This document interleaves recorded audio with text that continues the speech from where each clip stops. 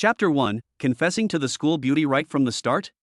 The Great Xia Kingdom, Jiangsu Province. Mingcheng Martial Arts No. 1 Middle School, Senior 3-7 Class. Class teacher Su Wei placed the textbook on the podium and solemnly picked up a list. Wang Tao, Qi and blood value, 62 kilocalories. Su Lingling, Qi and blood value, 49 kilocalories. Zhang Su, Qi and blood value, 53 kilocalories. He would look up at each student he called out, and every student whose name he scanned would feel a sudden unease. Jiang Gu, sitting in the back row by the window, looked completely bewildered. Qi and blood value? Are you playing games here? Could it be that old Su stayed up all night playing games and hasn't woken up yet? Just then, countless fragments of memories flooded into his brain like a tidal wave. After a moment, Jiang Gu finally came to her senses. Damn, it turns out I've traveled through time. He transmigrated to a parallel world where spiritual energy was reviving, surrounded by strange beasts and filled with martial artists. Unlike traditional cultivation systems, martial artists in this world level up through a world called the Ruins Realm Space. The Void Realm is a world that can only be entered using a martial artist's spiritual power. It's like a large dungeon, filled with all sorts of rare treasures, Void Realm trials, and unknown ruins. Of course, huge profits also mean extremely high risks. Within the Void Realm, endless threats of death lurk, with void beasts, void spirits, and all sorts of strange creatures serving as terrifying predators. Fortunately, martial artists will not die from cultivating in the Void Realm. They will only suffer mental damage and be unable to enter again for a short period of time, thus reducing their cultivation efficiency. Without the treatment of psychiatric medication, repeated mental damage can lead to mental instability in mild cases and sudden death in severe cases. Aside from cultivation, this world is no different from the world he came from before. In other words, he still has a family and two parents who love him. It's so touching that it doesn't start in an orphanage. Jiang Gu silently muttered a complaint. At this moment, the teacher, Su Wei, called out his name. Jiang Gu, Qi and blood value, 21 kilocalories. Jiang Gu. In an instant, he felt the sympathetic gazes of the entire class focused on him. Well, the standard start is late, but it's here. There's one more thing, which concerns the college entrance exam in a month. I hope you all listen carefully. On the podium, Mr. Su put down the list and looked at the whole class, saying, the school will establish a martial arts training class, which will last for a week. There will be dedicated teachers to teach and additional training resources to be provided. There will be a total of 20 places. These past few days, everyone should work harder and try to raise their qi and blood levels. When entering the Void Realm at night, keep your eyes peeled and try to kill as many void beasts as possible, even if you don't find any opportunities. 1 week from now, the school will decide the final selection based on the ranking of qi and blood levels. Go to physical training class now and get your body in good condition first. As soon as the homeroom teacher spoke, all the students immediately stood up and left the classroom one after another. Jiang Gu was still a little confused, but she followed the crowd to the playground. There was already a class of students here, and for some reason, the surrounding students began to stir. We're practicing with class 1 today? I hope I get assigned to the school beauty. You're dreaming. Sparring is always between men and women. Besides, I heard that Luo Ningxua's blood energy is over 90 calories, and she'll soon become an entry-level martial artist. Aren't you afraid she'll kill you with one punch? Hiss. No wonder she's the daughter of the director of the Martial Arts Bureau. We ordinary people can only look up to her. Shu, keep your voice down. Director Luo was seriously injured last month while fighting off the beast tide, and I heard he's still in the intensive care unit. Doesn't that mean my chance has come? How about I take a piss and let you see yourself in the mirror? Jiang Gu was not interested and paid no attention to the school beauty they were talking about. She was worried about her 21 card health points. As far as he knew, the minimum admission score for Wudou University in previous years was above 50. With only 1 month left until the college entrance examination, under normal circumstances, he can only increase his qi and blood value by a maximum of 5 calories. Just over half the score. Even if he had a stroke of luck and found a black iron treasure chest in the Void Realm, it probably wouldn't help. Sigh, it's bad enough that I lost face, but I also lost all my family's savings. Zhang Ji's head ached more and more as she thought about it. The reason why his cultivation level was so poor was not only due to his weak talent, but also largely due to his family background. His parents were just ordinary people who did not practice martial arts, so even though the old couple worked from dawn till dusk, their standard of living was barely comfortable. To afford his education at this martial arts high school, his family had spent all their savings and had no money left to provide him with training resources. Throughout her 3 years of high school, Jang-gu never even used the cheapest, most common medicine available on the market for restoring mental strength. Each time he suffered mental damage from a sudden death in the void realm, he could only endure it on his own. Naturally, their cultivation progress lagged far behind. Looking at the glaring test scores on her report card, and thinking about her parents who worked 2 or 3 jobs every day, Jang-gu felt a little heavy-hearted. What a hellish start. Dang, I can't take it anymore, Void Realm bond system is being bound. There's a chance. The cheat code has arrived. Jang-gu, who had just been sighing, immediately perked up and her eyes lit up. No bonded partner, binding failed. Please establish a romantic relationship with a suitable target within 3 minutes, otherwise this system will self-destruct and will be permanently unusable. Are you kidding me? Okay. Before she could even curse, Jang-gu immediately began looking around, searching for her target. Each time your gaze falls, lines of virtual text appear before your eyes. Name, Yu Li Rong. Cultivation level, not yet entered the realm, 41 units of chi and blood. Appearance, 4-5. Special, 1. Overall score, 54 does not meet requirements. Well, the appearance is a bit sloppy, so it's normal that it doesn't meet the requirements. Next. Name, Hu Lily. Cultivation level, not yet entered the realm, 72 units of chi and blood. Appearance rating, 7. Special, 1. Overall score, 66 does not meet requirements. Even class beauty Hu Lily isn't suitable? The requirements are really high. So what exactly is this special content that's so low? Never mind, time is running out, let's move on to the next one. As time ticked by, Jang-gu grew increasingly nervous. Name, Zhang Qian. Cultivation level, not yet entered the realm, 64 units of chi and blood. Appearance, 4. Special, 1. Overall score, 54 does not meet requirements. I searched the neighborhood and couldn't find a single one that met my requirements. Until he looked into the distance, and a person came into view. Upon seeing her, Jang-gu was immediately stunned. A solitary figure stood out against the bustling playground as he practiced his stance under the scorching sun. She has a classic oval face, delicate and beautiful, with light brown eyes that seem to hold a galaxy, a faint beauty mark at the corner of her eye, and a pair of well-defined pink lips below her straight nose, making her irresistible. She wore a low ponytail, a common style for high school students, with each strand of hair neatly tied up, like a bright and soft ribbon. Name, Luo Ningxue. Cultivation level, not yet entered the realm, 93 chi and blood points. Appearance, 9.5. Special, 8. Overall score, 93 meets the requirements. But the difficulty is too high. It is recommended that the host look in the mirror first or change the target. Shoot your mother's leg. I'd like to change it, but you're not even giving me time. Looking at the countdown that was almost over, Jang-gu felt like swearing. 59. 58. 57. Chapter 2, Successful Promise. He won over the school beauty. Seeing that there was little time left, Jang-gu walked towards Luo Ningxue without saying a word. A chubby boy next to him watched his actions and teased him with a sly smile. Old Jiang, you didn't believe these people's nonsense and are going to confess to the school beauty, did you? Ma Juanfu, his best friend, a sleazy but reliable chubby guy. Jang-gu glanced at him, but didn't stop walking. Aha! Are you out of your mind? The last person this brave is still lying in the hospital. Ma Juanfu exclaimed in shock, his beady eyes widening in disbelief. Life? If the system is gone, is life still important? In this increasingly chaotic world, with his meager 21 units of vital energy, even surviving is a luxury. Jang-gu shook her head, avoiding her best friend's obstruction, and walked with unwavering determination. This is insane, this is insane.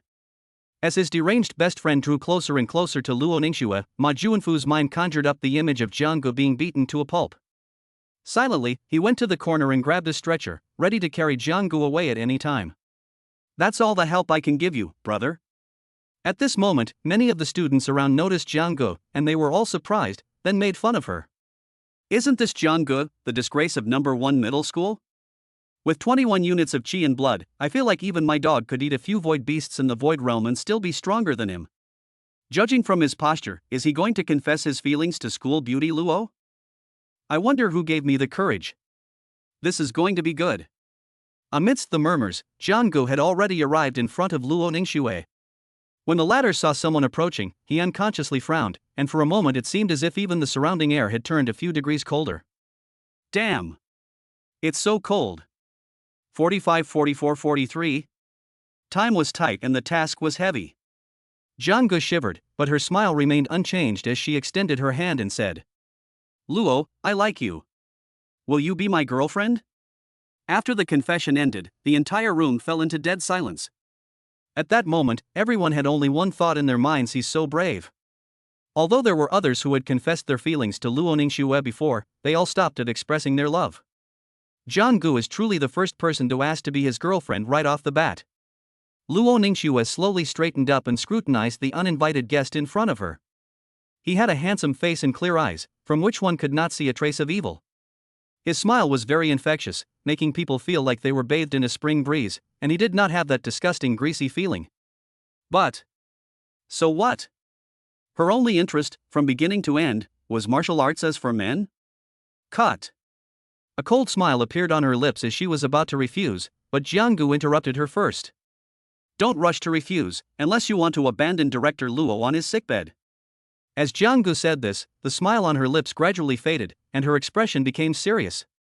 After all, trying to get Luo Ningxue to accept his confession in a normal way is nothing short of wishful thinking. He could only resort to a combination of gambling and deception. As expected, upon hearing this, Luo Ningxue's eyes instantly changed, turning icy cold as if it were materializing. The fact that her father, Luo Yuanshan, was seriously injured was no secret. It was common knowledge throughout the school and even the entire Ming city. But aside from superficial condolences and words of concern, no one dared to actually step into the minefield. The reason why Luo Yuanshan's condition was slow to heal was not his injuries, but the poison. A mysterious, possibly seventh realm void beast-like, special mental toxin has an extremely strange corrosive effect on a martial artist's mental sea, like a bone depulsar, almost impossible to remove. Unless a higher level holy medicine is used. But a sacred herb of that caliber, even a single one appearing would be enough to cause turmoil in the entire martial arts world of the Great Xia Kingdom. How could Luo Yuanshan, the director of the Martial Arts Bureau in a remote city, possibly obtain it? So, how dare you spout such nonsense about a poison that has left the entire Ming city helpless? Luo Ningxue stared intently into Zhang Ji's eyes, her gaze sharp as a dagger, as if she wanted to tear him to pieces and then rip out his heart to examine it closely. But at this moment, Zhang Ji's serious expression didn't resemble that of a young man yearning for love. Rather, it made him look like a cold-blooded negotiator. This, however, left Luo Ningxue somewhat puzzled. What she didn't know was that Jianggu, who appeared calm and collected on the surface, was actually panicking inside. The countdown before him was driving him crazy, each tick hitting his nerves. 15. 14. 13. Luo Ningxue was still scrutinizing him, but Jianggu no longer had time to let this young lady continue to ponder his thoughts. I'll only give you 10 seconds, or I'll be done with you. Jianggu decided to end the game. Faced with a threat for the first time, Luo Ningxue frowned. You. But the countdown has already begun. 10. 9. 8. Luo Ningxue's gaze grew increasingly sharp, but Jianggu remained unmoved. 6, 5, 4. Luo Ningxue pursed her lips tightly, while Zhang Ji's heart pounded. 3, 2. Just as things were starting to darken before Zhang Ji's eyes, and she was about to accept reality, Luo Ningxue's fist hardened and then loosened, her voice as cold as an icicle in winter escaping from between her teeth. Okay, I promise you. The countdown in front of me stopped at the number 1 and then changed. Jianggu felt a great weight lifted off her shoulders as rows of small characters appeared before her eyes. Ding, the Void Realm bond system has been successfully bound. You have successfully bound yourself to Luo Ningxue. Bond target, Luo Ningxue. Target level, not yet entered the country, 93 health points. Current status, not yet within the boundary. Special synergy effect, detection passive, usable only in the Void Realm, current detection range is 10 meters. Compatibility, 0. Number of bonds available, 1. Bond effect, 1. If the distance before entering the boundary is less than 1 meter, you will be teleported to the same location as the bond target with a 100% success rate. 2. In bond mode, spiritual energy will be shared, and the health level gained by the team from killing void beasts will receive an additional bonus. Current Chi and Blood boost, host 100%, Luo Ningxue 50%. Current mental energy sharing bonus, 100%. 3. The higher your compatibility with your bond partner, the stronger all bond effects will be, and new bond effects will be activated. Looking at the densely packed small characters in front of him, Jiang Gu was shocked and then overjoyed. The conditions for unlocking it were a bit strict, but with this result, it was worth it. Because one of the major reasons why the Void Realm is so dangerous is the location a martial artist enters in the Void Realm is random each time, they cannot choose it themselves. Moreover, the Void Realm is vast and boundless. For thousands of years, no martial artist has ever found the end of the Void Realm. It is not surprising that some people do not encounter another human martial artist in the Void Realm for several years or even decades. Therefore, the martial artists in this world are all lone wolves in the Void Realm, and they have to face all dangers on their own. And this system happens to solve this problem. Not only can they team up, but they can also share the health bonus after killing the Void Beast. A 100% boost to health and mana means that killing one of them is equivalent to what others get from killing 2 Void Beasts. In addition, with shared mental energy, the stability is far greater than when playing solo. It's important to understand that entering the Void Realm is like dreaming, and the clarity of a dream is closely related to one's mental strength.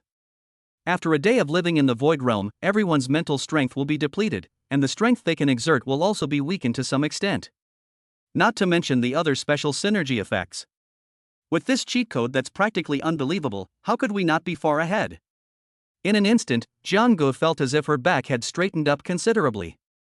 What's wrong with making empty promises? Are you still worried about not being able to achieve it? Chapter 3 is truly a talent. Now, tell me, what is your reliance? Even though she had agreed to Zhang Ji's request, Luo Ningxue's voice was still as cold as 1,000-year-old ice, exuding a sense of aloofness that kept strangers at bay. Jiang Gu, who was stunned by the system, finally came to her senses and naturally withdrew her hand. Although it was a bit of a pity that I didn't get to touch the hand of this icy beauty in front of me, the most important thing right now is to keep her calm. The pie still needs to be drawn. It's inconvenient with so many people around, let's wait until after school. After saying that, Jiang Gu walked back towards Class 7 without any hesitation. Luo Ningxue's eyes flickered a few times, but in the end she didn't say anything more. However, her frequent glances at the clock on the wall and her slightly reddened earlobes betrayed that she was not at peace with herself. After all, she had just accepted a boy's confession in public. Especially after seeing Zhang Ji's nonchalant attitude, she felt inexplicably angry. It's hard. The fist hardened. Meanwhile, on the other side of the playground, the students' mouths were agape, wide enough to fit an egg. Come on, give me a slap and tell me this is a dream, and that Luo, the school beauty, hasn't agreed to be with him yet. My god, how can this be so unfair? Someone with only 21 points of health can find the school beauty as their girlfriend? Dude, you just stole the school beauty away in such a short time? Jiang Gu strolled back into the classroom. Ma Juanfu immediately threw down the stretcher he was carrying, ran over, and punched Zhang Ji's arm, looking distressed. If it's not Lao Zhang, then what makes you think you're the best? That's Luo, the school beauty. Because I'm handsome. Jiang Gu said seriously. Go to hell. Is he handsome to death? Jiang Gu hummed a little tune, in a great mood, while Ma Juanfu, looking dejected, began to consider whether to end their friendship. The atmosphere of the entire physical education class became strange. Almost no students could concentrate on the lesson, and they were all discussing what had just happened. He would glance at Jiang Gu every now and then spit out a mouthful of saliva. Pa! He doesn't deserve it. Ring ring. A physical education class that broke the hearts of countless male students at No. 1 high school quickly came to an end. Jiang Gu had just returned to the classroom with the rest of the group, picked up her meal card, and was about to head to the cafeteria. At this time, facing the dazzling midday sun, a cool and aloof figure stepped into the classroom of Senior 3-7. The sunlight slanted and shone on her profile, highlighting her beauty that was even more exquisite than the peach blossoms in spring. The lively discussion abruptly stopped, and the entire classroom was so quiet you could hear a pin drop. Luo Ningxue walked quickly to Zhang Ji's side with a blank expression, grabbed his arm and headed out the door. Isn't it, in such a hurry? Jiang Gu tried to reason with him. Shut up. Oh. Reasoning failed, and Luo Ningxue, in her desperation, was not to be trifled with. With only 21 units of chi and blood, Jiang was dragged away from the warm classroom by the Ice Queen like a little chick. Once the two disappeared, the previously quiet room erupted in chaos. Wait, he's serious. Where are they going at this time? Believe it or not, we're definitely not going to eat. What are you guessing for? Jiang and Afu get along so well, why don't you just ask him directly? Before anyone knew it, all eyes were on the chubby boy next to Jiang Ji's seat. Ma Juanfu felt like he was being stared at and shook his head in fear. Why are you looking at me like that? I don't know anything. I didn't betray the organization. I'm innocent. Luo Ningxue pulled Jiang all the way outside the school before finally letting go of his arm. Although her expression remained cold, a slight blush uncontrollably rose on her fair, jade-like face. If the previous confession incident was only known to 2 classes, the tugging and pulling that happened just now almost crossed the entire campus. It probably won't take more than 10 minutes for the whole school to spread this rumor. Not to mention the physical contact between the two. It took Luo Ningxue a while to suppress the strange feeling in her heart, regain her expression, and look at Jiang Gu. There's no one here now, so speak. Jiang Gu rubbed his wrist. He had to admit, this girl was really strong. He was even more impatient than he had imagined. Okay, then don't blame me for maxing out the progress bar. Let's go. Jiang Gu raised her finger and pointed to a spot not far away. Luo Ningxue looked in the direction Jiang Gu pointed home in. Upon seeing this place, she was first taken aback, then her pretty face turned ashen, and she took out the long sword from her personal space without hesitation. Clang! Jiang Gu felt a chill on her neck, a cold touch on her skin. A sword now rested on his shoulder, its blade gleaming with a blinding cold light as sunlight reflected off it. Do you want to die? You've misunderstood. Jiang Gu quickly raised her hands and said seriously, it's all for Director Luo. It would have been better if she hadn't mentioned it, because the more she talked about her father, Luo Ningxue, the more intense her anger became. She didn't speak, but instead increased the pressure on her wrist, and Jiang Gu could already feel a slight stinging pain. He knew that if he didn't say something now, he might be the first to leave before Director Luo. At this moment, Jiang Gu became even calmer, her voice tinged with helplessness as she said, I'm just a mediocre student with only 21 points of health and mana. Are you afraid I'll have ulterior motives towards you? Even if you really agree, Director Luo will still have to sacrifice my head as a sacrifice afterward, right? Upon hearing this, Luo Ningxue lowered her eyes and remained silent, clearly convinced, but Jiang Ji's words afterwards still gave her an urge to kill. Creak, creak. She gritted her teeth so hard they almost broke, and pursed her moist lips again and again, but finally she sheathed her sword. Perhaps her actions just now were too radical, which has left her unsure of how to begin. At this moment, Jiang Gu climbed up the pole. Good boy, let's go open it first. If you're not satisfied after it's over, it's not too late to draw your sword then. The tone of his voice carried a hint of coaxing innocent young girls. Say those words again and I'll kill you. Okay girlfriend, no problem girlfriend. Jiang Gu was very obedient and walked towards the hotel on her own. Luo Ningxue was instantly speechless with anger, and the anger she had finally managed to suppress suddenly flared up again. However, thinking that the truth would soon come out, she forcibly suppressed the urge to draw her sword again and followed Jiang Ji's footsteps. The two entered the home and one after the other. The receptionist, with her exquisite makeup, immediately stood up. When she saw Luo Ningxue behind Jiang Gu, she was utterly astonished and remained stunned for a long time before she could react. Even the most exquisite descriptions, such as so beautiful they could make fish sink and geese fall from the sky, so beautiful they could eclipse the moon and shame the flowers, would be insufficient to describe their beauty. Even if the most popular female stars in the entertainment industry came, they would only be good supporting roles. As for this young man, well, he's quite talented. Ahem, welcome to Home Inn.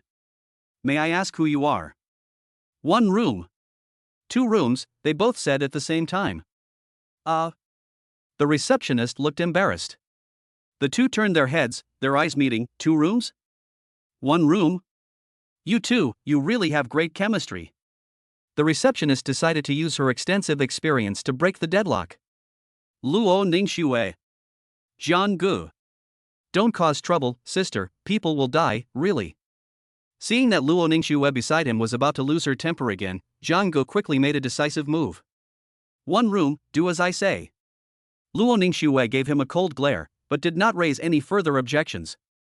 The receptionist felt immediately relieved, and for some reason, she had a feeling that she was about to leave peacefully, and subconsciously her movements quickened. It's done. Room 520 on the third floor. The total is 288 yuan. How do I pay? Jianggu glanced at the wallet, which was even whiter than her own face, then looked up. The ceiling was truly white. I'll endure it. Luo Ningxue, constantly hypnotizing herself, gritted her teeth and took out her black gold card. This made the receptionist look at Jianggu with even greater respect. You read that right, he really is a talent. Chapter 4, Entering the Ruins. Bonds activated. After paying, the two followed the receptionist's directions to room 520. Upon entering, a huge waterbed appeared before the two, illuminated by soft ambient lighting. On the table next to the waterbed, various intimate items for couples were for sale, and everything in the room exuded an ambiguous atmosphere. Feeling a sudden chill behind her, Jianggu ignored it and lay down on the large bed where the two of them could do whatever they wanted. Ah! So soft. What's next? Luo Ningxue sat on the sofa 3 meters away from the bed and asked the question sparingly. Jianggu sat up and glanced at the system. Bond status: the current target is not within 1 meter of you. This cannot be activated. So he patted the spot next to him. Come this way. Luo Ningxue frowned, clearly growing impatient again. Will this ever end? Come if you want, don't come if you don't. Jianggu didn't indulge him and lay down to continue enjoying the soft bed. For a moment, Luo Ningxue felt like she had been tricked. She closed her eyes, and before her eyes appeared her sick father lying in bed, and her mother at home who seemed to have aged 10 years.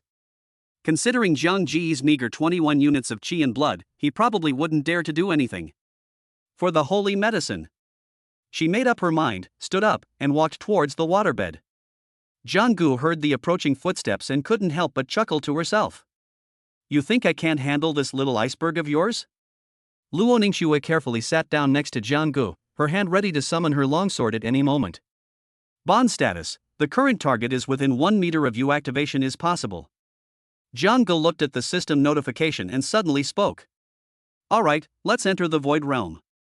The sudden sound made Luo Ningxue tense slightly. A meter away, she could touch him with her hand. This was the first time Luo Ningxue had been in such close contact with a member of the opposite sex other than her father, and in such an ambiguous environment that even she couldn't help but feel a little hot. Seeing that Jianggu did not make any unusual movements, Luo Ningxue closed her eyes. The two entered the void realm together. Gala. In a daze, the real world slowly cracked like glass being shattered, and then shattered with a crash. Jianggu felt dizzy, and then her mental power was pulled into another world by a strange force. Synergy successfully activated. The system notification disappeared, and Jianggu opened her eyes. They found themselves in a mysterious void space. Ouch, it's so hot. Jianggu felt like her feet were being roasted alive. He was in the middle of a desert, with swirling yellow sand and scorching heat waves in the air. Looking up, his visible space was only about 10 meters around him. The surrounding area was shrouded in red mist, within which strange bulges rose and fell, adding to the eeriness. It was as if a ferocious, malevolent beast could burst forth from the sand at any moment, opening its blood-red maw to tear the intruder to shreds. Jiang Ji's every breath became difficult, and every heartbeat felt like it was knocking on the edge of survival. Clang! A crisp sound of a sword being drawn rang out. Same recipe, same familiar taste. Jianggu quickly spoke up to stop the other party from murdering her husband. Wait, my dear girlfriend, have mercy. He knew without a second thought that the person holding the sword must be that little iceberg. Jianggu? Upon hearing the other person's voice, Luo Ningxue confirmed his identity and slowly sheathed her longsword. At the same time, she was secretly shocked, wondering how Jianggu had managed to appear near her. Could he teleport? She quickly dismissed that possibility. It should be noted that the void realm is vast and boundless, and the teleportation point for each martial artist upon entering is random. Jianggu had no way of knowing where she would be teleported to. However, she didn't have much time to think about the details at that moment. Is this all you're relying on? A cold, questioning voice came from behind her. Forced to stand next to Jianggu, Luo, the school beauty, was not in a good mood at this moment. Jianggu turned around, her gaze meeting her icy stare, and said with a smirk. Of course not, haven't you noticed any changes? Normally, we can only use 50% to 70% of our strength when we enter the void realm. What about now? Luo Ningxue was taken aback upon hearing this, and then thought about it carefully. Under normal circumstances, she would have a slight sense of frustration and limitation. This is because the Void Realm space contains projections of martial artists formed purely from spiritual energy, resulting in significant energy loss. Even with the most advanced Void Realm shuttle pods available today, the power level can only reach about 80% to 90% of that outside. But now, the sense of frustration is gone. And there's absolutely no feeling of limitation. When she drew her sword, her movements were far smoother than ever before. However, she hadn't noticed this because she had just entered the Void Realm and was wary of the void beasts that might appear at any moment. Lossless. Undamaged combat strength. What does this mean? It is enough to turn a useless person into a mediocre one, and a mediocre one into a genius.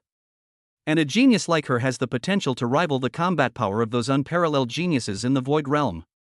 Thinking of this, even the usually aloof and indifferent Luo Ningxue could no longer remain calm. A blush of excitement appeared on her fair and beautiful face. This boost was absolutely like adding wings to a tiger. With greater strength, she can kill more void beasts, thereby increasing her chi and blood level more quickly, and getting closer to helping her father find the sacred medicine. This is a perfect virtuous cycle. After a brief moment of excitement, Luo Ningxue calmed down, considered the pros and cons, and then gave Jianggu a deep look. Why me? Why can't it be, cough cough, because I like you? With the threat of death gone, Jianggu began to let loose and spout nonsense. Luo Ningxue clearly didn't understand his joke, and she didn't believe a single punctuation mark of his second confession. She remained deep in thought before drawing her conclusion. Your abilities are limited. It is a declarative sentence. This time it was Jiang Ji's turn to be silent. After a moment, he sighed and said, no wonder she is the genius school beauty of Mingcheng No. 1 High School. She has high talent and even higher IQ. No need to emphasize, I know that, Luo Ningxue said. Jianggu. Good, good, good. You can even describe pouring a cup so casually. You're truly something else. So bringing me to a hotel room is also one of the limitations of your abilities? I guess so. Luo Ningxue, ? Jianggu understood what she meant and explained, it doesn't matter whether we book a room or not, as long as we sleep together. If you're within a meter of each other, it's perfectly reasonable to say you're sleeping together, right? Reasonable. Then why not, go home and sleep? Luo Ningxue asked. Jianggu swore that for a fleeting moment, he saw the girl blush. Going home? It wouldn't be easy to explain if your family saw you like that, would it? Luo Ningxue looked at her like she was looking at a monkey in a zoo. Who told you my family only has one house? Sorry, poverty has limited my imagination. Chapter 5 begins, and you'll be winning effortlessly. After hearing his cheap girlfriend's extravagant words, Jianggu immediately felt that the two of them were from different worlds, and simply turned his head away. Just then, his detection skill was automatically triggered. To the northeast, that's a huge thing over there. Going there would be like lambs to the slaughter. The small print that appeared filled Jianggu with joy. The scouting technique has such a hidden function? It can see what's ahead? If that's the case, the level of exploration techniques will be raised by by more than a dozen levels. In the Void Realm, besides the threat from void beasts, various environmental disasters can also cause martial artists to lose their lives here. In other words, when martial artists explore the Void Realm, it's basically all down to luck. If they're unlucky, they might have their spirit extinguished and return to reality as soon as they enter. Now that he has the ability to detect things, he can roam freely in the Void Realm. Jianggu calmed her excited emotions and looked in the next direction again. Northwest, there are hordes of blood-eating spiders here. You'll soon be drained of every last drop. To the north, there are quicksands there. If you go there, you will be swallowed up in an instant. After scouting in 5 directions, Jianggu couldn't find a passable main road, so she had to turn around and continue searching behind her. Southwest side, a small success. Your girlfriend can be easily dealt with. Alright. Don't bite off more than you can chew. Let's focus on stability for now. Jianggu didn't continue the reconnaissance. Pointing to the southwest, she smiled and said, let's go in this direction. As he spoke, he lifted his foot and walked out. Luo Ningxue watched with suspicion as Jianggu walked past her. What are they doing? Are they taking stock of their troops? However, so many bizarre things happened to Jianggu that she got used to it and quickly caught up with Jiang Ji's pace. Her longsword was drawn again, her clear eyes constantly scanning for any potential dangers around her. Surprisingly, the journey was exceptionally safe, with no accidents occurring. As they approached their destination, Jiang Gu walked up behind Luo Ningxue, who looked at him with a puzzled expression. "You're not planning to send a useless guy with only 21 HP to the front lines, are you?" Jiang Gu shrugged, taking the food for granted. Luo Ningxue thought about it and agreed, then looked away and continued forward. "Watch out, there's an ambush." Luo Ningxue looked around in surprise but found nothing unusual. However, 2 seconds later, the red mist in front of her trembled. Exclamation point. As expected of a quasi-martial artist with 93 units of chi and blood, Luo Ningxue's sword was already thrust out the moment she saw the movement within the red mist. The sword light flashed like a shadow, piercing a void in the red mist ahead, yet no actual tactile sensation was felt. Luo Ningxue's eyes were sharp as she kept a close watch on the red mist, not daring to relax for a moment. Hiss. After a slight sound, a small python with blue skin and barbs on its body slithered out, flicking its tongue. Level 6 Void Beast Blue Sand Serpent? The two sides met, and battle was about to break out. Ha! The blue sand serpent hissed and launched itself forward, lunging at Luo Ningxue. Its sharp fangs gleamed coldly, and its barbed tail lashed out sharply. Luo Ningxue slightly shifted her body to dodge the sharp tail attack, and used her sword to block the blue sand serpent's fangs. Then he kicked out with great force, sending the snake flying. Glug glug. The blue sand serpent was kicked by the powerful, round leg and fell to the ground, completely disoriented. Luo Ningxue pressed her advantage, brandishing her longsword and slashing at the blue sand serpent's body. Whoosh! The dizzy blue sand snake was cleaved in two by a single sword strike. The two sections of the snake writhed a few times on the ground before finally falling silent. As it died, 2 wisps of dark blue mist drifted out from its body. One part entered Luo Ningxue's body, while the other part was absorbed by Jiang Gu. Upon seeing this, Luo Ningxue's pupils shrank, as if she couldn't believe what she was seeing. "This." Jiang Gu shrugged and said matter-of-factly. "As a couple, it shouldn't be strange that our void beast bloodline has split into 2 parts, right?" Luo Ningxue rolled her eyes at him without saying a word. She was already numb. "Your teammate Luo Ningxue has successfully killed a blue sand serpent.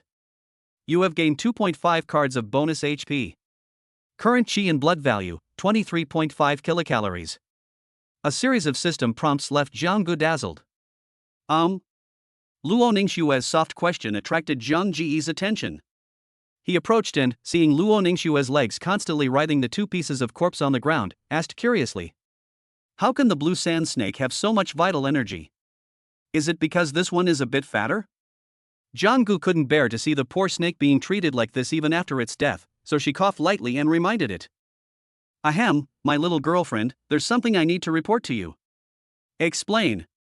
Luo Ningxue resumed her usual taciturn manner, glancing at him sideways. "Because of my own abilities, you and I might get a little more when we kill the void beast." Jiang Gu made a gesture that insulted De Han. "Just a little more squeeze?" She thought back for a moment and remembered that Jiang Gu had absorbed a portion of it. Those 2 streams of blood energy didn't actually decrease, so you only gained about 50% more than usual for now. Luo Ningxue's pupils dilated sharply. Indeed, there were a few 100 million more. The way she looked at Jiang Gu had a distinct sense of looking at a scumbag. "It's as if you're asking, how many more things are you hiding from me?" It has a unique charm. Ahem, surprise? Jiang Jeming got away with it. However, Luo Ningxue had already gained a huge advantage, so she naturally wouldn't delve any further. The two continued to explore. With this cooperation, Jiang Gu naturally took control of the subsequent routes. "Northwest side some gains, let's head straight there."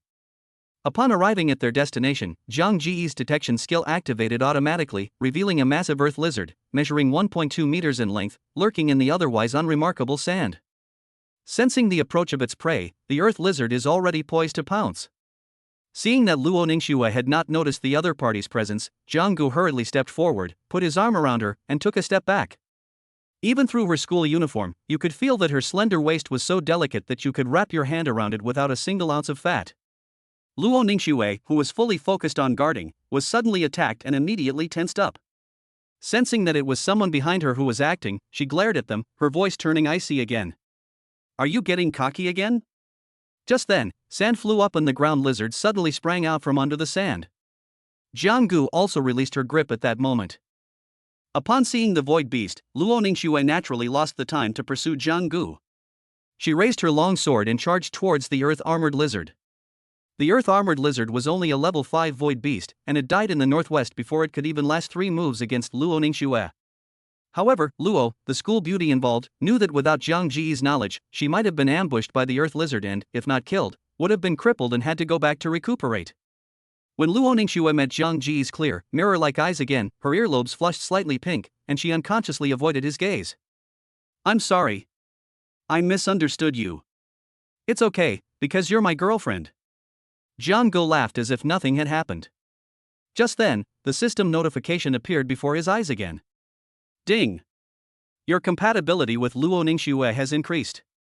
Current compatibility, 5%. Congratulations! Your teammate's synergy has been increased, and your HP bonus has been increased by 15%. Initial increase in compatibility triggers bond upgrade rewards. Congratulations! Your special synergy scouting has evolved into reconnaissance.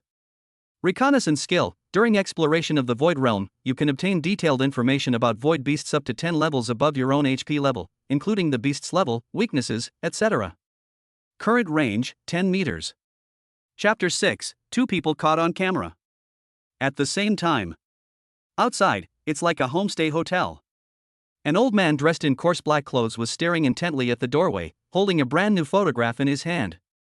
The handsome man and beautiful woman in the photograph were Zhang Ge and Luo Ningxue. Given Mrs. Temperament and Discerning Eye, how could she come to a place like this with this young man? Could she have been tricked by him? I must hurry back and report to Madam. As soon as he finished speaking, the old man put the photo in his pocket and then hurriedly left. Are you sure you didn't take the wrong picture? Are you sure it's Luo Ningxue and that disgrace of number 1 middle school? A boy in special training uniform didn't even realize that he was emphasizing the words disgrace of number 1 middle school very heavily. The jealousy in his eyes seemed about to burst forth. Wrong photo? I'm Zhuowei from Wudao number 1 middle school. Are you kidding me? Another boy raised his camera sharply, seemingly making a silent rebuttal. In terms of family background, strength, and looks, Luo Ningxue is someone most people can only dream of. How could she go to a hotel like this with a good-for-nothing like Zhang Ge? Tell me why. I'll never understand. What do you know? Maybe Luo Ningxue likes this style? In my opinion, Zhang Ge is quite good at taking photos. Damn it, which side are you on? Within the ruins realm. At this moment, 2 figures were constantly moving within the void. Zhang Ji's system notifications never stopped. Your teammate Luo Ningxue has successfully killed a yellow-red scorpion. You have gained 2.5 cards of bonus HP. Current health and mana value, 26 kilocalories. Your teammate Luo Ningxue has successfully killed a sandfall ant. You have gained 2.5 cards of bonus HP. Current chi and blood value, 28.5 kilocalories. Your teammate Luo Ningxue has successfully killed a Songming wolf. You have received a 3-card bonus to your HP. Current chi and blood value, 31.5 kilocalories. Luo Ningxue swung her long sword in a beautiful flourish, and a flash of silver light appeared. The head of the Songming wolf fell to the ground with a thud. A perfectly smooth cut was visible on the Songming wolf's neck, as if it had been laser cut. With the death of this level 8 void beast, Luo Ningxue finally had time to wipe the sweat from her forehead. Along the way, the 2 of them could be said to have killed every void beast they encountered. For Luo Ningxue, this gain was undoubtedly enormous. In the past, whenever Luo Ningxue entered the Void Realm, she would encounter void beasts far stronger than herself every few days, and then die in the Void Realm space. Of course, the one who gained the most was definitely the man standing behind Luo Ningxue, Zhang Ge. Luo Ningxue couldn't help but become more interested in and skeptical of Zhang Ji's abilities, but she was even more shocked. It was hard to imagine how Zhang Ge had managed to avoid one crisis after another along the way. All the void beasts we've encountered so far are like lambs to the slaughter. From the initial companion teleportation, to the later lossless combat power and health boosts, and even the current emergency evasion. All of this greatly changed Luo Ningxue's world. How was it? My good girlfriend. Wasn't it great? Zhang Ge laughed heartily. Aha! Just as Luo Ningxue was about to draw her sword, Zhang Ji's face lit up with joy, but then his brows furrowed again. What's wrong? Luo Ningxue quickly realized something was wrong and hurriedly asked. Want to have even more fun? Zhang Ge asked sincerely. Zhang Ge. Speak properly. Don't draw your sword yet. Let me explain, Tui. I mean defend myself. Just now, Jianggu used her reconnaissance skill to detect a black iron treasure chest ahead. Southwest, there's an opportunity your girlfriend will most likely be able to resolve the issue with your help. My help? Just encouragement? I've given her everything I could. It should be understood that in the Void Realm, what can change a martial artist's fate is never the blood and chi of a void beast. What can truly transform a person are rare treasures, trials in the Void Realm, and unknown ruins. Only these can truly change a person's destiny in an instant. Although the black iron treasure chest isn't high level, it's still incredibly rare and highly sought after by martial artists who haven't yet entered the realm. Who knows where the teleportation will take them? Who knows when they might be killed by the void beast? Unfortunately, a powerful level 9 void beast guards the black iron treasure chest. The strength of a level 9 void beast is comparable to that of a martial artist with 100 HP. In Zhang Ji's line of sight, the first thing that caught her eye was a pair of enormous pincers and a pair of scarlet, ferocious eyes. The black and gold shell was like armor, completely enveloping it without any flaws. The surrounding sand and dust rose and fell with its heavy breathing, gradually forming a quicksand zone. The Northern Desert Scorpion. Jiang Gu thought to himself. Although Jiang Gu, who is considered a disgrace to the school, is not very good at things, well, not very good at all. However, Jiang Gu had read the Void Beast Compendium quite often, and she quickly recognized the Void Beast in front of her. This is troublesome. The strongest weapon of the Northern Desert Scorpion is not its pair of huge pincers, but its airtight armor protecting its body. The physical talents of the Void Beasts far surpass those of humans, making them naturally stronger than martial artists of the same level. With only 97 health points, Luo Ningxue would find it extremely difficult to defeat a level 9 Void Beast. A single misstep could lead to her demise. Only after Zhang Ji's explanation did Luo Ningxue's eyes regain their calm. Jiang Gu, even though my health has reached 97, I'm still not confident in facing a level 9 Void Beast. And this is the Northern Desert Mad Scorpion. Luo Ningxue said seriously. You need to understand that Void Beasts of the same realm far surpass humans. Even though this Northern Desert Scorpion hasn't entered the realm yet, it's still extremely troublesome. Jiang Gu, give up. In Luo Ningxue's world, she never took risks. She knew all too well just how powerful the Northern Desert Scorpion's defenses were. A relentless offensive ultimately failed to break through the iron armor of the Northern Desert Scorpion, and Luo Ningxue was indeed exhausted to death first. Therefore, the Northern Desert Scorpion's difficulty in dealing with it can be said to be second to none. Give up? What if I knew exactly where this Void Beast's weakness was? Could you kill it? Jiang Gu raised an eyebrow and chuckled. How is that possible? Luo Ningxue asked, her brows furrowing slightly. My girlfriend. Do you still think anything is impossible between us? Jiang Gu said with a smile. Luo Ningxue quickly realized something. This boyfriend was probably about to unleash his full power again. In Zhang Ji's eyes, one after another conspicuous red dots lit up on the body of the Northern Desert Scorpion not far away, as if it were being locked onto and aimed by the infrared beam of a sniper rifle. From now on, you move exactly as I tell you to. Understand? Cough cough. Why does the air feel cold? Jiang Gu shrank her neck. Chapter 7, Mother Luo's text message. Jiang Gu and Luo Ningxue were walking towards the Northern Desert Scorpion. With each step they took closer to the Northern Desert Scorpion's territory, their hearts beat faster. The two were surrounded by a sky full of yellow sand, and the crimson blood mist rose and fell with the gusts of cold wind. The burning sensation under their feet was like walking on scorching flames, constantly sending waves of heat through them. The surroundings were so quiet that only the two of them could be heard breathing and the occasional crisp sound of stepping on the bones of some unknown creature. Jiang Gu, are we almost there? Luo Ningxue asked softly. Because of her limited perspective and Zhang Ji's abilities, Luo Ningxue had developed a sense of dependence on Jiang Gu. We've arrived. The first thing that caught their eyes was the black iron treasure chest that emitted bursts of dazzling black light. Seeing the black iron treasure chest at such close range was something that even Luo Ningxue had rarely seen before, let alone Jiang Gu.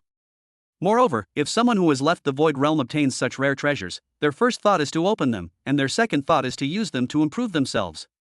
Therefore, the black iron treasure chest is not circulated in the outside world, and the martial artists who enter the Void Realm are all solitary. Even if they are lucky enough to encounter it, there are always many who betray and assassinate each other for such rare treasures.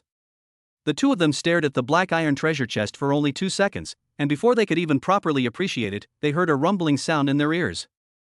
A pair of enormous, scarlet, and ferocious eyes, like 2 magnified red lanterns, stared intently at the two people. A pair of huge pincers were suddenly pulled out from the sand covering them, making a snap sound. What shocked the two of them the most was the imposing black and gold armor shell of the northern wild scorpion. Just looking at it gave them a feeling of invincibility. Despite its enormous size, the northern desert scorpion moved with surprising speed and swiftness. It emitted no mournful roars, only a glint of cold light amidst the crimson mist. With a whoosh, the tail of the northern desert scorpion slammed fiercely towards the two of them, creating a series of whistling sounds. The blood mist was directly torn open, but quickly gathered together again. "Get out of the way!" Luo Ningxue shouted, then shoved Jiang Gu aside. At the same time, a sharp longsword was already held horizontally in front of her chest. With a clang, Luo Ningxue precisely blocked the attack, but the force of the counterattack also caused her to retreat several steps, and a small hole appeared on the sword. Jiang Gu was pushed and fell face first into the dirt. Cough, Tui. Tui. Luo Ningxue, you don't have to murder your boyfriend like this. Jiang Gu finally felt better after spitting out the sand in her mouth. There's no time for this nonsense, Jiang Gu, hurry up and tell us. Where are we attacking? Luo Ningxue stared intently at the enormous beastly figure in front of her. The weak point is where the scorpion's tail connects to its body. Jiang Gu shouted. Upon hearing this, Luo Ningxue immediately moved closer to the giant beast in front of her, her movements nimble. Seeing how agile the human before him was, the northern wild scorpion became enraged and raised its giant pincers high, smashing them down towards Luo Ningxue. Right. Left. Jump up. Yes. Backflip. Jiang Gu was giving Luo Ningxue instructions.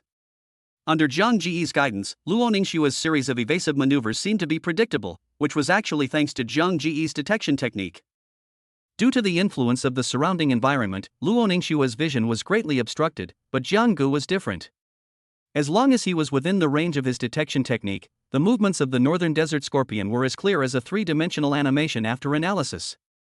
The red dots on the northern desert scorpion vary in size, but its biggest weakness is its rear end, where the scorpion's tail connects to its body.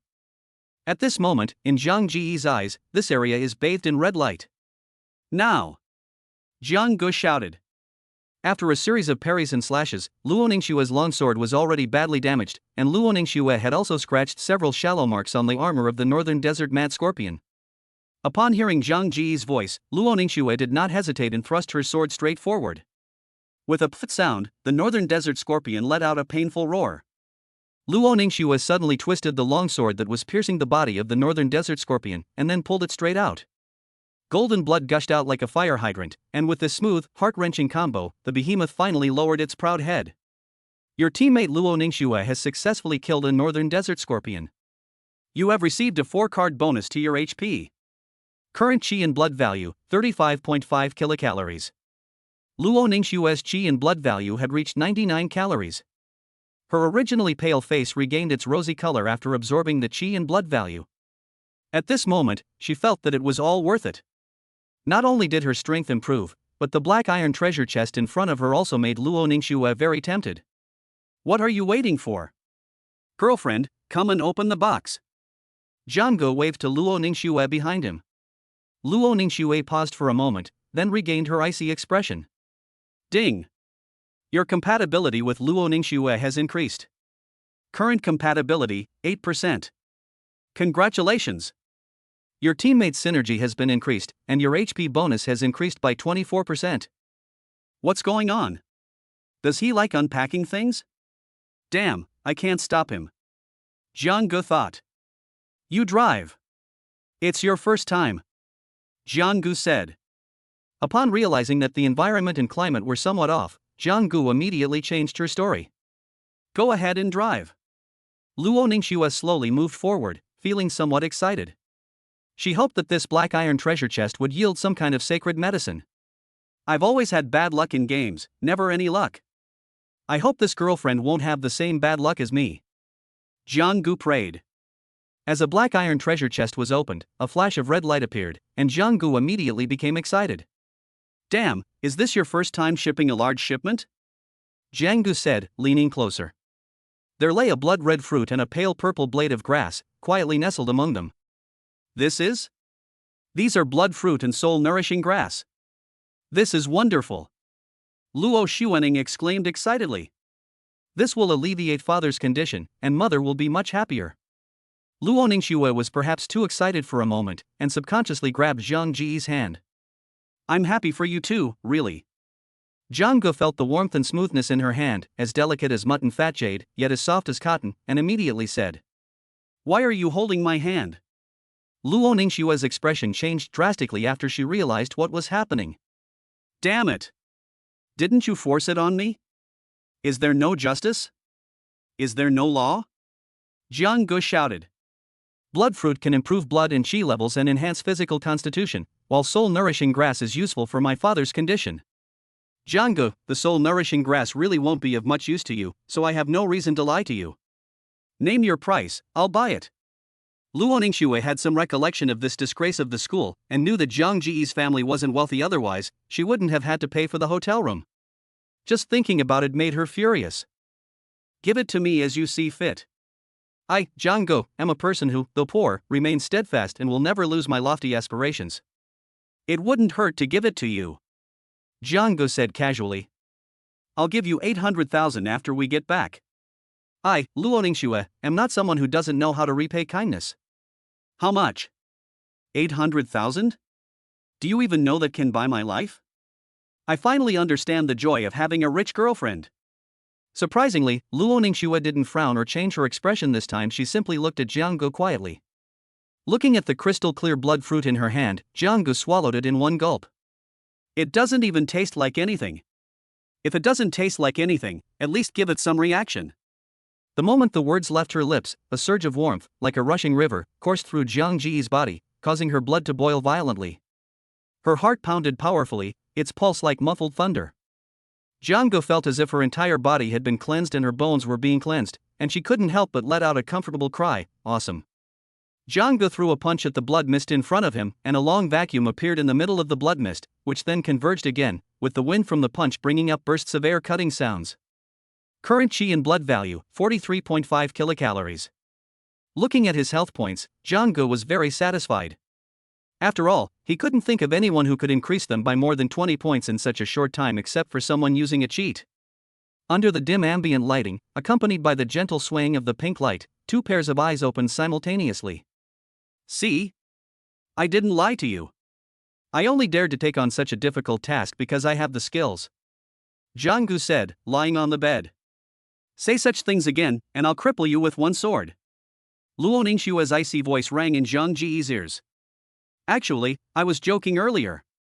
Luo Ningxue didn't speak again, but slowly turned her body to the side and stared straight into Zhang Ji's eyes. Under the pink light, it was hard to tell whether the girl was blushing or the light was making her blush.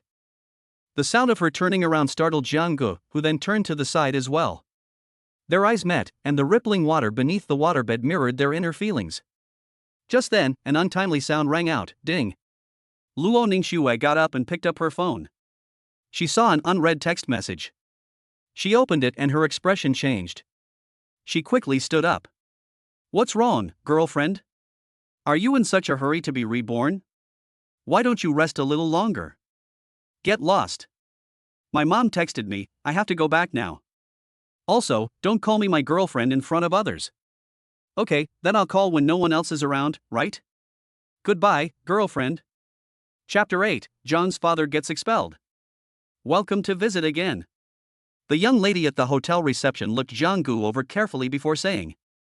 Zhang Ge nodded in acknowledgement, then happily walked out with a card tucked into her pocket. What's so charming about this guy? How could he make such a beautiful woman willing to book a room with him? And she's even a kept man. And his face doesn't even look fair. The young woman seemed to be questioning her life. Looking at the dilapidated neighborhood in front of her, Zhang Ge slowly walked in.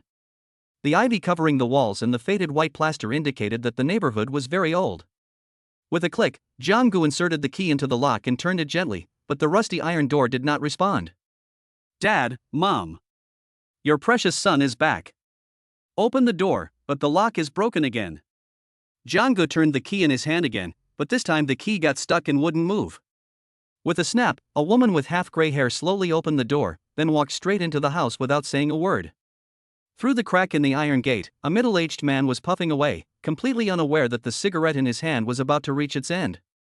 The man's brows were furrowed, and the woman beside him sighed from time to time. "Dad, Mom. What's wrong? Aren't you happy that I'm back?" Jiang-gu said. Sigh.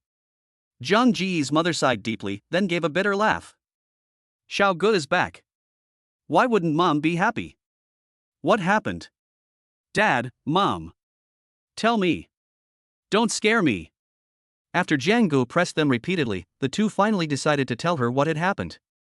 Wanru, you should talk to the child. After saying that, Jiang Ji's father took a deep drag on his cigarette.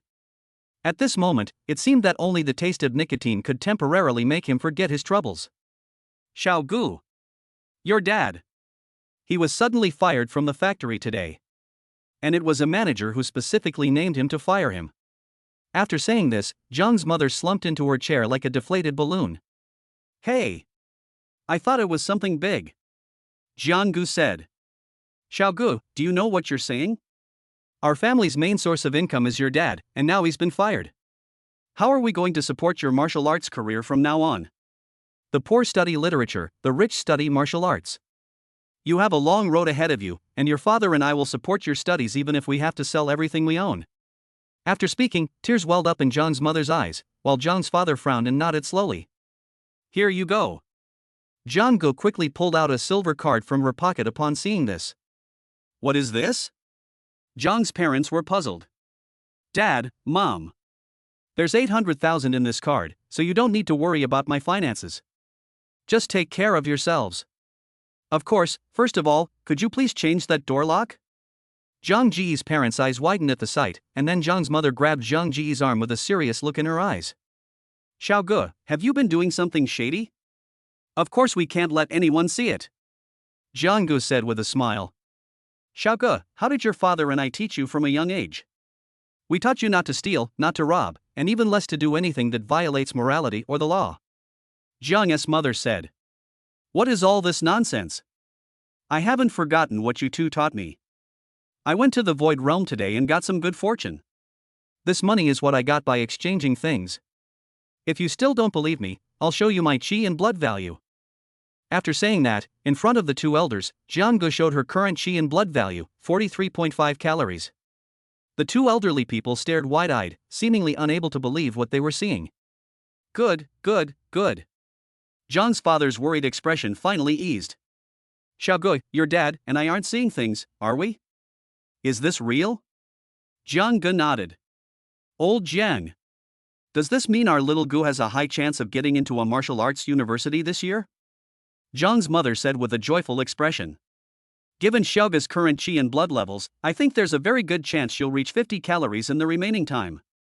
Jiang's father said with a look of satisfaction. Very good. At this moment, Jiang Ji's family was filled with joy and harmony. Meanwhile, a young girl was rushing to the hospital. Her good looks attracted the attention of passers-by on both sides of the road, who were momentarily stunned. This person was Luo Ningxue. After returning to the real world, Luo Ningxue received a text message from her mother. After learning that her father's condition had worsened, she rushed to the hospital without stopping. Luo Ningxue hurriedly pushed open the ward door. At this moment, a man was lying on the bed, his whole body shrouded in a purple mist, and he was as thin as a skeleton. His once imposing face was now contorted with pain, his tightly furrowed brows and the sweat on his forehead, along with the beautiful woman sobbing softly beside him, all signs indicated that the man was in a very bad state. Mom! How is Dad now?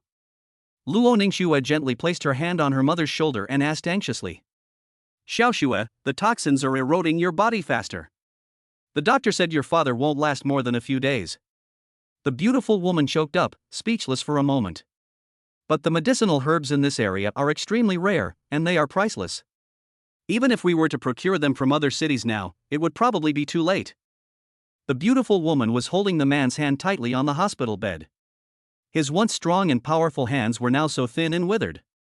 Mom! Look what this is.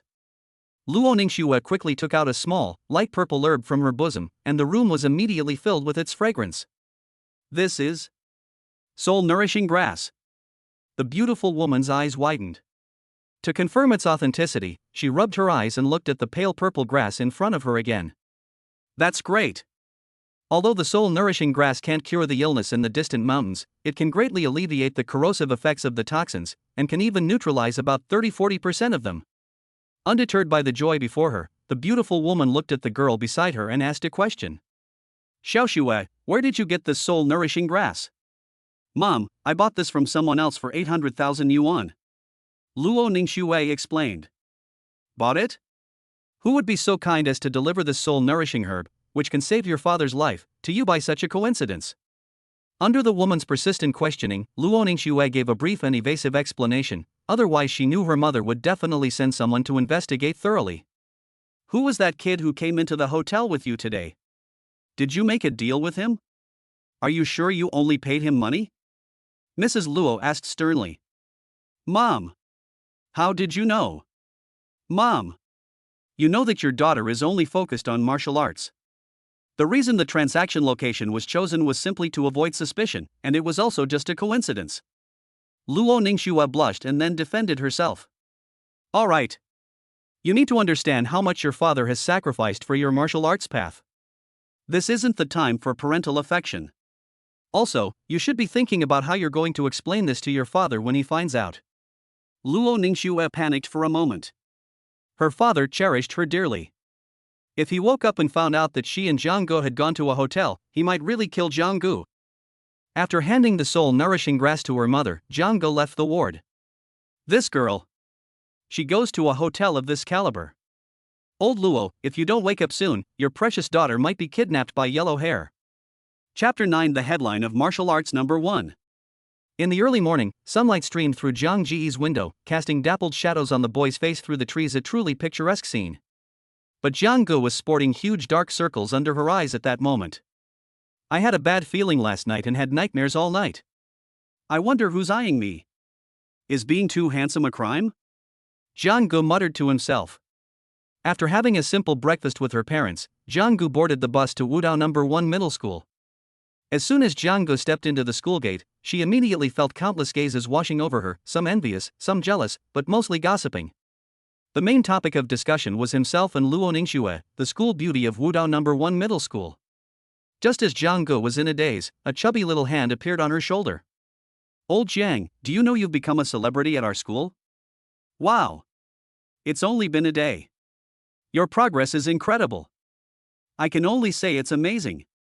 The person who arrived was Ma Juanfu, Jiang Ji's best friend. What's the progress rate? Jiang Gu asked, puzzled. Stop pretending. Your photo scandal with Luo Ningxue is already on the No. 1 high school forum. It's still trending. Ma Juanfu said with a smug look, befitting his brother. The first middle school forum? Jiang Gu hurriedly opened her phone and saw that the headline of the Wudao No. 1 Middle School forum had a striking and eye-catching slogan. Shocking. The disgrace of No. 1 high school has climbed the social ladder by having a secret rendezvous with school beauty Luo Ningxue. And things are progressing rapidly. Damn it, who's so shameless as to cause trouble for no reason? Jiang Gu cursed loudly. Old Jiang, I understand you. This concerns your privacy, and it's really unethical to expose your privacy like this. Ma Juanfu said empathetically. No. I just think being called a disgrace to No. 1 Middle School is too insulting, nothing else. Jiang Gu said angrily. It has to be you again, Lao Jiang. Ma Juanfu said admiringly. This is Jiang Gu? He doesn't look that handsome, does he? Why would Luo Ningxue go to a hotel with him? The sky is falling and the earth is cracking? Is that how you describe it? It should be described as inhumane. You're devastatingly handsome? No, you're the one who's inhumanly handsome. In my opinion, Luo Ningxue is really hungry. Listening to the chatter of her classmates, Jiang Gu felt that these people really had no taste. Fatty. Tell me yourself, isn't my handsomeness good enough for Luo Ningxue? Jiang Gu asked. You're not doing this yourself. Jiang Gu, aren't you just humiliating yourself? Take a piss and look at yourself in the mirror, a silver-haired, elegantly dressed young man mocked. Before Ma Juanfu could finish speaking, Ning Tian interrupted him. Jiang Gu, you're a piece of trash with only 21 health points. What right do you have to be with Luo Ningxue? In terms of background and strength, what do you have to offer? If you force yourself to be with Luo Ningxue, you'll only suffer the consequences, and in the end, you'll implicate your family. Ning Tian threatened.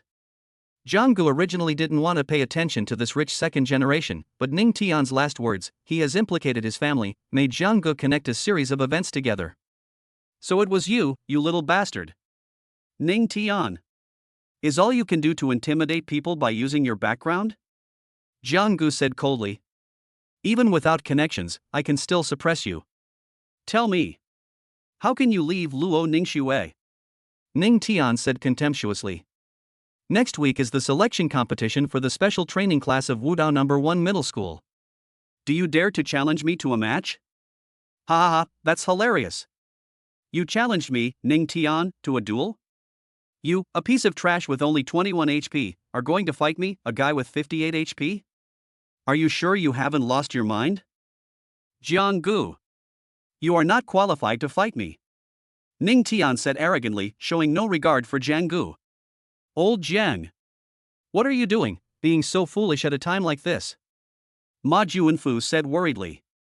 Zhang Ji's behavior is extremely irrational. In my opinion, Zhang Ji's actions are tantamount to throwing an egg against a rock, a student analyzed. You need to analyze this. Even a fool knows Jiang Gu can't beat Ning Tian. The difference in their health and mana is obvious. How can they possibly win? Just then, a beautiful figure entered everyone's sight. Even the simplest clothes on this person would make people's eyes light up. It seemed that no matter how gorgeous the clothes were, they were not worthy of this person's face. Luo Ningxue's appearance caused everyone to stop talking for a moment. Their eyes were drawn to her as if by something, and they couldn't take their eyes off her. Whether he's qualified or not isn't for you to decide. I believe Jiang Gu is qualified. So he is. As soon as Luo Ningxue finished speaking, the crowd erupted in chaos, while Ning Tian was frozen in place, unable to utter a single word in rebuttal. Humph. Jiang Gu, all you can do is hide behind women? Ha ha. No wonder your dad got fired, you're spineless, and so is your dad. Ning Tian said hatefully. If looks can kill, then Ning Tian would have already torn Jiang Gu to pieces. A murderous intent flashed in Zhang Ji's eyes, and intense anger seemed about to burst forth. Luo Ningxue quickly sensed Zhang Ji's anger, then took out her phone, made a call, and hung up immediately. Ning Tian, your father has been fired. Luo Ningxue said coldly. Luo Ningxue. What are you pretending for? How could my dad be fired? Who do you think you are? The Ning family isn't to be trifled with. Ning Tian said fiercely. A series of piercing sounds came from Ning Tian's pocket, causing the surrounding crowd to look at him with surprise and suspicion. Under everyone's watchful eyes, Ning Tian smiled and slowly pulled out his phone, pressing the answer button. Hey! Dad! Ning Tian said with a smile. You bastard, I don't have a son like you. What have you been doing out there? I've been fired.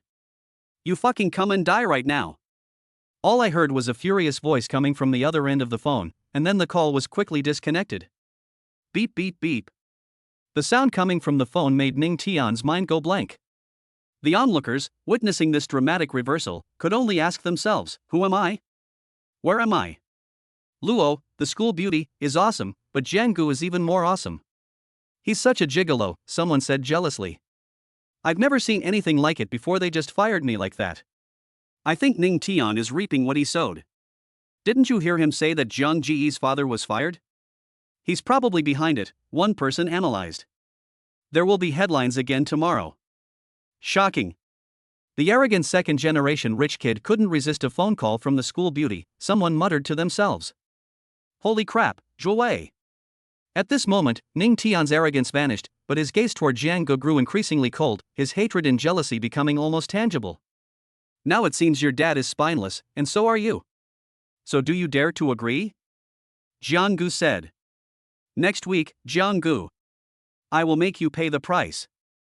Ning Tian said through gritted teeth. After saying that, he turned around and walked towards the school gate without looking back.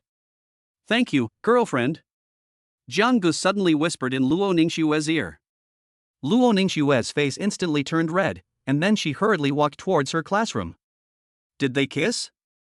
I'm filming, I'll have footage soon. At this moment, a student raised the camera on his chest and said seriously. Chapter 10, 100% Insight Boost. Ding! Your compatibility with Luo Ningxue has increased. Current compatibility, 15%. Congratulations! Your teammate synergy has been increased, and your HP bonus has been increased by 30%. Congratulations! New feature unlocked. 2 people practicing martial arts together will receive a 100% comprehension bonus. A figure quickly entered Luo Ningxue's classroom. Isn't this Zhang Gu? Are they going to be this blatant these days? Passion. What do you know? Luo Ningxue was reading a book at her seat when she saw the person who came in, and a question flashed in her eyes. Just as Luo Ningxue was about to speak, Zhang Gu leaped to Luo Ningxue's seat, grabbed her hand, and ran outside. No time to explain. Come with me. Zhang Gu came and went in a hurry. They eloped? Luo Ningxue skipped the next class? As far as I know, Luo Ningxue has never skipped class before. The students in the class looked confused. Little did they know that this move would once again make the two, who were already attracting a lot of attention, the focus of Wudao No. 1 Middle School. On campus, students would occasionally peek out and watch the two figures moving about, stirring up waves of public opinion. Martial Arts Academy has a very comprehensive training system, among which the training room plays the most important role. The training room can test the various physical qualities of martial artists. At the same time, the training room is also equipped with the most comprehensive martial arts techniques available at the moment, although there are still some gaps among them. Even for students of Martial Arts No. 1 Middle School, the training room is not accessible to everyone. In addition to the requirement of a certain amount of qi and blood, the training room also requires the payment of corresponding credits to use. The higher the credits in qi and blood, the higher the level of martial arts techniques that can be viewed. Am I seeing things? It's only been a short time since the Homan incident, and the young couple is already showing off their affection again? A student who was leaving the classroom to relieve himself saw what he saw and began to question the meaning of life. Are these two filming an idol drama? Running hand in hand on campus? Why am I not the male lead? Heavens! At this moment, a loyal fan of Luo Ningxue silently shed tears. Now I'm certain that Luo Ningxue and Zhang Gu were together that night. Wah!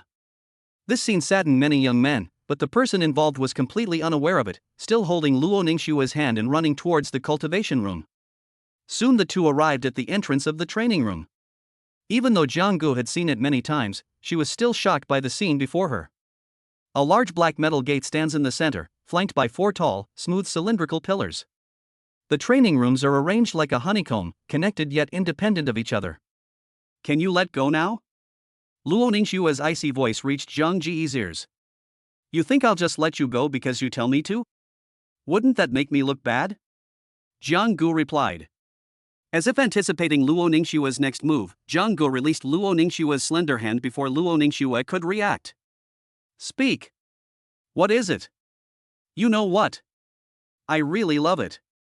Zhang Gu muttered to herself. Huh? What did you say? Luo Ningxue frowned. It's nothing. You'll find out soon enough, so I'll keep it a secret for now. Luo Ningxue was clearly a regular here. Under her guidance, the two traveled smoothly with no obstacles and encountered green lights all the way. After walking for a long time, the two finally arrived at Luo Ningxue's private cultivation room. As for why they didn't go to Zhang Ji's cultivation room, the reason, of course, is that Zhang Gu doesn't even have enough credits to pay for a dedicated training room, let alone a private one. With a hum, and the dull sound of the metal door opening, 2 figures entered the training room one after the other. That's Luo Ningxue and Zhang Gu, a student who had just come out of the training room, exclaimed. Staying in a hotel together isn't enough? You want to go into the cultivation room together too? Breaking news! Luo Ningxue is suspected of bringing Zhang Gu, the disgrace of No. 1 Middle School, into the private training room with her. Unlike ordinary training rooms, private training rooms belong exclusively to individuals, and the training period is measured in years, while ordinary training rooms are limited to time. This is my girlfriend's training room? It's really nice. Zhang Gu thought to himself. The entire training room is decorated in blue and white tones. Rows of martial arts techniques are neatly arranged according to their levels. All the living utensils are readily available, along with a dazzling crystal chandelier and mahogany tables and chairs that exude an antique fragrance. How many years have you rented this training room? Jiang Gu asked. Rented? Bought. Luo Ningxue said calmly. Oh. You can buy this? Jiang Gu once again witnessed what true, outrageously extravagant wealth looked like. At this moment, Luo Ningxue was sitting upright in front of Jiang Gu, her long legs crossed. Perhaps because of running earlier, there were some beads of sweat on Luo Ningxue's face, and her face was slightly flushed. This, in turn, gave Luo Ningxue a unique kind of beauty. Now you can tell me, it's just the two of us. Jiang Gu did not answer, but stared intently at Luo Ningxue with burning eyes, and then slowly walked over. What kind of look is that? Did you get lustful? Are you only revealing it now? A hint of disappointment flashed in Luo Ningxue's eyes, which then turned into frost. Luo Ningxue, who had originally placed her hands in front of her, now quietly placed one hand behind her back, assuming a handblade stance, ready to teach Jiang Gu a good lesson. Just as Jiang Gu brought her hands closer and closer to Luo Ningxue suddenly raised one of her hands. This is actually a B-level martial art. Ha ha. Let me take a look. Jiang Gu laughed loudly. You should know that even in Mingcheng, there are very few B-level martial arts techniques. Even in Jiangsu province, they are treasured by the top martial arts schools. I never expected my girlfriend to be so capable. No wonder she's been out in the game. Jiang Gu grabbed the B-level martial arts technique from behind Luo Ningxue, extremely excited. What are you going to do? Jiang Gu asked, looking at the palm-shaped blade hovering in the air. I understand. Jiang Gu said, then saluted Luo Ningxue. I've answered you. Stop raising your hand and put it down. You little punk. You think you can give me a chop? Dream on. Jiang Gu thought to himself. At this moment, Luo Ningxue blushed, unsure whether to put it down or hold it up. The three ancient characters Blazing Sun Fist were engraved on the cover of this martial arts manual. Just by looking at it, you could tell that the manual was extraordinary. It had gold-threaded edges, a smooth feel, and the paper was made of pink wax paper. Jiang Gu quickly and excitedly began flipping through the B-grade martial arts manual in her hand. Her speed of flipping through it was astonishing, as if she were just flipping through it randomly. This is not how you study. You're just flipping through pages randomly. If you really want to learn, you can take a good look at the key points I've highlighted and the notes I've written myself. Luo Ningxue was at a loss as she watched Zhang Ji's actions. Also, this is a B-level martial art, not so easy to learn. I suggest you start with a D-level one first, Luo Ningxue kindly reminded her. However, the next moment, Jiang Gu put down the book in his hand and began to practice right in front of Luo Ningxue. Jiang Gu slowly raised his right hand, then clenched it into a fist. A surge of heat quickly erupted from Zhang Ji's fist, and Luo Ningxue felt the temperature in the entire training room rise significantly. Luo Ningxue stared at the scene before her, frozen in place, unable to utter a single word of comfort. Oh right, I forgot to mention. This is a new bonus. Jiang Gu smiled at Luo Ningxue and then explained. Luo Ningxue went numb again, and her originally cold face could no longer be maintained. Chapter 11: The Power of the Blazing Sun Fist. Your girlfriend is totally stunned? Oh, I forgot to mention, your comprehension is boosted too. Jiang Gu said with a smile, looking at the stunned Luo Ningxue. That's right. As Zhang Ji's bond, Luo Ningxue's bonus, while not as outrageous as Zhang Ji's, is still as high as 50%. How much? Luo Ningxue quickly followed up. Jiang Gu didn't speak, but slowly extended 5 fingers. 50%? Luo Ningxue exclaimed in surprise. Luo Ningxue had considered 20%, even 40%, but the 50% comprehension bonus still secretly alarmed her. Luo Ningxue then began to try practicing martial arts with some skepticism, casually picking out a C-level martial arts manual from the martial arts shelf and reading it. At first, Luo Ningxue's reading speed was as usual, but as time went by, her reading speed became faster and faster. Some things that were previously unclear or even obscure became increasingly clear in Luo Ningxue's eyes. Even Luo Ningxue couldn't hide her joy at this moment, because everyone's understanding of martial arts is different. If one's comprehension is poor, even if a master guides them, it's like talking to a brick wall. Comprehension is paramount, followed by extensive training and practice. For the rest of the time, neither of them spoke, but instead immersed themselves in the vast ocean of martial arts, constantly learning in order to improve their skills. Half a day passed in the blink of an eye, and Jiang Gu successfully raised the proficiency of this B-level martial art to the advanced stage. The proficiency of martial arts skills is divided into 4 stages: beginner, minor mastery, major mastery, and perfection. Let alone mastering it, even just getting started is extremely difficult. Very few people can cross the threshold of a B-level martial art they've never even touched before in just half a day. But Jiang Gu did it. She even mastered it to a high level. At this moment, Zhang Ji's hands felt as if they were half encased in scalding lava, with streams of magma flowing over them, radiating a scorching heat. As Zhang Ji's aura grew stronger, wisps of white smoke continuously rose from his fists, almost evaporating all the moisture in the air. Such a scorching and powerful aura. Is this a B-rank martial skill? Luo Ningxue asked seriously. This B-level martial arts manual, Red Sun Fist, was a birthday gift from Luo Yuanshan to Luo Ningxue, but Luo Ningxue was used to using a sword and had no interest in fist techniques. After only skimming through it a few times and adding some personal insights, Luo Ningxue left it in the school's training room. Unexpectedly, Jiang Gu mastered it by sheer coincidence. At this moment, Jiang Gu slowly walked towards the black alloy training wall in the training room. Under Luo Ningxue's gaze, Jiang Gu suddenly raised his fist. The sudden whooshing sound was accompanied by a hissing sound of rising water vapor, and then a punch slammed into the training wall. With a loud boom, a large crater appeared in the middle of the black alloy training wall in front of them. Then came a crack sound, and the entire training wall cracked open, spreading layer by layer like a spider web. Luo Ningxue had considered the power of B-grade martial arts techniques, but she never imagined that the power of a fully mastered B-grade martial arts technique would be so terrifying. The loud noise quickly attracted the attention of the outdoor administrator. Warning! The training wall in Training Room 4, Area C, is severely damaged.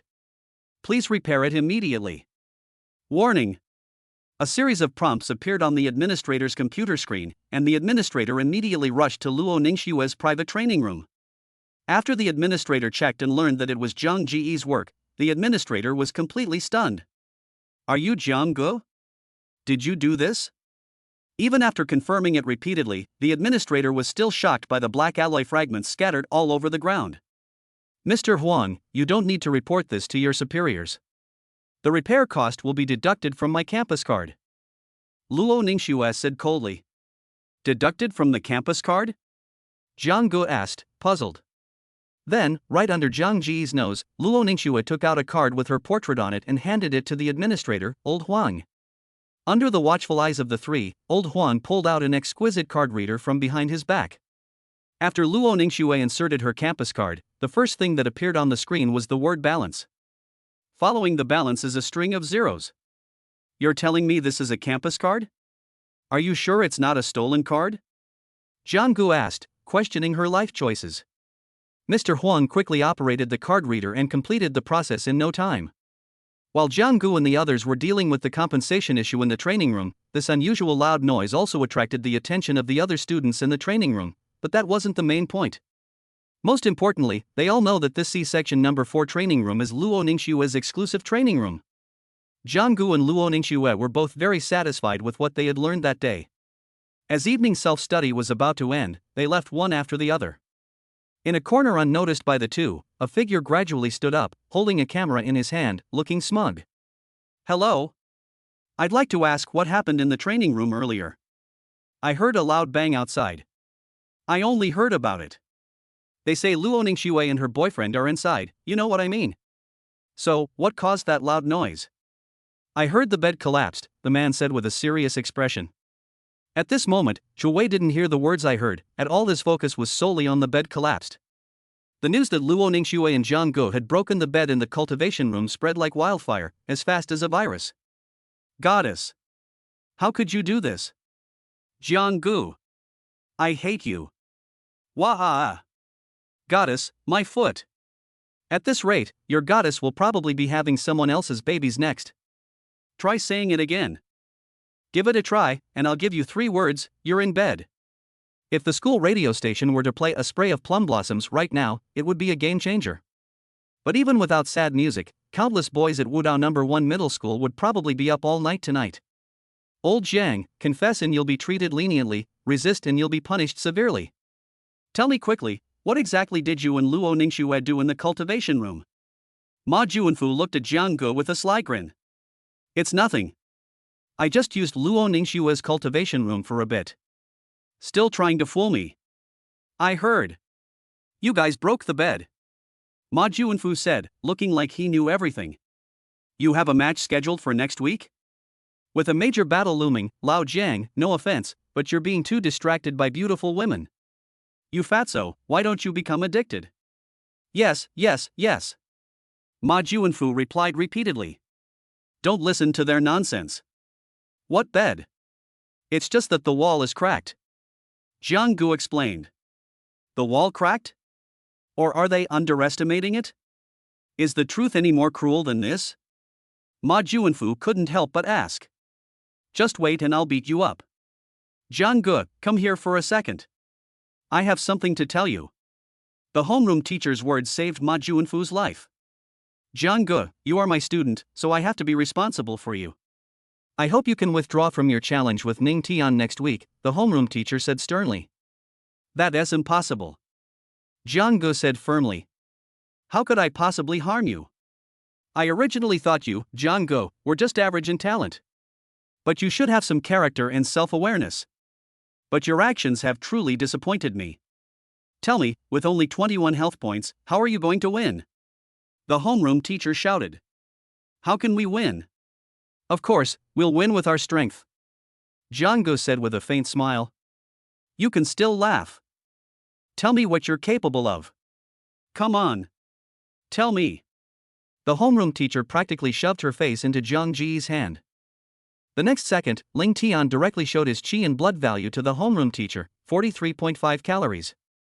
The homeroom teacher's expression froze on the previous second, and then slowly returned to normal. Chapter 12. Let's live together. Jiang Gu. Actually, your homeroom teacher has high hopes for you. It took the homeroom teacher, Su Wei, a while to recover before he put a hand on Jiang Ji's shoulder and said earnestly.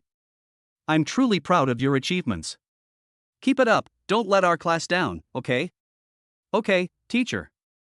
Jiang Gu replied. This child is teachable. Ha ha. Jiang Gu. There are only 20 spots available in this special training class. You must try your best to get into the special training class.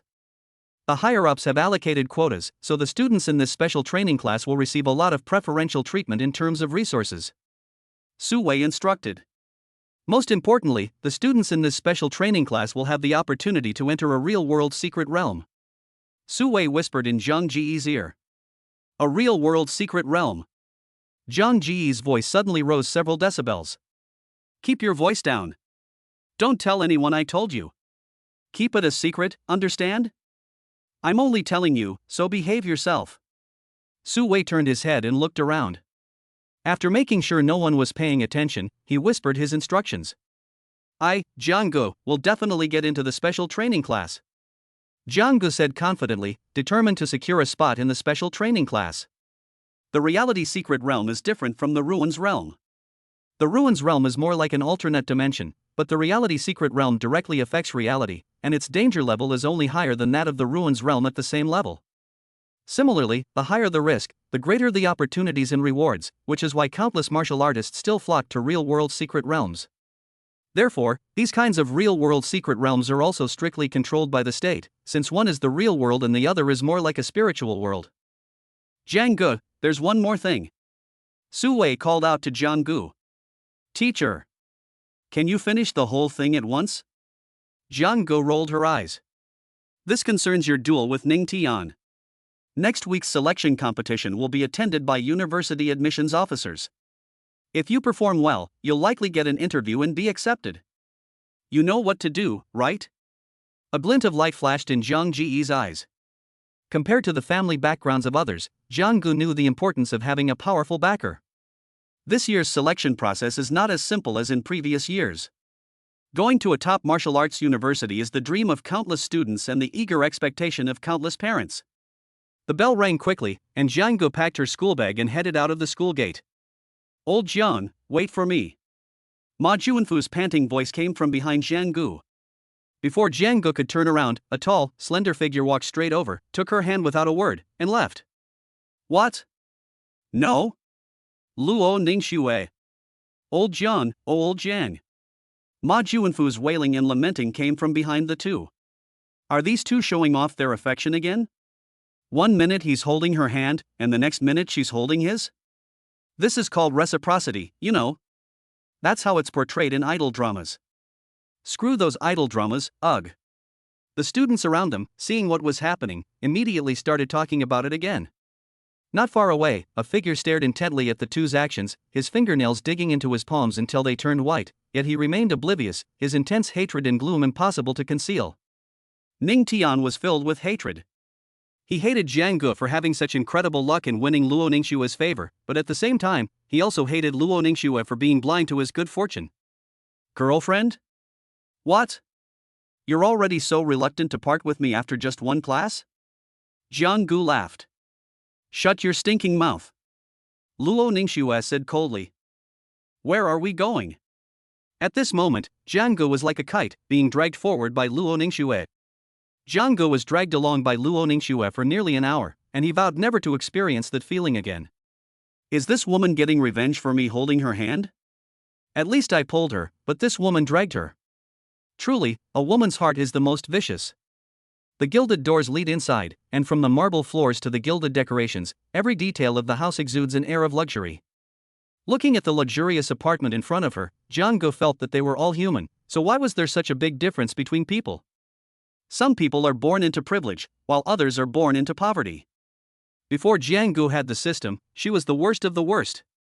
Girlfriend, aren't you scared living alone in this house? Why don't I stay here with you? Jiang Ge said shamelessly. Girlfriend, you didn't drag me here in such a hurry because you're planning to be naughty to me, did you? Jiang Ge, let's live together. Luo Ningxue said calmly. With a pft, Jiang Ge spat out the water she was about to swallow. Did I hear that right? Can my girlfriend say it again? Jiang Ge put her hand to her ear, pretending not to hear clearly. Looking at Jiang Ji's irritating appearance, Luo Ningxue only wanted to draw her sword and confront him. Everything for strength. Luo Ningxue thought to herself. Thinking of her sick father and her mother's instructions, a determined look flashed in Luo Ningxue's eyes. Fine, I won't tell you then. It's just living together, what's the big deal? I'm willing. Jiang Ge was originally planning to find an opportunity to lure Luo Ningxue to his rented apartment to live together, but the girl's initiative was unexpected. Jiang Ji's face remained expressionless, but his body language betrayed him he was already looking at which room he would sleep in that night, and he couldn't be happier. The time spent exploring the void realm is the same as the time flow in the real world. Unless one is extremely unlucky and dies unexpectedly, a martial artist can stay in the void realm for 3-8 hours. Under the bright, white light, two figures could be seen. Looking at the delicious food in front of her, Jiang Ge felt her appetite increase. There were Mingcheng abalone, Dongcheng lobster, Lanshan grouper. The variety of food dazzled Jiang Ge, and she didn't know where to start eating. Is this what you meant by a simple meal? Jiang Ge said speechlessly. Luo Ningxue simply replied with one word, and then silently began to eat her meal. This meal was so lavish it was practically our last meal. It's not that we won't live together, it's just that you're trying to ruin me, isn't it? Jiang Ge acted as if she hadn't eaten for 10 or 15 days, and quickly devoured the food on the table. Ugh, so full. Burp. Jiang Ge said, rubbing her round belly. Luo Ningxue glanced at Jiang Ge with disdain, then prepared to get up and leave her seat. Just as Luo Ningxue stood up, Jiang Ge called her back. Wait. Don't move. Jiang Ge shouted. Upon hearing this, Luo Ningxue immediately became wary. A hand reached out and gently flicked Luo Ningxue's fair and delicate face. Luo Ningxue felt a sudden burning sensation on her face, followed by a surge of inexplicable anger that made her wish the person in front of her would disappear immediately. Jiang Ge. Luo Ningxue's voice was as cold as the extreme cold of a frozen land, sending chills down one's spine. Don't be impulsive, there's a grain of rice on your face. If I don't clean it off, are you planning to save it for tomorrow? Jiang Ge sensed something was wrong and quickly said something. The anger came quickly and went quickly. Recalling the scene from before, Luo Ningxue felt her heart pounding like a deer. The two were lying on a soft, large bed, with a pillow between them, their eyes meeting. Are you ready? If you are, we'll go in. Jiang Ge asked. The next moment, two figures appeared in the void realm. Oh no! We're having a really bad run of luck this time. Jiang Gu and Luo Ningxue looked at the horde of beasts in front of them and felt immense pressure. The sudden appearance of 2 humans greatly angered the resting golden armored ant swarm, and 10 golden armored ant ruins beasts stared greedily at the two. The 2 figures reflected in the pupils looked so small, as if they were about to be swallowed up at any moment. Girlfriend, the strongest level 10 void beast king here is yours. I'll take care of the remaining 9 level 6 void beasts. Are you sure you can do it? Luo Ningxue asked. A man can't say no. As soon as she finished speaking, Zhang Ji's fists began to feel hot. Chapter 13 The Spirit of the Ruins. Don't go home so often from now on. A huge hole appeared in the chest of a golden ant, the flesh on its chest was a bloody mess, and there was a smell of burning, with puffs of white smoke coming out. You have gained 1.5 cards of bonus HP. You have received a 2-card boost to your HP. You have received a 2-card boost to your HP. System notifications kept appearing in front of Zhang Ji's eyes. At this moment, Zhang Ji's chi and blood value had reached 53.5 kilocalories, an increase that was terrifying. From throwing a punch to retracting it, Jiang Gu took less than a second. Only then did the B-level martial art Crimson Sun Fist, which had reached the great perfection stage, begin to show its power, making Jiang Gu truly realize the strength of this martial art. A level 6 void beast has approximately 66 HP compared to a human, meaning that for Jiang Gu, killing beasts of a higher level is as easy as slicing melons and chopping vegetables. The void beast's physique, far surpassing that of humans of the same level, seemed to vanish under the power of the blazing sun fist. The power and heat that erupted in that instant seemed capable of melting everything in the world. Luo Ningxue's side could only manage a draw. It wasn't that Luo Ningxue wasn't strong, but rather that the beast king in front of her was far too powerful. Its ferocious head was covered with barbs, and the enormous mandibles of this huge golden armored ant king were like 2 sharp scythes facing each other, covered with serrations. Every time it moved, its powerful body kicked up clouds of dust, and its 2 long, dark red tentacles seemed to be soaked in too much blood, making them extremely eerie. Right in front of you is the Beast King, wielding a void spirit with the power attribute. Team up with your girlfriend. Thanks to the exploration technique, this discovery delighted and greatly shocked Jiang Gu. It should be noted that void spirits are extremely rare, generally only found in void realms above the martial artist realm, making them an opportunity that is hard to come by. Of course, with the blessing of the void spirit, the void beast will become even stronger. Zhang Ji's eyes narrowed, and when she scanned the golden armored ant again, large and small red dots reappeared on its body. You attack its left antennae. I'll attack its right one. Jiang Gu didn't waste any more words. Upon hearing Zhang Ji's words, Luo Ningxue narrowed her eyes and then sped toward the head of the golden armored ant. Jiang Gu was not idle either, her fists were ignited again, and she rushed towards the head of the golden ant at the same time. Dust billowed up, accompanied by the sounds of swords clashing against the shells of the void beasts and the dull thuds of fists striking flesh. After a long while, the golden armored ant's enormous head rolled to the ground, with 2 bloody antennae broken in 2 on top of it. You have received a 5-card boost to your HP. Cough, this thing is really fierce, ouch. That really hurts. Jiang Gu gasped and rubbed his chest. The golden armored ant's last-minute counterattack was absolutely insane. Even a cornered dog will jump over a wall, let alone a powerful and cunning void beast king. Are you alright, Jiang Gu? Luo Ningxue quickly stepped forward and asked, a hint of worry in her eyes. If Jiang Gu hadn't anticipated the golden ant's movements at the crucial moment, Luo Ningxue would be in pain right now. Fortunately, Jiang Gu had taken the blood fruit before, so his skin was tough. But if it happens a few more times, Jiang Gu probably won't be able to withstand it. Just then, the head of the golden armored ant that had been rolling on the ground shook. As Luo Ningxue was wondering what was going on, Jiang Gu, who was prepared, flew over and pounced on the head of the golden armored ant. Jiang Gu? Luo Ningxue followed immediately. Just wait for it to show its face. Do you know what it means to kill it as soon as it shows its face? Jiang Gu said smugly. Luo Ningxue followed the gaze and saw that Jiang Gu was holding a ball of pale red light in his hand, which seemed to be alive. What is this? Luo Ningxue couldn't believe her eyes. Void spirit. Ha, I never thought we'd stumble upon such a wonderful thing. Jiang Gu exclaimed excitedly. Without much hesitation, Jiang Gu swallowed the void spirit in her hand in one gulp. Jiang Gu believed that strength was the path he had chosen. As the saying goes, one force can overcome all laws.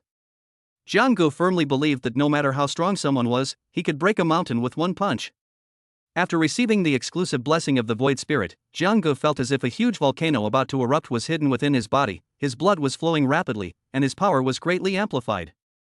Even without using the Blazing Sun Fist, my current strength is enough to unleash 30,000 Jin of force at full power. Awesome! Jiang muttered to himself. Because their first battle in the Void Realm had taken a heavy toll, the two of them simply killed two low-level Void beasts nearby. To avoid a mishap, the two ended their exploration of the Ruins realm early. At this time, Jiang Ji's health points reached 60 calories, while Luo Ningxua's increased to 106 calories. From this moment on, Luo Ningxua's blood and qi values have met the requirements to become a formal martial artist. However, for a prodigy like Luo Ningxua, 106 has never been the threshold for her to break through to become a martial artist. When an ordinary person's qi and blood value reaches the 100-calorie mark, most will choose to break through and become a formal martial artist. For them, it all seems like a natural progression. Even if one wanted to suppress it, there was nothing one could do. But everyone knows that to truly become invincible among those of the same level, one must suppress one's own qi and blood value, and only after breaking through when one can no longer suppress it will the benefits be maximized. It is rumored that the most monstrous talent in the martial arts world today only managed to break through by suppressing himself to 150 calories. The next day, Jiang was woken up by a phone call while she was still fast asleep. Looking at the beauty on the other side of the Chu River and Han border, Jiang was so captivated that she almost forgot to answer the phone. Hello, who is this? Jiang yawned widely and said. Who is it? Xiaogu, where are you now? Why didn't you come home last night? Did you go out with some girls? John's father, on the other end of the phone, delivered a barrage of questions, demanding answers from Jiang. Jiang was speechless for a moment. After glancing at the person opposite her, she quietly got up and walked straight to the living room. Dad, I stayed at a classmate's house last night. Jiang said softly. Knowing her father's temper, Jiang thought she was going to get a good scolding, but what her father said next shocked her. Xiao Jiang, there's nothing wrong with having a girlfriend. Your mom and I have inquired about her, and Xiao Luo is a great girl. Your parents support you.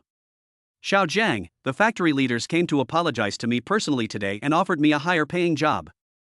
I heard it's all thanks to Xiao Luo. You must treat Xiao Luo well, son. Try to come home less often in the future. John's father then hung up the phone. No. What's going on? Jiang, who hadn't yet reacted, felt dizzy and dazed. What do you mean by coming home less often? Does that mean you don't want me, your son, anymore? Jiang was completely bewildered. Unbeknownst to Jiang, inside the bedroom, the girl had a captivating smile on her lips. A few seconds later, she opened her eyes, then gently closed them again, returning to normal. Chapter 14 Big Brother is awesome. A week has passed quickly and quietly, and tonight is the last night before the selection competition. At the same time, within the ruins, a figure was confronting a powerful level 9 Void Beast. The Void Beast's scarlet pupils were fixed on the boy in front of it, and saliva was dripping from the corner of its mouth, almost forming a small stream. Just as the level 9 Void Beast was about to open its foul-smelling, sharp fangs and bite Jiang hard. The next second, the boy's fists burned like the sun, and he kicked off the muddy ground behind him with his right foot, then shot towards the powerful Void Beast in front of him like an arrow. With a dull plop, like the lingering echo of a bell being struck, followed by a loud thud, the Void Beast collapsed straight into a pool of blood. With just one punch, the boy blasted a level 9 Void Beast to pieces. The Void Beast's head exploded like a watermelon, with blood splattering all over the ground. Great! I've finally raised my proficiency in the Blazing Sun Fist to the perfect level. Jiang exclaimed joyfully. Meanwhile, after nearly a week of trials in the Void Realm with Jiang, Luo Ningxue noticed that Jiang Ji's health had officially reached 100. In addition to the B-level martial art Blazing Sun Fist with perfect proficiency, Jiang had also mastered 3 other B-level martial arts, all of which had reached the pinnacle. These 3 B-level martial arts techniques are Silver Fall Dance, Purgatory Black Flame, and White Tiger Battle Body. The B-rank movement technique Silver Falling Dance is extremely ingenious. When mastered to perfection, it is like a swimming dragon, graceful as a startled swan. After images are everywhere, and the speed is so fast that the enemy cannot distinguish which one is the real body. Purgatory Black Flame is more like an amplification martial art. After mastering it, one can control an extremely terrifying black flame. It can be said that Jiang Ji's Flaming Sun Fist, after mastering Purgatory Black Flame, is like an advanced version of his previous skills. Beneath the black flames were red veins resembling magma, flowing across the entire fist. Enveloped in black flames, this created a powerful visual impact. The martial art White Tiger battle body is clearly a physical technique just from its name. Once mastered, the practitioner's veins become exceptionally strong, and not only are their internal organs nourished by the energy of the White Tiger, but the hardness and strength of their bones are also comparable to top-grade alloys. Girlfriend, these B-grade martial arts techniques are precious, but you didn't lose out. TSK. Look at your current strength. Terrifying. Zhang Ge said quickly after showing off. Luo Ningxue nodded seriously at this moment. It would not be an exaggeration to say that the progress of the two of them could be described as rapid as leaps and bounds. Luo Ningxue, a wealthy woman, finally managed to obtain these precious B-grade martial arts techniques after Zhang Ji's relentless pursuit and shameless persistence. Luo's mother once thought that her precious daughter was cultivating so diligently, and repeatedly told her that she couldn't bite off more than she could chew, and that she should combine work and rest. If Luo's mother knew that she had lent all these martial arts techniques to Zhang Ge, even if he only looked through them, Zhang's mother would probably be furious. With Zhang Ji's buff and after consuming 2 void spirits voluntarily offered by Zhang Ge, Luo Ningxue's health reached a terrifying 130. Just as the two were talking, Zhang Ji's detection skill suddenly popped up a window. To your west, a martial artist is rapidly approaching. Possessing a void spirit, the danger level is extremely high. Extremely high risk? Anyone who can threaten us at the same time is definitely a genius-level martial artist. Zhang Ge thought to himself. Girlfriend. A martial artist is rushing towards us at high speed. He's extremely powerful. Zhang Ge immediately snapped out of her daze and said with a serious expression. Can you beat them? Luo Ningxue asked immediately. We probably win easily if we fight normally. Zhang Ge said with a slight frown. How many times have you acted abnormally? Luo Ningxue thought to herself, rolling her eyes as she did so. At this moment, Zhang Ji's eyes darted back and forth, and suddenly an idea came to her. She decided to play the sixth man and trick this genius. Like this, then like this, and finally like this, ha. Girlfriend, did you get it? Meanwhile, not far away, Hu Yuntian, a genius from the capital, was rushing towards Zhang Ji's location. The commotion caused by Zhang Ji's killing of the Void Beast had attracted his attention, so he decided to investigate. Hu Yuntian had a head of sharp, short, jet black hair and wore a blue outfit that made him look very capable. He always had a faint smile on his lips, as if he didn't care about anything around him. Hu Yuntian's strong self-confidence is well-founded. As a once-in-a-century genius of his family, with a chi and blood value of 140, he was a remarkable figure wherever he went. The upper echelons of the capital were very familiar with the name Hu Yuntian. Because he was too confident, boasting that he had 140 calories of energy, he thought that no matter what, he would not fail. Hu Yuntian's feet created a gust of wind, and he quickly arrived at the scene. The boy in front of him had his clothes stained red with a large amount of blood from the Void Beast, and he looked very disheveled. His hair was like a bush, messy and unkempt, and his face was covered in dust, looking disheveled. Only 100 health points? No wonder you look so pathetic. You must have had a tough battle before. You're pitifully weak. Hu Yuntian looked at the young man in front of him, a wave of sarcasm flashing through his mind, but then he felt more relaxed. Kid, hand over all your spoils. I might take pity on you and let you go. Hu Yuntian said. Don't even mention that you're injured right now. Even if you were at your peak, I don't know what you're going to use to beat me. So, give up. Hu Yuntian curled his lips slightly and then said. Looking at the determination in the eyes of the young man in front of him, Hu Yuntian wondered if this overconfident kid actually wanted to resist. Just as he was about to draw his sword, what happened next caught Hu Yuntian completely off guard. Brother! Don't kill me. I'll give you everything. But please spare my life, and let me serve you faithfully. Zhang Ge burst into tears, tears of sorrow even welling up from the corners of her mouth. I deeply admire your heroic figure, brother. Even if you want to kill me, I want to know what kind of powerful genius killed me, is that alright? Zhang Ge shouted with a sincere expression, completely baffled by Hu Yuntian. There's an old saying in the Great Xia Kingdom, those who understand the times are heroes. You're quite good. Hu Yuntian was very pleased with Zhang Ji's words and said with a smile, his expression proud. As for my power, you can ask me in the capital after you die. Hu Yuntian laughed loudly. May I ask your name, elder brother? Jiang Gu asked. You must remember this name, it is the nightmare of countless geniuses in the capital. Hu Yun Tian.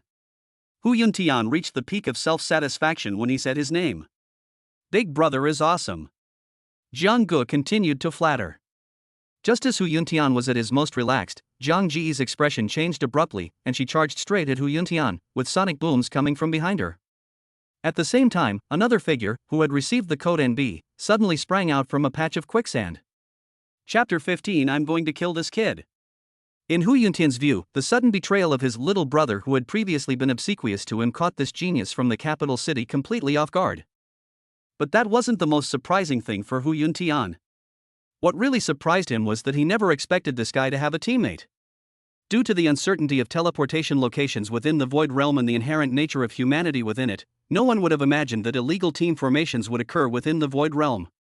At this moment, Hu Yuntian's pupils enlarged to reveal a pair of fiery fists, and a scorching sensation and powerful pressure rushed towards them. To make matters worse, a sharp longsword was thrusting straight at them from behind. The two coordinated their movements without any hesitation. Jiang Gu and Luo Ningxue's teamwork was already very smooth. With their combined efforts, Hu Yuntian, the genius from the capital, could only be dumbfounded and was instantly killed by the two of them in one move. Sixth brother. These were the only two words Hu Yuntian uttered before his death, and he passed away with resentment in his heart. Although death in the Void Realm does not mean the true demise of the real world, if someone is forcibly murdered, the body of the murdered person will not immediately perish. This means that at this point, the victor can loot the corpses that are about to disappear. In short, loot the corpses. What a fat sheep. This trip was definitely worthwhile, truly worthwhile, ha ha. Jiang Gu laughed loudly, extremely satisfied with this trip with Lao Lu. Luo Ningxue ignored Jiang Gu and instead looked at the sacred herb on Hu Yuntian's body, her eyes shining brightly. The two immediately began to take stock of their spoils. Hu Yuntian, as expected of the pride of the capital, was covered in rare treasures. In addition to the Void Spirit, there was also a semi-saint medicine that Luo Ningxue had previously been interested in. Obtaining a complete sacred medicine is like ascending to heaven, but even this semi-sacred medicine in front of us can drive martial artists from the outside world crazy. Moreover, it is a semi-sacred medicine that nourishes the soul, and its value is immeasurable. Finally, the two divided the spoils. In Luo Ningxue's eyes, the most important thing was the returning Yin grass, while for Jiang Gu, a powerful power-type Void Spirit was the key. Take this card. I'll pay for the Yin grass. Luo Ningxue stuffed a bank card into Jiang Ji's hand. Xiao Xue. What kind of person do you take me, Jiang Gu, for? Jiang Gu questioned. 1.5 million. Don't call me that so intimately. Luo Ningxue glanced at her indifferently, her expression instantly turning cold. Sorry, Xue. I was speaking too loudly earlier. Jiang Ji's main trait is being greedy for money. No, it's about reciprocity. Jiang Gu then swallowed the Void Spirit in her hand in one gulp and then refined it. Strong waves of energy emanated from Jiang Ji's body, spreading outwards in ripple-like patterns, wave after wave. Because this wasn't Jiang Ji's first time refining a Void Spirit, her refining speed was exceptionally fast, thanks to the fact that her physique was now completely different from before. Beneath the black robe, Jiang Ji's bronze muscles were clearly defined and looked very well proportioned. However, as the saying goes, external training focuses on muscles, bones, and skin, while internal training focuses on spirit and energy. Now, not only have Jiang Ji's muscles, bones, and skin been greatly improved, but his internal organs have also been perfectly tempered. 110 calories of qi in blood. Plus 70,000 gene of strength. I really have to thank that show-off guy. Jiang Gu said excitedly and sincerely. The two then left the Void Realm and returned to the real world. Meanwhile, in the capital city, at the Hu family's residence. Ah! A deafening roar came from a luxurious room. Could it be that my son has broken through again? It's been so long since I last heard such an unruly voice. A strong and powerful middle-aged man sat leisurely in a courtyard, a faint smile on his lips. Damn it, I don't want to see you two again. Whether it's the Void Realm or the real world, I won't let you get away with this. Hu Yuntian's forehead was covered in sweat, his face was deathly pale, and his eyes were bloodshot as he spoke with a ferocious expression. The side effects of the Void Realm were now truly manifesting, making this the most embarrassing moment for Hu Yuntian since entering the Void Realm. For Hu Yuntian, mental damage can be quickly recovered by using the resources of the Hu family. However, the Void Realm has a cooldown period for such losers to re-enter, which is what makes Hu Yuntian most helpless. My things, Hu Yuntians, are not so easy to take. They'll cost you your lives. As the most outstanding person in the capital, Hu Yuntian naturally possessed his own pride. In the VIP ward of Mingcheng Hospital, a gaunt but resolute middle-aged man's eyebrows twitched slowly before his sharp eyes, seemingly able to see into one's soul, opened. Yuanshan, you're finally awake. That's wonderful. The beautiful woman beside her burst into tears of joy, covering her mouth as she excitedly exclaimed. Looking at the beautiful woman with tears in her eyes, Luo Yuanshan's gaze softened instantly. If his subordinates, who were known for their authority, knew this look, they would be shocked. Luo Yuanshan gently patted the beautiful woman's back with his withered hands, offering her some comfort. Yuanshan, are you hungry? I'll go outside and cook for you myself. Wait a few minutes, the beautiful woman said softly. Uncle Wang, come in and keep an eye on Yuanshan. Yes, madam. An elderly man entered and said respectfully. Uncle Wang. Where did Xiaoxue go? I haven't seen her. Luo Yuanshan asked in confusion. This, sir. I don't know either. Wang Hui stammered. When did you become so stuttering? Tell me in detail what has happened to Xiaoxue recently, I want everything. Luo Yuanshan's voice was authoritative without being angry. Under Luo Yuanshan's repeated questioning, Wang Hui finally confessed everything about Luo Xuaning and Zhang Gu. From the home and hotel to other things he had investigated, he revealed everything. I'm going to kill this brat. Where is he now? I'm going to see him myself. Luo Yuanshan immediately flew into a rage, his previously soft and gentle voice now sounding as if his illness had been cured. Luo Ningxue was Luo Yuanshan's darling, cherished and protected since childhood. Whenever Luo's mother wanted to discipline her daughter, Luo Yuanshan was always the first to stand up for her. Who would have thought that such a sweet little girl would be kidnapped by someone else? And she even dared to go to that romantic love hotel with someone? Luo Yuanshan wished he could shut down the hotel immediately and also ask his precious daughter what she was thinking. An unprecedented anger was brewing in Luo Yuanshan's chest. At this moment, Luo Yuanshan was like a volcano that could erupt at any moment. Wang Hui was over 50 years old and had never seen Luo Yuanshan so out of control. Even when he was ambushed and poisoned, he never had such an expression. Just as Luo Yuanshan was about to force himself to get up, the door to the ward was pushed open. Dad! You're awake! That's wonderful! Luo Ningxue pushed open the door and entered, exclaiming happily. Chapter 16: A Big Shot. Seeing Luo Ningxue enter with a joyful expression, Luo Yuanshan was about to lose his temper and give his precious daughter a good interrogation. However, before her father could get angry, Luo Xuaning took out a semi-sacred herb that emitted a few specks of silver light from her bosom. You? Xiaoxue, where did you get this restoring herb? Luo Yuanshan's tone changed abruptly as he asked in surprise. Master! Is that a semi-sacred medicine in Mrs. Hand? I have never seen anything like it in my life. Wang Hui's eyes widened like copper bells as he stammered. Seeing their surprise and scrutiny, Luo Ningxue immediately explained, Dad, I got this from my classmate. Don't worry, it was a legitimate transaction. After she finished speaking, Luo Ningxue smiled and stared at Wang Hui for a moment, making Wang Hui feel guilty. What's your classmate's name? Luo Yuanshan asked Luo Ningxue seriously. Dad, his name is Zhang Gu. Luo Ningxue answered frankly. You said his name is Zhang Gu? Luo Yuanshan's voice rose several decibels. What's wrong, Dad? Luo Xuaning asked in return. This young man is not bad, he's even willing to exchange such a semi-sacred medicine for you. The words that Luo Yuanshan was about to say stopped in his tracks. Given such a great favor, if I, the dignified director of the Martial Arts Bureau, were to hold on to some minor grievances and speak ill of others behind their backs, wouldn't that make people look down on me? Luo Yuanshan comforted himself in this way. Under the watchful eyes of Luo Ningxue and Wang Hui, Luo Yuanshan swallowed the semi-sacred herb that emitted a strange fragrance in front of everyone. Under the effects of the semi-sacred medicine, the bluish-gray death aura on Luo Yuanshan's body dissipated at an extremely rapid pace, and his complexion instantly improved. Wash basin. Luo Xuaning ordered. Wang Hui immediately understood.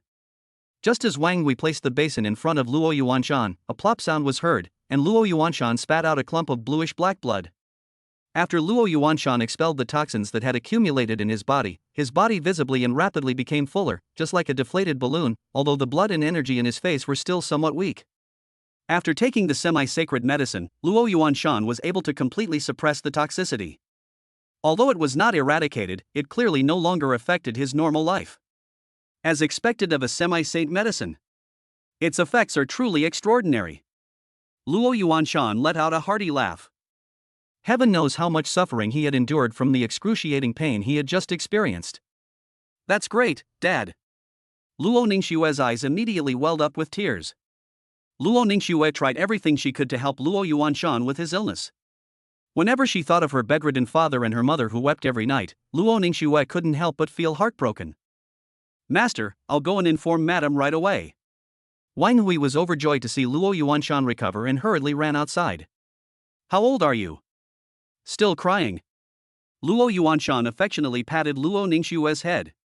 As he touched it, Luo Yuanshan suddenly realized that this privilege no longer seemed to belong to him alone, and a hint of anger flashed in his eyes. He who eats another's food is bound to do his bidding. He who takes another's money is bound to do his bidding. Luo Yuanshan muttered to himself. Xiaoxue, I'll go with you to the school's selection competition tomorrow.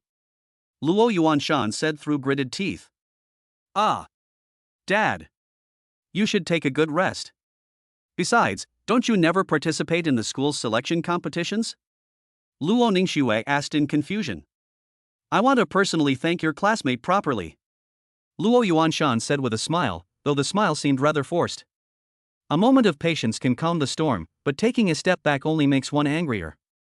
Luo Yuanshan was still furious, so he decided to go to the school's selection competition tomorrow to see Jiang Ji's true colors and give his daughter a good evaluation.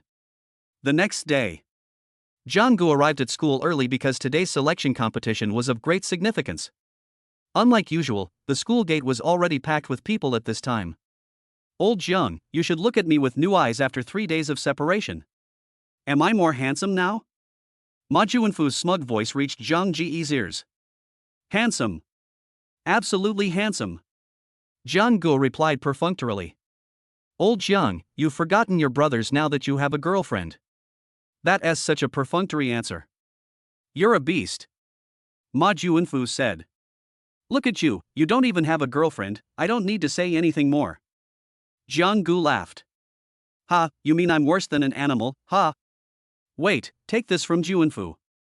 Ma Juanfu immediately chased after Jiang Gu ahead. Just as Jiang Gu was running away, a figure appeared right in front of her. This person was Ning Tian, who had challenged Jiang Gu to a duel that day. Under Luo Ningxue's manipulation, Ning Tian and his father lost power in the Ning family. Ning Tian's personality changed drastically afterward, and his original elegant and composed demeanor vanished. At this moment, Ning Tian's eyes were filled with hatred and jealousy. He hated Luo Ningxue, but he hated Jiang Gu even more. Ning Tian, get to the point. Jiang Gu looked at the person who came in, feeling very displeased. Jiang Gu. Remember how smug you look right now. After today, I will let the whole school know that you, Jiang Gu, are never worthy of fighting me. You are even less worthy of Luo Ningxue. A sinister smile crept across Ning Tian's lips, almost sickly, as he stared intently at Jiang Gu, as if he wanted to devour him alive. Anyone can talk big. Does he think he's filming a Chinese Odyssey?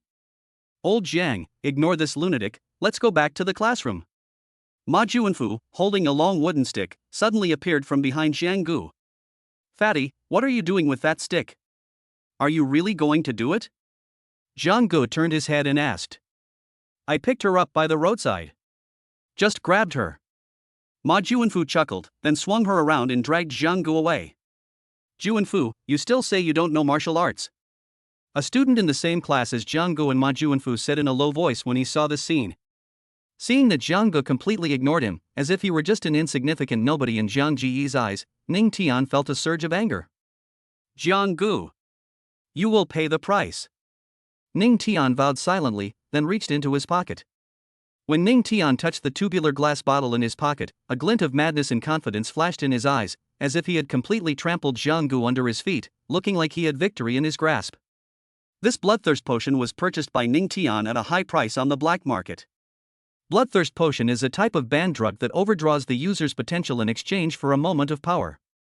This is Ning Tian's greatest reliance. Ning Tian wasn't afraid of Jiang Gu being strong, he was just afraid that Jiang Gu wouldn't be strong enough for him to beat up. Ning Tian planned to use the bloodthirst potion to cripple Jiang Gu during the selection competition. His intentions were extremely malicious. The confrontation between Jiang Gu and Ning Tian had already attracted the attention of many students, who then stopped to watch. After all, the news of their duel had spread throughout the school after the previous incident. Jiang Gu is such a coward. She ran back to the classroom without saying a word. It seems Ning Tian is destined to win. Ning Tian used to be arrogant, but now he's gone completely overboard. Jiang Gu is really too unmanly. If it were me, I'd at least talk back, someone joked. Ning Tian's personality has changed drastically, he's become unpredictable. Stay away from him. He's probably mentally unstable. Didn't you see Ning Tian reach into his crotch pocket and then let out a sinister laugh? He's probably a pervert. No way. Of course, neither Jiang Gu nor Ning Tian heard these words, and the onlookers didn't say them out loud in front of the two of them, they just whispered among themselves. After all, one is famous for being a gigolo, and the other seems to have mental problems, neither of them is easy to mess with. Dear students, this year's selection competition follows the same format as previous years. First, there will be individual battles, followed by team battles. Individual battles will be randomly matched, but of course, you can also challenge any opponent you wish to defeat. If the opponent refuses to fight, the challenger gets a point. The top 20 people with the highest total individual scores will be selected for the special training class. Also, a big shot from Mingcheng will be present at this year's selection competition. Now, the selection competition will officially begin. Let's also welcome this important figure. Amidst the impassioned speech of the principal of Wudao No. 1 Middle School, two figures walked in one after the other. The spotlights in the arena, which had been scattering their beams, immediately focused on the two figures. Everyone stared intently at the entrance to the arena, and the first person to come into view was a girl with stunning beauty. Following slowly behind was a middle-aged man with a square face dressed in a black suit, whose first impression was one of authority and seriousness. A thunderous applause and gasps of surprise erupted in the arena. This is Luo Ningxue? And who is the person behind her? Jiang Gu was completely dumbfounded. Chapter 17, the much-anticipated, Jiang Gu vs. Ning Tian. Is this Luo Ningxue and? Director Luo, someone exclaimed.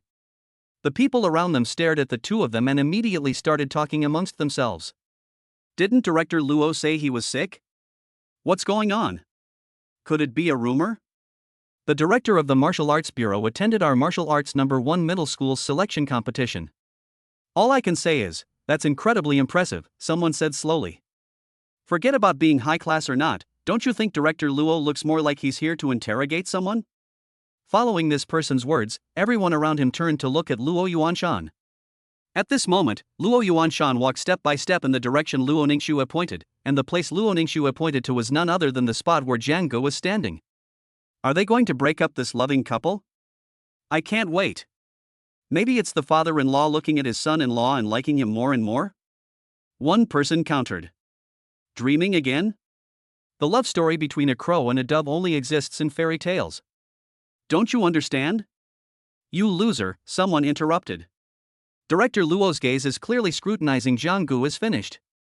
As Luo Yuanshan slowly walked towards Jiang Gu, the onlookers became even more excited, their breaths seemingly stopping at that moment. Jiang Gu, who was directly involved, was completely bewildered and nervous at this moment. No way. Aren't they saying that even a god can't save someone lying in a hospital bed? How come he looks so energetic right now? Is this semi-sacred medicine really that amazing? Jiang Gu thought to himself as he watched Luo Yuanshan getting closer and closer. Just when everyone thought Jiang Gu was doomed this time, who told him to ruin someone's daughter's reputation? From hotels to training halls, which father could tolerate that? The next move by Luo Yuanshan left everyone dumbfounded, and Jiang Gu was completely stunned. Jiang Gu, right? I've often heard my daughter mention you. Thank you for your help this time. Luo Yuanshan smiled, a rare occurrence, and then extended his hand in a friendly manner. What? Wasn't this supposed to be trouble? You made me wait all this time for nothing. I didn't even go to the toilet, and you've been holding in this much? Hey you, get away from us while you're using the toilet, or else we'll be punished, one of them said with disdain. That doesn't make sense. When did Director Luo become so good-tempered? Director Luo, hello. I've heard so much about you. Jianggu extended his hand, and the two hands immediately clasped together. Just as Jianggu was about to pull her hand away, she felt a tremendous force coming from her palm, and the pressure suddenly increased. Shake hands is fine, but do you think this is an arm wrestling match? Jianggu thought to herself, and then increased the force of her hand. Luo Yuanshan's smiling face showed a slight hint of surprise before he loosened his grip on her hand. This kid has good strength, his physical body seems quite robust. Luo Yuanshan thought to himself. That old man. He likes to use underhanded tactics. Jianggu thought to himself at the same time. After briefly greeting Jianggu, Luo Yuanshan resumed his aloof demeanor, exuding an imposing aura that everyone could now truly feel as he rose to a higher position. He then slowly walked towards the high platform. They say daughters resemble their fathers. There is definitely some truth to that. They're both so cold. Jianggu immediately looked at Luo Ningxue beside her. What is it? Luo Ningxue's icy voice came from behind. It's nothing. It's nothing. Jianggu shook her head and waved her hands repeatedly. With the farce over, the selection competition for Wudao No. 1 Middle School finally got down to business. This year's selection competition is of extraordinary significance, with the director of the Martial Arts Bureau personally overseeing it. Everyone's eyes are filled with fighting spirit, knowing that this is a rare opportunity. Everyone was eager to try their skills, and as a dazzling firework burst in the sky, they knew that the selection competition had officially begun. Suddenly, circular battle platforms rose up throughout the arena. Accompanied by the buzzing sound, pure white light curtains suddenly emerged from beneath the circular platforms and then converged together, creating a magnificent sight. On a circular battle platform, lightning crackled beneath a figure's feet. Then, like lightning, the figure swiftly moved toward its opponent, leaving a trail of afterimages. That's Wang Hu and Yunlei's battle arena, right? They're fighting so fiercely. It's so exciting, shouted a student who hadn't even taken the stage yet. Wang Hu has a powerful physical body, but Yunlei excels in speed. It's hard to predict who will win in a short time. This is going to be interesting. As soon as everyone finished speaking, thunder rumbled around Yunlei, and bolts of lightning as thick as buckets flashed back and forth around him, their speed increasing rapidly. On the other hand, Wang Hu just stood there quietly. The next second, Wang Hu's martial arts uniform was torn into pieces. Wang Hu's incredibly muscular physique was immediately exposed to everyone's eyes, with his veins bulging like coiled dragons, making him appear 40 centimeters taller on the spot.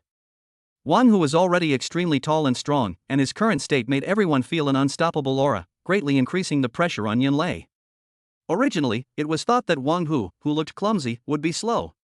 But then Wang Hu thrust his right leg hard to the side and back, and the hard ground was actually dented by his right leg.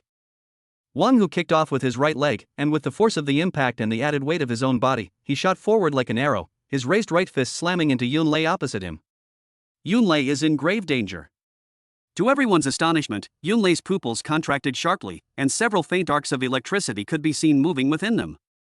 Suddenly, Yunlei raised his hand, and the lightning that had been coiling around his body surged into his hands. He then clenched his fist and slammed it towards the newcomer.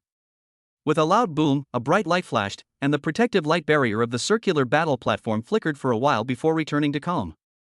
That was amazing. Who won between Yunlei and Wang Hu? Can you believe that this is the kind of noise that two people with only 70 calories of health could produce? As the dust settled, a muscular figure, shirtless, knelt on the ground, his right hand bracing himself to prevent him from collapsing completely. His body was covered in wounds, from which wisps of electricity crackled. Wang Hu wins. As the proctor's voice fell beside the battle platform, the electronic screen immediately displayed the announcement that Wang Hu had won by 1. Now announcing the next session. The proctor's voice slowly came through the electronic loudspeaker. Everyone held their breath, and some were even biting their nails with nervousness. Next match, Zhang Ge vs Ning Tian. As the announcement came from the electronic loudspeaker, the arena fell silent for a moment, except for the students who were still fighting. Then, cheers and shouts erupted from the crowd.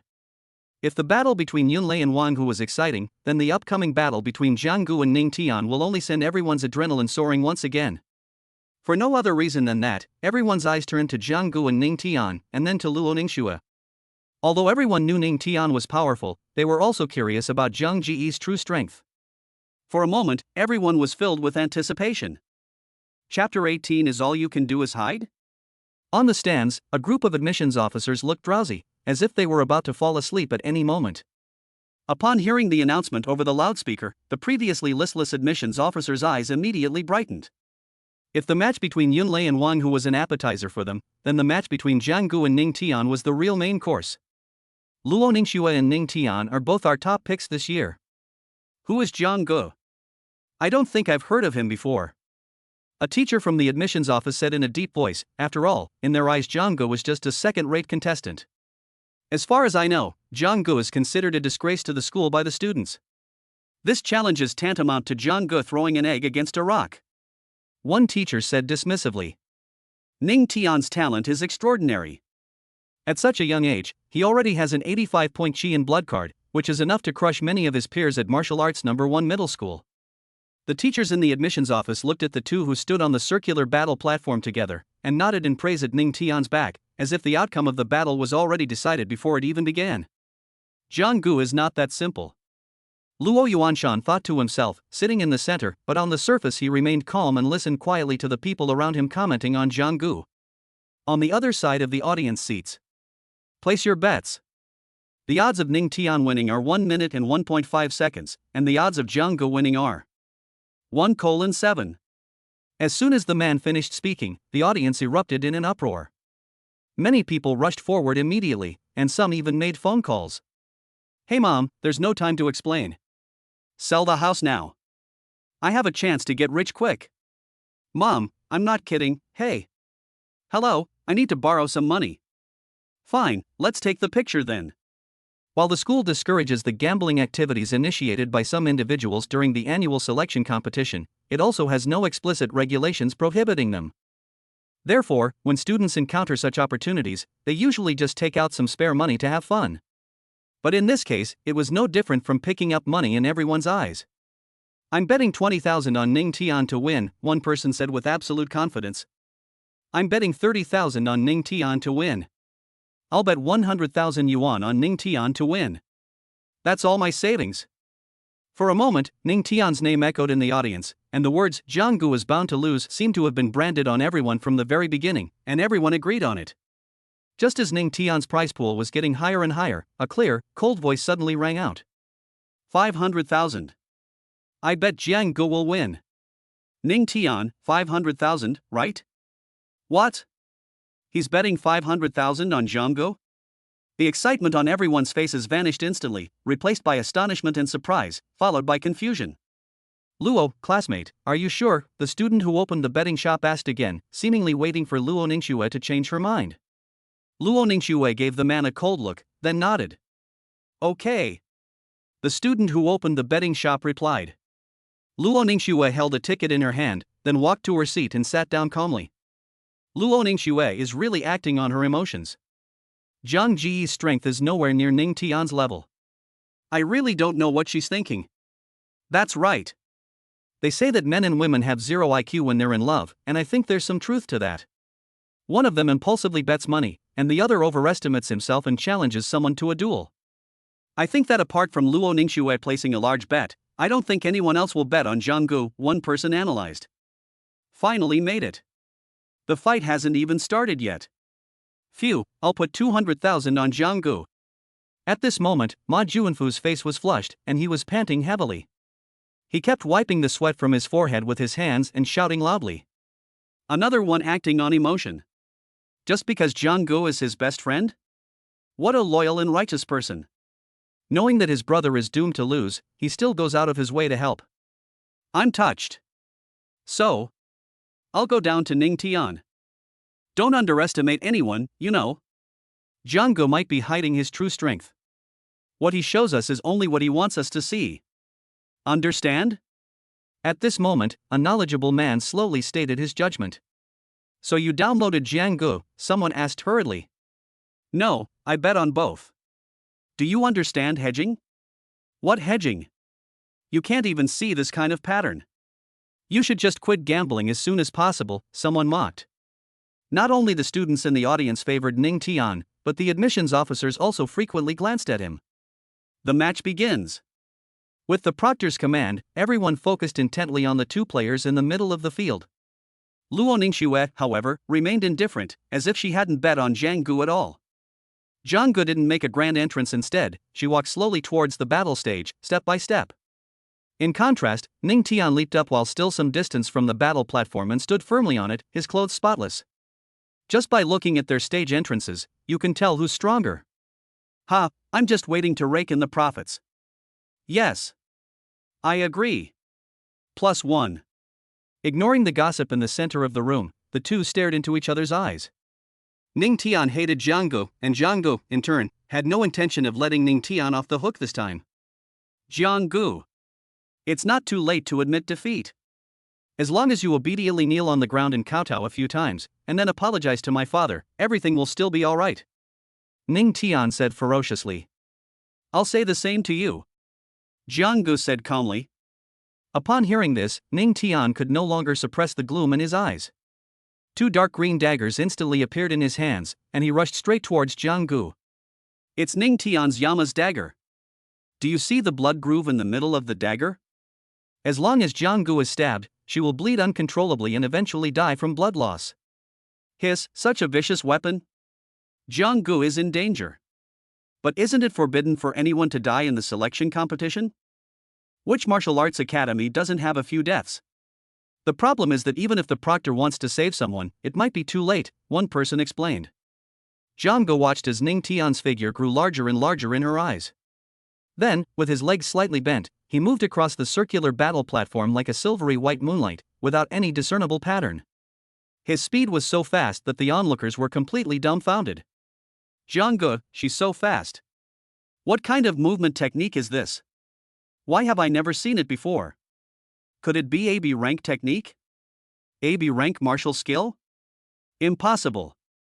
Putting aside the rarity of B rank martial skills, to cultivate to this level, one's proficiency must at least reach the advanced stage. How is that possible? Jiang Gu. Is all you can do is hide like a coward? Ning Tian stopped chasing, his breathing slightly rapid, and shouted. Jiang Ji's movement speed was simply too fast. Ning Tian was unable to catch up with her figure for a while and stabbed Jiang Ji's clone several times. You're wrong. Didn't you realize? I was just toying with you, Ning Tian. Jiang Gu then appeared opposite Ning Tian and said sarcastically. Chapter 19 An enemy with one punch. Upon hearing Jiang Ji's words, Ning Tian's eyes immediately turned bloodshot, and his entire face trembled. Just as everyone was surprised by Jiang Ji's words, crimson blood energy fluctuations emanated from Ning Tian's body. The fluctuations around Ning Tian grew stronger and stronger, and the scarlet blood ripples kept impacting Jiang Gu opposite him. Many students in the audience who were affected by the impact lost their footing and even fell into their seats. Suddenly, the scarlet blood energy split into two long, blood-red rainbows, which gathered on Ning Tian's two dark green daggers. The ground beneath Ning Tian's feet continued to crack, and as Ning Tian took a step forward, a scarlet and dark green light shot straight towards Jiang Gu. What is this? Another B-rank martial arts technique? Are B-rank martial arts techniques commonplace now? A student with some discerning eyes shouted. Rank B martial arts techniques are rare in Ming City. With this power and pressure, I don't think Jiang Gu will be able to dodge it with his movement skills. The admissions officers in the stands watched the scene unfold and discussed it amongst themselves. We knew we hadn't misjudged Ning Tian, he really gave us quite a surprise. I think everyone knows which is stronger, a B-grade offensive martial art or a B-grade movement martial art. I want to see how Jiang Gu tries to evade this. Ning Tian's B-level martial arts skills have already reached the minor mastery level. Ning Tian is indeed a promising talent. Ha ha. An elderly man with a thick beard stroked his beard and laughed heartily. At this moment, Ma Juanfu, watching from below the stands, was sweating profusely and very worried. He was worried about whether Jiang Gu could withstand Ning Tian's fatal blow, but he was even more worried about the heavy bet he had placed. Old Jiang. I've staked my entire fortune on you. You absolutely have to get me a Range Rover. I don't want to suffer anymore. Ma Juanfu looked nervous, his chubby little hands clenched tightly together, and he even covered his eyes with his hands from time to time, trying to peek at the game through his fingers. He didn't dare to watch any longer. Ha, look at that fat guy. He seems too scared to look any longer. Ha ha. Ma Juanfu's actions naturally did not escape the observation of those around him, who immediately began to mock him. Weren't you so confident in Jiang Gu? You dared to bet so much. he'll lose a fortune. I hope we don't see him on the school rooftop tomorrow, another person added. Ma Juanfu didn't say anything more, his face was flushed, and his complexion kept switching between red and white. Ma Juanfu then glanced at Luo Ningxue, who was not far away. He saw that Luo Ningxue's face was expressionless as she coldly stared at the two people on the battle stage. At the same time, on the battle stage, Jiang Gu suddenly changed, his whole body becoming like a raging fire, with intense heat constantly gushing out from his body. A surge of energy and blood, no less powerful than Ning Tian's, instantly enveloped the area, growing stronger and stronger. A bright and blazing red flame suddenly ignited on his fists. Even the protective shield seemed to lose its stability under such high temperature, with afterimages constantly appearing. Then Jiang Gu raised his fist and slammed it forward. The air was instantly blasted open by Jiang Ji's punch, creating a vacuum channel that emitted scorching heat. Flames surged forward with the punch, appearing to outsiders like a ferocious fiery dragon. Under everyone's watchful eyes, fists and daggers clashed violently, a red light and a dark green light crashing together. A moment later, a loud boom was heard, and Ning Tian's figure plummeted straight down from the stage, actually being blasted away by Jiang Ji's punch. Seeing this scene, the entire audience fell silent. If a silver needle were to fall at this moment, everyone would surely hear it clearly. Did I see that right? One punch? One punch sent Ning Tian flying? How is this possible? Ning Tian is clearly so powerful. How could he lose to Jiang Gu, this piece of trash? Someone shouted excitedly. Ning Tian looked strong, but he couldn't even withstand a single punch from Jiang Gu. If you ask me, I'd rather go instead. You think you're so tough now? I wonder who was so intimidated by Ning Tian's power that they couldn't even stand up straight before. Keep it down upstairs. Did you overshoot? Are you panicking now? I told you to hedge. But you wouldn't listen. At this moment, the one who was smugly comforting others was none other than the guy who had previously been the one to argue, and he kept adjusting the gold-rimmed glasses on his nose, looking quite pleased with himself. Then, the elegant figure who had been pointing out the flaws in the world was beaten up by the crowd around him, and his glasses were knocked off. The teachers in the stands, who had been chatting and laughing, froze in place. Fortunately, a cough from someone brought everyone back to their senses. Cough. It seems that Jiang Gu is the real dark horse of this selection competition. I've always felt that this kid is no ordinary person. I wonder who was it that was laughing at Jiang Gu for overestimating herself. Our school is definitely getting Jiang Gu. Humph. It's like you weren't mocking her. You said earlier that if Jiang Gu won, you'd eat an olive branch in public, didn't you? The admissions officers in the stands were in an uproar, while some other sharp-eyed officers immediately took out their phones to investigate Jiang Ji's situation, ready to extend an olive branch at any time. Sitting in the center of the stands, Luo Yuanshan's inner world was not as calm as it appeared on the surface. Although Luo Yuanshan knew that Jiang Gu was not simple, he did not expect her to be this outrageous. She actually mastered a B-level martial art with perfect proficiency at the novice martial artist level.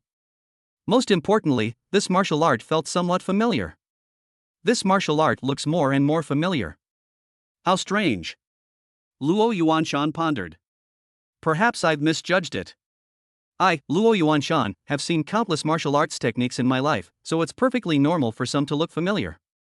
Looking down from the stands, Luo Xuaning watched as Jiang Gu sent Ning Tian flying off the stage with just one punch, showing no surprise whatsoever, and remained calmly seated. Our chubby boy, Ma Juanfu, jumped up excitedly, his face turning as red as an apple. Anyone who didn't know better would think he had taken some kind of stimulant. Ning Tian, standing below the battle platform, was deathly pale. He then coughed up blood and shakily struggled to his feet. He looked utterly disheveled, his clothes were tattered, and the bruises on his chest occasionally emitted a burnt smell. He was covered in soot and dirt. Jiang Gu slowly walked to the edge of the battle stage, looking down at Ning Tian, the loser, without saying a word, staring straight at the disheveled figure below the stage. Ning Tian followed the gaze and saw that Jiang Ji's eyes were completely devoid of emotion, as if she were looking at a stranger. An unprecedented sense of shame enveloped Ning Tian. Why isn't Jiang Gu saying a word?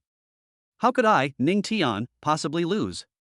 I will make everyone know that I, Ning Tian, am the strongest. At this moment, endless madness flashed in Ning Tian's eyes, and then he suddenly stood up. Just when everyone thought Ning Tian was about to admit defeat and leave the stage. Suddenly, a strange change occurred, followed by a frenzied roar. Chapter 20: The Tragic Ning Tian. Just as everyone was wondering, Ning Tian, who had been sent flying by the hammer, seemed to have suddenly been resurrected with full strength. His wounds healed at an astonishing speed, and his blood and energy surged continuously. Ning Tian's eyes were bloodshot, and 2 lines of bloody tears even flowed from the corners of his eyes. He laughed wildly, his voice hoarse, like a demon crawling out of hell, exuding an aura of evil and power. Ha ha! Jianggu, I'll kill you! Ning Tian roared wildly, completely acting like a madman. Is this Ning Tian's full strength? How can he be so powerful?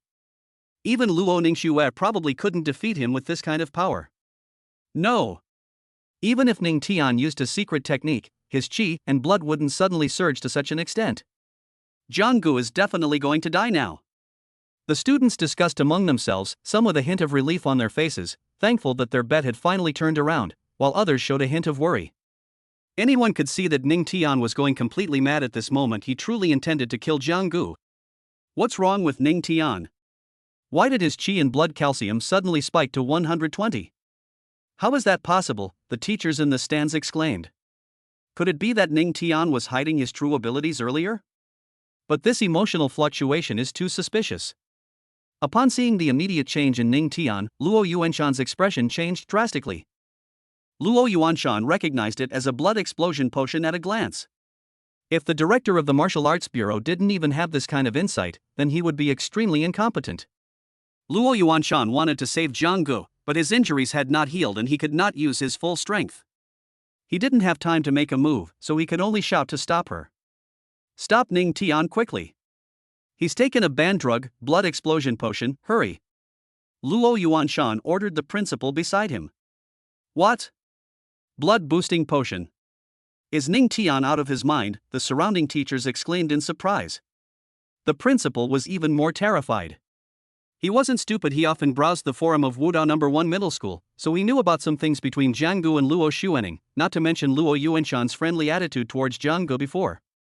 Given Jiang Ji's relationship with the Luo family, if something were to happen to Jianggu at school, he would be held responsible and might even lose his official position. Ning Tian, listen up. It's not too late for you to stop now. The side effects of banned drugs are beyond your imagination. It's not too late, the principal shouted.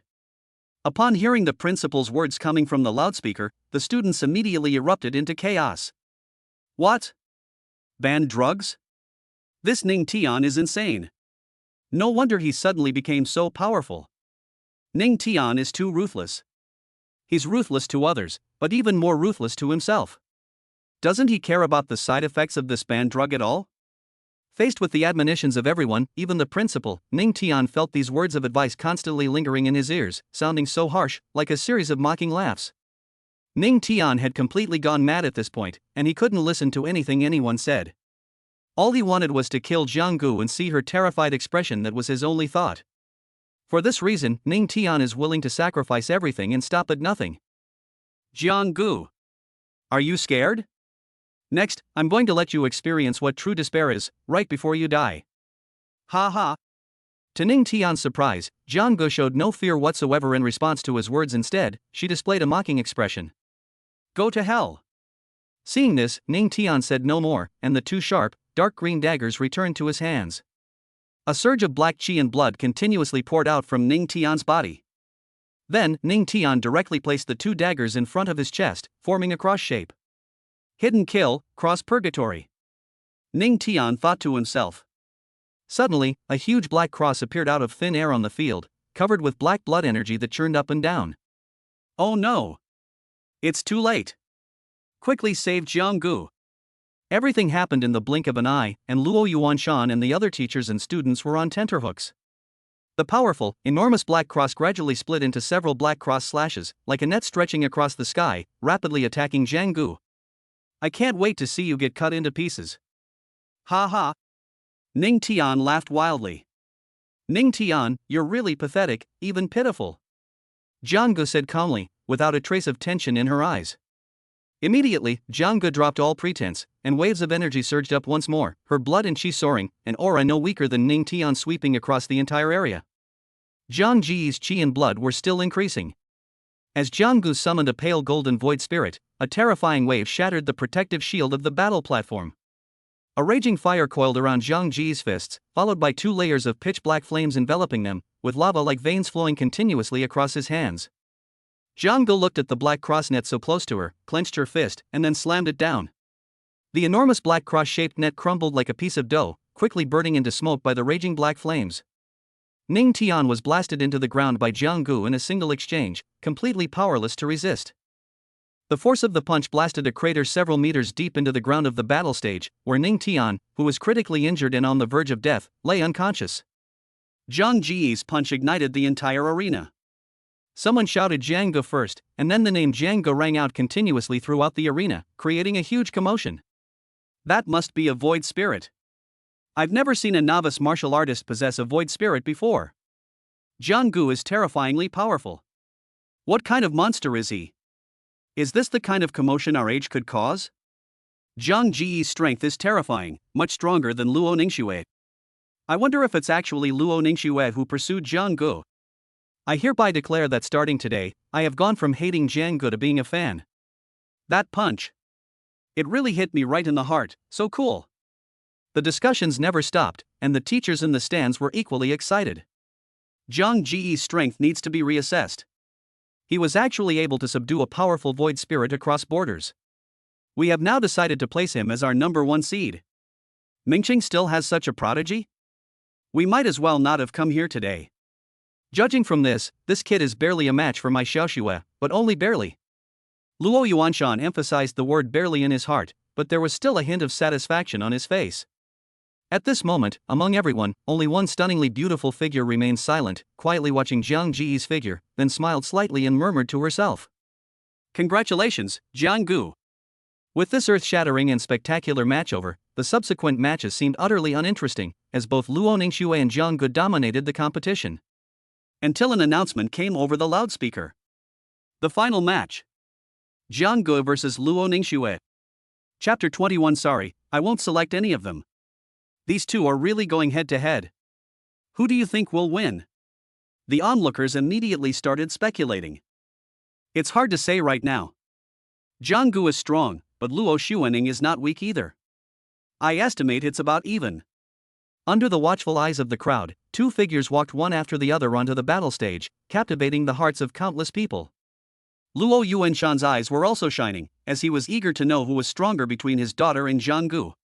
Little Schwer, come on. Zhang Gu earnestly stretched out his right hand and waved to Luo Ningxue. See? Zhang Gu is starting to test the waters. A major battle between the two is about to break out. Luo Ningxue looks serious. She seems to be thinking of a countermeasure. The onlookers analyzed the situation, appearing quite experienced. I forfeit. Luo Ningxue said coldly, and then stepped off the battle stage without waiting for Zhang Ji's reply. Okay, huh? Zhang Gu was completely confused. Not only Zhang Gu, but everyone else looked puzzled. Seriously? What happened to the big battle we were promised? This is it? Have we also become a part of their game? I'm so full from all this PDA. What a brilliant move to subdue the enemy without a fight. Zhang Ji's status as a kept man is only getting higher and higher. Everyone was discussing it animatedly. Clearly no one expected that Luo Ningxue would not even fight and choose to forfeit the game. Xiaoxue is being ridiculous. What kind of bewitching potion has Zhang Gu given her? Luo Yuanshan thought to himself that he wished he could grab Zhang Gu by the collar and give her a good scolding right away. I hereby declare the selection competition officially over, and the winner of this competition is Zhang Gu. At the same time, our school will expel Ning Tian. The Martial Arts Bureau will take over the investigation into Ning Tian's use of banned substances and bring him back for questioning. At Luo Yuanshan's nod, the principal immediately began to handle the matter officially as Luo Yuanshan had requested. Take him away. Soon, Luo Yuanshan sent someone over to take Ning Tian, who was still unconscious and receiving treatment, into the car. As everyone watched Ning Tian being taken away, they felt that this was all Ning Tian's own fault, and Zhang Ji's image suddenly became much more noble in their eyes. Strong people are respected wherever they go, and people only care about results. After the competition, a group of admissions officers immediately approached the two, trying to win them over in various ways. Zhang is not only handsome, but also has such talent at such a young age. He has a bright future ahead of him. I wonder if he would like to come to our Morning Star University. One teacher immediately extended an olive branch. Our Morningstar University will not only offer you special admission, but also provide you with a scholarship of 1 million yuan every year, and all kinds of excellent resources will be given to you first. How about it? Jiang, my suggestion is to apply to Minghai University. We are willing to offer a scholarship of 1.5 million yuan per year, and our cultivation resources will be more than those of Shanghai University, not less. Another teacher immediately offered his own incentive, fearing that a boy like Zhang Ge from a humble background would be blinded by temporary offers. He hurriedly raised the price again. Jiang, Yunhai University will offer you a scholarship of 2 million yuan per year, not to mention abundant cultivation resources, and you will also be assigned a female mentor for guidance. Zhang Ge felt ashamed she hadn't been able to get a word in edgewise since they started talking. Teacher Li, you actually used your honey trap? Have you no shame? Who told your Morningstar University to lack the necessary conditions? Whose fault is that? Teacher Li rolled her eyes and retorted sarcastically. You. All right. It's no use arguing. Let's ask Jiang for his opinion and see who he chooses. Minghai's teacher mediated. Under the intense gazes of the admissions officers, Jiang Ge felt incredibly uncomfortable, as if she were about to be devoured alive by them. Teachers. I'm sorry, I won't be choosing any of them. Jiang Ge nodded to the group and then walked straight out of the arena. What? Several admissions officers exclaimed in unison. Then, under the watchful eyes of the teachers and Luo Yuanshan, Zhang Ge left gracefully. Luo Yuanshan watched Zhang Ge leave, gazing at her for a long time before nodding meaningfully. It seems this kid's ambitions extend beyond this. But that makes sense with his abilities, he might still have a chance to get into those martial arts universities. On the other side, Luo Ningxue also made her choice, and the same thing happened. Luo Ningxue also didn't accept any offers. Zhang Gu and Luo Ningxue's vision has long since expanded beyond this place. What they want is to enter one of the three most prestigious martial arts universities in the Great Xia Kingdom. Whether it's Pajun University, known for its combat prowess, Tianji University, famous for its military strategy and defense, or Tianxiang University, renowned for its support capabilities. These three top martial arts universities in the Great Xia Kingdom are undoubtedly three towering mountains above the rest of the universities, with insurmountable gaps between them. In terms of both resources and strength, the other martial arts universities are simply no match for these three top universities. Entering these three martial arts universities is the dream of every student in the Great Xia dynasty. Countless people would do anything to get in. After all, the mere reputation of these three martial arts universities is enough to command respect from others. Meanwhile, the video of Zhang Ji's match against Ning Tian was unexpectedly leaked online. In no time, the internet was flooded with videos and analyses of Zhang Ji's competition. Zhang Ji's name not only became famous in Mingcheng, but also gradually entered the field of vision of some people in the capital. At the Hu family mansion, a finely dressed young man was looking at his phone, his expression shifting from initial surprise to anger, a truly fascinating sight. Jiang Gu. So your name is Jiang Gu? Hu Yuntian said angrily. Three top universities are just the threshold to meeting me. Jiang Gu, don't disappoint me.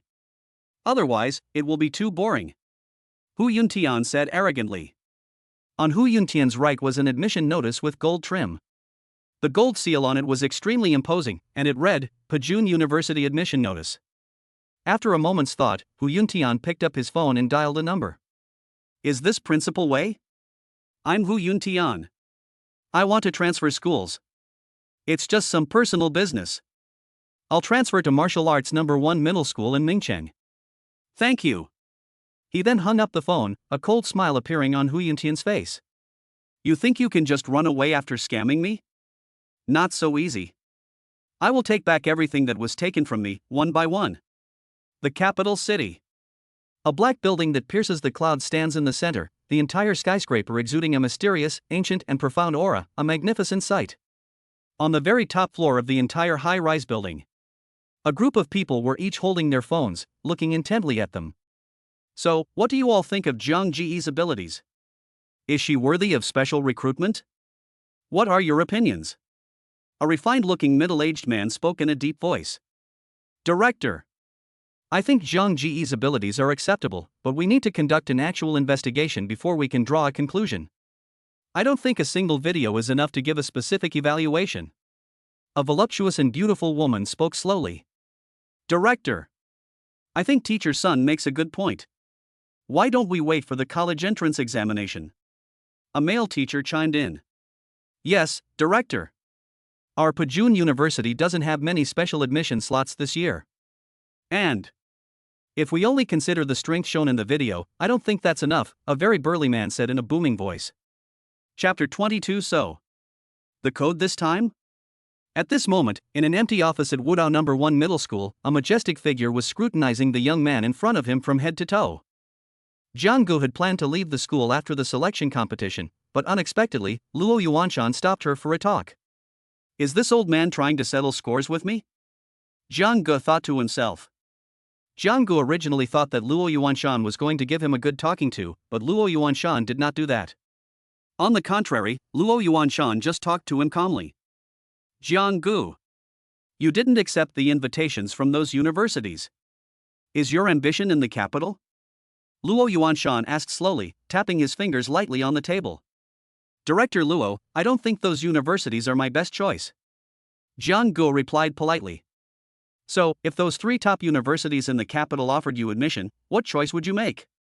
A glint of light flashed in Luo Yuanshan's eyes. Then I should agree. After all, getting into those 3 top martial arts universities is the lifelong pursuit of countless students. Ha ha. Jiang Gu, you're wrong. I was wrong? Is this old man a paranoid? He can't accept early admission from these 3 universities? Doesn't he have something wrong with his head? Jiang Gu thought to herself, of course she couldn't say these words in front of Luo Yuanshan, otherwise she couldn't imagine what the consequences would be. Since you've done me a favor, I might as well tell you, this year's college entrance examination is completely different from previous years. Seeing Jiang Ji's puzzled expression, Luo Yuanshan continued, the rewards for the top 50 students in this year's college entrance examination are very generous, especially for the top 10. Even I am incredibly tempted. Jiang Gu. If you have confidence, don't accept early admission, because it will disqualify you from taking the college entrance examination. Even if it's early admission from those 3 universities. Of course, if you lack confidence, you can choose to be admitted early. However, I still hope you can aim for the top 50, as for the top 10. There are too many geniuses, and you are far from qualified. Luo Yuanshan's words left Jiang Gu deeply disturbed, and only one sentence echoed in her ears. Even I'm incredibly tempted by the rewards for the top 10. A reward that would make even a powerhouse like Luo Yuanshan incredibly excited, how wonderful that would be. What about the top 3? Or even the first place? Jiang Gu pondered. As night fell, the luxurious apartment was brightly lit. Xiao Xuer? Why did you forfeit the match today? Are you afraid you can't beat me and will lose face? I just don't want to reveal my strength. Luo Ningxue said with a dark expression, her tone even colder. After turning her head, Luo Ningxue's icy expression slowly softened. Her words about not wanting to reveal her strength were just empty words. After spending many days together, Luo Ningxue gradually developed feelings for Jiang Gu. She was unwilling to fight back, and her heart, which had been dormant for a long time, was stirred up by Jiang Gu. Little Xuer, just keep being stubborn. I love seeing you being so stubborn. Jiang Gu thought to herself. Jiang Gu continued to test Luo Ningxue's limits. Suddenly, Luo Ningxue turned around, just as Jiang Gu was about to cover his head in defense. Luo Ningxue looked at Jiang Gu, who was running away with his head in his hands, and couldn't help but find it amusing. Ding! Your compatibility with Luo Ningxue has increased. Current compatibility, 30%. Congratulations! Your teammate's synergy has been increased, and your HP bonus has been increased by 40%. Congratulations! New feature unlocked, Eye of Exploration upgraded Ruins map. Xiao Xuer, don't draw your sword yet. Jiang Gu covered his head with one hand and made a stopping gesture with the other, stopping in mid-air. Jiang Gu couldn't understand for a moment how the bond value had increased so suddenly. A woman's heart is truly unfathomable. Especially Luo Ningxue's heart, it must be the anchor of the East Sea. But this map of the Void Realm came at just the right time. I was just about to do some exercise after dinner. Jiang Gu muttered to himself. In Luo Ningxue's eyes, Jiang Gu seemed to have been acupunctured, his expression shifting between blank and excited moments. Jiang Gu, what's wrong? Luo Ningxue stepped forward in confusion, waving her hands in front of Jiang Ji's eyes. Come on. Let's go to bed.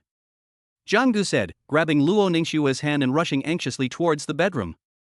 The blush on Luo Ningxue's pretty face, which was being held by the hand, quickly faded away. Just as Luo Ningxue was preparing to give Jiang Gu a good scolding. Xiao Shuer. Where's the bedroom? This house is like a maze. Jiang Gu turned around and asked with a sincere expression. Ahead, turn left, then turn right. Luo Ningxue was speechless, having lost her temper for a moment. It's the same big bed, and that clearly defined Chu River and Han border. Are you ready? Jiang Gu asked. As soon as Luo Ningxue finished speaking, Jiang Gu and Luo Ningxue both closed their eyes and lay motionless on the bed. Having entered the void realm several times, the two had developed a much better understanding than before. As soon as their feet touched the ground, they began to survey their surroundings. Acrid black smoke billowed from the depths of the ground, and dark red magma spewed up from underground from time to time, making gurgling sounds. Intense heat filled the entire space. Everywhere there are bottomless cracks. If you're not careful, you might fall into the abyss and be reduced to ashes. After Jiang Gu and Luo Ningxue looked around, they exchanged a glance, and a look of solemnity appeared in their eyes. Clearly, this void realm space was not so simple. Activate the void realm map. Jiang Gu issued the command directly in his mind. As the thought flashed through Jiang Ji's mind, a light screen resembling a map appeared in her mind, like a chessboard. The map of the ruins realm directly covers a 10-mile radius centered on Jiang Gu. Various colored dot markers continuously appear on the map. Red dots, blue dots, green dots, each striking color appears on the map, representing the void beasts, treasure chests, secret realms, and other martial artists in the surrounding area. Looking at the 3 yellow dots on the map of the void realm, Jiang Gu immediately realized that there were 3 martial artists nearby. Looking at these 3 lone martial artists, Jiang Gu saw them as 3 lambs to the slaughter. The feeling of robbery from last time had left him feeling utterly bored. Jiang Ji's eyes lit up, and the idea of robbing her arose in his mind. Then, Jiang Ji's eyes, which were gleaming, turned to look at Luo Ningxue. Jiang Gu. What kind of look is that? Luo Ningxue said coldly, her brows furrowing slightly. Sorry, I was thinking about something happy. Jiang Gu quickly explained. Jiang Gu then slowly walked towards Luo Ningxue and whispered in her ear. Jiang Gu became more and more excited as she spoke, her face beaming with excitement. So, what's the code this time? Luo Ningxue asked. The code remains the same. At this moment, the 3 lucky ones near Jiang Gu had no idea what they were about to encounter. Right now, they were happily slaughtering the void beasts. Operation begins. Chapter 23: The Perilous Riftland. As an 8th level void beast fell, a young man with sword-like eyebrows and bright eyes slowly sheathed his sword. The entire killing action was swift and decisive. There wasn't a single one who could fight. But today's gains were not bad. Now I can properly improve my chi and blood. Ding Feng muttered to himself. Just then, a strong fluctuation of chi and blood quickly caught Ding Feng's attention. Since it was very close, Ding Feng decided to go and find out what it was. Looks like a major battle just took place here? A level 8 void beast? This guy is pitifully weak. Ding Feng looked at the battered and bruised young man in black before him and said disdainfully. The black-clad youth before them was disheveled, his clothes were tattered, and blood was constantly trickling from the corner of his mouth. He looked utterly vulnerable. Boy, don't say I'm bullying you. Hand over the treasures you have. I'll spare your life. Ding Feng said calmly. Brother. Cough cough. I really don't have any treasures on me. This level 8 void beast is the greatest treasure I can offer you right now. And it took me a lot of effort to kill it. A level 8 void beast is called a treasure? I could take on 10 of those void beasts. Are you trying to get yourself into trouble? Ding Feng felt that this young man was probably just playing a trick on him. Big brother. I really didn't lie to you. Look at your extraordinary strength. This level 8 void beast is truly a treasure. Take a closer look, the boy said weakly. A void spirit? Isn't it just a low-level void spirit? This can be called a treasure? But for a weakling like you, it makes sense. Ding Feng merely glanced at the void spirit before walking straight toward Jiang Gu. Just as Jiang Gu was secretly delighted to see Ding Feng getting closer and closer, and was about to call out the code, Ding Feng suddenly said, You bumpkin. Take a good look. This is what a void spirit should be. And a mid-level void spirit at that. As Ding Feng finished speaking, a pale red void spirit appeared out of thin air in Ding Feng's palm, radiating waves of pressure. Void spirits, as a type of celestial being in the void realm, are divided into various attributes, the most common of which are strength, agility, healing, and other elemental types. Once a void spirit is consumed, it can greatly enhance the user's chi and blood in physical constitution, and can appear outside the host's body in an external form, similar to a secondary skill. However, a consumed void spirit cannot be forcibly plundered, only unused void spirits can be stolen. The ranks of void spirits range from low to high, while their qualities are divided into white, yellow, red, gold, purple, black gold, and azure. The number of void spirits each person consumes depends on their strength, and the strength of an individual's physique also determines the number of void spirits they can consume. Brother! Awesome! Zhang Ji's eyes lit up immediately. It was like finding a needle in a haystack. Zhang Gu could say that Ding Feng was the first person to have such a proactive person. So there's some truth to the saying, don't flaunt your wealth. You don't need to look at me with such longing. It's useless, Ding Feng said, gesturing to Zhang Gu in front of him. Just then, a figure suddenly appeared behind Ding Feng, and the previously sickly boy smiled sinisterly. Suddenly, clusters of blazing flames appeared on his fists, and he no longer showed any signs of weakness.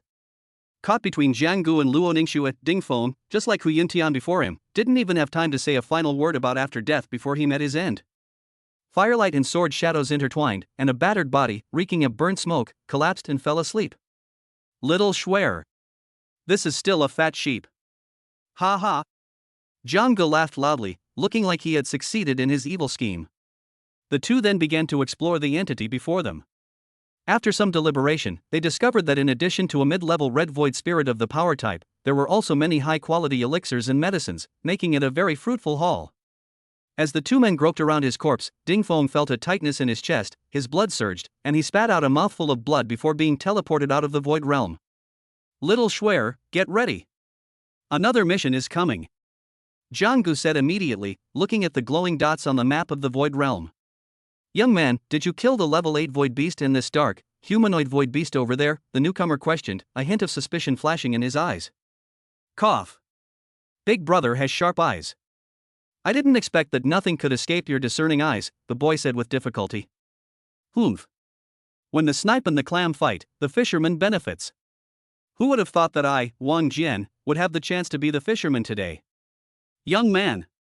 You can only blame your bad luck for running into me, Wang Jian. Brother. Please spare me. You're such a powerful figure, why make things difficult for someone as insignificant as me? Take this sword. Take this fist. And so another pitch-black corpse appeared on the ground, neatly arranged in a very orderly fashion. The two men went forward again to loot the corpse and then pocketed their spoils. A few minutes later. Juvenile. Awesome. At this point, the three charred corpses were laid out on the ground without missing a single one. As for the previous level 8 void beast corpse, it was just a means for Zhang Gu to cover up his intentions after killing it. Led by Zhang Gu and Luo Ningxue robbed 3 big villains in a row, including rich guys and poor guys. Overall, the gains were substantial, and most importantly, the risks were minimal. Because no one would have imagined that they would be robbed by 2 people in the void realm. This time, we obtained 2 mid-level void spirits, 1 red quality and 1 yellow quality, 2 bank cards, 3 mid-level weapons, and 2 high-level Luo Shanggrasses. Luo Ningxue said slowly. Little Schwerer, see? I told you this method is efficient and low risk. Zhang Gu said proudly. I've discovered it, robbery is really addictive. Luo Ningxue did not reply, but she nodded slightly, which was rare for her, as if she agreed with Zhang Ji's remarks. After resting for a while, Zhang Gu couldn't wait to open the Void Realm map again.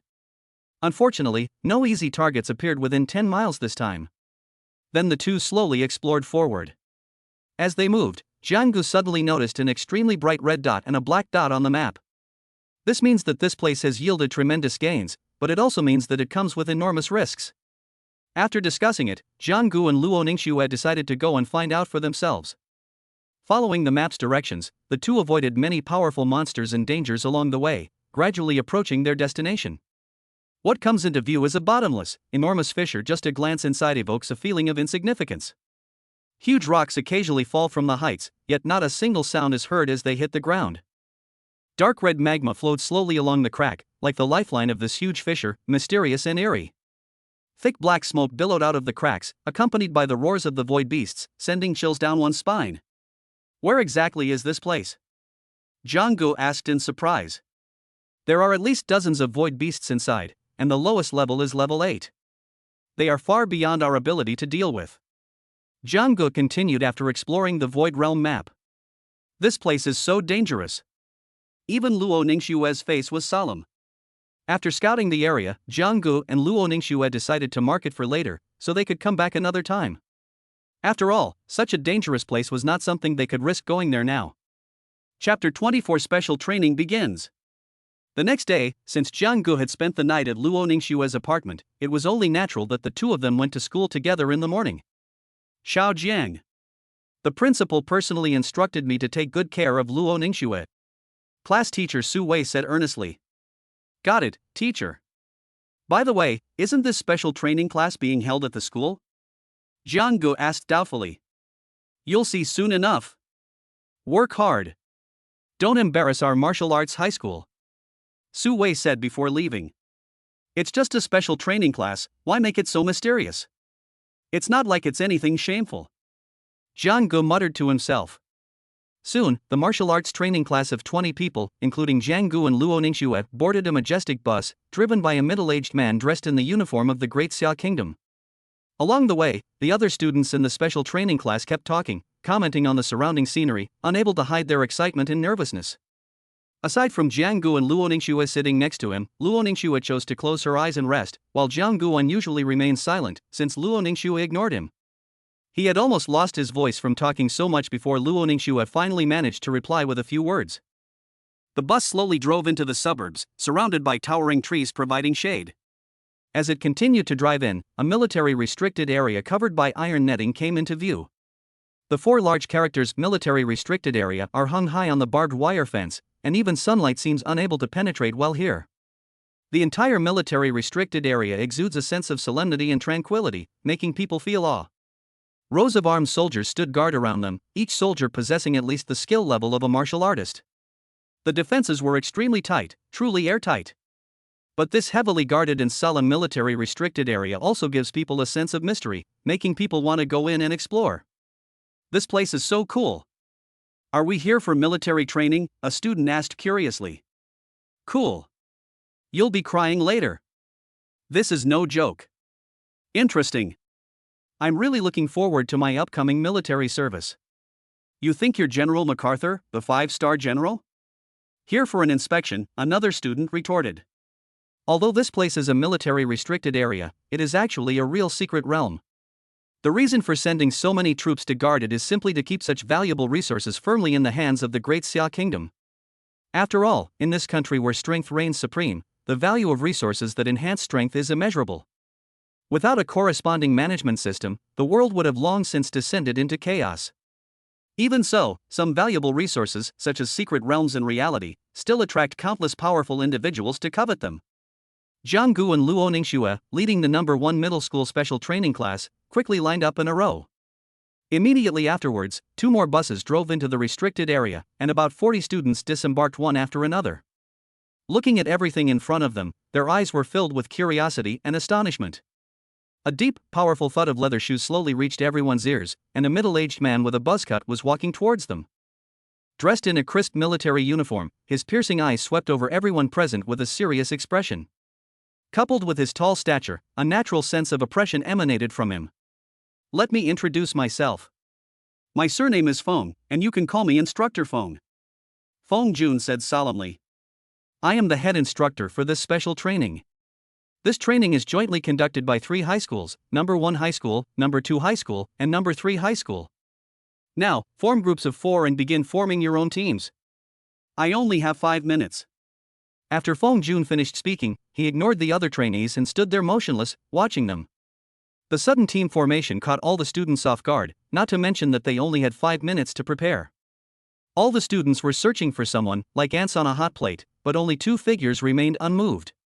Instructor Feng. We'd like to apply to be in pairs. Jang-gu said to Feng Jun. You son of a bitch. You think you're the only one with so many problems?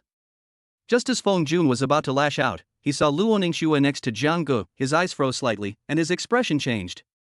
Okay, Feng Jun said. Is that okay? Instructor Feng, can we form groups of 5? A student from Wudao No. 2 Middle School asked hopefully. Get the hell out of here. There's only one spot for 2 people per group, the rest are for 4 people per group. If you dare to make any more demands, don't blame me for putting you through the ringer. You've really given me too much face, Feng Jun said, his face darkening as he shouted. 2 people per group? These 2 are really faking it. Trying to take on 4 at once? That's incredibly reckless. Aren't those 2 Jianggu and Luo Ningxue? I heard they're pretty strong. Haven't you seen Zhang Ji's videos online? A student from No. 2 Middle School said. My mom won't let me go online. She says it will interfere with my cultivation. Go to hell. I suggest you get a DNA test. Just as everyone was arguing with Jiang Gu and the other person, Feng Jun raised his hand, looked at his wristwatch, and said, "Last minute. We're 1 short for a game. Come quick." Wow, that's a backstabber. Don't team up with him. The guilty party is the one who falsely accuses others.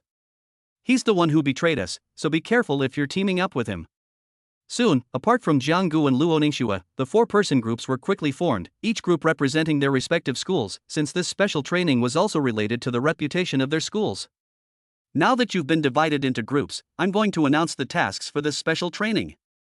Listen up. Within the secret realm of reality, there are a large number of void beasts. Killing void beasts of different levels will earn you different points. The group with the highest score will receive a 1-hour soak in the dragon blood pool, the second highest will get half an hour, and the third highest will get 15 minutes. Dragon blood pool. I can't believe my ears, a student exclaimed excitedly. That's great. If we could stay in this dragon blood pool for a while, not only would our blood and energy be greatly improved, but our physical constitution would also be greatly enhanced. Dragon blood pool, as the name suggests, is a natural spiritual pool formed by the blood of dragons, but this dragon is not that kind of dragon. In fact, it is a place naturally formed by the earth dragon of Chengshan Mountain over countless years. The spiritual liquid inside not only greatly enhances a martial artist's blood and chi, but most importantly, it strengthens their bones and muscles, transforming them completely. Quiet. I haven't finished speaking yet. Why don't you guys speak? Feng Jun frowned and then remained silent, watching the students who were discussing. The crowd immediately fell silent again, and some people even broke out in a cold sweat. Furthermore, the person with the highest individual score will be rewarded with an A-level martial arts skill. Feng Jun continued. The once quiet crowd suddenly became restless again, and there was no other reason for it. The A-level martial arts technique was just too tempting. If the dragon blood pool in front had already excited everyone, then this was the reason for their excitement. The A-level martial arts technique at this moment truly brought the atmosphere to its peak. Everyone became excited and eager to fight. Chapter 25 Mo Lao Air. Just as the students were getting excited, Feng Jun timely poured cold water on their enthusiasm. Do you really think this reward is so easy to get? The reality secret realm is different from the ruins realm. If you die, you're really dead, Feng Jun said coldly. Unlike the void realm, this alternate dimension primarily uses the spirit of martial artists as a medium, so even if one dies inside, one can still achieve enlightenment. The most serious consequence would only be damage to the martial artist's spirit, unless the martial artist enters repeatedly without restraint and dies, in which case the consequence might lead to mental breakdown. However, the real-world secret realm doesn't offer you as many opportunities as the void realm. The real-world secret realm and the void realm are like yin and yang, one being the opposite of the other. The void beasts inside do not exist in the void realm as spirits, but rather their true forms descend directly into the real-world secret realm.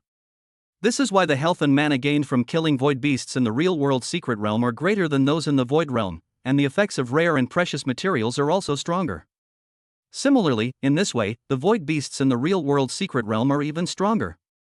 If a martial artist is not careful, their death means that their life has truly come to an end. The danger is self-evident. Every time we organize student combat exercises, someone dies.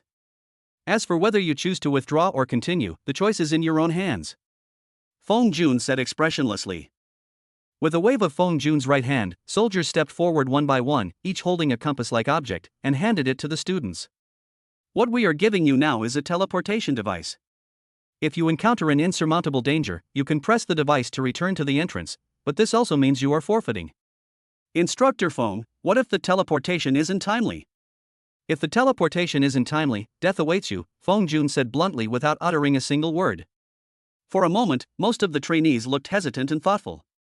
This real-world secret realm was a matter of life and death, and they could not afford to be careless. I'm still young, I don't want to experience this kind of life or death test so early, one trainee said silently. I keep hearing people say that I'm still young and can always start over. But I think there is absolutely no chance to start over. Another student said with a bitter face. Just do it. What's there to be afraid of? I think the rewards outweigh the risks, don't panic. I'll carry our team. In short, there were all sorts of opinions, some of which were hesitant and timid, while others were fearless and forged ahead. So, is anyone choosing to withdraw now? This is the last time I'll ask. Once you're in the secret realm, there's no going back. Feng Jun asked again. For a moment, everyone looked at each other in bewilderment.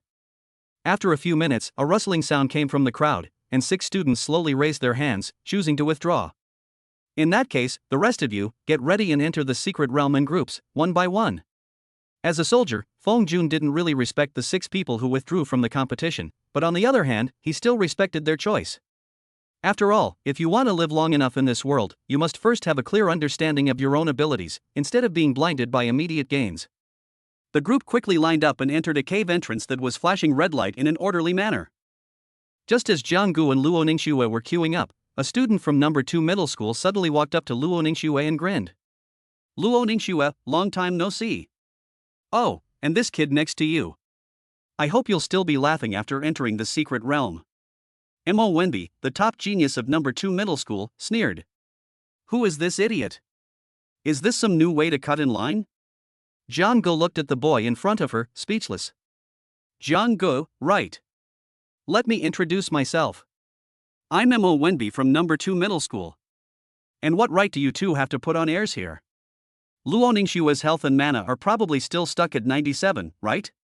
She hasn't improved at all. Although I lost to you in the high school championship, I'll get my revenge in this secret realm. Mo Wenbi said smugly that Luo Ningxue had always been able to outdo him in the high school championships every year, which made him the number 1 genius of number 2 high school, known as the second best of number 2 high school, which made him very unhappy. Although it's true that he's always been number 2, Mo Wenbi was furious that he was given a nickname out of nowhere. He had inquired beforehand and learned that Luo Ningxue not only forfeited the selection competition, but also, according to his analysis, Luo Ningxue's current maximum chi and blood is only around 105, not to mention that he has the advantage in numbers. Luo Ningxue looked at Mo Biawen in front of her and didn't bother to pay attention to him at all. On the contrary, Zhang Ji's eyes lit up after listening to Luo Ningxue's story. The reason was simple: the complete set in the upper right corner of Mo Wenbi's shop was too eye-catching, and Jiang Gu was really envious. If she could openly snatch it, Jiang Gu would have already taken it. So it's Mo Lao Air. Nice to meet you. Jiang Gu said with a smug grin. Humph. You'll see what happens when you get inside. Just you wait. Mo Wenbi said, raising his right fist as if trying to intimidate Jiang Gu. Mo Wenbi had no idea that this action not only failed to intimidate Jiang Gu, but instead amplified her inner desires. Mo Lao Air. I wonder if you dare to make a bet with us. Jiang Gu said with a smile. What kind of bet? And why should I bet with you? Mo Wenbi asked, looking puzzled. Let's bet on which of our 2 groups ranks higher in points. You, the perennial runner-up, dare to challenge me. Jiang Gu added fuel to the fire for Mo Wenbi. Who's the eternal runner-up? What's there to be afraid of? What's the bet? I don't believe that the 2 of you can outrun the 4 of us. Mo Biawen's face instantly turned bright red. I'll bet on the whole set you have it looks rather ugly. Ugly? Do you know this is a full set of B-grade mighty armor that I bought at a high price? It can increase your physical attack by 30%, you bumpkin. Mo Biawen glanced at Jiang Gu and said disdainfully.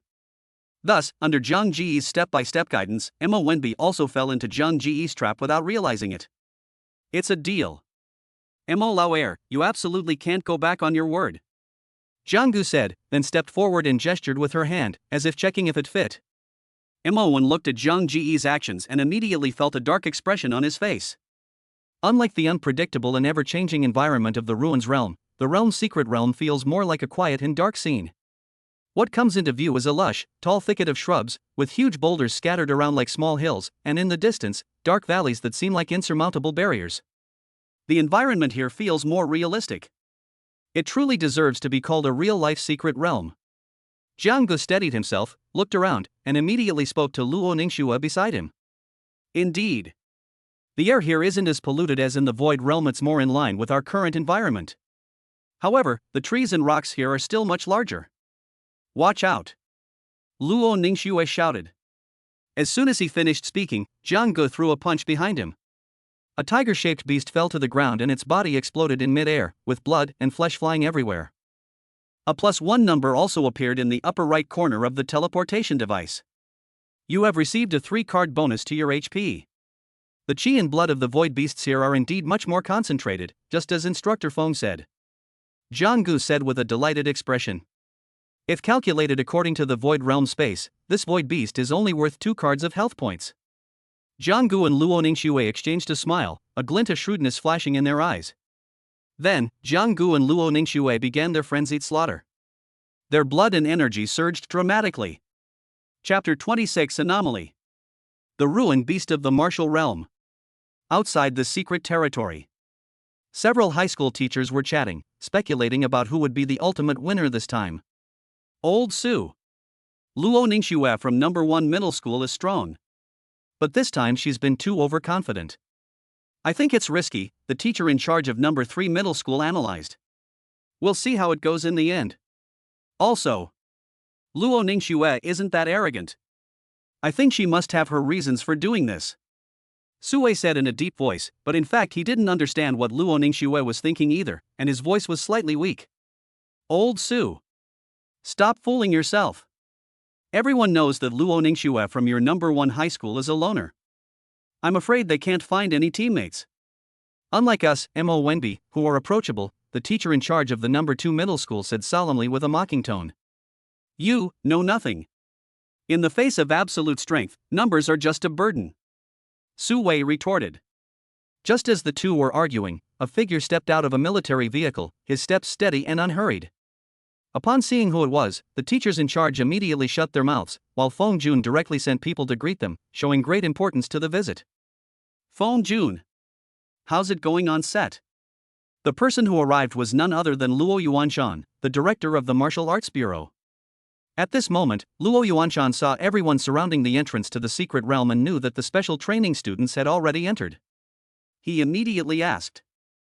Upon seeing this, Feng Jun immediately gave a standard military salute and then said, Director Luo. Everything is fine at the moment. However. Just what? Luo Yuanshan asked in a deep voice, his superior aura immediately becoming apparent. Reporting to Director Luo. Luo Ningxue has chosen to form a 2-person team this time. She did not choose to form a 4-person team. I hope you are aware of this. Feng Jun said nervously. Who is the other person? It's Jiang Gu from Wudao number 1 middle school. Okay. I understand, you go ahead with your work. Luo Yuanshan said seriously, then a hint of helplessness and worry flashed in his eyes. After all, this was a real-world secret realm with a casualty rate. Even though he knew his daughter was powerful enough not to perish in this lowest-level secret realm, Luo Yuanshan still came out of concern as a father. When Luo Yuanshan learned that Luo Xuening had chosen to team up with another person, his heart skipped a beat. Despite his helplessness, he still chose to believe in his daughter. Real-world secret realms also have different levels. Low-level secret realms generally only have void beasts at the apprentice martial artist level. Once a void beast is found to have advanced to level 10 or above, the army stationed in the secret realm will send people to clean it up regularly. Only then did Luo Yuanshan feel a huge weight lifted off his shoulders. In the secret realm, Jiang Gu and Luo Ningxue slaughtered the void beasts along the way as easily as cutting melons and vegetables, and then continued to walk deeper into the secret realm. At this moment, both of them had such strong blood energy that it was almost overflowing. Zhang Ji's fists were hotter and more powerful than ever before, and Luo Ningxue's longsword was even sharper. The fluctuations of their qi and blood spread outwards from them, causing the sand and gravel on the ground to tremble and then disappear quickly. With a roar, a powerful level 9 void beast, drawn by the scent of blood, came over. It raised its enormous head, its scarlet vertical pupils staring intently at the two of them. The black-scaled python flicked its long, foul-smelling tongue, constantly gathering information from the air, trying to find the right opportunity to attack the two at any moment. The black scales were as big as 4 or 5 palms, radiating a sinister aura in the sunlight, sending a chill down one's spine. Compared to the void beasts in the void realm, the void beasts in the realm's secret realm are more brutal and bloody. In addition, they do not have unlimited resurrection opportunities, so martial artists are relatively more timid and hesitant, making them more difficult to deal with. However, given Jianggu and Luo Ningxue's strength, this powerful level 9 void beast still poses no threat to the two of them at present. The black-scaled python's thick tail swept directly towards the two of them, creating a series of whooshing sounds, and the trees and boulders along the way were instantly pulverized. Upon seeing this, Jianggu and Luo Ningxue immediately dodged. Before the dust and smoke could dissipate, a ball of flame emerged directly from the dust and smoke, followed by a sharp sword light. A surging, lava-like vein flowed continuously through Jiang Ji's body. Jianggu raised his fist to gather strength, and a powerful wave emanated from within. With a loud boom, Jianggu, who was just a few meters away, suddenly appeared next to the head of the black scale python. As his fist landed, half of the black scale python's head was exposed, revealing its stark white bones. Luo Ningxue was not to be outdone.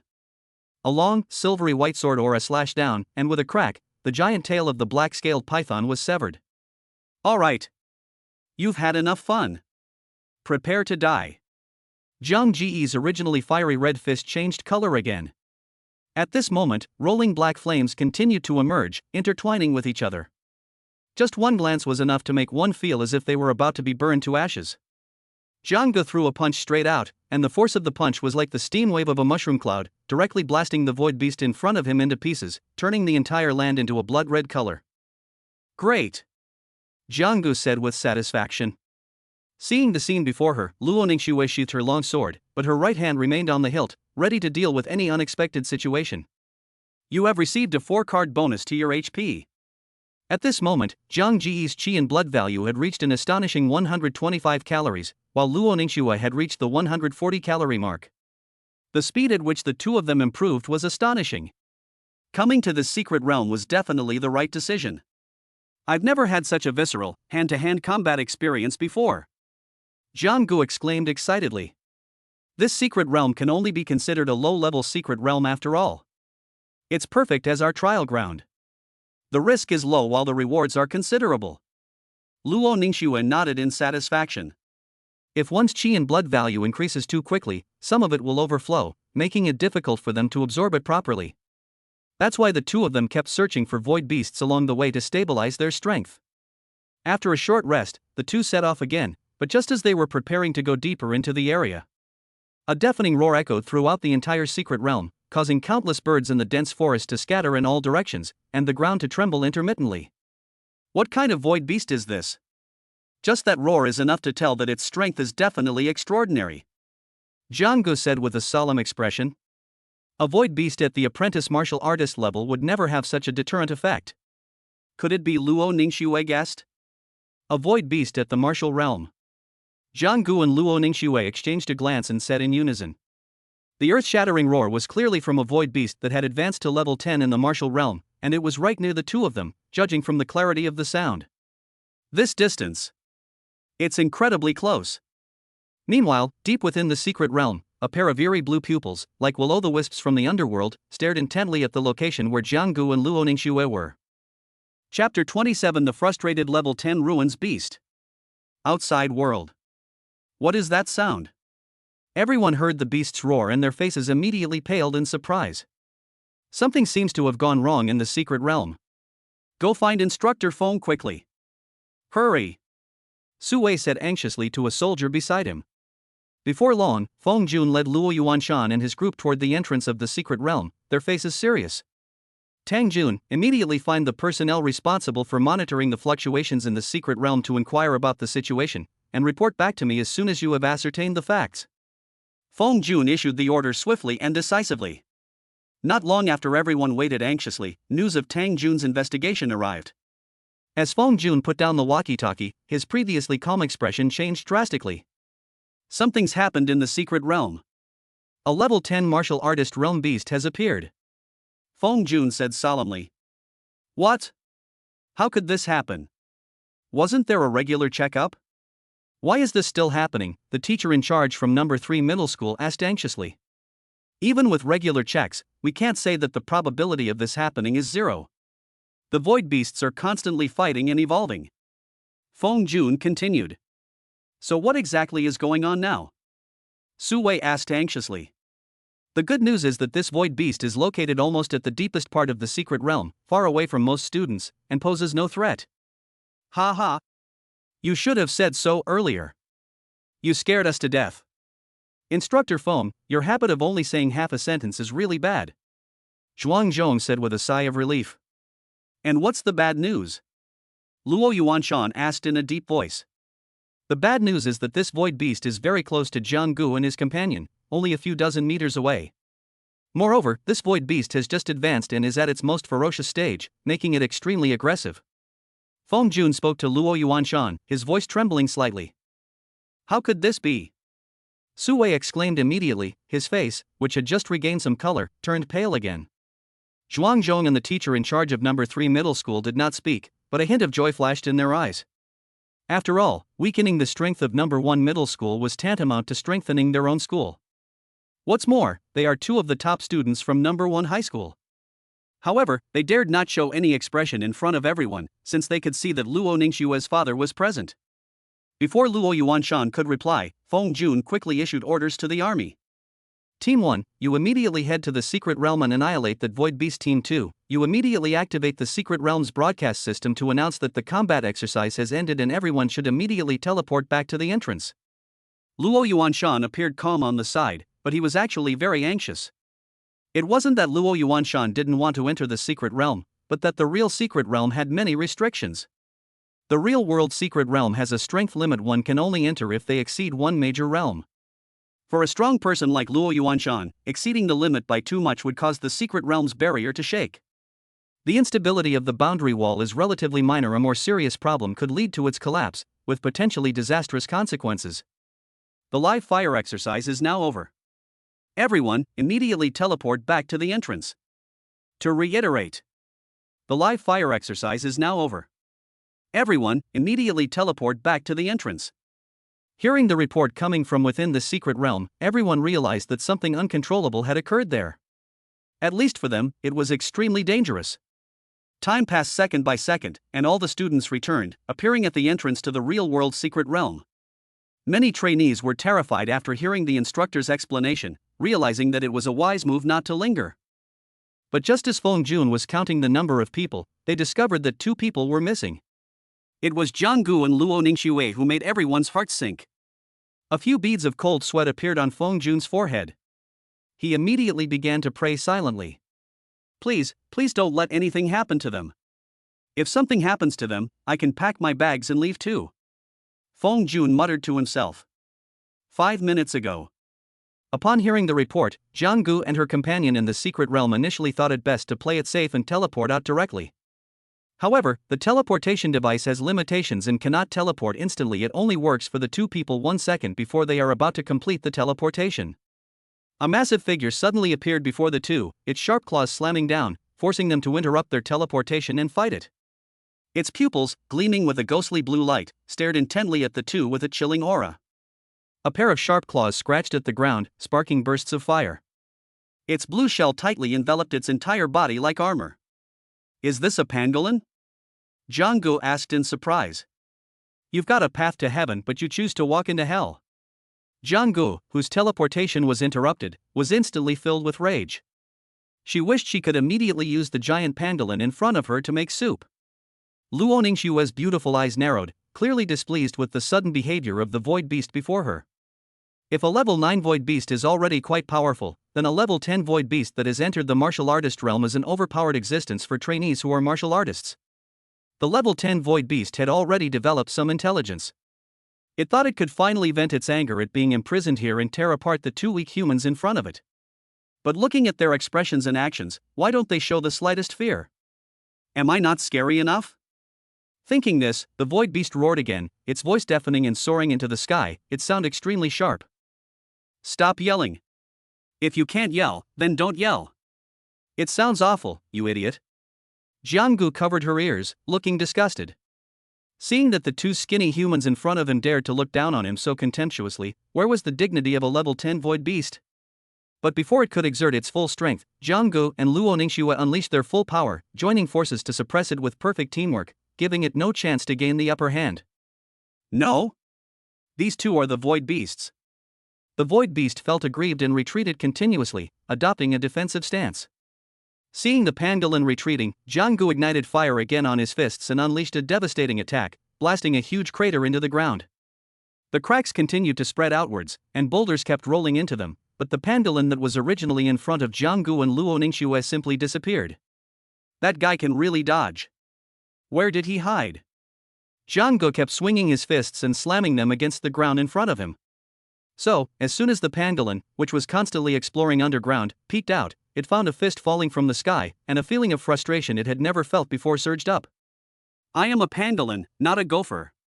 Damn humans. The pangolin beast originally intended to exhaust the two of them, but the two of them didn't play by the rules at all. His vital energy seemed inexhaustible, as he relentlessly slashed and hacked at the ground. Chapter 28, He's not dead. He's even taking a group photo. At the same time, the martial arts team dispatched by Feng Jun was rushing towards the location of the level 10 void beast. Jianggu and Luo Ningxue are probably in grave danger, the captain said gravely, looking at the devastation caused by the void beasts along the way. I just hope we can make it in time. After saying that, the martial arts team quickly transformed into several afterimages and sped towards the depths of the secret realm. As they ventured deeper into the secret realm, the group grew increasingly alarmed. Countless trees were snapped in two, like dominoes falling, leaving deep craters and devastation everywhere. Where are the void beasts? Where are Jianggu and the others? The captain asked in surprise, a sense of foreboding creeping into his heart. Looking at the scene of destruction before them, they could hardly imagine what kind of threat Jianggu and the other person had encountered. The strength of a level 10 void beast was indeed terrifying. The martial arts team walked further in, and then they saw a flash of white light. What happened next left them all frozen in place. Little Schwer, come on, smile. Yes. Jianggu and Luo Ningxue were seen taking a photo together, with a camera in their hands, and behind them was a huge corpse of a void beast. Captain. What's going on? A team member asked slowly after a long pause. You're asking me? Who should I ask? The captain was also completely bewildered. Jianggu. Are you all right? The captain asked with concern. Do we look like we're in trouble? Jianggu immediately put away her camera, and Luo Ningxue also resumed her aloof demeanor. Did you kill this void beast? Although the captain already had the answer in his mind, he still wanted to get a definite answer from the two men.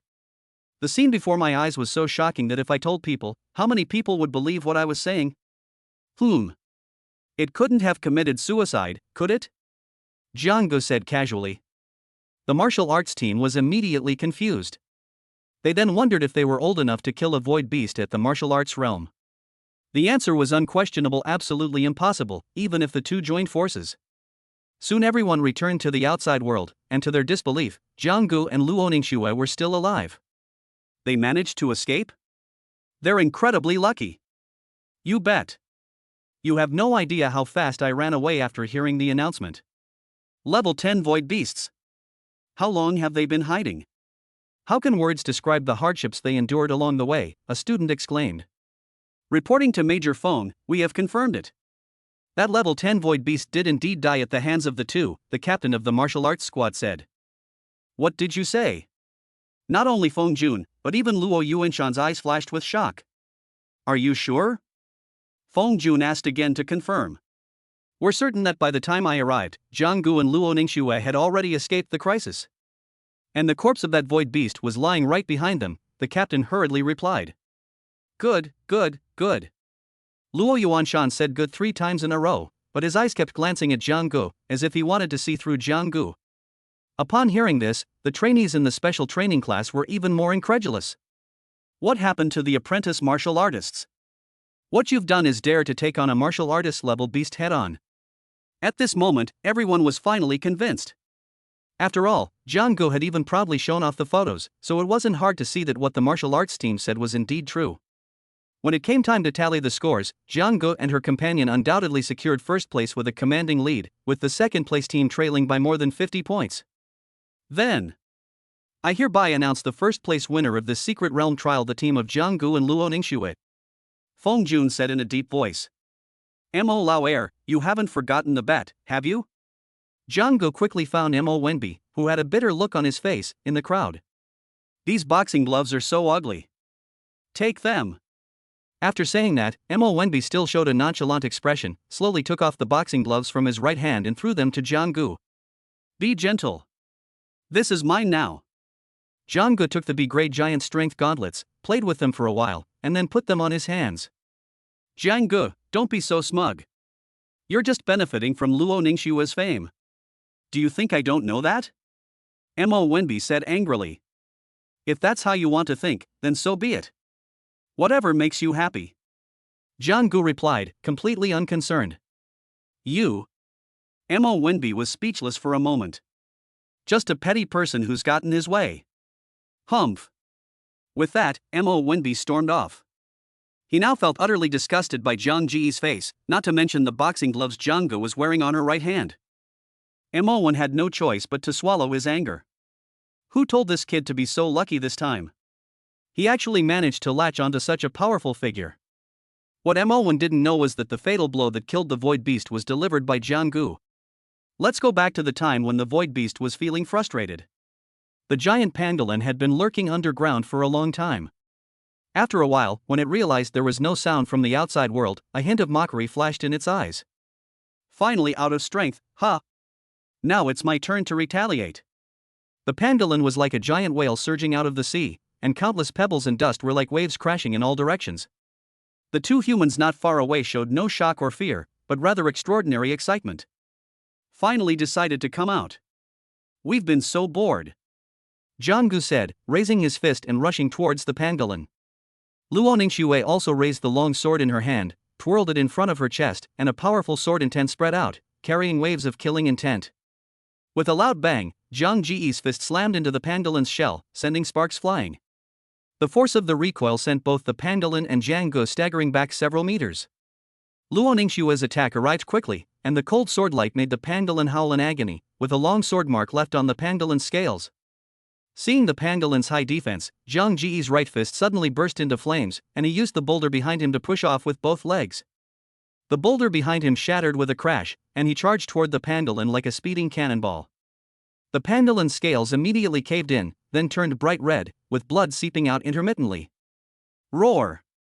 The pangolin, in pain, immediately swung its two sharp claws and slammed them down at Jiang Gu. The sharp wind from the claws made Zhang Ji's face sting. The giant tail, like a long whip, swept fiercely towards Luo Ningxue to the side. Jiang Gu and Luo Ningxue quickly rolled to the side to avoid the attack. It's time to end this. Jiang Gu and Luo Ningxue exchanged a glance and nodded slowly. Luo Ningxue continuously brandished her long sword, and powerful sword energies intertwined before her. With a wave of her hand, countless sword energies attacked. Suddenly, two phantom figures appeared behind Jiang Gu, one red and one gold, two void spirits.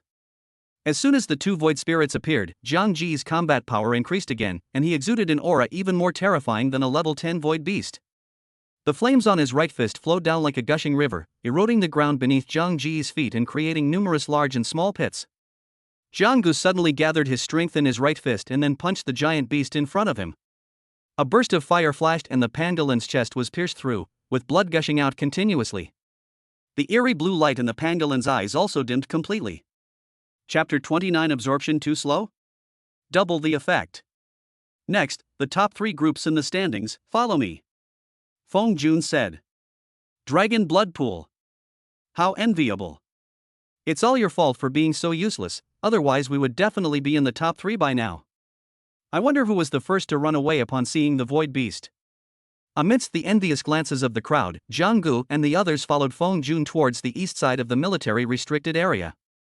The group boarded the military vehicle, and only then did the excitement and joy in their eyes become apparent. Xiao Shuer, did you know anything about this dragon blood pool before?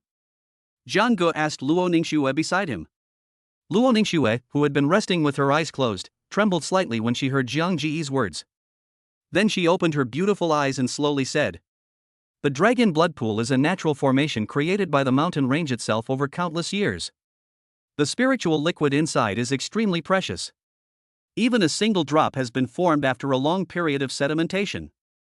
By soaking in the dragon blood pool, martial artists can not only enhance their own blood and chi, but most importantly, improve their physical condition, similar to cleansing the marrow and tendons. Luo Ningxue said slowly. Not only Zhang Gu, but the others beside her also nodded frequently, since they hadn't mentioned seeing or even hearing about the dragon blood pool before. Luo Ningxue is, after all, the daughter of the director of the Martial Arts Bureau, so her vision is much higher than the others. So powerful? Then are there no side effects? Zhang Gu asked doubtfully. Side effects? How much you can absorb depends entirely on your ability. Just be careful not to overeat. Luo Ningxue was about to answer when Feng Jun chuckled and said. The group rode in a military vehicle, and the journey was quite bumpy. After nearly half an hour, they finally arrived at a valley. Wisps of milky white smoke constantly rise from the valley, much like a long dormant volcano, but upon closer inspection, it is a deep and secluded place. Greetings, Major.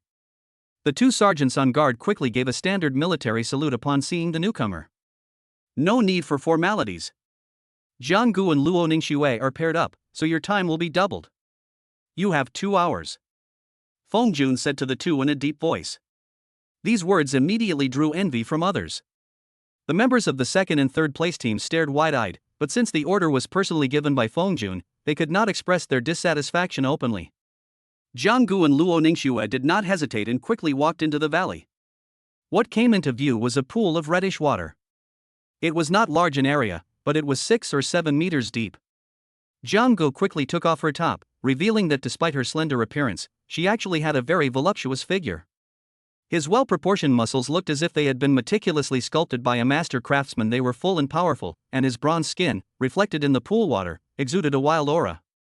Luo Ningxue glanced at it lightly, and her originally cold face immediately flushed slightly, as if she had been slightly drunk. Little Schwer. Come down quickly, Zhang Gu said before plunging into the dragon blood pool. After thinking for a moment on the shore, Luo Ningxue slowly let down her black hair, which was originally tied up high, and now it was as black as a waterfall. The girl then raised her 2 long, fair legs and slowly stepped into the dragon blood pool. Where are they? Zhang Gu, who had just surfaced in the pool for some fresh air, noticed that there was only a pair of shoes and a coat on the shore, but no sign of Luo Ningxue, which puzzled her. The next second, amidst the red shadows and shimmering light, a figure suddenly leaped out of the pool. Water droplets dotted the girl's face, making her look pitiful, and her cascading black hair created ripples. Zhang Gu was momentarily mesmerized, his eyes fixed on the beautiful girl before him, who looked like a lotus emerging from the water. The sound of glug was unusually loud in the quiet environment. Luo Ningxue turned her head and saw a pair of burning eyes staring at her. Strangely, she did not feel disgusted. Instead, she blushed. Fortunately, the water in the dragon blood pool was reddish. What are you looking at? Luo Ningxue said in a stern voice. Look at you. You're so beautiful. Zhang Gu exclaimed. Absorb it well, don't miss this opportunity. After saying that, Luo Ningxue slowly submerged her body in the pool, leaving only her head above water. After listening, Zhang Gu plunged her body into the pool again. As an hour passed, Zhang Gu felt a burning, stinging sensation constantly assaulting her. As the pain subsided, Zhang Gu clearly felt her body become more full, and her whole body was constantly radiating heat, as if she were detoxifying. There's only 1 hour left. The absorption rate is still too slow. Zhang Gu complained. Congratulations, host, for activating a hidden synergy. Absorption effect doubled. You've come at just the right time. Zhang Gu couldn't help but think of this line at this moment, and was overjoyed. Zhang Gu looked at Luo Ningxue not far away, and then slowly swam towards her. What are you doing? Luo Ningxue asked warily, her beautiful eyes widening. What could I do? Of course, I'm thinking of you because of some good news. Zhang Gu said excitedly. Zhang Gu and Luo Ningxue were inside the dragon blood pool, with vortexes gradually forming around them, and thick blood energy was constantly being drawn into their bodies. As the absorption rate increased, red clouds began to condense in the sky above the dragon blood pool, accompanied by bursts of dragon roars, creating a magnificent sight. What is this? A strange phenomenon from the sky? The people outside looked up at the sky, completely dumbfounded.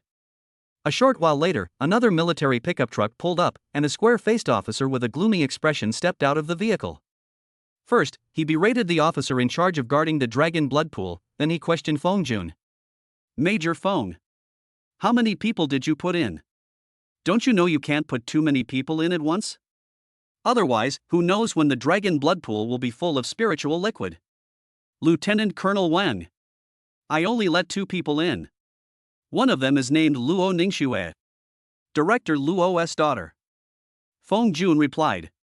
Upon learning that only 2 people had entered the dragon blood pool, Wang Tianhe was completely bewildered. As expected of Director Luo's daughter, her talent is astonishing. She can actually absorb so much dragon blood spirit liquid. She truly deserves to be called the pride of Mingcheng. Wang Tianhe praised. A wave of disdain flashed through Feng Jun's mind. The old man, trying to use his official position to intimidate me? Is this the legendary intangible cultural heritage face changing? The face changes so fast. The students standing nearby were all shocked. How long have Luo Ningxue and the others been inside? Wang Tianhe asked seriously. I've been inside for an hour and a half, and I'll be out in another half hour. At this moment, the 2 people inside the dragon blood pool, who were still frantically absorbing the blood, did not notice the strange phenomenon they had caused. They continued to absorb the spiritual liquid in the pool without stopping. The students outside were all very excited at the thought of entering the dragon blood pool to absorb the spiritual liquid. Chapter 30 Public Outrage. The 2 about to be encircled and suppressed. As time ticked away, the last half hour flew by. The water in the dragon blood pool, which was originally reddish, was now as thin as clear lake water, without any color at all. The vortex centered on the 2 gradually subsided and then disappeared. Luo Ningxue and Jiang Gu opened their eyes at the same time. Both of them had gained amazing benefits from the baptism of the dragon blood pool. Luo Ningxue's current blood energy value has reached 148 calories, which is very close to the limit of the novice martial artist realm. She is just suppressing it and has not broken through. It can be said that breaking through would be a piece of cake. It can be said that Luo Ningxue is basically invincible among her peers at this moment. On the other hand, Jiang Gu, although his health is only 140, is slightly inferior to Luo Ningxue. However, with the support of 2 mid-level power-type void spirits, Zhang Ji's actual combat strength is no less than Luo Ningxue's. In terms of physical strength alone, Zhang Ji's physical strength far surpasses that of Luo Ningxue. Phew! That feels so good. Zhang Gu stretched and let out a long sigh. Luo Ningxue also smiled at this moment. With Zhang Gu absorbing twice the amount of cheat codes, it would be difficult for him not to improve. Let's go! Luo Ningxue said, then leaped ashore and put on her coat. As her vital energy and blood evaporated, Luo Ningxue's wet hair dried quickly, almost at a visible speed. Zhang Ji's approach was even simpler. The flames from the blazing sun fist nearly set Zhang Ji's clothes on fire. The 2 emerged from the dragon blood pool looking radiant. They're out. They've finally come out, one of the trainees shouted as he spotted the 2 figures. Although 2 hours wasn't a long time for Luo Ningxue and Zhang Gu, it felt like an eternity to the students waiting outside. They couldn't wait even a second longer. The staff member in charge of the replacement was stunned when he went in. The dragon blood pool, which was originally red and full of spiritual energy, was now as clear as water, without a trace of spiritual energy. The dragon's blood was drained? Wang Tianhe and Feng Jun both exclaimed in surprise, seemingly unable to believe it. The waiting crowd was completely dumbfounded, their initial anticipation plummeting to rock bottom. Feng Jun and the others had no choice but to replace the original dragon blood pool reward with other slightly weaker rewards for the remaining students, and for the time being, everyone had no choice but to accept it obediently. After all, these 2 in front of him were ruthless individuals capable of slaying level 10 martial arts realm beasts. How frustrating. Back at the camp, Luo Yuanshan expressed his condolences and congratulations to the top 3 students. When he learned that Zhang Gu and Luo Ningxue had drained the entire dragon blood pool, his expression remained unsettled for a long time. You've drained the dragon blood pool. How are you feeling? Luo Yuanshan asked. It feels great. Zhang Gu said. Seeing that the 2 of them were acting as if nothing had happened, Luo Yuanshan finally felt relieved. After all, this was no laughing matter. There is a limit to the absorption of any energy. Water will overflow when it is full, unless the container is large enough. Currently, It seems that the two of them are strong enough to handle all this power, but Luo Yuanshan still cast curious glances at them. The entire dragon blood pool was drained in just 2 hours. Such speed is unheard of. In all the years that Luo Yuanshan has served as the director of the Martial Arts Bureau, he has never heard of anything so outrageous. Over the next few days, Jiang Gu and Luo Ningxue continued their previous pace, frantically plundering within the Void Realm. Through repeated frenzied plundering, Jiang Gu and Luo Ningxue's blood and qi have both reached the limit of 160 calories, seemingly hitting a bottleneck. Not only that, Jiang Gu and the other person also each devoured a void spirit, and both of them were high-level void spirits of purple quality. Within the Void Realm, Jiang Gu and Luo Ningxue each faced a level 10 void beast. If it were an ordinary person, they would have given up resisting and let themselves be torn apart long ago.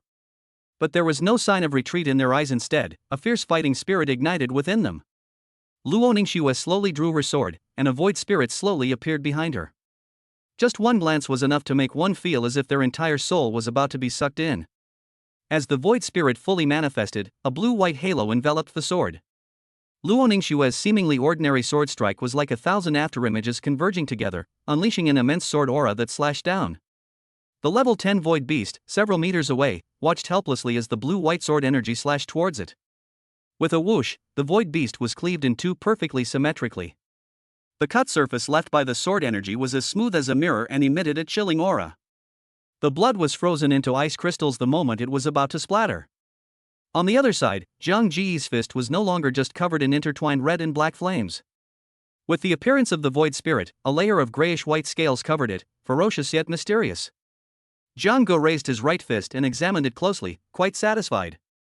He then put on the B-grade giant strength gauntlet, assuming a lunge stance before the void beast in front of him could react. An extremely powerful punch landed directly, and with a thud, the massive head of the void beast fell to the ground, blood splattering everywhere, accompanied by a puff of white smoke. Luo Ningxue's void spirit can imbue martial artists with stacked ice-type attributes, while Jiang Ji's new void spirit is similar to enhancing his own physical body, possessing an inherent deathly stillness attribute. The two void spirits provide extremely large buffs to each other, which is equivalent to having an additional buff stacked on top of each other, similar to their own support skills. As time went by, the forums outside the city were already in an uproar, and the two were unaware that their inhumane behavior had finally aroused public outrage. At this moment, countless netizens are posting on forums to condemn the two. I'm reporting. Someone in the Void Realm is illegally forming a team. These two are robbers. They like to play dumb to take advantage of honest people, commented a user on the second floor with the ID turn the honest person to scam. Hey upstairs. Are you sure you're an honest person? Look at your ID. Those two are beasts. I just said hello. And they knocked me out, boo-hoo. I know who those two are. Who are they? State your names. If I run into them again, I'll make them pay. Although Jiang Gu always appeared disheveled and covered in dirt, it was still a two-person operation, and Luo Ningxue's stunning beauty left a deep impression on the deceased. They are Luo Ningxue from Wudao No. 1 Middle School and her lackey Jiang Gu, one netizen replied immediately. What? It was those two. They looked harmless. I never imagined they'd do something like this. Listen to me, everyone, said a user with the online ID Wulong. Everyone. When we enter the Void Realm again, we must not fight amongst ourselves. We should unite and jointly annihilate those two. Wulong said. I think Brother Wulong is right. But how do we distinguish between friend and foe? Let's use this post as proof that the Phoenix Chick is our code. Anyone who sees this code is an ally. What do you say? Excellent. It's all thanks to Brother Wulong for having a solution. Surround and wipe them out. Chapter 31 Blessing of the Ruins.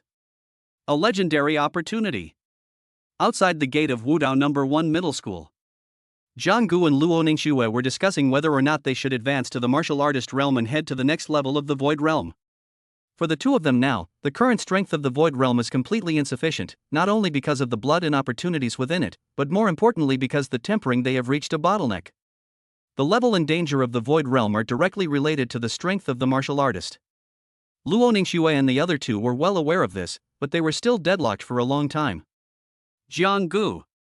Why don't we advance to the martial artist realm?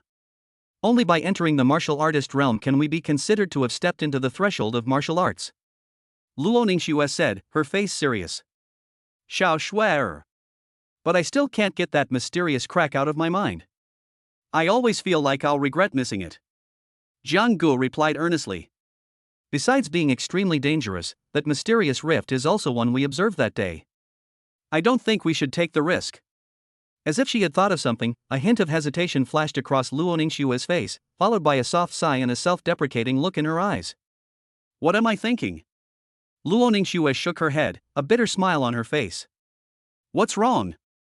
Are you thinking about me? Jiang Gu asked sincerely. I just thought of a legend. But the probability of encountering it is almost zero. Luo Ningxue said coldly. Woman. You've successfully piqued my curiosity. Under Jiang Ji's relentless pestering, or rather, his desperate pleas, Luo Ningxue finally managed to speak. The greatest opportunity in the Void Realm, the blessing of the Void Realm. Blessed by the Void Realm. It is said that whoever receives it can forge a perfect martial foundation. Is it really true now? Jiang Gu suddenly became interested, as if she had been injected with chicken blood. I forgot to tell you, only a handful of people have witnessed it in hundreds of years. They've only witnessed it. Luo Ningxue then poured cold water on Jiang Ji's enthusiasm. But Jiang Gu was no longer listening. The words forging the perfect martial foundation kept echoing in her ears. A perfect martial foundation. Even if there's only a sliver of a chance, I'm determined to give it a try. Jiang Ji's goal was very clear. It's no wonder Jiang Gu felt this way. The allure of a perfect martial arts foundation was simply too great. It wasn't just Jiang Gu and Luo Ningxue. The reason these so-called prodigies kept breaking through their own limits of qi and blood was simply to lay a solid foundation for their martial arts, paving the way for their future path as martial artists. The martial arts foundation is like a container for a martial artist's training. Only by continuously expanding this container in the early stages can water be continuously poured into it in the later stages. It can be said that the strength of a martial arts foundation directly determines the upper limit of a person's future potential. Just then, Jiang Gu and Luo Ningxue heard their classmates talking about a transfer student from afar. Jiang Gu immediately wanted to join in and get a piece of the story, because it would be too boring to always be talking about your own situation. Have you all heard about it? Say it. Aren't you listening to me? You'll be shocked if I told you. A transfer student is coming to our school today. I thought it was something serious. Yes, just a transfer student. Aren't there many transfer students these days? My cousin is even a sea turtle returned overseas student. A student said proudly. How short-sighted. I heard that person has quite a background. He's from the capital. In short, Jiang Gu heard the words capital and then a series of ramblings followed. Coming all the way from the capital to this wretched little place. How incredibly boring. Have you lost your mind? Jiang Gu shook his head and laughed. Let's go. Jiang Gu said, turning to Luo Ningxue. Just as the two were about to step into the school gate, they heard a piercing engine sound coming from behind them, like a roaring wild beast. Not only Jiang Gu and her companion, but the other students also turned around and stared at the end of the road not far away. Suddenly, a black dot appeared at the end of the road, and a moment later, a supercar with a streamlined body drove into everyone's sight. The car's lines flow smoothly from front to back, resembling a drop of water about to fall, while several exaggerated exhaust pipes create a strong visual impact. The black supercar roared in and came to a stop right in front of Wudao No. 1 Middle School with a beautiful drift. Emperor.SB 9458. That's a license plate from the capital. Is this transfer student's entrance really that flashy? The onlookers gasped in amazement, but Jiang Gu and Luo Ningxue remained unmoved. In their eyes, this entrance was not even as imposing as the entrance of a level 10 void beast. Driving a supercar to school, this transfer student is incredibly wealthy. Of course. I wonder if I'll ever get a chance to sit in his passenger seat, a girl exclaimed excitedly. I forgot my mirror today, sorry, otherwise I would have definitely woken you up. With a whoosh, the upright doors on both sides of the sports car immediately opened, and a graceful figure slowly stepped out of the car, a familiar face coming into view. Hu Yuntian. Jiang Gu and Luo Ningxue exchanged glances, a hint of surprise flashing in their eyes. Let's go. Before Luo Ningxue could react, Jiang Gu grabbed her and slipped away. Excuse me, students. As soon as the words were spoken, the school leaders, who were usually rarely seen, appeared in front of everyone. One by one, the school leaders rushed up to Hu Yuntian, showering him with flattery and praise. Student Wu. Wudao number 1 high school warmly welcomes you. This way, please. The principal's face beamed with joy, like a winter chrysanthemum in the warm winter sun. Student Wu, if you need anything in the future, just let us know. We'll help you as long as it's within our power. Please don't hesitate to ask, the vice principal said promptly. It's truly rare to see someone as handsome and talented as Wu. Perhaps the environment in the capital is more conducive to nurturing people. Ha ha. Hu Yuntian had only pretended to listen to a few flattering words, but now a hint of impatience finally showed on his face, and he directly interrupted the leader's warm greetings. My time is precious. I don't have time to listen to your nonsense.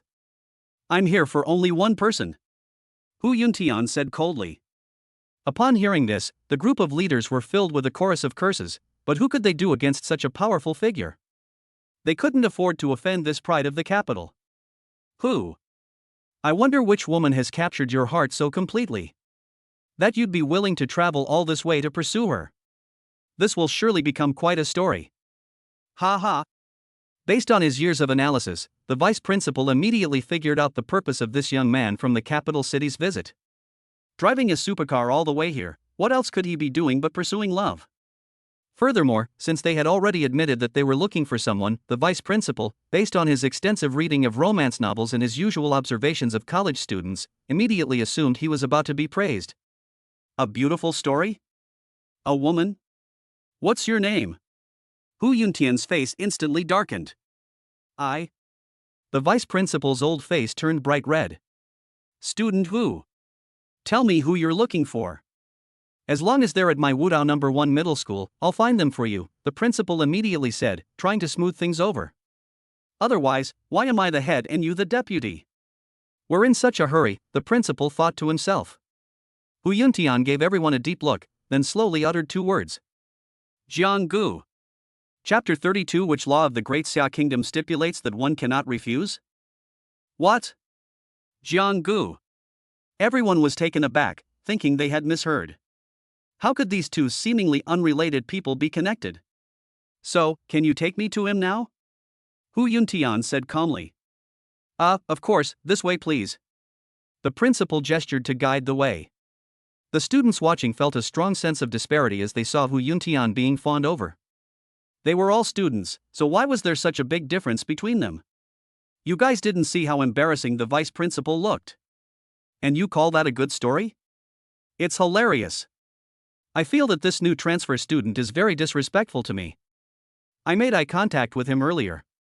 He didn't even return the greeting, one student said angrily. Who do you think you are? Didn't you see the school leaders bowing and scraping to him? He's obviously Roman. You, some nobody, expect him to respect you? What, you said such awful things. You're so disrespectful to me. After saying that, the student covered his face, which was about to cry, and left. The group exchanged bewildered glances, briefly glossing over the incident before hurrying towards Zhang Ji's class, eager to join in the fun. A gasp came from outside Zhang Ji's classroom, followed by a series of crisp footsteps, creating a noisy scene. With a bang, the vice principal pushed open the door to Zhang Ji's classroom. All the students except Jianggu were completely dumbfounded as they looked at the menacing crowd. Is Jianggu here? Hu Yuntian asked as he entered the classroom. The classroom was completely silent. I said. Is Jianggu here? Hu Yuntian's voice was tinged with anger. Because Jianggu had informed everyone beforehand, she was currently immersed in the ocean of knowledge with everyone else, their heads covered. Just as the leaders were about to enter the classroom for a thorough inspection, a chubby figure suddenly appeared at the classroom door and then jogged inside. Hello, leaders, is there anything I can help you with? Ma Juanfu greeted politely. Jianggu didn't come to class today? After saying that, the principal secretly winked at Ma Juanfu. On one side is a powerful force in the capital, and on the other is the young boyfriend of the daughter of the director of the Martial Arts Bureau. He is really caught in a dilemma. Damn it, we're doomed, we forgot about this cancer. As Jianggu silently prayed, Ma Juanfu's eagle-like eyes scanned the crowd. Old Jiang. Still pretending to study? Why aren't you answering when the leader calls for you? Ma Juanfu stepped forward and took the books away from Jianggu. Ma Juanfu. You're a traitor. I'll kill you. Seeing that Jiang Gu was indeed there, Hu Yuntian immediately walked up to her, fearing that she might escape again. Jiang Gu, I've come to challenge you to a duel. I'm going to take back everything I've lost with my own hands. Hu Yuntian said, clenching his fist as if he was determined to win. Old Jiang. I didn't betray the organization. It was an accident. An accident. Ma Juanfu said and ran out of the classroom. He actually challenged Jiang Gu to a duel. Judging from his tone, could it be that Hu Yuntian suffered a great loss at Jiang Ji's hands? The onlookers speculated. Everyone immediately became expectant. Jiang Ji's performance in the selection competition had left everyone in awe for a long time. So much time had passed, and everyone wondered what level Jiang Ji's strength had reached now. To everyone's surprise, Jiang Gu directly refused Hu Yuntian's challenge. Sorry. I refuse. Also, your void spirit is really moisturizing. Jiang Gu said. What? You actually chose to refuse? Hu Yuntian questioned loudly, his anger rising. Which law in the Great Xia Kingdom stipulates that one must accept a challenge? Jiang Gu asked slowly, picking at her nails. Hu Yun was furious, his face turned deathly pale, never expecting that his long journey here would end like this. Just when things were at a stalemate, someone suddenly brought it up. Isn't tomorrow the last challenge between all the high schools? Everyone has to participate. A voice suddenly came from outside the classroom. Upon hearing this, Hu Yuntian was overjoyed. It was truly a case of when you think you've reached the end of the road, a new path opens up before you do. Don't let me find out who said that. I'll tear their mouth apart. Jiang Gu thought to himself. Ha ha. Jiang Gu. Let's see what excuse you can come up with. See you at the challenge tomorrow. After saying that, Hu Yuntian left the classroom. The crowd gathered quickly and dispersed even faster. Both sides were entities they couldn't afford to offend, so simply watching the drama unfold was already quite a rare treat. Sigh. Jiang Gu was a little helpless because he carefully weighed the strength of both sides and felt that he was only 80% sure of winning, which was not safe enough for Jiang Gu. An 80% chance of winning doesn't matter. If all else fails, we'll try to explore the mysterious rift tonight. If that still doesn't work, we'll just advance to the martial artist realm. That's a guaranteed win. Jiang Gu thought of it truthfully, but time was indeed tight. In order to increase the chances of winning tomorrow, Jiang Gu suddenly remembered that he still had an A-level martial arts skill that he hadn't had time to learn. Jiang Gu quickly packed her school bag on her seat, slung her bag over her shoulder, and ran off towards Luo Ningxue's class. Under the watchful eyes of everyone, a boy barged into the classroom, grabbed the girl's slender hand, and ran away. The girl felt a wave of familiar memories wash over her. Skipping class again?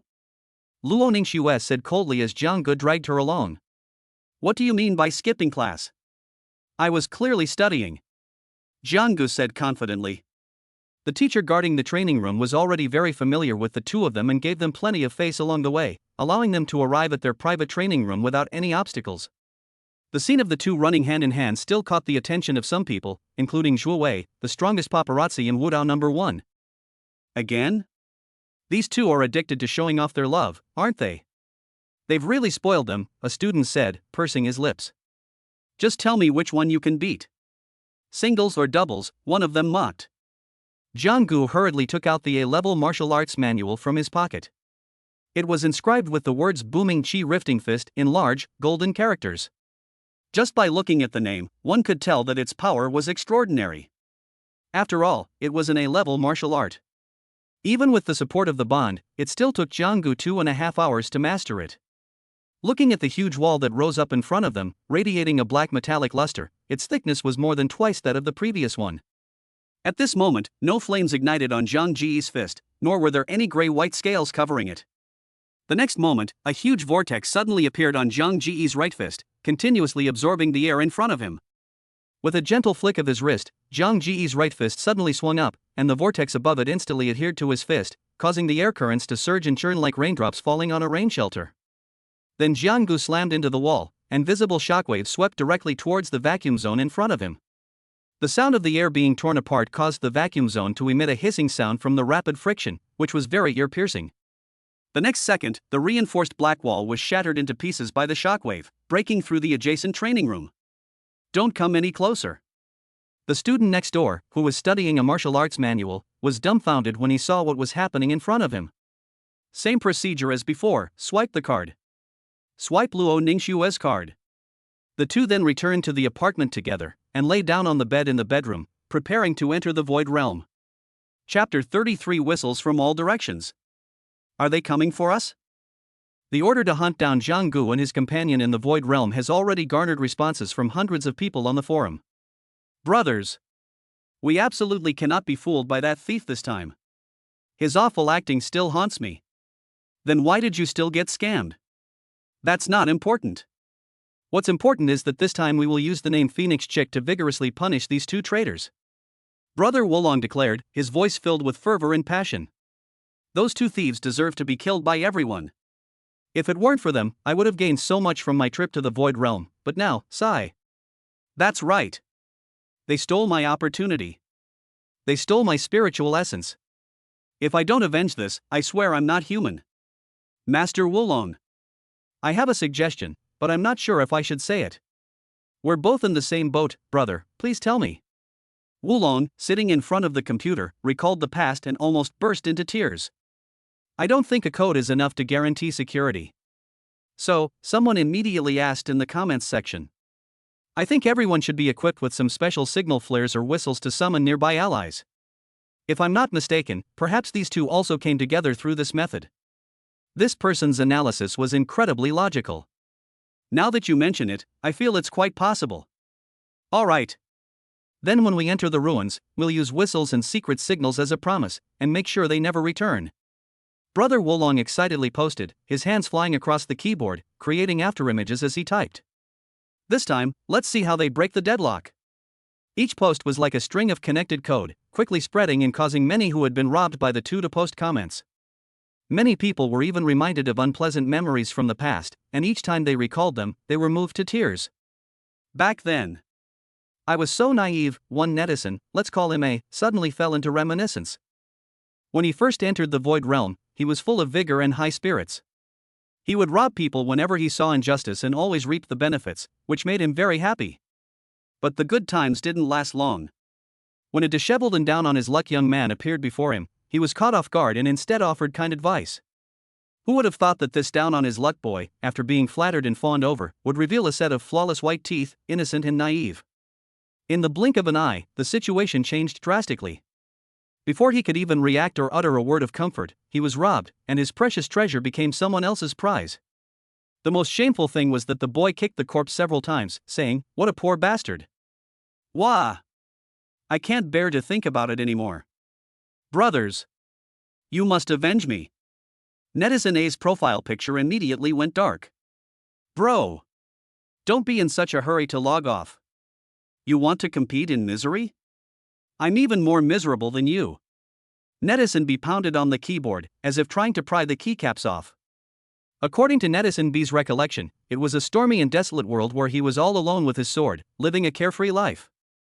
All the beasts encountered retreated due to their own domineering aura, until a young man covered in blood appeared before him. Brother! Are you my brother? These were the first words the boy uttered. I'm your dad. Netizen B replied at the time.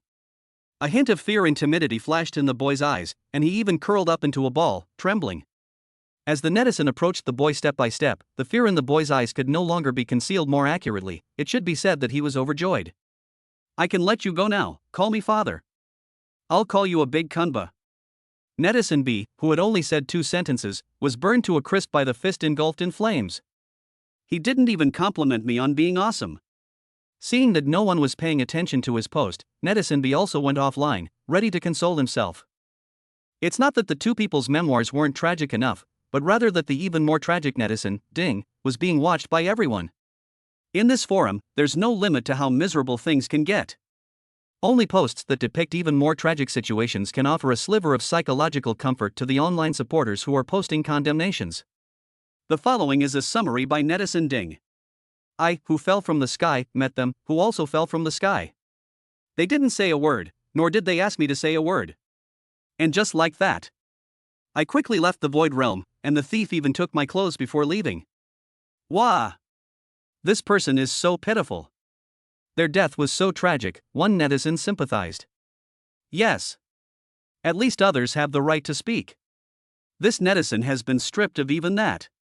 Along with that, the dignity of a martial artist has also been taken away. Can we continue to tolerate this kind of person causing trouble in the ruins realm? Cannot. Absolutely impossible. Then what should we do? Kill Jianggu, seize the opportunity. Kill Jianggu. Seize the opportunity. Because the main culprit was Jianggu, and Luo Ningxue was too beautiful, everyone immediately turned their anger towards Jianggu. Of course, if they were to actually run into the two of them, they wouldn't let them go. After all, in their eyes, what the two had done was utterly unforgivable. One was the principal offender. The other was an accomplice. A massive crackdown began, starting with attacks on online forums. Within the ruins realm. At this moment, Jianggu and Luo Ningxue were rushing towards the location of the mysterious rift. Since Jianggu had marked it with the map of the Void Realm, it was not difficult to find the place. Now that their energy and blood are full, killing the Void Beast is no longer of much significance to them. However, the two were not at peace. Given the number of Void Beasts in the mysterious rift, even if they joined forces, it would be difficult to defeat them. Just then, a furtive figure stood not far from the two of them, first frozen in place, then carefully scrutinizing them. But after just one glance, the man's eyes lit up, and he immediately took off running, whistling, and shouting excitedly, "I found it! I found it!" Immediately, whistles rose and fell from all directions, echoing each other in a powerful and resounding manner. Whoosh! Whoosh whoosh whoosh! That wasn't all. Then, a deafening chorus of shouts of Phoenix Chick erupted from all around, as if Phoenix Chick had offended them and they wished they could tear him to pieces. This time, Jianggu and Luo Ningxue were caught off guard and were stunned. What's going on? Is this a party? There's really no need for this. It seems like they're coming for us. Luo Ningxue said with a serious expression. Just because we didn't whistle? That's ridiculous. Whoosh whoosh. Chapter 34 Brother Wulong. You're just worrying too much. The constant whistles left the two completely bewildered. After a brief moment of confusion, Jianggu and the other woman quickly came to their senses. The two immediately killed the messenger, but it was to no avail. Why me? The warrior, annihilated by the sword energy, left only this last sentence before collapsing. You're the biggest braggart. You're the loudest braggart, aren't you? Jianggu said, pursing his lips. Jianggu subconsciously opened the map of the Void Realm. At this moment, there were already more than a dozen bright spots on the map that were rapidly heading towards them. That's not all. At the edge of the ruins map, such highlights are gradually increasing, one after another, like bamboo shoots after a spring rain. At this rate, Jianggu and her companion will soon be surrounded by dozens or even hundreds of people. Little Schwer. This is terrible. These whistling guys are really coming for us. And their numbers are still increasing.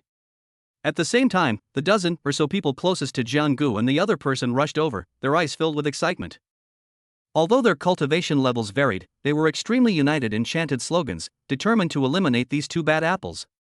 Jianggu and Luo Ningxue were not reckless people, and faced with this situation, they could only choose to temporarily avoid the limelight and run away first. The chase then began. The scene was utterly absurd. Nothing so outrageous had ever happened in the ruins realm in hundreds of years. Kill. Kill. Kill. Kill them. Punish the wicked and promote the good. Jianggu is a treacherous dog. Everyone has the right to kill him.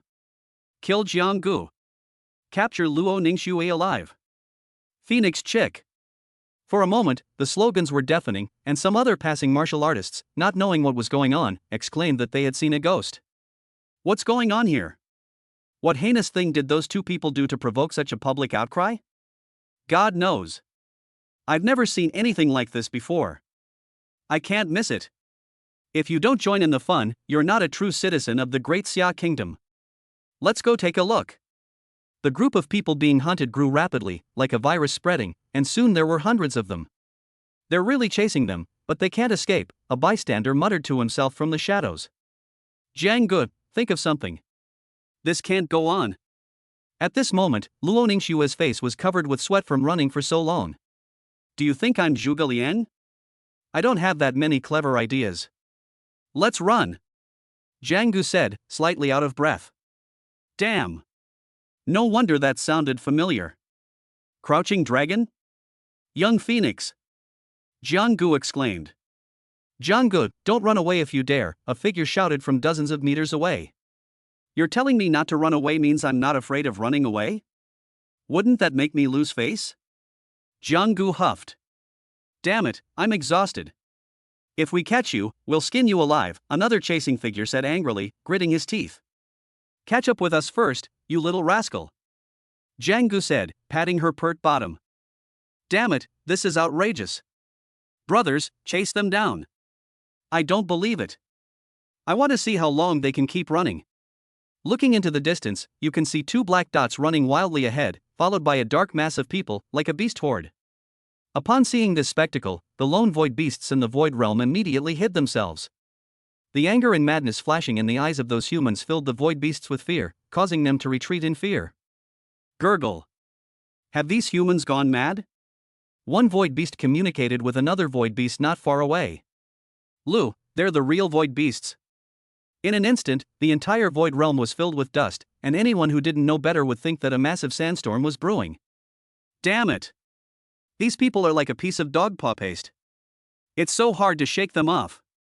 Although Jianggu is physically strong, he can't keep up with this kind of running. Jianggu. If there's no other way, we'll have to face them head on. Luo Ningxue said. Don't worry. I'll have a solution soon. Let me think about it some more. There's not much time left. The number of people chasing us is increasing. Just when the two were starting to feel the strain, Jianggu suddenly had a brilliant idea, and a smile flashed in her eyes. Why didn't I think of that back then? Jianggu said, slapping her thigh in frustration. Did you get a leg cramp? Luo Ningxue's voice came from behind. Xiao Shuer. I have an idea. Come with me. Jianggu said excitedly.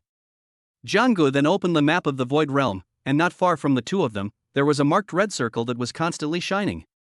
Looking at the markings on the map of the ruins, Jianggu quickly came up with a plan to divert trouble eastward, kill two birds with one stone, and achieve two goals at once. That is to change direction and head towards the mysterious rift, which is also the main destination for the two of them. I was just thinking about how to deal with the void beast in the rift. I have to say, this must be fate. Jianggu murmured. At this moment, Jianggu looked back at the dark mass of people behind her, and could occasionally see the ferocious, heart-wrenching actions and expressions of the crowd. Suddenly, this group of people seemed much more amiable and approachable, and I felt a surge of warmth. Why did those two change direction? One of the pursuers quickly noticed something was wrong. Could it be a trap? Wulong analyzed. Brother Wulong. I think you're overthinking it. There are only two of them, how many of us are there? Even if it's a trap, so what? One of them laughed loudly, and the next second, a large amount of wind rushed into his mouth. Cough cough, you're all terrified of him. They've cheated us so much. How can we let them off so easily? The person who was choked by the wind continued. It would have been better if they hadn't mentioned it, because as soon as these words were spoken, everyone felt a surge of energy throughout their bodies, and they chased even more enthusiastically. That's right. Brother, you're right. How can so many of us not be able to beat those two? We could drown them with just one spit from each of us. Brother Wulong. I think you're just worrying too much. Don't be afraid. Your brothers are all here. Ha ha. Looks like I was overthinking it, everyone. If you hadn't reminded me, I would have forgotten that I have so many brothers standing behind me supporting me. Good brothers. Good brother. Brother Wulong, I admire you. Never give up. The group of people hurriedly took larger steps again, and as time passed, the distance between the two sides gradually closed. The people behind them were overjoyed their great revenge was about to be fulfilled. What is this? Luo Ningxue exclaimed as she looked at the mysterious crack not far away. That's right. This is our final destination. Let us slow down a bit. I'm afraid they'll lose us. Jianggu said with a sly smile. Luo Ningxue's face immediately darkened. If she could lose track of them, then something was definitely wrong. As the group approached, roars could be heard from the mysterious rift not far away, as if warning them that this place was extremely dangerous. Chapter 35 He Can Fly? Young man, you have no sportsmanship. When the pursuers saw that there was a rift ahead and no way out, they were extremely excited, thinking that Jianggu and her companion had fled here in a panic. Run! Why aren't you running anymore? Have you lost your mind trying to escape? Brother Wulong, I told you those two were nothing to fear. Brothers! Victory is just around the corner. These two are out of options now. We must not let them get away. Wulong said confidently. Jianggu and Luo Ningxue looked at the mysterious crack in front of them, exchanged a glance, and then both revealed a malicious smile. You do it, I'll do it? Jianggu said to Luo Ningxue, his raised right fist already eager to strike. Since entering the Void Realm, Jianggu had never been so disheveled. He used to be the one pursuing other girls. Now it's the other way around. Luo Ningxue stepped forward lightly and drew the long sword from its sheath. With a sizzle, the silver-white blade shone brightly in the sunlight, radiating a chilling light. Dark red magma flowed slowly along the cracked rock walls, like the veins of the human body, eventually flowing into the depths until it fell silent. Luo Ningxue drew her sword? Could it be that she's going to commit suicide? Someone speculated. Are they finally getting serious? I've waited too long for this moment. Instead of the expected swords drawn, the girl suddenly unleashed a burst of sword energy in the dim light, the sharp energy shooting straight to the bottom of the mysterious rift. Are you so nervous your hands are shaking? Can't you find your way? Do you need us to help you find it? Ha ha! A burst of laughter came from behind the two of them, and for a moment everyone relaxed their guard, only to find that Luo Ningxue's actions were really baffling. Roar! Awah! As Luo Ningxue's sword energy sliced through the crack, a series of earth-shattering roars of beasts echoed from the crack, one after another. Pairs of scarlet beast eyes kept emerging from the bottom of the dark rift, like giant scarlet suns, and just looking at them made one break out in a cold sweat. What is this? How can there be so many void beasts? What kind of place is this? One person stared at the crack in front of him, his legs trembling uncontrollably, a look of confusion flashing in his eyes. Damn it, let's get out of here. We've been tricked by those two thieves again. Brothers! We'll meet again someday, one of them said, clasping his hands in a fist salute. Seeing that things were going badly, he immediately ran away. What happened to sharing joys and sorrows? Forget it, one more or one less won't make a difference. Wulong stepped forward at the opportune moment. What do we do now, Brother Wulong? One of them asked anxiously. No problem. These void beasts won't come up for now. Luo Ningxue's move is just a delaying tactic to distract us. Brother Wulong, your insight is brilliant. Just as Brother Wulong finished speaking, Luo Ningxue immediately unleashed another sword strike. This action undoubtedly alarmed all the void beasts lurking beneath the crack, and the void beasts flew into a rage. The next moment, enormous and ferocious void beasts appeared directly in the dark rift, their ferocious heads appearing slightly whitish due to years of darkness. Visually, it gives off a cold and gloomy vibe, but it seems somewhat out of place with the environment it's in. The void beasts rushed out of the crack all at once, like demons crawling out from the depths of the earth, which was terrifying. The earth trembled incessantly, and the magma in the cracks churned and surged, sending up waves of heat. Roar! The noise coming from the crack also caused the roars of other void beasts to echo in the originally silent void realm space. Many void beasts outside the rift chose to hide, remaining motionless in their own territories, for they knew that the world of the void realm was about to change. The pursuers had never seen anything like this before and were completely dumbfounded. You jinx! Now look what's happened. So many void beasts have burst out from underground, one person cursed angrily, his voice trembling slightly. Madwoman! She's a madwoman. They're trying to kill each other. A hysterical voice came from one of the people. If anyone's going to die, it'll be them. I want to see how those two managed to break this deadlock. The next second, a purple void spirit suddenly appeared on Zhang Ji's body, and then his whole body was quickly covered with a layer of grayish-white scales. Not only that, a pair of wings covered in grayish-white scales extended straight out from Zhang Ji's back, and cold bone spurs pierced through her body, covering her with scales. When Jianggu subdued this void spirit, she unexpectedly discovered that with the change of her will, she could not only cover her entire body with indestructible scales, but also control the growth of bone spurs on her back. Ha ha! I can fly. Didn't expect that, did you? Jianggu said with a mischievous grin. Jianggu held Luo Ningxue in his arms, and then, in full view of everyone, he flew up, waved to the crowd, and disappeared into the distance. He can fly? Everyone was stunned. They never expected Jiang Gu to have such a trick up her sleeve. These young people have no sportsmanship. They've flown away, but what about us? So all that was left was a group of bewildered people, staring at each other with wide eyes. Run! What are you waiting for? Just as the group was about to flee for their lives, powerful void beasts crawled onto the ground, their scarlet eyes staring straight at them, and greedy saliva dripping from their mouths, emitting an unbearable stench. In an instant, wails filled the air as countless figures were devoured alive by the enormous void beast. The ground was quickly stained with crimson blood, which then flowed down in a crimson stream into the mysterious crevice. Help me! Ah, someone cried out hoarsely. But the people around him were like clay. Bodhisattva was crossing a river, barely able to save themselves, let alone have the leisure to help others. If there was one, it was the gaping maw of the void beast. It instantly tore the figure crying for help in two, followed by the sound of chewing. Don't panic.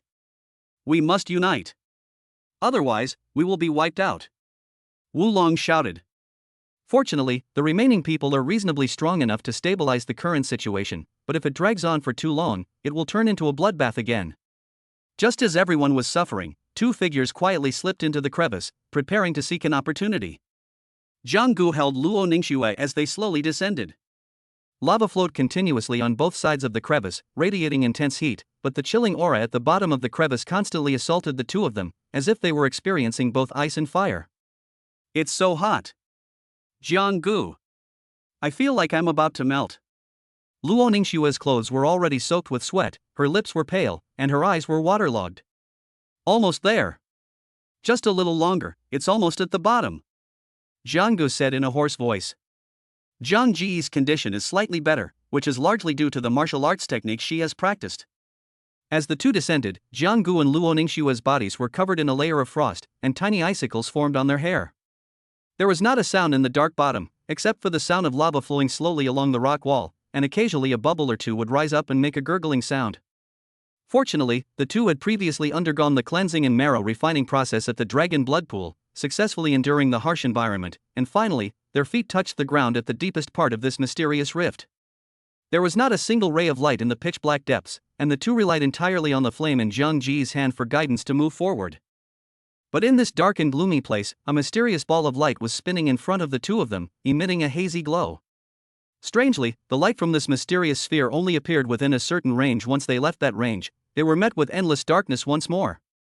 Chapter 36 Blessing from the Ruins. A complete transformation. Jiang Gu and Luo Ningxue stared at the mysterious ball of light before them, their eyes filled with disbelief. Isn't this just a legend? Luo Ningxue murmured to herself, her beautiful eyes gleaming with a strange light. The blessing of the void realm? Ha ha! I knew it. It's more than just a legend. Jiang Ji's previous fatigue vanished completely after seeing the blessing of the void realm. The mysterious sphere of light shimmered with iridescent light, swaying up and down as the two approached, as if it were alive. As the two slowly extended their hands toward the mysterious sphere of light, a gentle yet powerful force continuously flowed into their bodies. To outsiders, the two appeared to be bathed in starlight, their bodies shifting rapidly between light and darkness as the starlight entered them. Such powerful strength. Yet there is not a trace of pain. No wonder it is the legendary blessing of the void realm. Luo Ningxue and Jiang Gu both exclaimed in amazement. The blessing of the void realm is like a wisp of primordial power that has existed since the birth of the void realm space. It exists, yet one could say it does not exist in this world. The blessing of the void realm can only occur when some major changes happen in this void realm space, but the chances are as slim as finding a needle in a haystack. After a long while, the starlight on Jiang Gu and Luo Ningxue finally disappeared completely, and the mysterious sphere of light also vanished as if it had never existed. Are we dreaming? Jiang Gu rubbed her eyes hard. What do you think? Luo Ningxue rolled her eyes. The two quickly sat down on the ground and quietly began to contemplate the changes within themselves. After receiving the blessing of the void realm, Jiang Gu and Luo Ningxue successfully obtained a perfect martial foundation. Their maximum health and mana increased to 200. If outsiders knew this, they would be shocked, because the perfect martial arts foundation only exists in theory. Everyone knows that such a thing exists, but who can achieve it? There is no record of this in the entire history of the Great Xia Kingdom. Jiang Ji's entire body had grown considerably taller, and his bones resonated with a sound like the roar of a tiger or leopard, accompanied by thunderous booms. Qi and blood are like mercury syrup, and the power of qi and blood in the bones surges wildly, making the person's aura completely transformed compared to before. After being blessed by the Void Realm, Luo Ningxue's fair skin and delicate bones could not be concealed even in such an environment. A cool and aloof temperament emanated naturally from within. Her arms were as white as jade and as pure as snow lotus root, making her seem aloof from the world and otherworldly. Jianggu gazed at Luo Ningxue, his Adam's apple bobbing involuntarily. She was simply too beautiful. What are you looking at? Luo Ningxue said coldly. It's nothing, I'm trying to figure out how to get up. Jianggu said guiltily. Go back up the way you came down. Before Luo Ningxue could finish speaking, Jianggu immediately stepped forward and pulled her into his arms. Why are we going up there again? Luo Ningxue asked in confusion. I'm trying to comprehend the bone wings, don't rush me. Wasn't it pretty fast before? Luo Ningxue asked suspiciously, muttering to herself. Just as Luo Ningxue was about to unleash her power, a pair of enormous bone wings suddenly emerged from Zhang Ji's back and flew straight up into the crack. Back to the crack. The scene before them was truly horrific. Most of the warriors who had been chasing them were already dead or wounded, and those who were still putting up a last-ditch effort were all howling in agony. Upon seeing Jianggu and her companion, a hint of madness flashed in everyone's eyes. Kill them. It's all their fault. Why should we pay for it? One man said, his eyes bloodshot and his body covered in wounds. Damn it. I'll never forgive you too, one of them roared. His clothes had already been torn by the void beast's claws, and several cuts on his body were oozing blood. He looked extremely disheveled. If I don't avenge this, I'm not worthy to be called a man. Even if I die here today, I will take you all with me. The crowd, still resisting, surged frantically toward Jianggu and his companion's location, their eyes filled with a palpable killing intent and madness. Even if it means risking being crushed to death by the void beast, they will kill these two today. You hate us that much? Looks like you haven't felt the pain enough.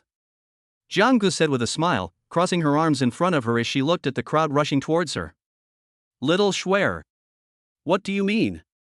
Want to practice? Jianggu said with a slight pout. Luo Ningxue drew her silver longsword the next second, expressing her deep agreement.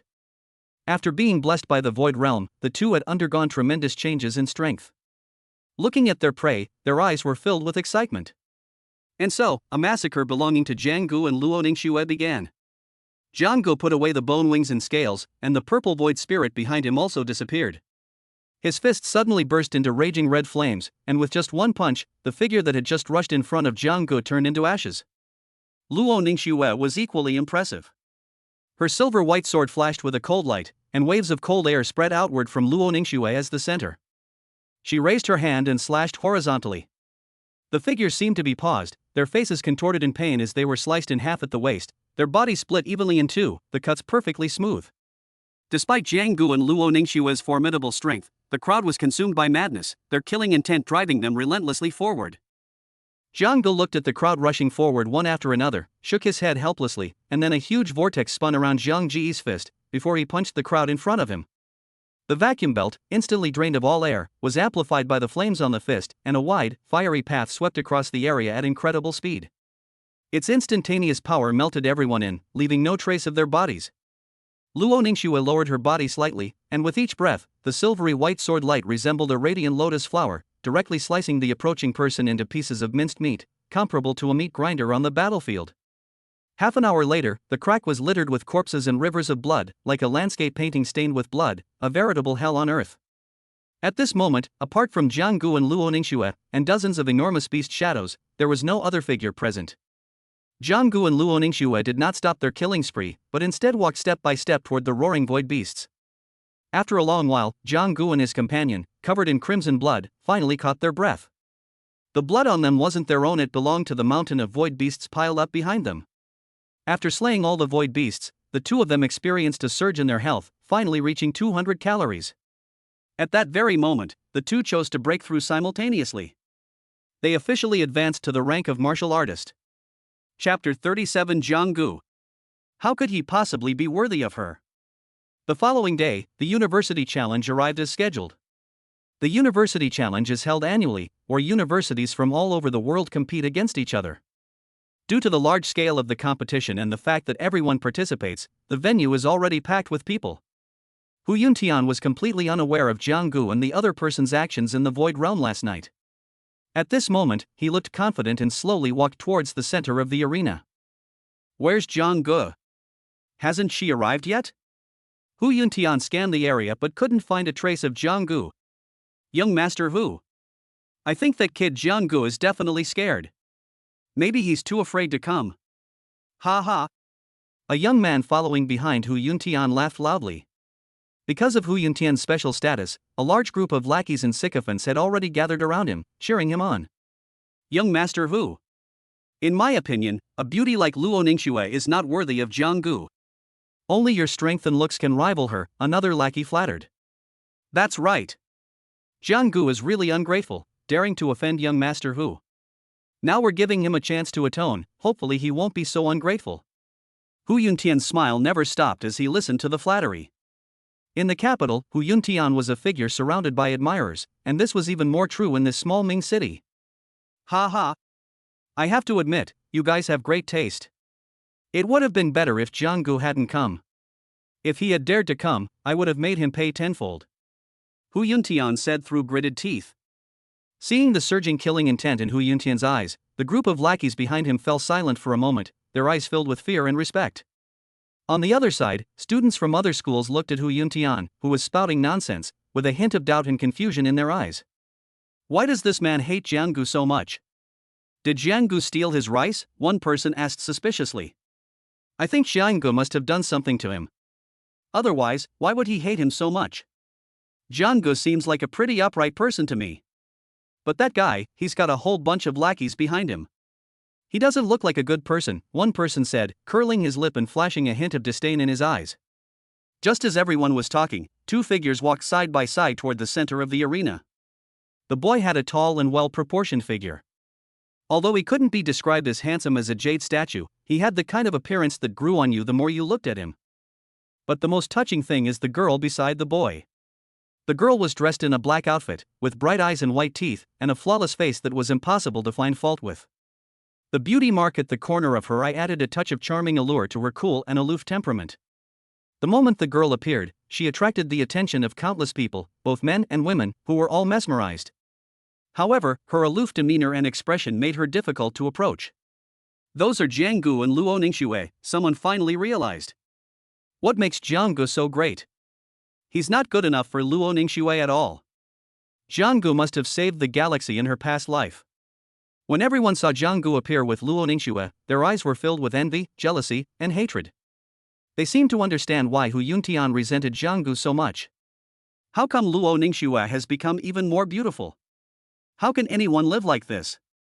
A group of women also cast envious glances at her, wishing that face was their own. Several powerful figures slowly walked towards the high platform of the arena from a distance, each step accompanied by a dull thud from the ground beneath their feet. As the leaders took their seats, the host immediately took his place and picked up the microphone.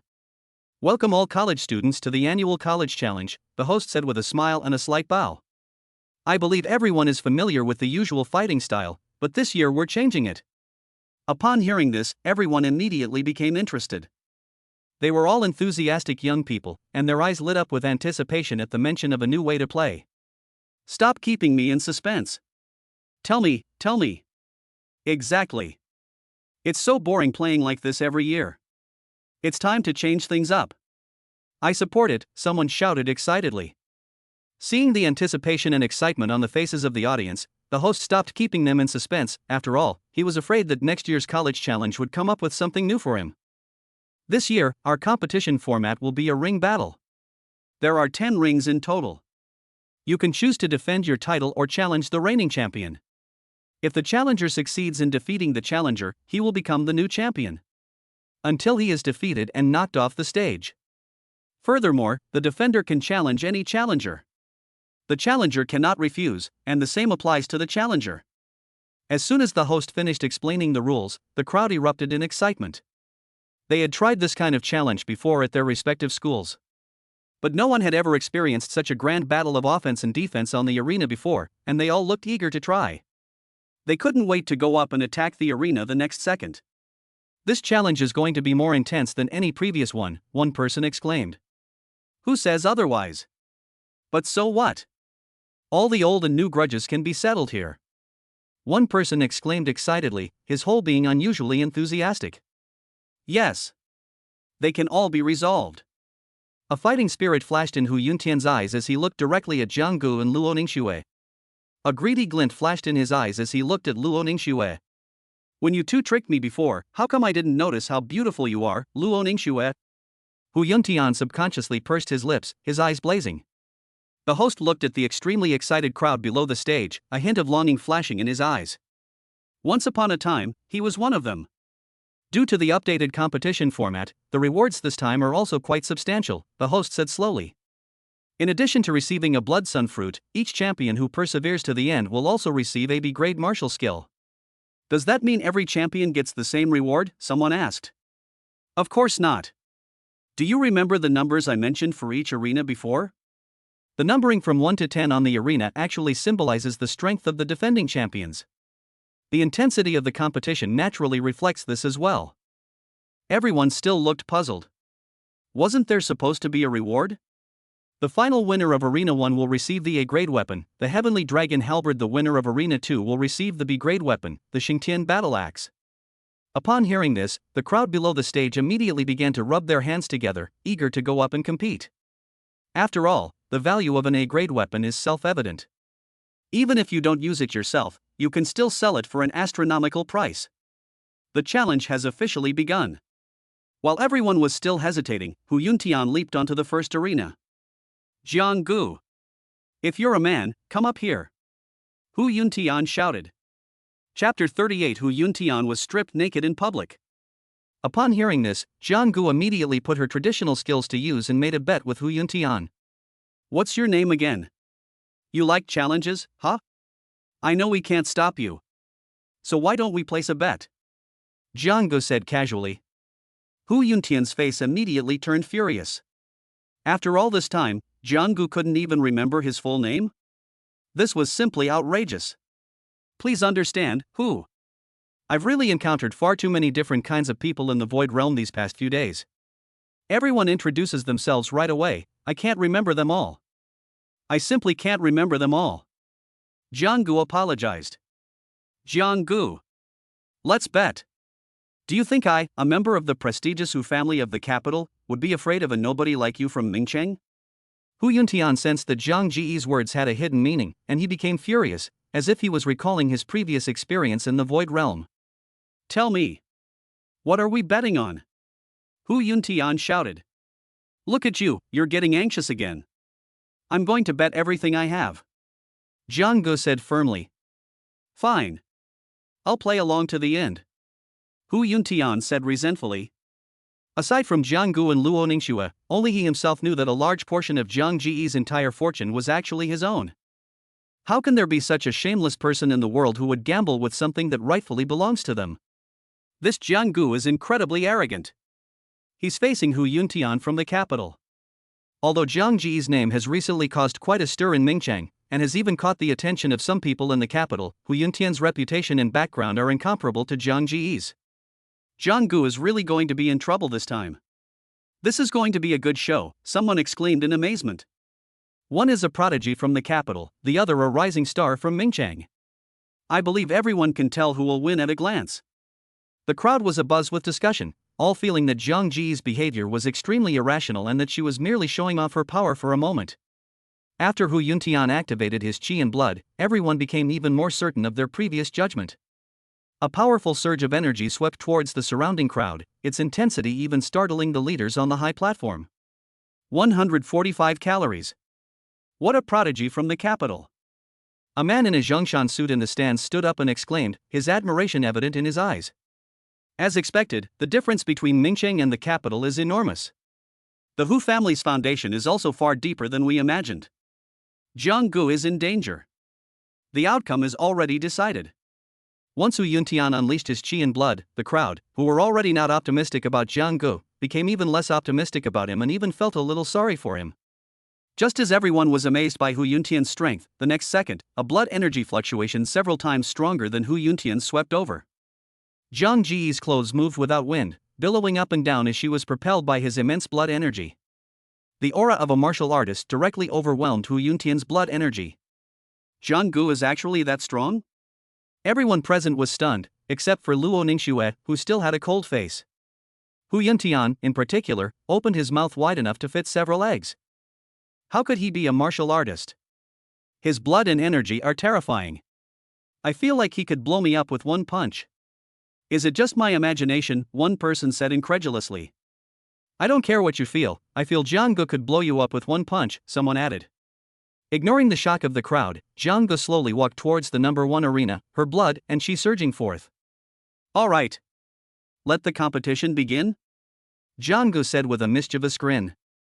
Wait. Hu Yuntian shouted, his face no longer showing the confidence and composure he had shown before, but instead filled with panic and astonishment.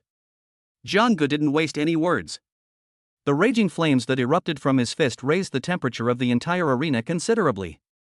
Some of the students who were nearby fainted from the heat and had to be carried to an ambulance not far away. Jianggu suddenly threw a punch, the force of which, carrying waves of heat, charged directly towards Hu Yuntian with unstoppable momentum. Hu Yuntian tried his best to raise his hand to defend, but it was all in vain. He was directly knocked into the ring by Jianggu, spitting blood and looking extremely disheveled. Cough.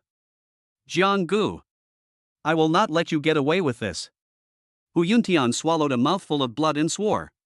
The crowd outside the arena, seeing that Hu Yuntian was no match for Jianggu with a single punch, began to doubt their own existence and quickly rubbed their eyes, afraid that they had seen wrong.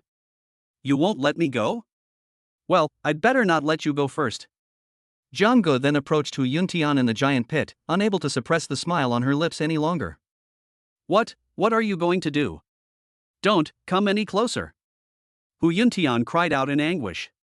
Are you coming or not? Jianggu asked. Just like that, Jianggu stripped Hu Yuntian naked on the spot. Hu Yuntian was so humiliated that he could only pretend to be unconscious, and then he was carried away on the spot. As Hu Yuntian was being carried away, 2 lines of clear tears gradually fell from the corners of his eyes. In all his life, Hu Yuntian had never suffered such humiliation. I want to go home. Wah! Hu Yuntian cried out in his heart with his eyes tightly closed. Terrible. Absolutely terrible. Stop talking. I feel sorry for Hu Yuntian. Not only was he knocked out by Jianggu with one punch, but he was also stripped naked in public. Sigh, someone said sympathetically. Let's all observe a moment of silence. I just hope Jianggu doesn't choose me, one person prayed. Who was the loudest supporter of Hu Yuntian up ahead? Was it you? Who is Hu Yuntian? Anyone else want to challenge me? I'll take them all on. Jianggu declared confidently. Having witnessed what had just happened, none of the crowd dared to challenge him again, and they all turned their attention to the second arena. But at that moment, a beautiful and stunning figure stepped onto the second arena. Ha ha. I can't beat you. But I can beat your girlfriend, one of them said confidently, and then prepared to challenge Luo Ningxue. Luo. Before she could even utter the name Luo Ningxue, the next second, Luo Ningxue released a blood energy fluctuation no weaker than Zhang Ji's, undoubtedly a martial artist. What's the matter? Luo Ningxue looked at the approaching figure and was just about to draw her sword. It's nothing. It's nothing. Sorry to bother you. The person ran straight to the next arena without even looking back. The students were completely dumbfounded. How were they supposed to challenge them? What's the point of playing this game? They're all so weird, the crowd complained. Therefore, everyone decisively jumped over the 2 arenas. This resulted in the 7 remaining arenas being overcrowded with challengers, while arenas number 1 and 2 were completely empty except for 2 figures. On the other arenas, the originally confident defenders were also dumbfounded. Looking at the attackers rushing towards them, at this moment, they felt that Jianggu and Luo Ningxue were the biggest winners. Chapter 39 The admissions office staff who couldn't sit still. The challenge continued until the sun was setting, finally bringing it to a close. Apart from Jianggu and Luo Ningxue, the other 8 arena champions were already soaked in sweat, and the exhaustion on their faces was evident. Well then. This university challenge has come to a successful conclusion. Thank you all for your hard work, the host said with a smile and a slight bow. Please come up to the stage with me to receive your prizes, 10 champions who have successfully defended their titles. Upon hearing this, the 8 people who had looked tired immediately perked up and hurriedly stepped off the stage, not wanting to stay there for even a moment longer. Jiang and Luo Ningxue slowly walked off the arena. The two of them were so bored on the arena that they almost fell asleep. If they had known it would be like this, they would have preferred to go to the Void Realm space. Ha ha. Congratulations, Principal Wang. Your martial arts high school has produced two prodigies this time. A high school principal said, clasping his hands in a fist salute, his eyes red with excitement. Not at all. It's all thanks to the students' hard work. Jiang and Luo Ningxue have made history for number 1 middle school. I'm very pleased. Principal Wang's old face relaxed completely, like a blooming autumn chrysanthemum. I never expected that these two students from your number 1 high school would be so strong. Even the top talents in the capital were no match for them. Principal Wang, have you been hiding your true abilities all this time? Hey! At every exchange and mutual assistance meeting, I share everything I know without holding back. Principal Wang laughed heartily. The more outstanding the students are, the more he, as the principal, naturally benefits. To say he isn't excited would be a lie. Your reputation at martial arts number 1 middle school is sure to spread throughout the entire Ming City, one person said enviously.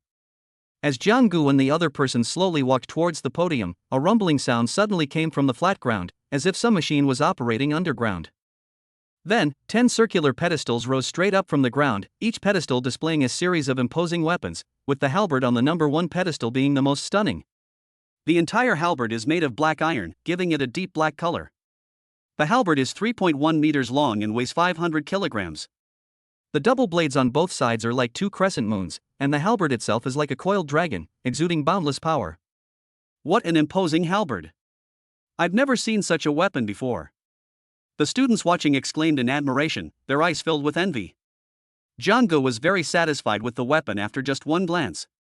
After all, what man wouldn't like such a long weapon? This applies to both young and old. Under everyone's watchful eyes, Jiang stepped forward, reached out, and then pulled out the heavenly dragon halberd with a swift motion. The moment it was drawn, a clear humming sound reached everyone's ears, which was quite pleasant to hear. Jiang swung his halberd continuously, and a powerful current of air appeared directly beside him, attracting the attention of countless people. As the halberd was placed on the ground, a deep, resonant sound rang out, and the ground where the halberd's tail touched cracked open, proving that the halberd was indeed incredibly heavy. What a fine halberd!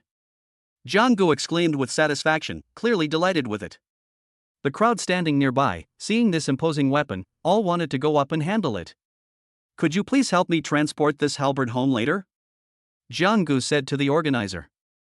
The next moment, 2 burly men stepped forward. It took them all their strength to lift the halberd, the veins on their necks bulging and their faces turning bright red. The remaining weapons, while not as imposing as Jiang Ji's, are still rare and formidable weapons in the world. Luo Ningxue has always been skilled with long swords, so the axe she acquired always seemed a bit out of place. Therefore, she simply handed the axe over to Jiang to handle. As expected, the video of Jiang and Hu Yuntian's fight was uploaded to the internet and quickly went viral, causing a huge uproar. It's Jiang again. Does Jiang really have such strength? Could it be that someone is deliberately creating hype for her? Jiang. What a familiar name. I hope to see you during the college entrance examination. Is this the power that a martial artist can unleash? Judging from this scene, isn't it a bit exaggerated? Jiang? Interesting. A girl with short, golden hair was looking at her phone, a smile flashing across her face. The girl's 2 jade-like feet dangled on the chair. She had a perfect 9-headed figure, and her beautiful face revealed a hint of playfulness. Her pair of cute little tiger teeth added to her charm. Besides cultivating, you should go out more often and meet those talented young people. Do you understand? A refined man wearing glasses said softly, his eyes full of affection. Dad. Everyone knows what you're thinking. You promised me that if I could get into the top 5 in this college entrance exam, you wouldn't pressure me to get married anymore, the girl replied, her eyes full of confidence. All right. Dad's just worried, isn't he? Do you know how feared you are in this circle? Look at how many scions of powerful families you've scared away, the man said helplessly. They deserve it. Do you think it's so easy to take advantage of me? A hint of sarcasm flashed in the girl's eyes. On the other side, a boy with his eyes covered by a cloth sat cross-legged under the rushing waterfall, letting the torrent wash over his body. The boy sat there silently, completely still. The rushing water washed over his seemingly frail body, making his sculpted muscles appear even more defined under the waterfall's caresses. On. You can come out now. It's time for your training today. An old man walked over with a cane. Strangely, with each step he took, ripples were stirred up where he stood. Elder. The young man suddenly stood up, rising from the rushing waterfall. On, the college entrance examination is just around the corner. Your opponents are those few from the capital, so you must not let your guard down. The elders in the clan have high hopes for you, the old man instructed. I will remember, the boy replied earnestly. Even though he was blind, he could still sense a sharp intent emanating from him.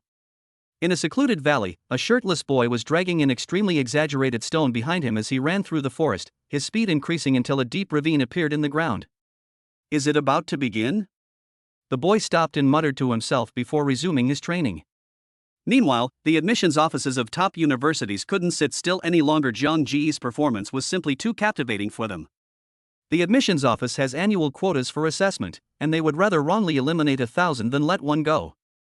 Moreover, after watching the video multiple times, the admissions office teachers unanimously believe that Zhang Ji's potential is limitless. At this moment, in the principal's office of Wudao No. 1 Middle School in Mingcheng, the phone rang one after another, almost without stopping. Hello, Principal Wang, I'm from the admissions office of Pajun University. Principal Wang, this is Director Wang from the admissions office of Tianji University. Hello, this is Tianxian University. Principal Wang felt that this immense wealth and honor had finally come to his martial arts No. 1 middle school. Chapter 40. Do you really know the value of a top university degree?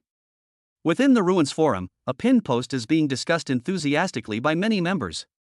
As a video posted by an ID named Wulongxian was released, many netizens who saw the video celebrated, simply because they were all victims who had suffered greatly at the hands of the person in the video. Ha ha! Those two troublemakers have finally gone to harm others. The Void Realm is finally safe for a while. One person excitedly typed on the keyboard, still feeling terrified when he thought about his previous experience in the Void Realm. Now we can finally enter the Void Realm without worry. Those who have reached the martial realm can no longer persecute us. Long live the martial realm. The other person was moved to tears, saying that his typing, which usually caused his hands to shake, had become extremely fluent at this moment. Do you think these two scourges, who have reached the martial artist realm, can continue to run rampant in the Void Realm? What are you thinking? Not to mention the extremely harsh environment of the next realm's Void Realm, the martial artists there are far more powerful than those in our current realm's Void Realm. Brother Wulong analyzed. Agreed. So what if they're temporarily triumphant? I don't believe they can keep up this incredible momentum. Ha ha. On this joyous and peaceful day, I suggest we celebrate offline. One person suggested. Great idea. We should definitely celebrate. The forum instantly became as lively and peaceful as during the Lunar New Year, and everyone's worries and anxieties vanished with the appearance of this video. Compared to the brutal void beasts within the Void Realm, they feared even more the treachery from Zhang Gu and Luo Ningxue. Inside the principal's office of Wudao No. 1 Middle School, Zhang Gu and Luo Ningxue were sitting at a coffee table, facing a smiling old man. You two are incredibly lucky this time. All three of the top martial arts universities in the capital have called to offer you early admission. Aren't you happy? Aren't you surprised? Principal Wang's joy was palpable. This opportunity would not only greatly enhance the reputation of Wudao No. 1 Middle School, but also elevate his career. How could he not be overjoyed? Before the two could answer, Principal Wang continued. I know you might be eager to agree to their request right away. That's fine. But I hope you will never forget that Wudao No. 1 Middle School will always be your alma mater. Come home and visit often, okay? Principal Wang said earnestly, giving the two a heartfelt instruction. Principal Wang. I'm so sorry, but I really didn't want to accept any martial arts university's early admission offer, which disappointed you. Zhang Gu said, standing up with a sincere look in his eyes. Principal Wang, Zhang Gu and I have made the same choice, Luo Ningxue said resolutely, her eyes unwavering. Ha, you mean you're going to refuse this opportunity? Principal Wang's face was filled with shock, his eyes wide open, staring at the two of them in disbelief. Do you know how precious this opportunity is? Do you really know the value of these three universities? Principal Wang asked anxiously. The dream university for all college entrance exam takers is right in front of you. Just nod your heads and you can be admitted early. Early. Principal Wang's voice rose several decibels as he spoke excitedly. Principal Wang, we appreciate your kindness. But we have our own goals, Jiang Gu and Luo Ningxue said at the same time. Hey! All you want is to stand out in the college entrance examination competition and win the reward, right? Do you know how difficult that is? Principal Wang said with a bitter expression. Back then, wasn't Wan Yu a spirited young man? Having experienced the college entrance examination, how could he not understand the difficulties and obstacles involved? There were countless geniuses and powerful figures among them. He, who called himself the number one person in Mingcheng, was knocked off the stage in the first round when he met a genius from the capital. That person only used one move. Returning to the present, looking at Jiang Gu and Luo Ningxue before him, Wang Yu spoke again. In short, I hope you'll go back and think it over carefully. You can leave now. The two had just sat down back in the apartment, wondering what to have for dinner, when Luo Ningxue's phone suddenly rang. Beep beep beep. Luo Ningxue glanced at the word Daddy displayed on her phone screen and immediately pressed the answer button. Dad. What's wrong? Is something the matter? Luo Ningxue asked softly. Can't you call my own daughter if there's nothing wrong? Xia Xue. Do you know how many days you haven't been home? Now, come back from the apartment right now, your mother misses you very much. Luo Yuanshan said with a worried look on his face. Ever since that boy named Jiang Gu appeared in her life, this daughter has stopped calling him and even going home. Luo Yuanshan was a doting father to his daughter, and he could barely accept it for the first few days. After all, he hadn't spent much time with his wife in a long time. But when he came to his senses, he realized that his daughter seemed to have disappeared. Luo Yuanshan couldn't take it anymore, and his mind kept replaying the image of his beloved daughter who used to always cling to him. Dad. There's no need to be in such a hurry. I just talked to Mom on the phone a few days ago. Luo Ningxue wrinkled her nose. At this moment, she was in stark contrast to her previous aloofness, making her quite adorable. Jiang Gu stared intently at the girl in front of him, as if she had lost her soul. Come back. Otherwise, I'll come to your apartment myself later.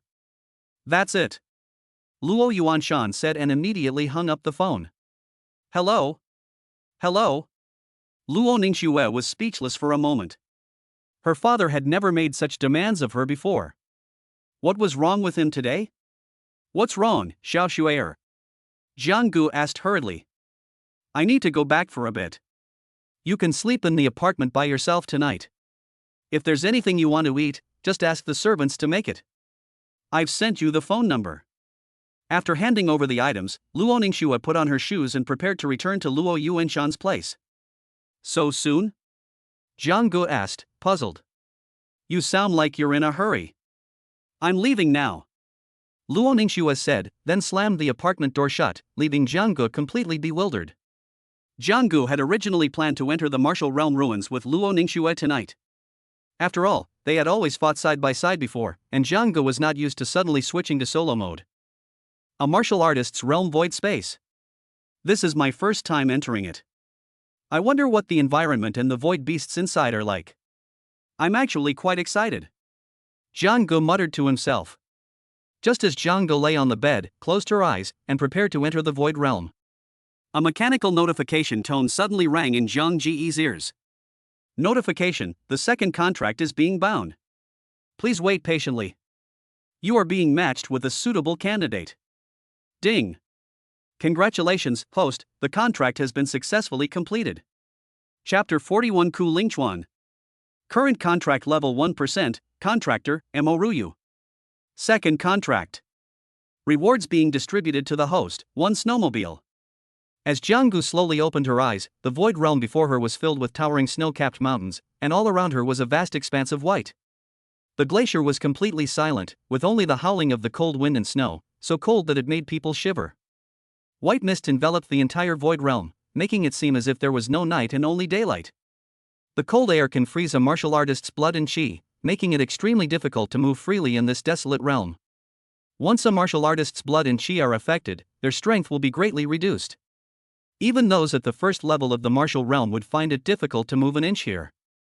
The visibility in the surrounding area is only a little over 1 meter. This harsh environment alone would deter countless martial artists. The only thing to be thankful for is Jiang Gu was sitting in a silver-white snowmobile. The vehicle seemed to blend into the environment, making it difficult to notice unless you got close. Unlike the bustling world of the previous ruins, this place was so desolate that it was frightening, making one feel as insignificant as a grain of sand in the vast earth. Even so, Jiang Gu did not flinch or tremble at all. Instead, he felt a warm sensation coming over him. Inside the snowmobile, he felt as if he had his own little world. Awake? A melodious voice came from Jiang Ji's ear, and Rulin leaned down. Jiang Gu was startled by the sudden sound, and her fists burst into flames. The void realm space before him was so breathtaking that Jiang Gu momentarily forgot he had gained a new teammate. Jiang Gu calmly straightened his clothes and carefully examined the girl in front of him with curious eyes. The girl had short, golden hair that was naturally wavy and gave off a pleasant fragrance. Her long, shapely legs looked even more alluring in her trousers. Wearing a thick down jacket made her already small and pretty face look even more delicate, with her eyebrows and eyes like a painting. Her eyes were like a deep, unfathomable pool. Just one glance was enough to captivate anyone, leaving them unable to look away. What kind of outfit is this? Jiang Gu asked instinctively, looking at how tightly the other person was wrapped up. Although I'm not exactly a saint, there's no need to be so wary of me. Jiang Gu thought to herself. Is this your first time here? Mo Ryu asked curiously. The young man in front of her had a strange sense of familiarity to her, as if she had seen him somewhere not long ago. As soon as the girl opened her mouth, two cute little tiger teeth were revealed, making her seem harmless, but Jiang Ji's intuition told him that she was not that simple. Do you come here often? Jiang Gu asked in return. You can tell just by looking at what he's wearing. Mo Ryu burst out laughing when she saw that Jiang Gu was only wearing a black short-sleeved shirt. Jiang Gu. So can you tell me why I suddenly appeared in your car?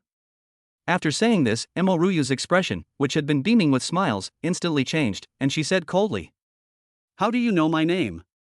Jiang Gu asked, puzzled, instead of answering Mo Ryu's question immediately. Don't you know how popular you are online right now? Mo Ryu said with a smile, a hint of mockery flashing in her eyes. Mo Ryu, do you know that your popularity is no less than mine?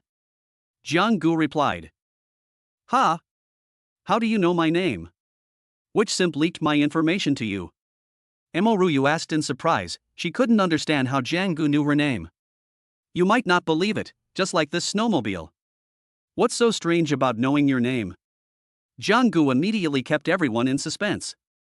I don't care how you teleported me into your car. Now that you've got me in the car, you can't kick me out now. Mo Ryu quickly fastened her seatbelt and smiled with narrowed eyes. Looking at her snowmobile, Jiang Gu suddenly realized something. He still remembered the system notification when he entered the ruins realm. The system never gave him rewards for no reason. This snowmobile is incredibly useful. It's like the system has given Jiang Gu a cheat code without her even realizing it. A huge cheat code. It turns out that all martial artists at the martial realm had no means of transportation other than traveling on foot when entering this glacier-filled ruin. They not only need to rely on their own chi and blood to resist the cold air from the outside world, but also need to use their chi and blood to maintain their combat power and physical strength. To think they can go far is simply wishful thinking. So, the only way to travel in this void realm is on foot? Is there absolutely no other way? Jiang Gu asked. Mo Ryu shook his head. Little brother, you're really interesting. This void realm is called Bitter Lingchuan, and the reason it's called that is because no one can find a loophole. They can only practice asceticism. Apart from the weapons brought in from the outside world, all means of transportation, including sleds, will be frozen into ice blocks the moment they enter this void realm, and will shatter at the slightest touch. As for why? Don't ask me. I don't know either. Mo Ryu said comfortably, crossing her legs. So that's why you're staying in my car and won't leave, right? Jiang Gu asked. Although I don't know how you managed to teleport me directly into your snowmobile, since you can even break this major rule, my intuition tells me that following you will be rewarding. Otherwise, you would have been killed by me long ago. As she spoke, Mo Ryu even made a throat-slitting gesture. Although it looked a little cute, Jiang Gu knew that her teammate was not joking. Jiang Gu and Mo Ryu then fiddled with the snowmobile for quite a while, until they were both covered in sweat. Little brother, by the way, do you have a girlfriend? What's her name, Luo Ningxue? Mo Ryu suddenly looked up and asked. Mo Ryu. I'm not young. Besides, Luo Ningxue and I are comrades in arms. Jianggu dared not take it upon herself to admit it. Who knew if this bad woman would spread rumors when she got back? Comrades in arms? The kind amidst constant gunfire? Mo Ruyu's words were startling. Put. Zhang Ji's first feeling was that she had met her match, a feeling she hadn't had in a long time. Little brother. We're in the same car now, does that count as having an affair? As she spoke, Mo Ruyu turned her head and breathed softly into Zhang Ji's ear. Sister, I'm calling you sister. Can we please stop teasing me like this? Besides, you're not that much older than me. Really? I'm older than you. Jianggu subconsciously glanced at Mo Ruyu's chest, and her full breasts came into view. It's quite big. Jianggu. Is it beautiful? Jianggu immediately felt her hair stand on end and cold sweat pour down her back. Chapter 42. Have you ever driven a car? No. Jianggu was certain that Mo Ruyu's killing intent had almost materialized, and was just one step away from striking her. Fortunately, I chose to take emergency evasive action and immediately steered the conversation to the snowmobile, thus avoiding their attack. Hurry up and drive, you brat. Mo Ruyu's slender, jade-like fingers gently patted her legs, as if playing a beautiful melody. Mo Ryu. I never said I could drive a snowmobile. Jianggu said hurriedly, just as they were about to start the car. Then what are you doing sitting in the driver's seat? And holding the steering wheel? Are you kidding me? Mo Ruyu's face immediately darkened. Get out of the way. I have to do it myself. The two people, who were just about to get off the bus to switch places, felt a chill rushing straight towards them as soon as they got off, and immediately closed the bus door tightly. Jianggu really didn't want to experience the intense heat of the outside world because he was dressed so lightly and it was his first time feeling it. Although this wasn't Mo Ruyu's first time in Qilinquan, the warmth and comfort inside the car had already made her inexplicably averse to the temperature contrast with the outside world. Just like a warm blanket in winter, if you're constantly outdoors in the freezing cold, you might not feel cold at all, but once you're inside a warm blanket, it's hard to get out. The two then began changing seats inside the car. Because there isn't much space between the driver's and passenger's seats in the front of the snowmobile, some collisions between the two people are inevitable. Mo Ryu, wearing a thick down jacket, didn't feel anything from the collision, but it made Jianggu, who was wearing short sleeves, very uncomfortable. The girl's fragrance kept wafting into Zhang Ji's nose. Although he had had physical contact with Luo Ningxue before, Luo Ningxue was about the same age as Jianggu, and her development was still somewhat limited. But the woman in front of me is a complete and cunning older sister. I don't know what she ate to grow up like this, she's so well endowed. Why are you blushing? Could it be that you've been tempted by my stunning beauty? Mo Ryu asked with a charming smile. She's a monster. I need to calm down, I can't fall for her tricks. Jianggu comforted herself, trying to cool down. The two quickly switched seats and fastened their seatbelts. Mo Ryu, have you ever driven a snowmobile? Jianggu asked impromptu, watching the snowmobile about to start. No. Mo Ryu said calmly. Ha! What? As soon as Jianggu finished speaking, the snowmobile's engine suddenly shuddered violently, shooting off like a silver-white lightning bolt, its beast-like engine roaring across the silent glacier. This caused many of the previously dormant void beasts in the vicinity to open their enormous beast eyes. Mo Ryu drove the snowmobile recklessly, leaving jagged tracks on the glacier. With a screech sound, the snowmobile seemed to jerk for a moment, then gradually regained its smoothness. Mo Ryu, what did you bump into? Jianggu asked. I'm a very good driver, how could I have hit anything? Mo Ryu replied calmly. Behind the snowmobile, the corpse of a void beast lay quietly, blood flowing all over the ground, its entire skull crushed into a thin sheet of paper by the snowmobile. Beast. I'm going to die like this, without even knowing why. These were the words that flashed through the mind of this level 8 void beast before it died. It never expected that it would suffer such a terrible fate just because it wanted to stop a car. That's why they say female drivers are truly powerful. Looking in the snowmobile's rearview mirror, Jianggu felt lost. An 8th level void beast? It was crushed to death just like that? Jianggu exclaimed in shock. Although Mo Ryu didn't speak, a look of shock flashed in her eyes, followed by another round of reckless charging. Drifting and gliding were constantly being performed on the snow-white glacier, and Mo Ryu became even more attached to the steering wheel in his hands. Just as the two were speeding across the glacier, a level 10 void beast appeared directly in front of them, its snow-white fangs and scarlet eyes staring intently at them. A pair of enormous beast paws slammed down towards the two of them. It's too late! Mo Ryu shouted. Zhang Ji's eyes widened suddenly, as if the snowmobile would be smashed to pieces by the void beast in front of her at any moment. The imagined scene did not appear. Instead, a deafening roar came from the mouth of the void beast in front of them. The snowmobile was able to withstand the attack of the level 10 void beast's paw, and the two collided directly, producing a loud, muffled sound. Roar! The void beast was extremely angry. The next second, the level 10 void beast became extremely ferocious and charged towards the snowmobile with all its might. The snowmobile's tires, which were spinning continuously, suddenly locked up, causing it to spin in place and kick up plumes of white smoke. The entire front of the vehicle was flattened. This snowmobile can actually withstand the full force of a level 10 void beast. The sharp-eyed Mo Ryu immediately noticed this and her eyes lit up. Seeing that its full force attack was ineffective against the creature before it, the void beast chose to flee to the side and quickly disappeared into the vast white expanse of heaven and earth. This car is badly damaged. I hope it won't cause any problems. Mo Ryu asked worriedly, looking at the dented front of the car. I don't know. Don't ask me. Jianggu spread her hands, indicating that she didn't know either. Your car. You're telling me you don't know? Mo Ryu frowned and asked. Current snowmobile wear level, 70%. The host can consume their own chi and blood to repair it. Please repair immediately. The wear and tear will worsen over time. Upon seeing this, Jianggu immediately released a portion of her own chi and blood, which, like a wisp of crimson smoke, slowly surged towards the front of the snowmobile. Soon, the previously deflated front of the car, like a sponge that has been squeezed and then released, immediately filled up and became exactly the same as before. How did you do that? Mo Ryu asked in surprise. Magic. Jianggu said mysteriously. So could you please pull over right now? I'm really dizzy, ugh. Jianggu, who was feeling a bit carsick, hurriedly said that Mo Ryu's driving skills were really not commendable, so she quickly stopped Mo Ryu's extreme driving behavior and took over the steering. Jianggu, do you know which way to go?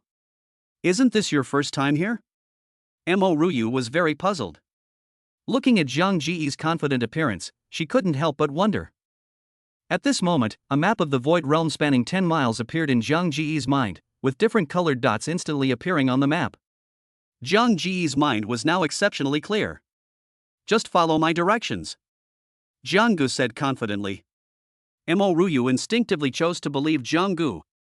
After all, the appearance of the snowmobile was an extremely illogical explanation. Chapter 43 Foresight? I have a mission. Turn right in 200 meters. Trust me, you won't go wrong. Then a sleek silver-white snowmobile started its engine again and sped straight ahead. A beautiful drift left Jianggu completely disoriented, her head spinning. Through the snowmobile's windshield, the two saw a snow lotus, emitting a pale blue glow, standing quietly and unyielding in the wind and snow. It's Lingchuan Snow Lotus. Mo Ryu, sitting in the driver's seat, exclaimed excitedly. In contrast, Zhang Ji's face remained completely expressionless, as if everything was under his control.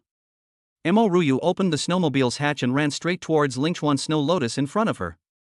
Just as Mo Ryu's hand was about to touch the Snow Lotus, Jianggu immediately shouted. Watch out! There's danger under the Snow Lotus, get out of the way. Upon hearing this, Mo Ryu quickly dodged to the right. Suddenly, a shocking scratch appeared where she had been standing, leaving a conspicuous mark on the extremely hard ice.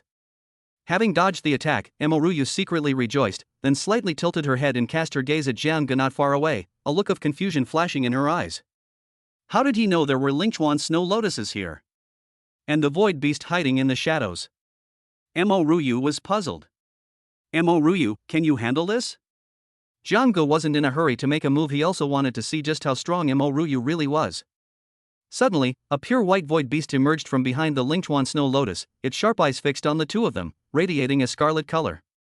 A penguin? And it's this big? Upon hearing Zhang Ji's words, Mo Ryu simply smiled faintly, and then directly pulled out two crimson scimitars from inside her thick down jacket. Two crimson scimitars suddenly began to dance in the daytime world, like two crimson ribbons intertwined. After the dance ended, the void beast collapsed into a pool of blood, its wide-open eyes filled with confusion. It couldn't understand why the human before it was so strong. With a single strike, Ryu then sheathed his crimson twin blades, along with the pale blue Lingchuan snow lotus, into his robes. What incredible strength! Jianggu couldn't help but exclaim. To be able to kill this void beast so easily, its strength was truly remarkable. Moreover, judging from the previous aura of the void beast, it was undoubtedly a level 11 void beast. Back in the car, Ryu carefully looked Jianggu up and down, a series of thoughts flashing through her mind. How did this kid do that?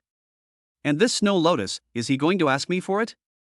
Should we just take care of it right here? Ryu said with a smile in her eyes. Why is this woman looking at me so affectionately? Is she planning to do something to me? Jianggu instinctively pulled herself into her arms. A dark line flashed across Ryu's face as she said in a coquettish voice, "Little brother. You can't possibly be a prophet, can you? You said there were treasures here, and here they are." The appearance of the void beast was also so perfectly timed. Okay. I'll come clean. I really can predict the future, Jianggu said with a serious expression. Put. Ryu burst into laughter. Ha ha.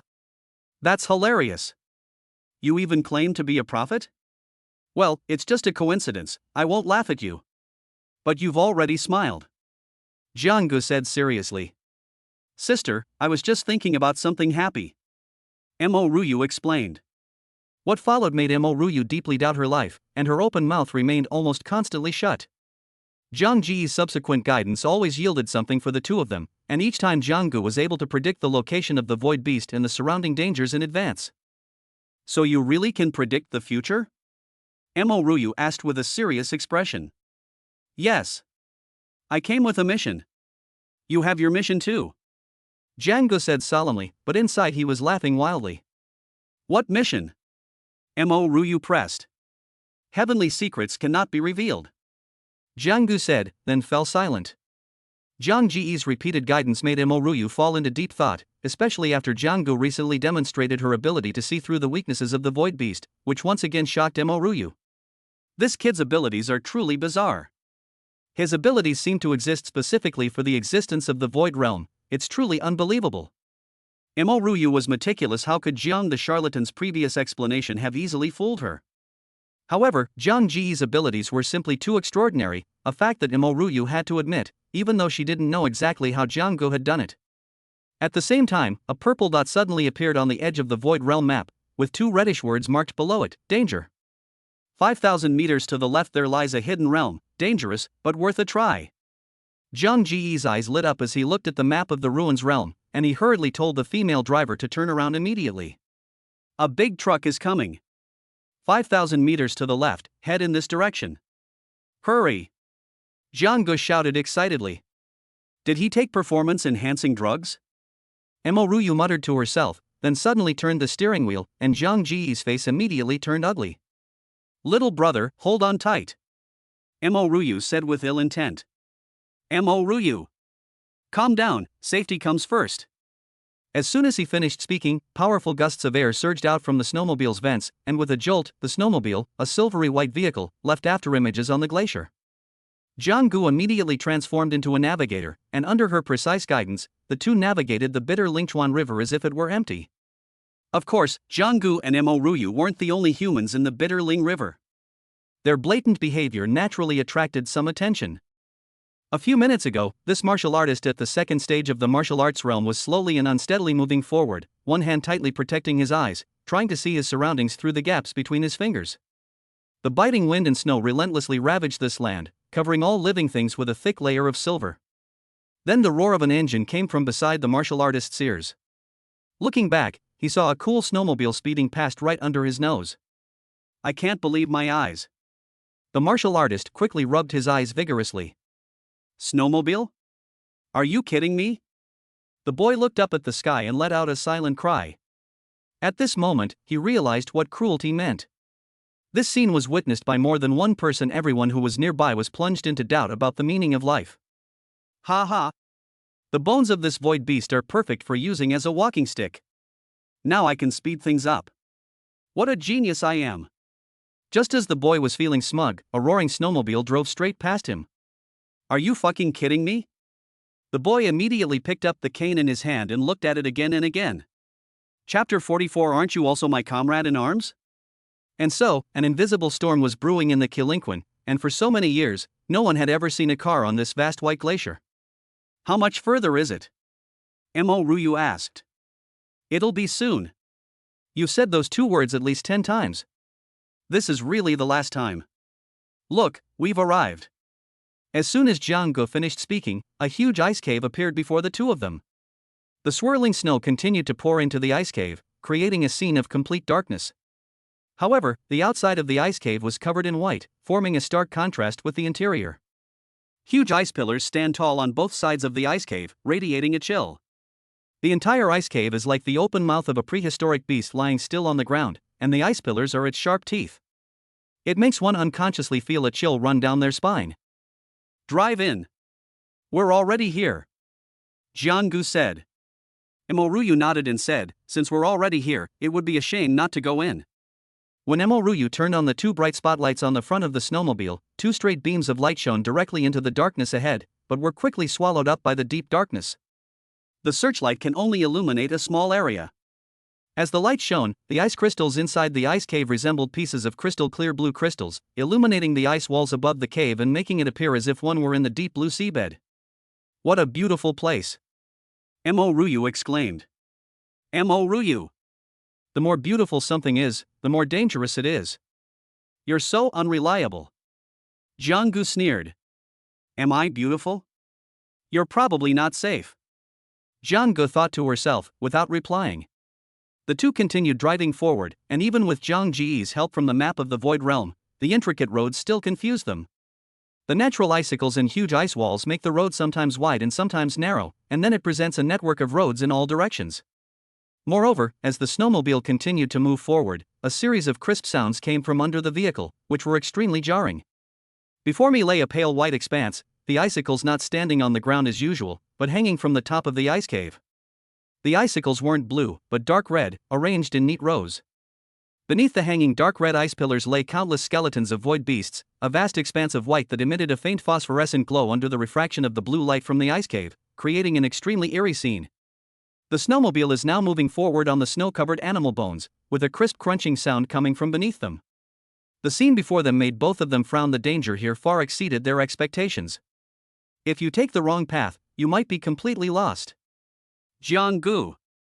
If we take the wrong turn, we'll be completely lost here. You must not take the wrong path. Mo Ryu said worriedly. You can rest assured that I'll handle things. Fortunately, Jianggu had the Void Realm map. Once the Void Realm map was unfolded, Jianggu could directly perceive the entire situation. One notification sound after another kept appearing in Zhang Ji's eyes. To your left lies an abyss. Entering it will lead to certain death. The area 300 meters to the right is temporarily safe. Led by navigator Jianggu, the two headed straight for a corner inside the ice cave, making their way through unobstructed paths and avoiding one crisis after another. A treasure chest has appeared 100 meters to your right. You're incredibly lucky. Damn it. Jianggu cursed. What's wrong? Did you go to the wrong place? Mo Ryu asked, puzzled. Nothing. This system actually has a rebellious streak? This is outrageous. It even dares to tease its host. Jianggu cursed the system in his mind. Is this a silver treasure chest? Mo Ryu looked at the silver treasure chest in front of her, her eyes flashing with excitement. You're making a fuss over nothing. Although Jianggu said that, his physical excitement betrayed his true thoughts. Little brother, do you know how rare the silver treasure chest is? Mo Ryu asked in return, her beautiful willow leaf eyebrows instantly rising. Of course I know. I haven't encountered a silver treasure chest since I entered the Bitter Lingchuan, and the few times I have, it was always guarded by powerful void beasts. I've never encountered a silver treasure chest so easily obtained before. Excited, Mo Ryu stepped forward without thinking, while Jianggu followed closely behind, keeping a close eye on the movements and prompts on the Void Realm map.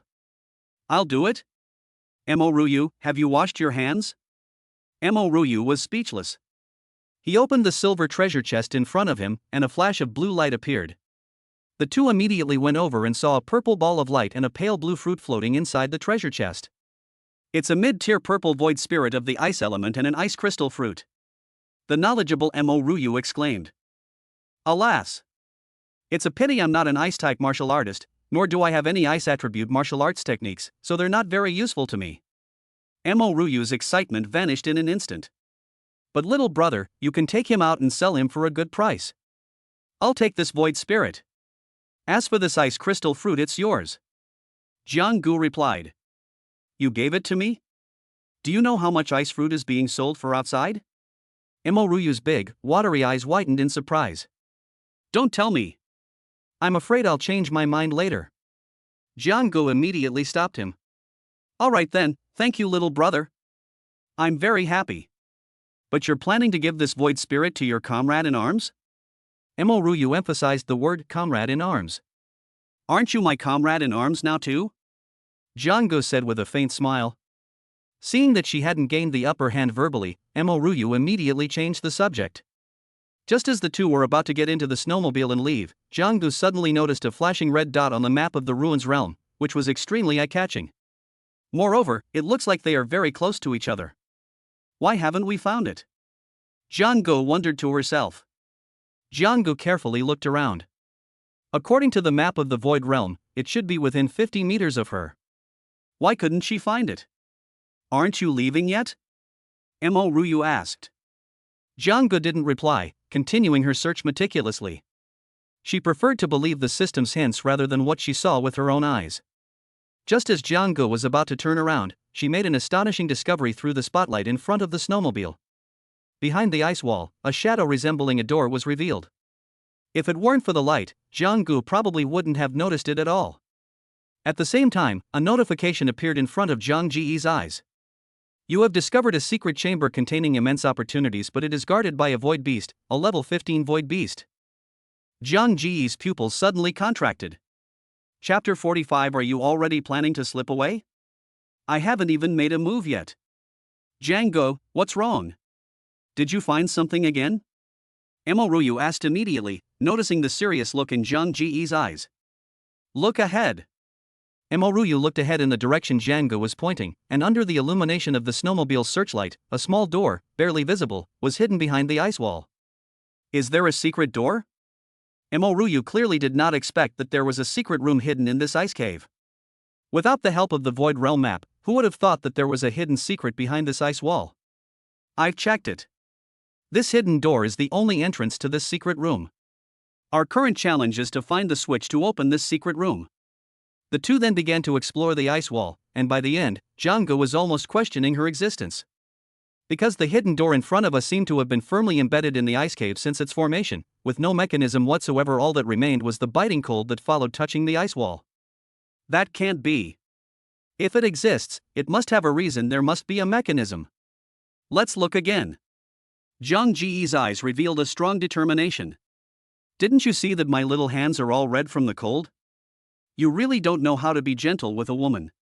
Looking at her hands, which were red from the cold, Ryu quickly put them inside her thick down jacket to warm them up. Seeing Jiang still persistently exploring, Ryu's face showed impatience, and the corner of her mouth curled slightly. How long will it take you to find it at this rate? Ryu asked immediately. Then you do it? I'll do it. It's just a broken door, right? I refuse to believe that this young lady, am helpless against it. Ryu stood with her hands on her hips, looking sullen, a stark contrast to her usual charming and playful demeanor. Under Jiang Ji's gaze, Ryu took out 2 crimson scimitars from his bosom and deliberately waved them in front of Jiang with a wicked grin. Ryu, what are you doing? There's a level 15 void beast inside. Jiang subconsciously raised his voice. Someone was taking a peaceful nap, and anyone who was disturbed would be furious, unless they were forced to close their eyes forever. Before Jiang could finish speaking, 2 crimson scimitars began to dance wildly on the thick ice wall, leaving behind neat yet varying marks. Wait a moment. Ignoring Jiang Ji's advice, Ryu reversed the direction of the blade and gently tapped the ice wall in front of him with the hilt. The next second, the wall where Ryu had just left his mark shattered like a mirror, making a loud noise. The ice on the wall instantly shattered into pieces and fell down. Ryu immediately rolled backward to avoid being buried by the collapsing ice wall. Well. Quickly praise your sister. Ryu had no idea what kind of person she had angered, and was still trying to curry favor with Jiang. His face was filled with pride. Immediately afterwards, a dark blue door resembling a hidden door appeared before the two of them. Because of its deep blue color, while the ice wall appears light blue, it can be seen under the illumination of the snow vehicle lights. A deafening roar came from behind the door, so loud that the still unfrozen snow outside the ice cave trembled and slid down from the ice cave floor. It's so noisy. I'll kill you. Ryu smashed the hidden door in front of her to pieces, then slowly walked in. So brave? Jang-gu was secretly shocked and followed suit. Jang-gu and Ryu looked at the enormous thing in front of them and swallowed subconsciously. Their eyes, devoid of any emotion, were as cold as the environment of the bitter Lingchuan. Only through the lights of the snowmobile were Jang-gu and his companion able to glimpse the full form of the void beast before them. The void beast kept licking its two huge bare paws with its long, fishy tongue. Thick white fur covered its entire body, covered with pale blue ice spikes, as if it could turn a person into a beehive with just a flick of its tongue. Its massive body seemed to be specially crafted to withstand the extreme cold of the polar regions, and every move it made exuded power and majesty. With just a small step forward, this level 15 void beast can leave a crater on the thick ice surface, resembling a moving mountain. Polar bear? Plus version? Jiang-gu exclaimed. What polar bear? This is the Bitter Ridge War Bear. Ryu corrected. Is this the time to discuss varieties? Jiang-gu shouted. Upon hearing this, Ryu didn't waste any more words. He immediately grabbed two crimson scimitars and sped off forward. This was because a pair of enormous bare paws had already slammed down towards Ryu's position. Seeing that the human in front of him had dodged his attack, the Bitter Ling Warbear was extremely angry and charged at Ryu. Despite its enormous size, the Bitter Ling Warbear is as fast as Ryu in front of it. Just like a giant truck flooring the accelerator, the two collided with a loud bang. Ow! As the white mist from the collision dissipated, the Bitter Ling Warbear roared in pain, revealing a wound on its once smooth nose from which blood dripped continuously. On the other hand, Ryu was also clutching her chest and staggering back several steps, panting heavily, her face grave. The next second, Ryu placed two scarlet curved swords in front of him, overlapping them. As his blood and chi surged, two huge crescent-shaped sword energies continuously condensed in front of Ryu. The crimson sword energy was like a rainbow in a blue ice cave, so bright and beautiful, yet accompanied by a deadly threat. As Lingchuan Warbear watched the human's actions, its pupils contracted, and then it suddenly flung the crystal-clear ice spikes on its body toward Ryu.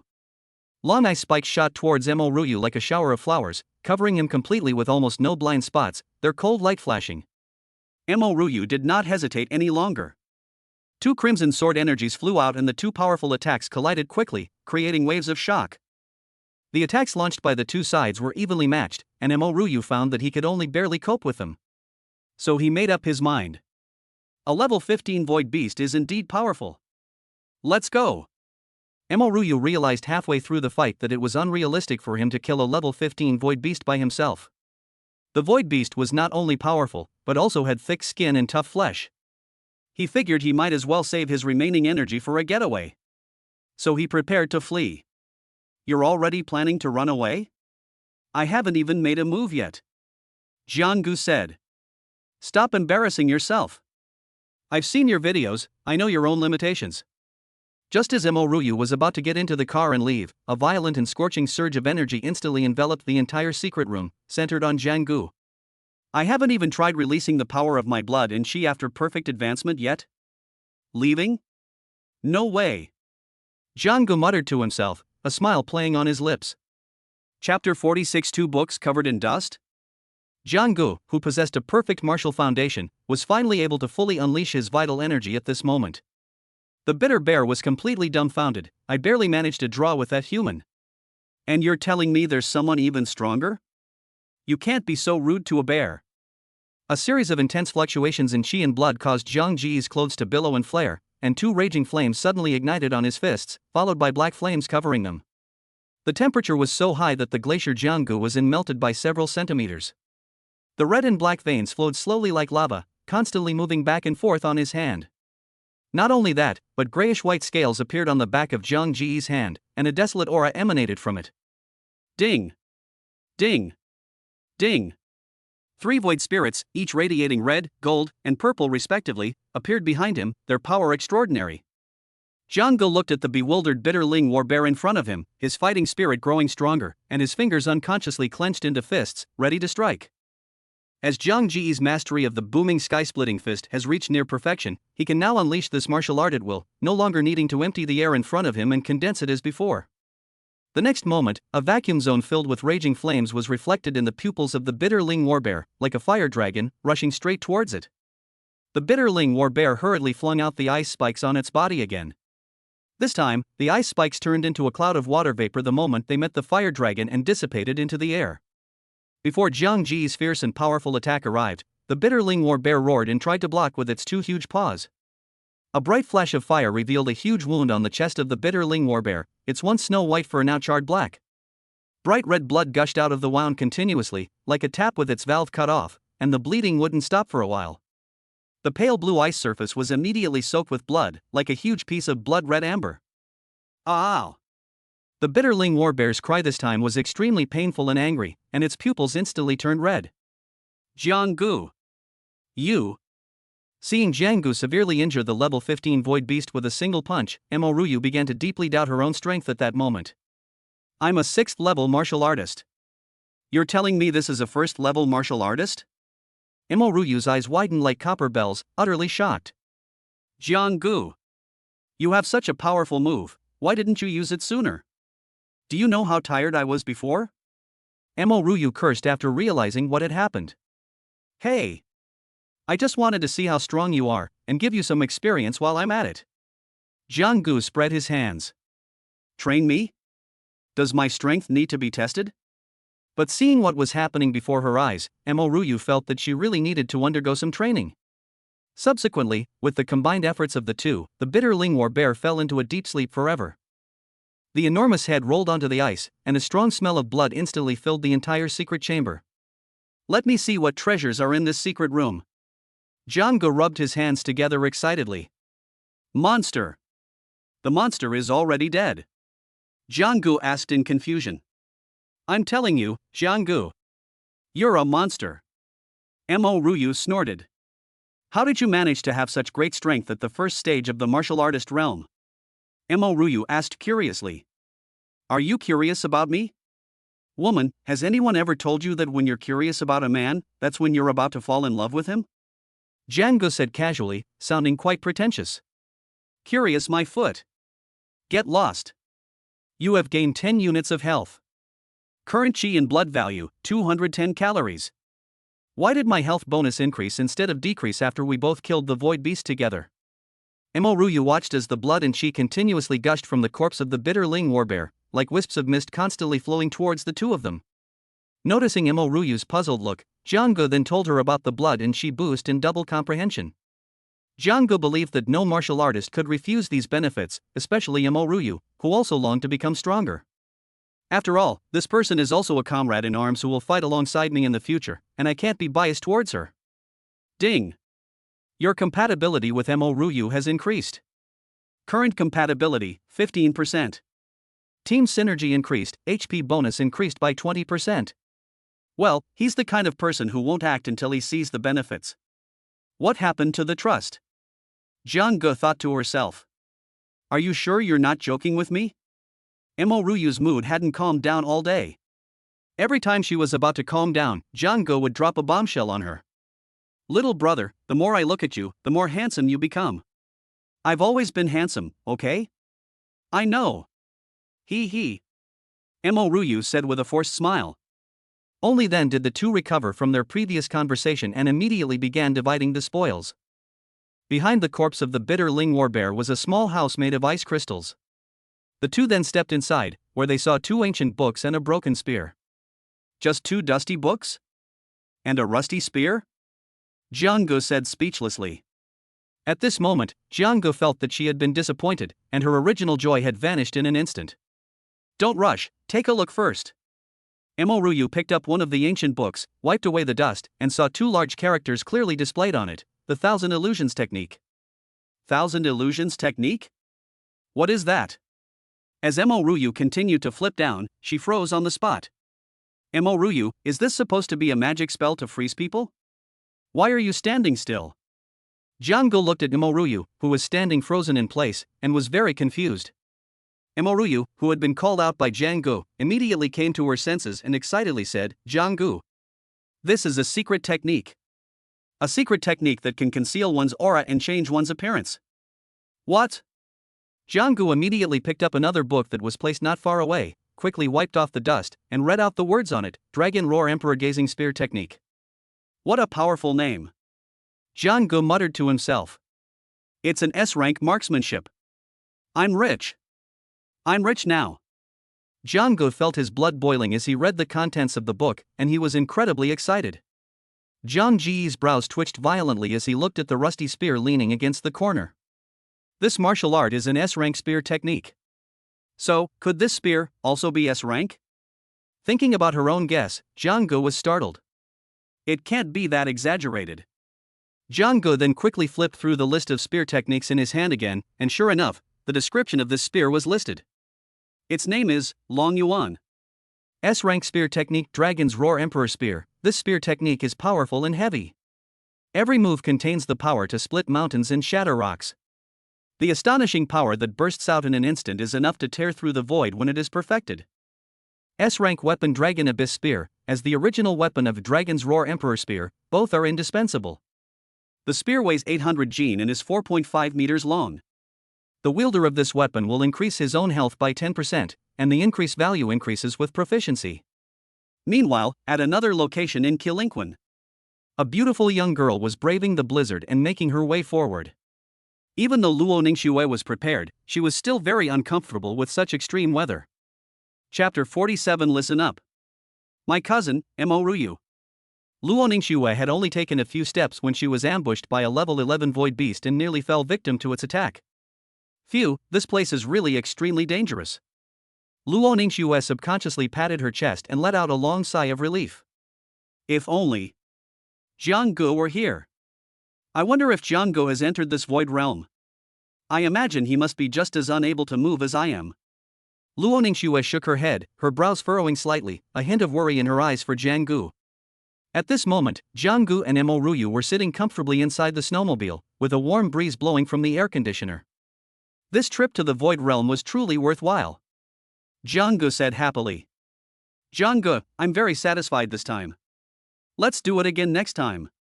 Imoruyu blinked her big, watery eyes. Could you please not speak in such suggestive ways next time? Jiang said speechlessly. Who is Fei Fei? Imoruyu answered innocently, a sly glint in her eyes. Now it's time for us to leave. Let's go then. The journey to the void realm was coming to an end, and just as the two were about to exit, a system notification suddenly sounded in Jiang Ji's mind. Remote bond connection has ended. Please activate the bond according to the rules. Synergy activation range, within 3 meters. Can the bond be remotely linked only the first time? Doesn't this mean that Imoruyu will have to stay within 3 meters of me to activate the bond?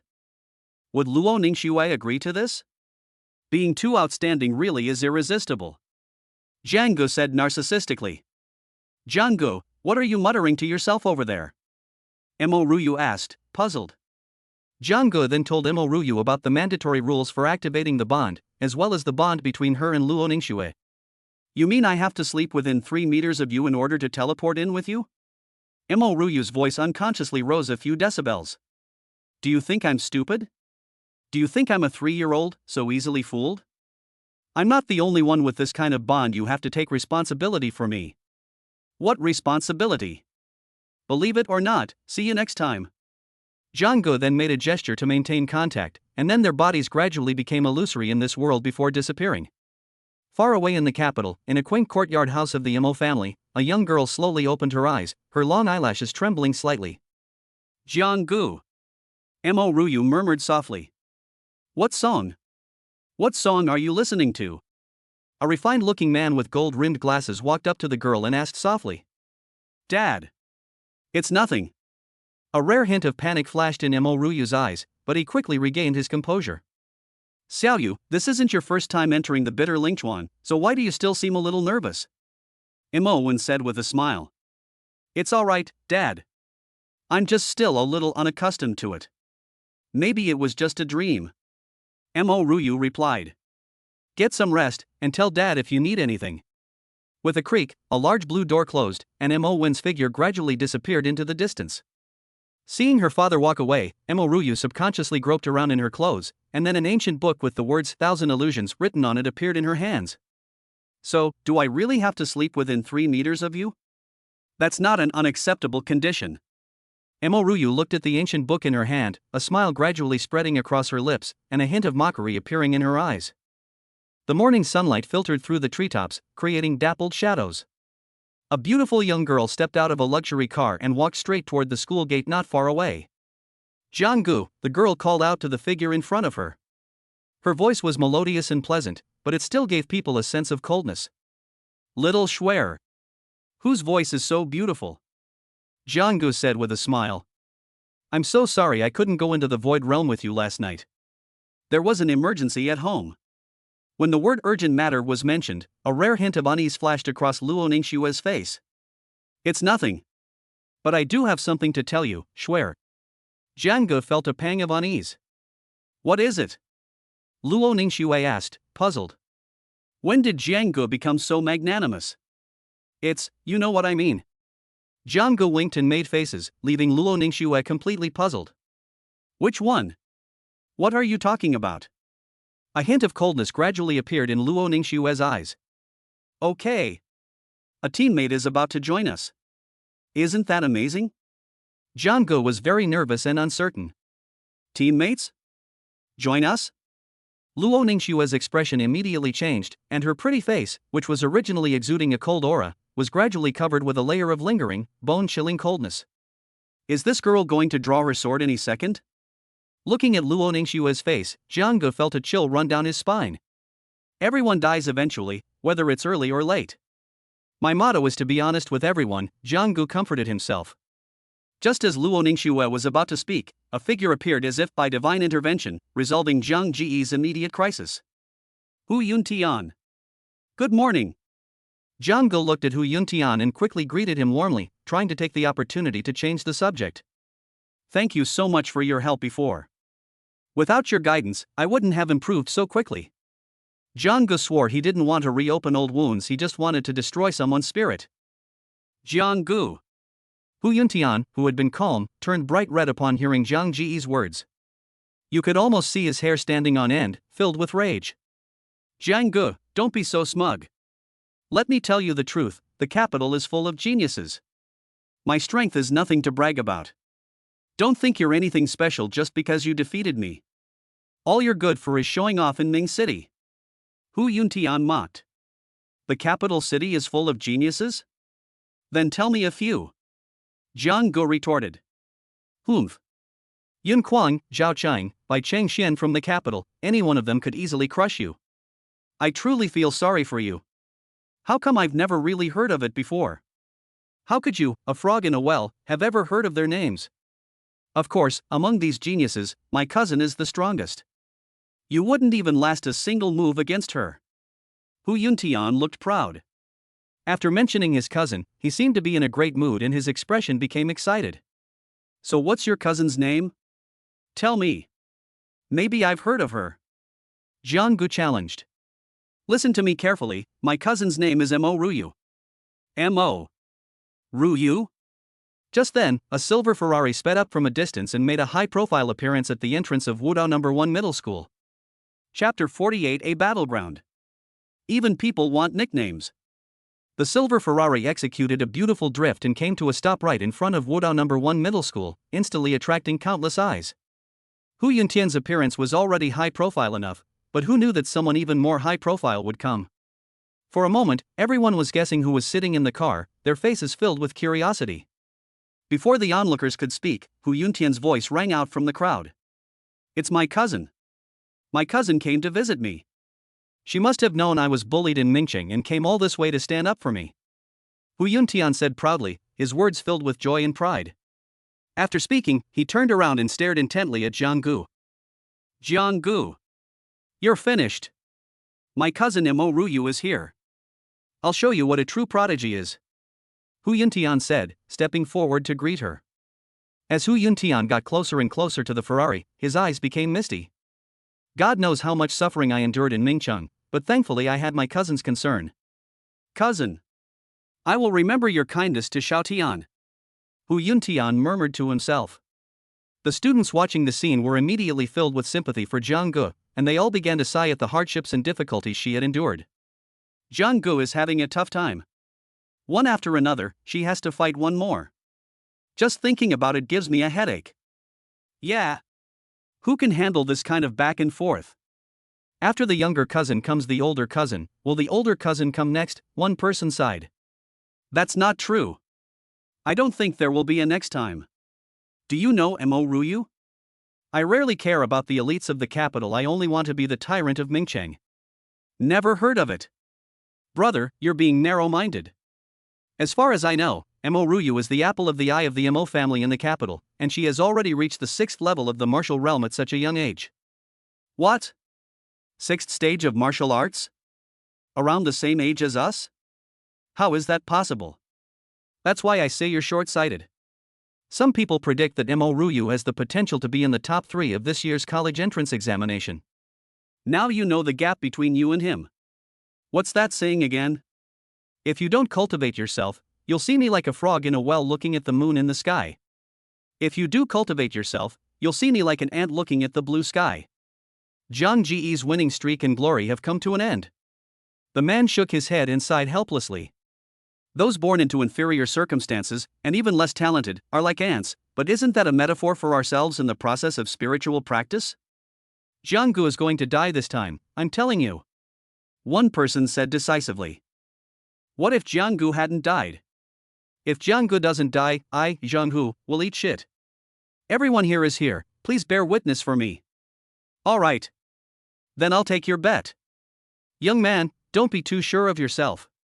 You're acting like you're not a young person anymore. As everyone was discussing, a bright young woman wearing denim shorts and a purple short-sleeved shirt stepped out of the Ferrari. The first thing that catches the eye is a pair of long, fair legs, short, golden hair that is naturally wavy and sparkles in the sunlight, and a pair of large, watery eyes that seem to speak volumes and are captivating. With her exceptionally full breasts and a classic oval face, she possessed a beauty that was in no way inferior to Luo Ningxue's, instantly attracting the attention of countless passers-by. If Luo Ningxue is a pure and aloof snow lotus, then Mo Ruyu is a bright and beautiful rose with thorns. Cousin. I've missed you so much. Hu Yuntian shouted loudly, opened his arms, and went straight to embrace Mo Ruyu in front of him.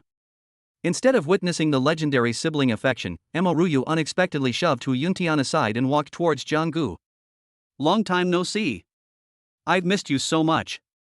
Have you missed me too? Mo Ruyu greeted Jiang Gu warmly. This woman is causing trouble again. Jiang Gu rubbed his head, looking helpless. This is your new teammate? Luo Ningxue suddenly exuded a chill that enveloped Jiang Gu. So you miss her? Luo Ningxue then asked. Damn it. I thought they would meet. But I didn't expect it to happen so soon. Jiang Gu cried out silently. For a moment, everyone froze on the spot, their mouths agape. The one who was most surprised was Hu Yuntian, whose eyes were wide open. Cousin? Didn't you come to see me? Hu Yuntian asked, his eyes brimming with tears. Who is coming to see you? I came here specifically to see Jiang Gu. Mo Ruyu asked, puzzled. What's wrong? Were you bullied in Mingcheng? So my cousin had no idea about the injustices I suffered in Mingcheng. Heavens! Hu Yuntian cried out in his heart. Little did they know that what is most disheartening is not ignoring someone's grievances after they have been wronged, but rather never expressing any concern for them. Hu Yuntian felt as if a huge dark cloud was enveloping him, and the warm sunlight seemed so pale and powerless at this moment. Boys are boys. It's normal for them to suffer a little. Mo Ruyu said and then ignored Hu Yuntian. Jiang Gu.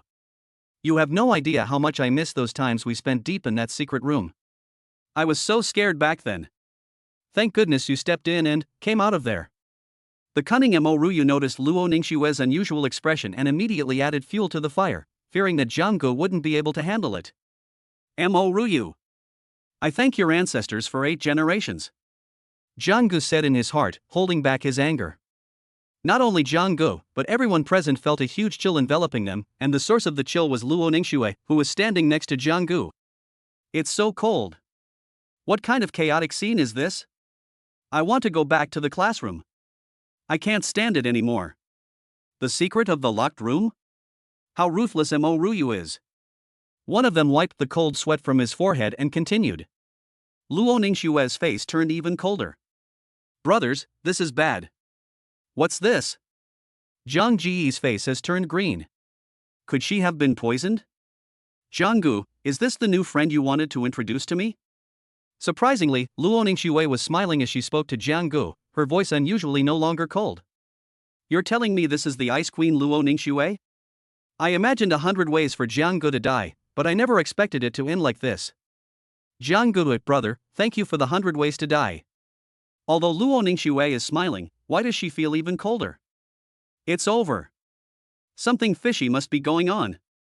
This is a life motto that Jianggu regards as gospel, and it never fails to work. Yes. This is Mo Ryu, do you know her now? Jianggu asked cautiously. Jianggu. I want a nickname too. I know you call her Little Schwer. Mo Ryu said coquettishly. This is my cousin? Hu Yuntian felt his worldview shattered and began to seriously doubt his own life. What sounded like a soft, coquettish voice to outsiders was like a death knell to Jianggu.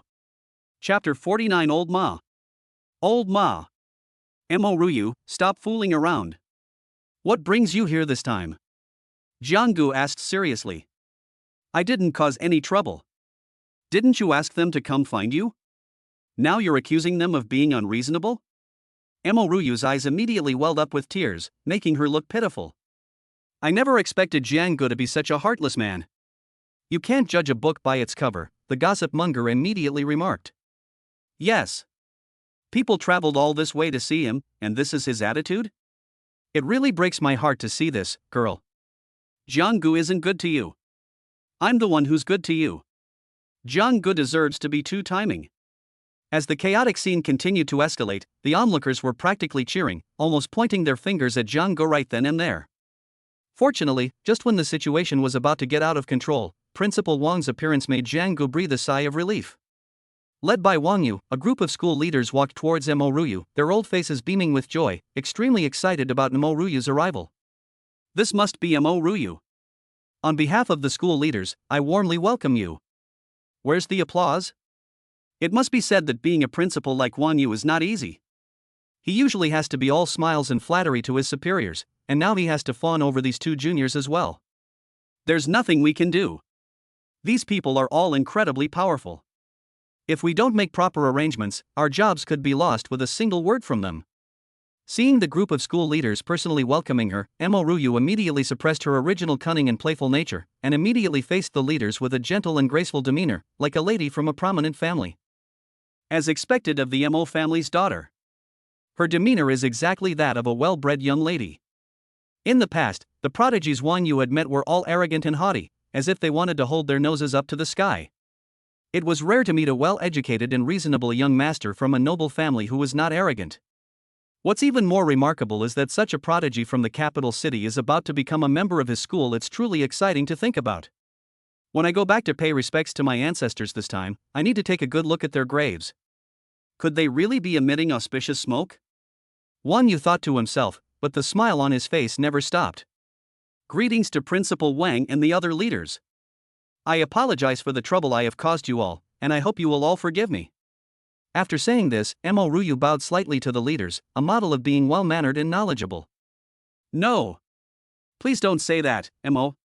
It's a great blessing for us at Martial Arts No. 1 High School that you're here. Yes. Mo's arrival truly brings honor to our Wudao No. 1 Middle School, the vice principal flattered. As soon as the vice principal finished speaking, Wang Yu glanced back at him with a forced smile, and their eyes met. That Xiao Wang is really inconsiderate. He's always stealing my thunder. Looks like I need to teach him a lesson. That old Wang. He's already this age, and he still doesn't know when to retire gracefully. We need to trip him up. At that moment, the two were engaged in a silent battle of wits. Unfortunately, no one could read minds, and the two protagonists, of course, did not know what the other was thinking. After exchanging glances, they smiled and nodded in response to each other. You flatter me, leaders. Watching Mo Ryu's performance, apart from Jiang-gu and Hu Yuntian, who was familiar with his cousin, the rest of the onlookers felt their worldviews shattered. No? What happened to that aggressive and cunning Mo Ryu? Who is this? Everyone was speechless for a moment. So, Mo, did you come to my martial arts #1 high school because your cousin is studying here? Is that why you're worried about him? Wang Yu asked. Wang Yu wasn't sure if Mo Ryu knew about Hu Yuntian being roughly handled by Jiang-gu at #1 middle school, so he probed. I've heard everything. You've taken good care of my cousin, so I'm relieved. Take very well? After saying that, Wang Yu subconsciously glanced in Zhang Ji's direction a few times before looking away. Cousin? For the first time since birth, Hu Yuntian wondered if there was something wrong with his ears. The main reason I transferred schools this time is because of Jiang-gu. Mo Ryu said calmly, then pointed to Jiang-gu, whose face was dark, with her slender finger. Jiang-gu? It's him again? Wang Yu almost jumped up. How come all the transfers are because of Jiang-gu? Jiang-gu doesn't even have a fraction of the handsomeness I had when I was young. Wang Yu thought to himself, and then carefully looked Jiang-gu up and down again. I wonder if student Mo has any requests? We at Wudao #1 middle school will do our best to fulfill them, Wang Yu patted his chest and assured him. Upon hearing this, Mo Ryu's lips curled into a wicked smile. I have only one request. Mo, you say it. As long as it's not against morality, we'll agree to it. I want to be in the same class as Jiang-gu, and I want to be her deskmate. As soon as Mo Ryu finished speaking, an uproar immediately broke out among the crowd. Hey! I thought you had some kind of request. Mo, it's nothing, no problem. Wang Yu readily agreed. He didn't think it was excessive to be Zhang Ji's deskmate or even to share a bed with her. Then thank you, Principal Wang, Mo Ryu said with a smile, while winking at Jiang-gu repeatedly, looking like she had succeeded in her scheme. Old Jiang. Brother, I can no longer be by your side. You must take good care of yourself. Ma Juanfu said with a grief look on his face. Despite Ma Juanfu's sad face, only Jiang-gu knew that Ma Juanfu was gloating. Old Ma. Old Ma. I can't leave you. Jiang-gu said with tears in her eyes, her hand tightly holding onto Ma Juanfu's figure as he tried to escape. What a deep brotherly bond. It really touched me. It's okay, Jiang-gu, it's not like we're not in the same class anymore. Wang Yu walked over and patted Jiang-gu on the shoulder to comfort her. Principal Wang. I really, thank you for your comfort. Jiang-gu was on the verge of tears. Upon hearing Wang Yu's agreement with Mo Ryu, Luo Ningxue's face instantly darkened, changing so quickly that no one could react. Principal Wang, does the school still have any rules and regulations? Hasn't T-class assignment always been random? Don't you agree? Luo Ningxue said coldly to Wang Yu. Wang Yu, who had been feeling quite relaxed, suddenly sensed something was wrong. He had only experienced this kind of crisis in high school. He then realized that both women were after Jiang-gu. What a chaotic scene. I haven't experienced anything like this in years. One wrong move and I'll be in deep trouble. Realizing what had happened, Wang Yu broke out in a cold sweat and quickly made up an excuse to retreat, leaving Jiang-gu bewildered in the wind.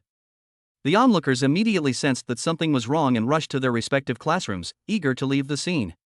Take care, brother.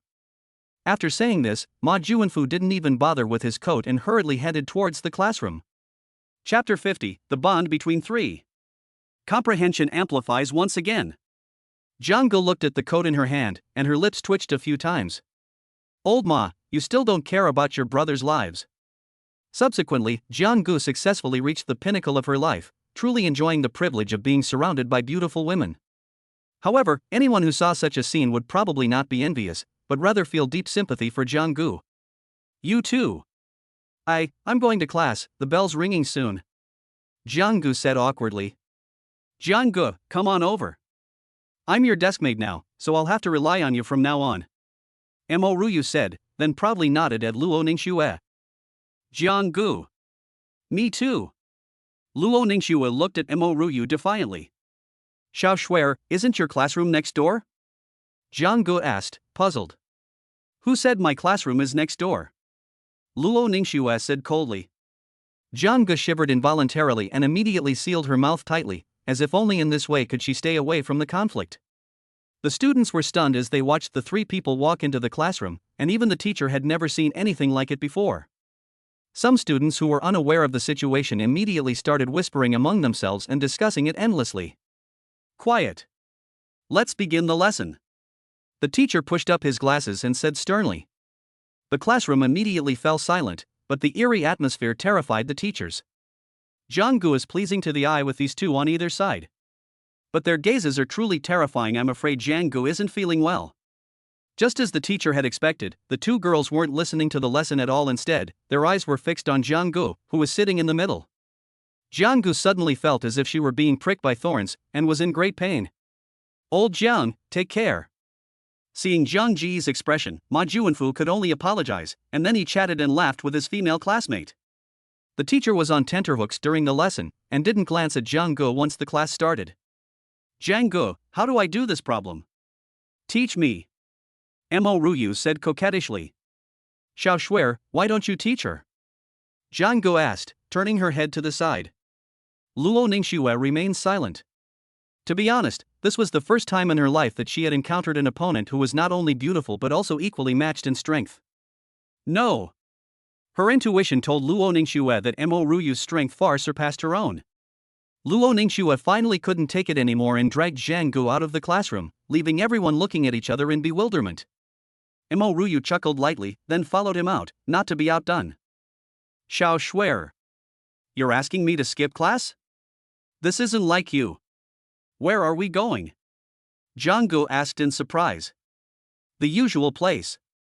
Luo Ningxue seemed to be deliberately saying those three words to Mo Ruyu behind her, but Mo Ruyu acted as if she hadn't heard them, her movements never faltering. Seeing the three people walk out of the classroom, the whole class finally breathed a sigh of relief. The oppressive aura from the front made everyone afraid to even breathe. Class, you must all be tired of listening to the lecture.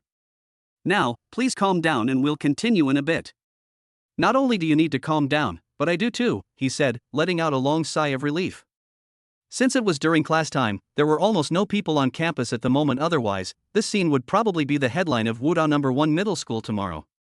Luo Ningxue pulled Jiang straight to her private cultivation room, with Mo Ruyu following closely behind like a shadow. Just as the two were about to enter the cultivation room, Luo Ningxue was about to pull the door shut with her slender fingers when Mo Ruyu took advantage of the gap as the door was closing and slipped inside. Why do you always follow us? Luo Ningxue asked coldly, looking at Mo Ruyu in front of her. I wasn't following you. I was following Jiang the whole time. Mo Ruyu said calmly, crossing her arms over her chest. Whatever you want. Luo Ningxue said, walking straight towards Jiang. Don't come any closer. Stop. Jiang shouted, holding his hand out in front of him.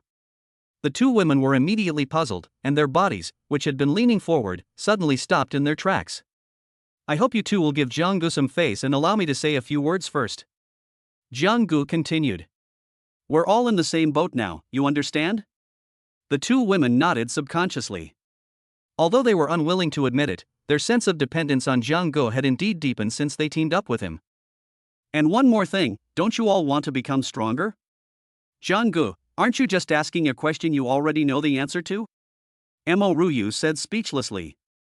Luo Ningxue rolled her eyes. Isn't the point of becoming a martial artist to get stronger? Some people become stronger to protect others, while others become stronger to avoid being bullied, and still others become stronger to bully others. But regardless of which type of person they are, they all have one prerequisite: they must possess great strength. So, you can become stronger by following me.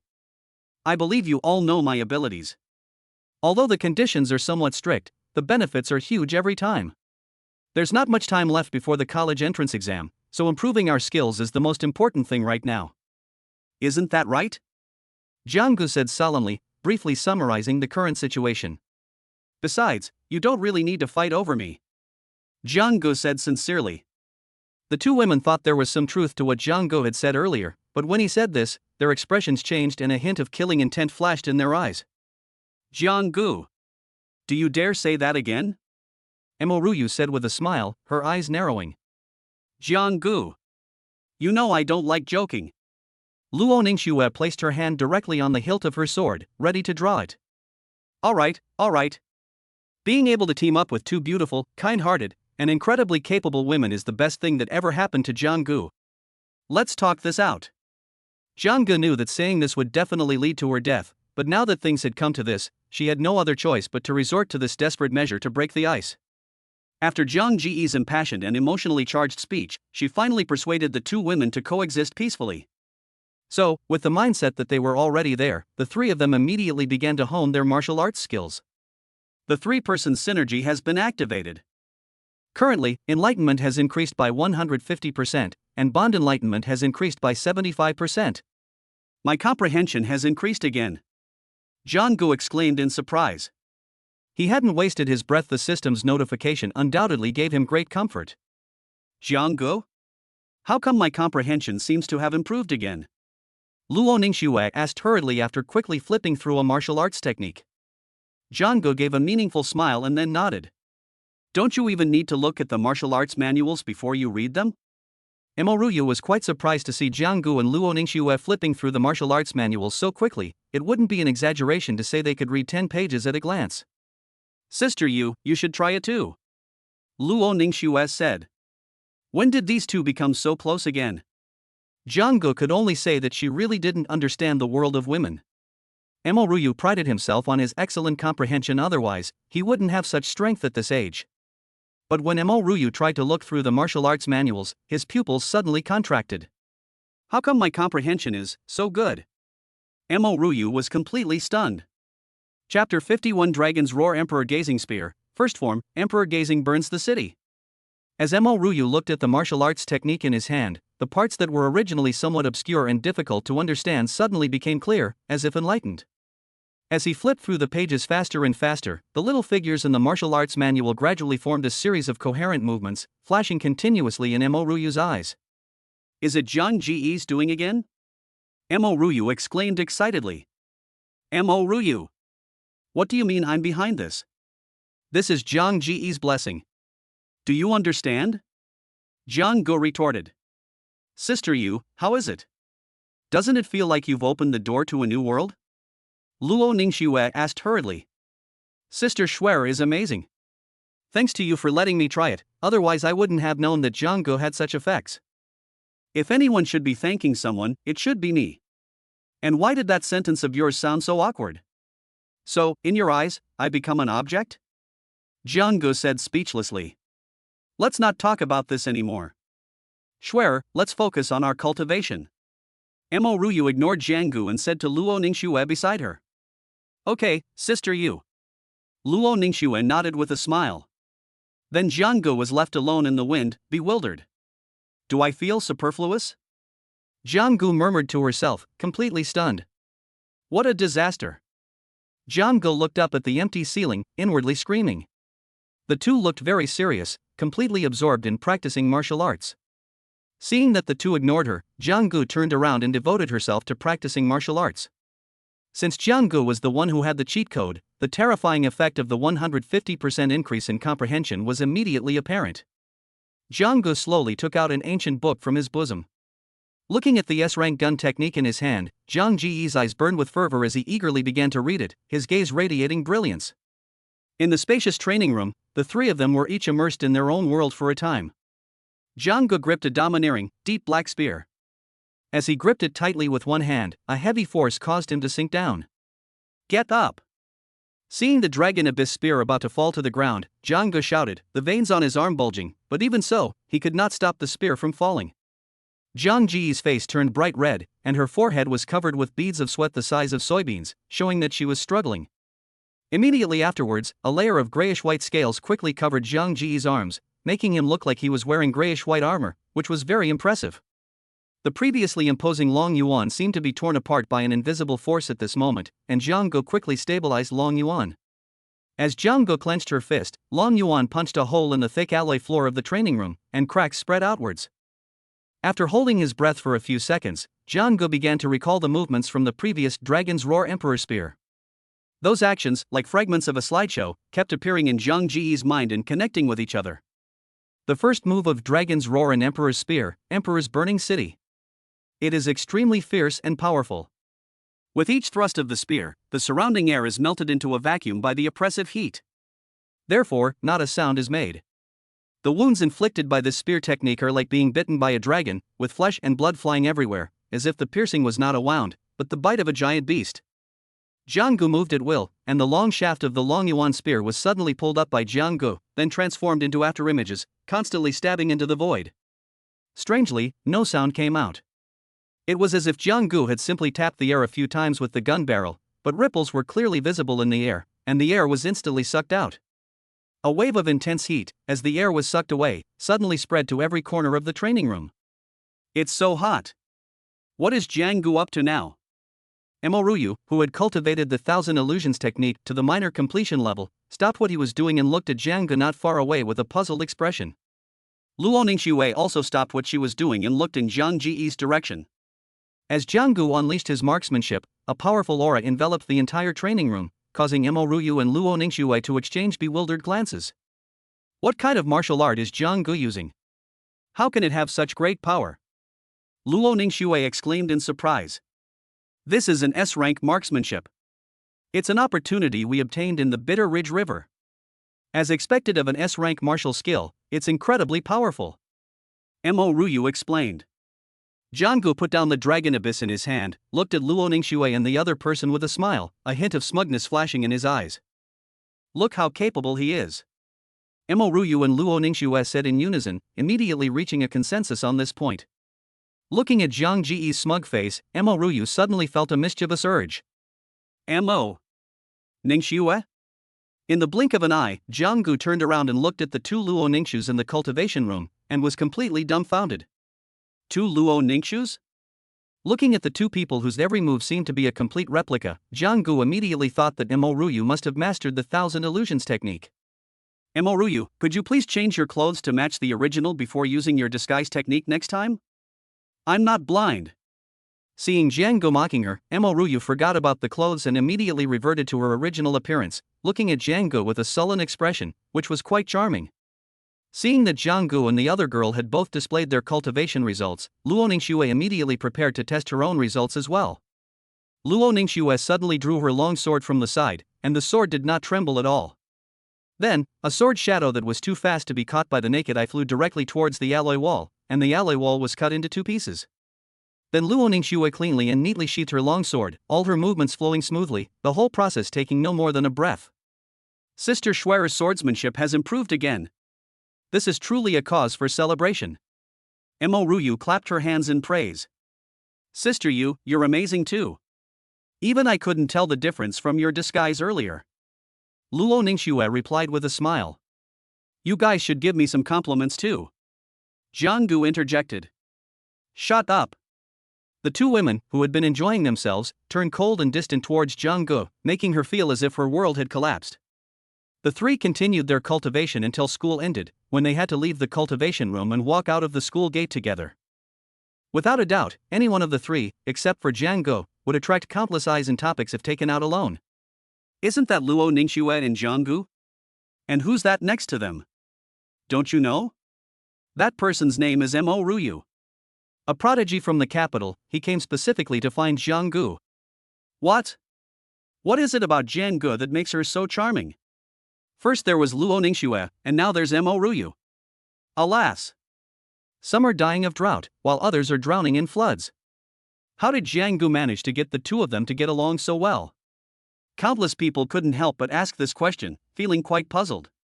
Ma Juanfu, who witnessed this scene, could not believe his eyes, as if he had seen a ghost in broad daylight. Chapter 52, His driving skills are universally acknowledged by the void beasts. Click. Click.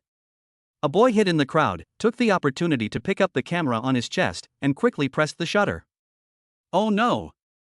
It's Zhuo Wei. Everyone get out of the way, or you'll be on the front page of tomorrow's school. The crowd immediately ran forward, and the crowd was quickly dispersed.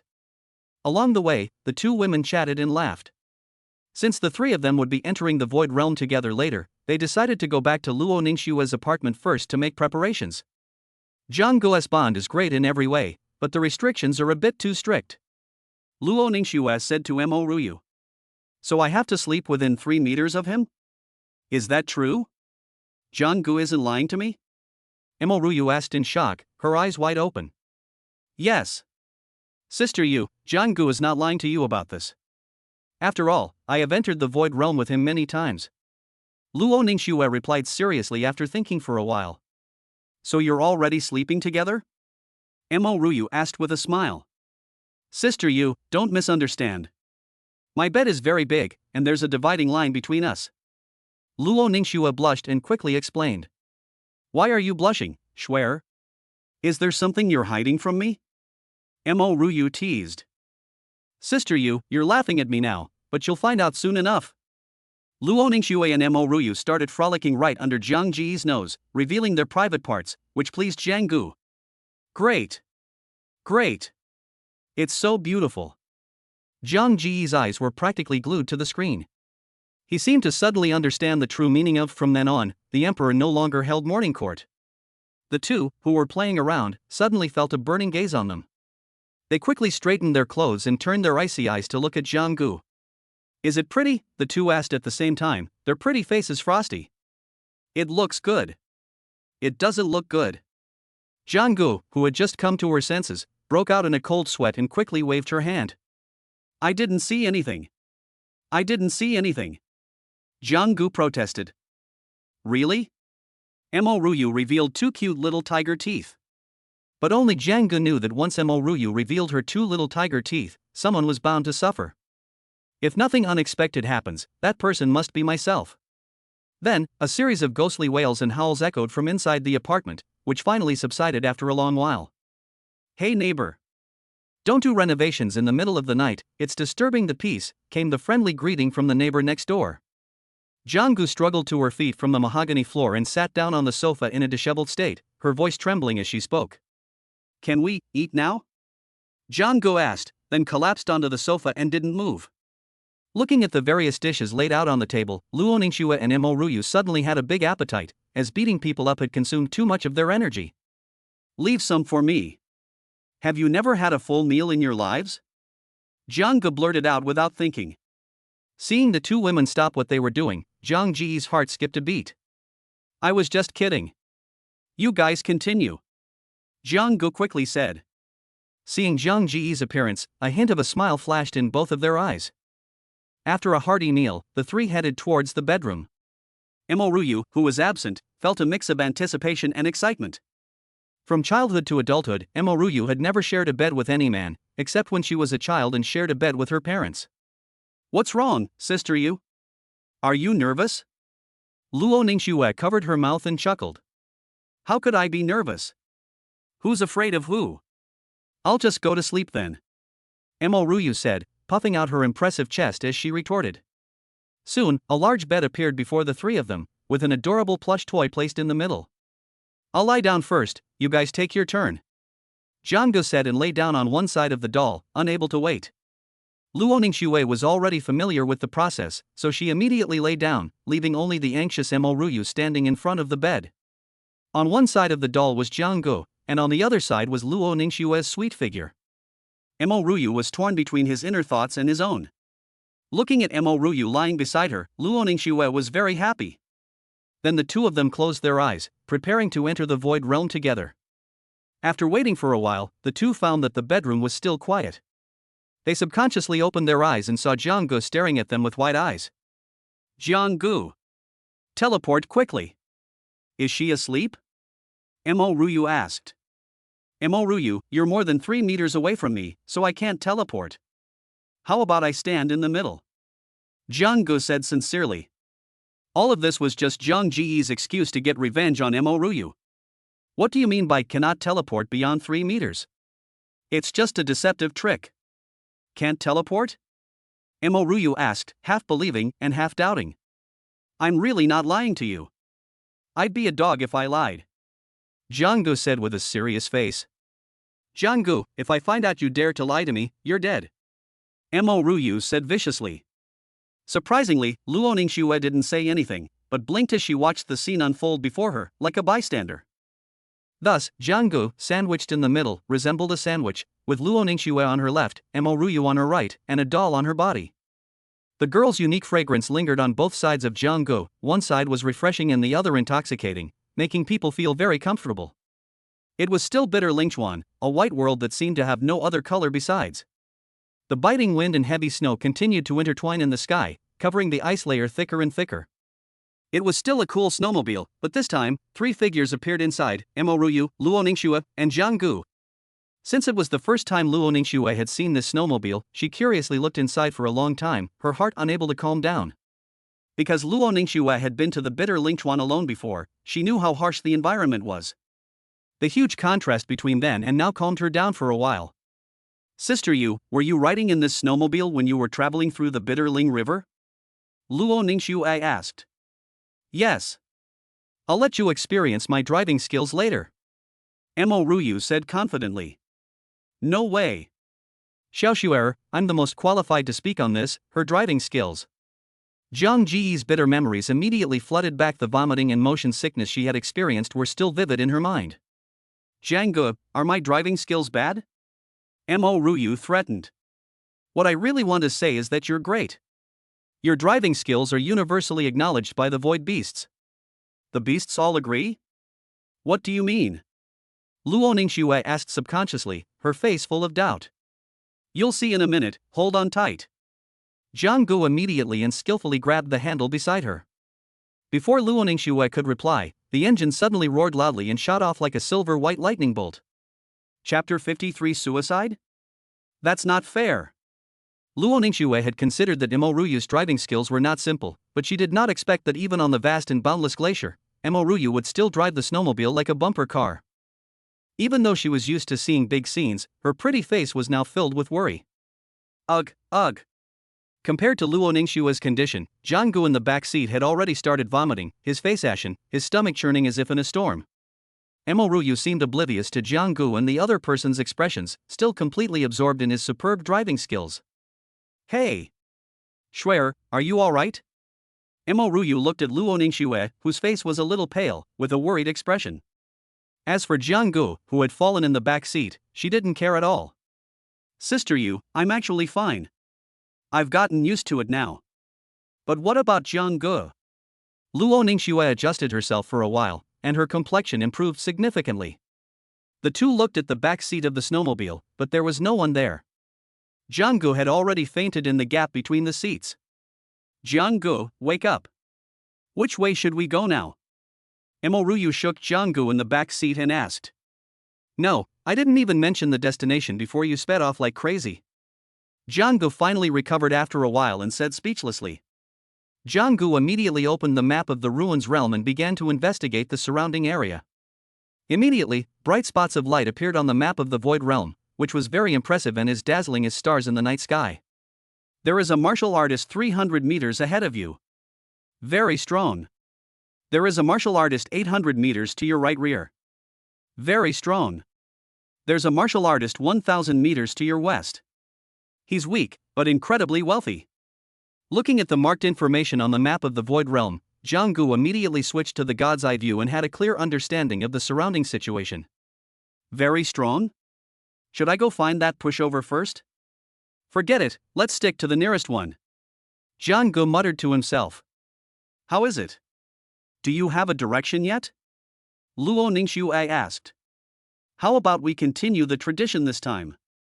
Jiang Gu said with a mischievous grin, very excited. What tradition?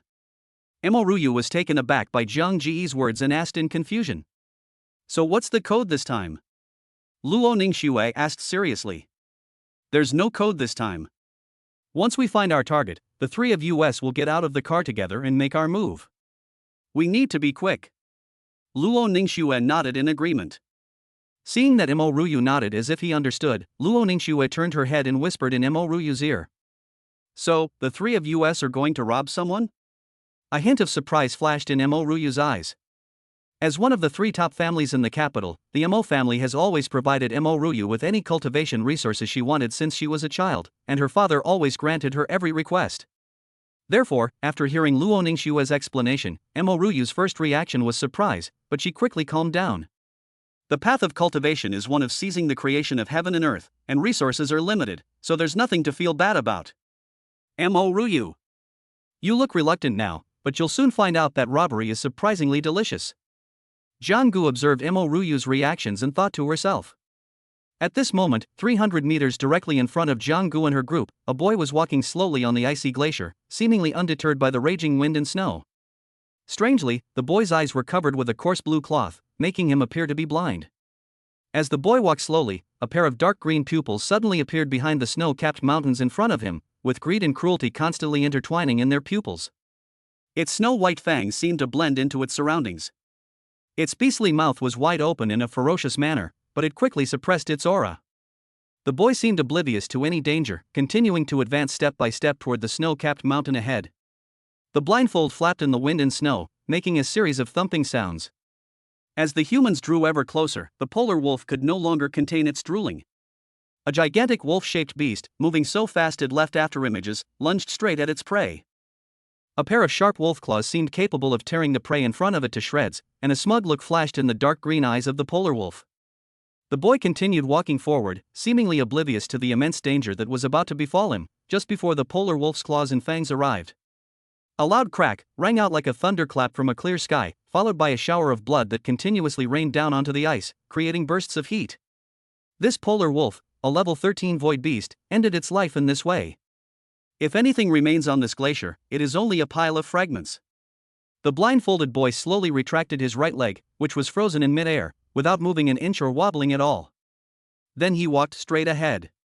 As soon as I open the snowmobile door, the three of us will take action and kill this guy instantly. Understand? Zhang Ji's eyes were incredibly bright. Luo Ningxue and the other person nodded seriously. Look, isn't there a figure over there? That's him. Jiang Gu quickly spotted him when he was still dozens of meters away, using the map of the Void Realm in the front view mirror of the snowmobile. Was this commotion aimed at me? But why does it sound so much like a car? That can't be. Gu Yunwen's originally calm heart was suddenly stirred by waves.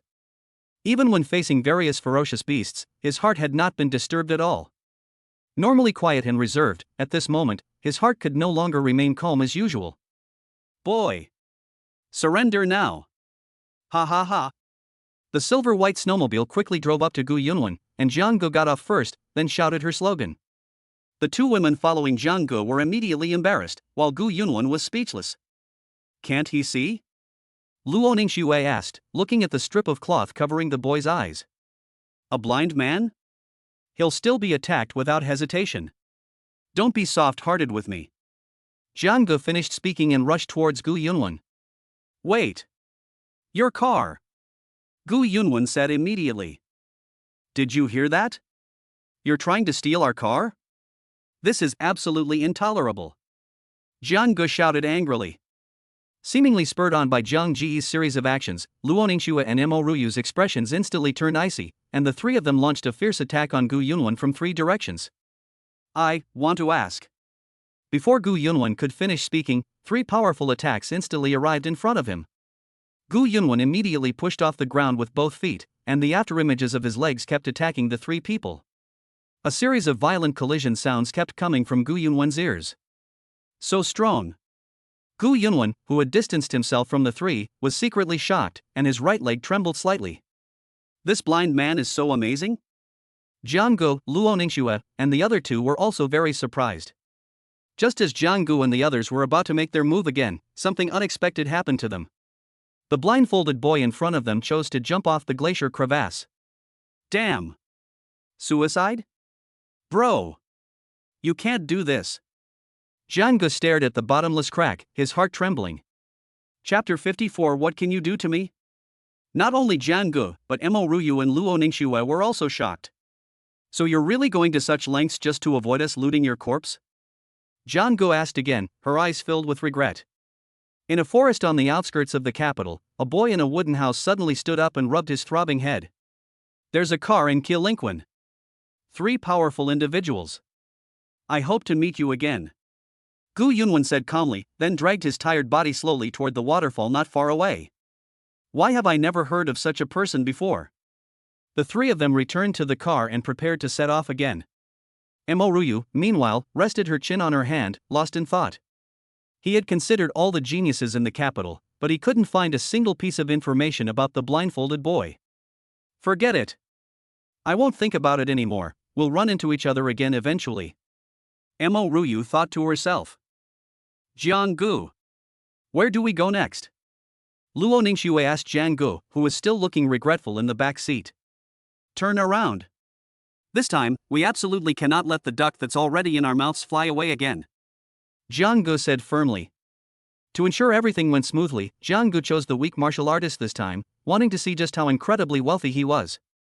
The two women also straightened up and nodded solemnly.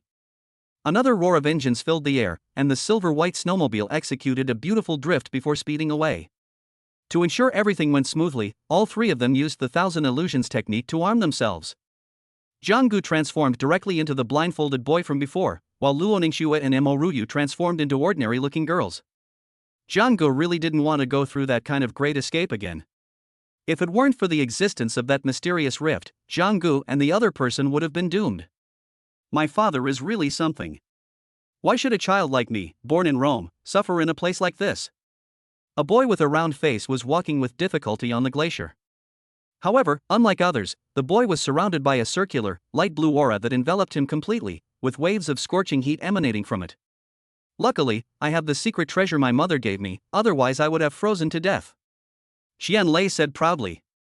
Judging by the time, it's about time to leave.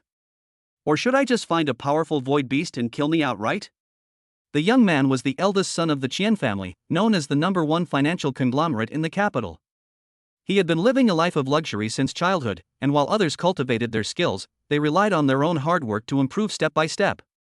Xian Lei, on the other hand, took a different path, relying on countless rare and precious materials to gradually build up his current level. The two are quite different. If they were at the same level, Xian Lei would undoubtedly be easily defeated.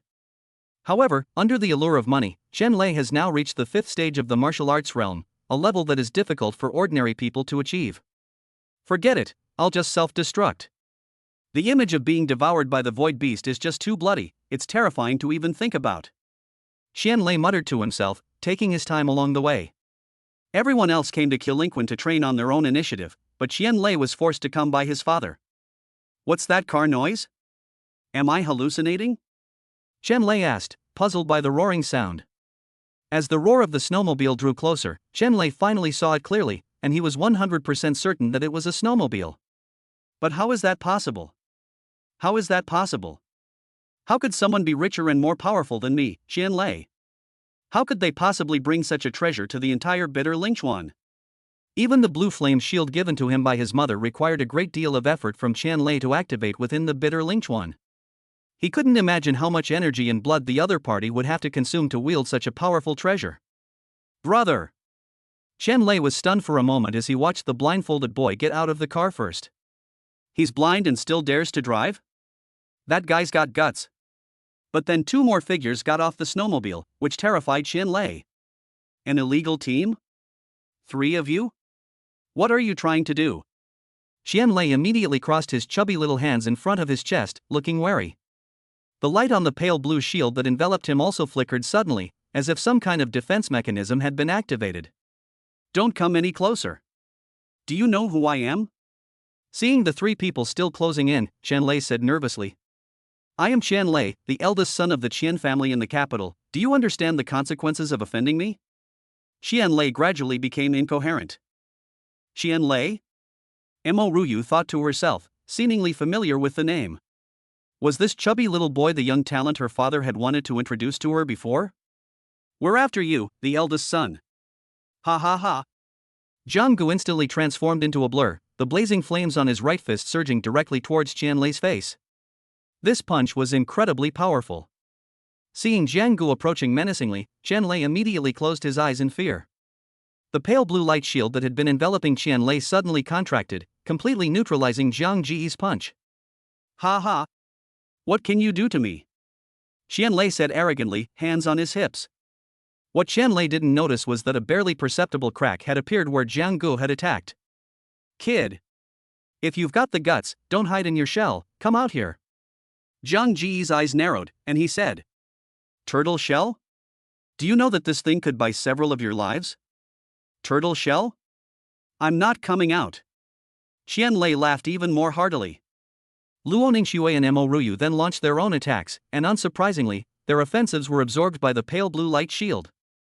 Seeing that she couldn't do anything to this arrogant little fat boy for the time being, Zhang Ge decided to get serious.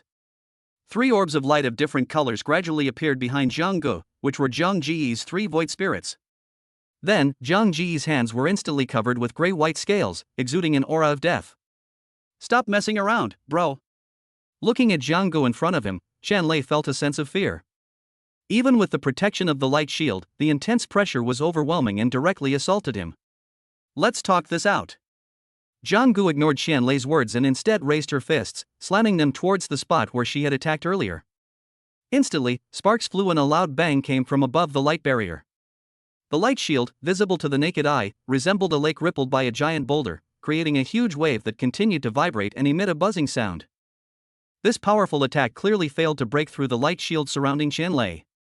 Ha ha! What can you do to me? Qianlei, having recovered his senses, immediately started shouting again. Is that so? Zhang Ge sneered. As soon as Zhang Ge finished speaking, the light barrier, which had been calm, began to erratically churn, like a lake with undulating waves. Then, like a mirror, it shattered continuously. Brother! I was just joking with you earlier. Really? But I've never been joking with you. A charred corpse lay directly on the ice, a gruesome sight. Chapter 55 Shi Xing Xiu. Looking at the charred corpse, Zhang Ge suddenly felt a familiar feeling return. The eldest son of the Qian family? He must have quite a few treasures on him. Zhang Ge laughed loudly. Zhang Ge, do you know the Qian family's power in the capital? Mo Ruyu said slowly. Who cares about the Qian family? If we choose to enter the Void Realm, then we should be prepared to be robbed. Zhang Ge replied. I've heard that the matriarch of the Qian family dotes on this second son. We'll have to be extra careful in Qilinquan from now on. Let's not talk about those discouraging things, let's start looting the corpse. Zhang Ge changed the subject and got right to work. Seeing Zhang Ji's eagerness, Luo Ningxue also joined the corpse looting team, leaving Mo Ruyu standing there dumbfounded, staring blankly at the scene before her. Mo Ruyu was surprised for no other reason than that Luo Ningxue's change at this moment looked too much like a habitual offender. Sister Yu, what are you waiting for? Come on over. Luo Ningxue said with a smile. Oh, okay, here we come. Mo Ruyu also joined the ranks of looting the corpses, and gradually, a feeling of excitement and joy arose spontaneously. The 3 of them then fiddled around for a while, stripping off everything that could be stripped naked, and throwing away anything that couldn't be stripped. That kid is definitely a rich guy. I wonder when I'll run into him again. Zhang Ge muttered to himself, staring at the charred corpse. The Chen family mansion in the capital was bathed in a golden glow, its carved beams and painted rafters creating a magnificent and resplendent scene. In an extremely luxuriously decorated room, a boy opened his eyes, a hint of resentment flashing in them. He then swallowed a semi-sacred herb placed on the bedside table as if it were a snack. Much more comfortable.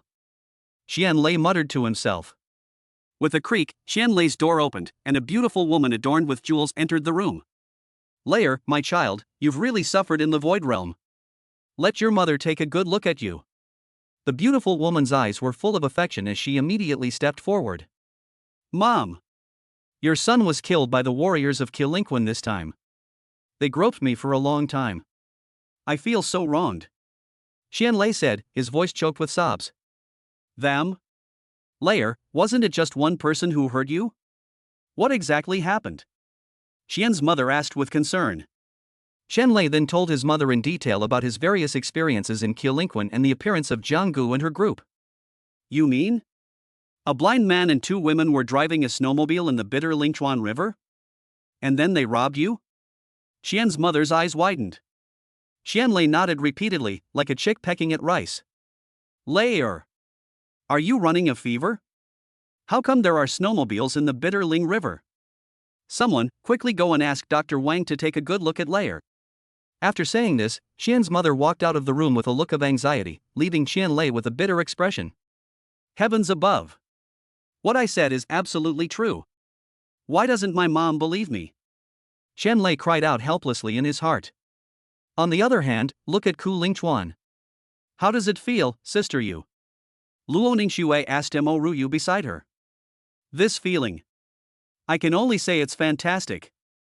After experiencing the thrill of robbery, Mo Ruyu felt an irresistible urge to continue.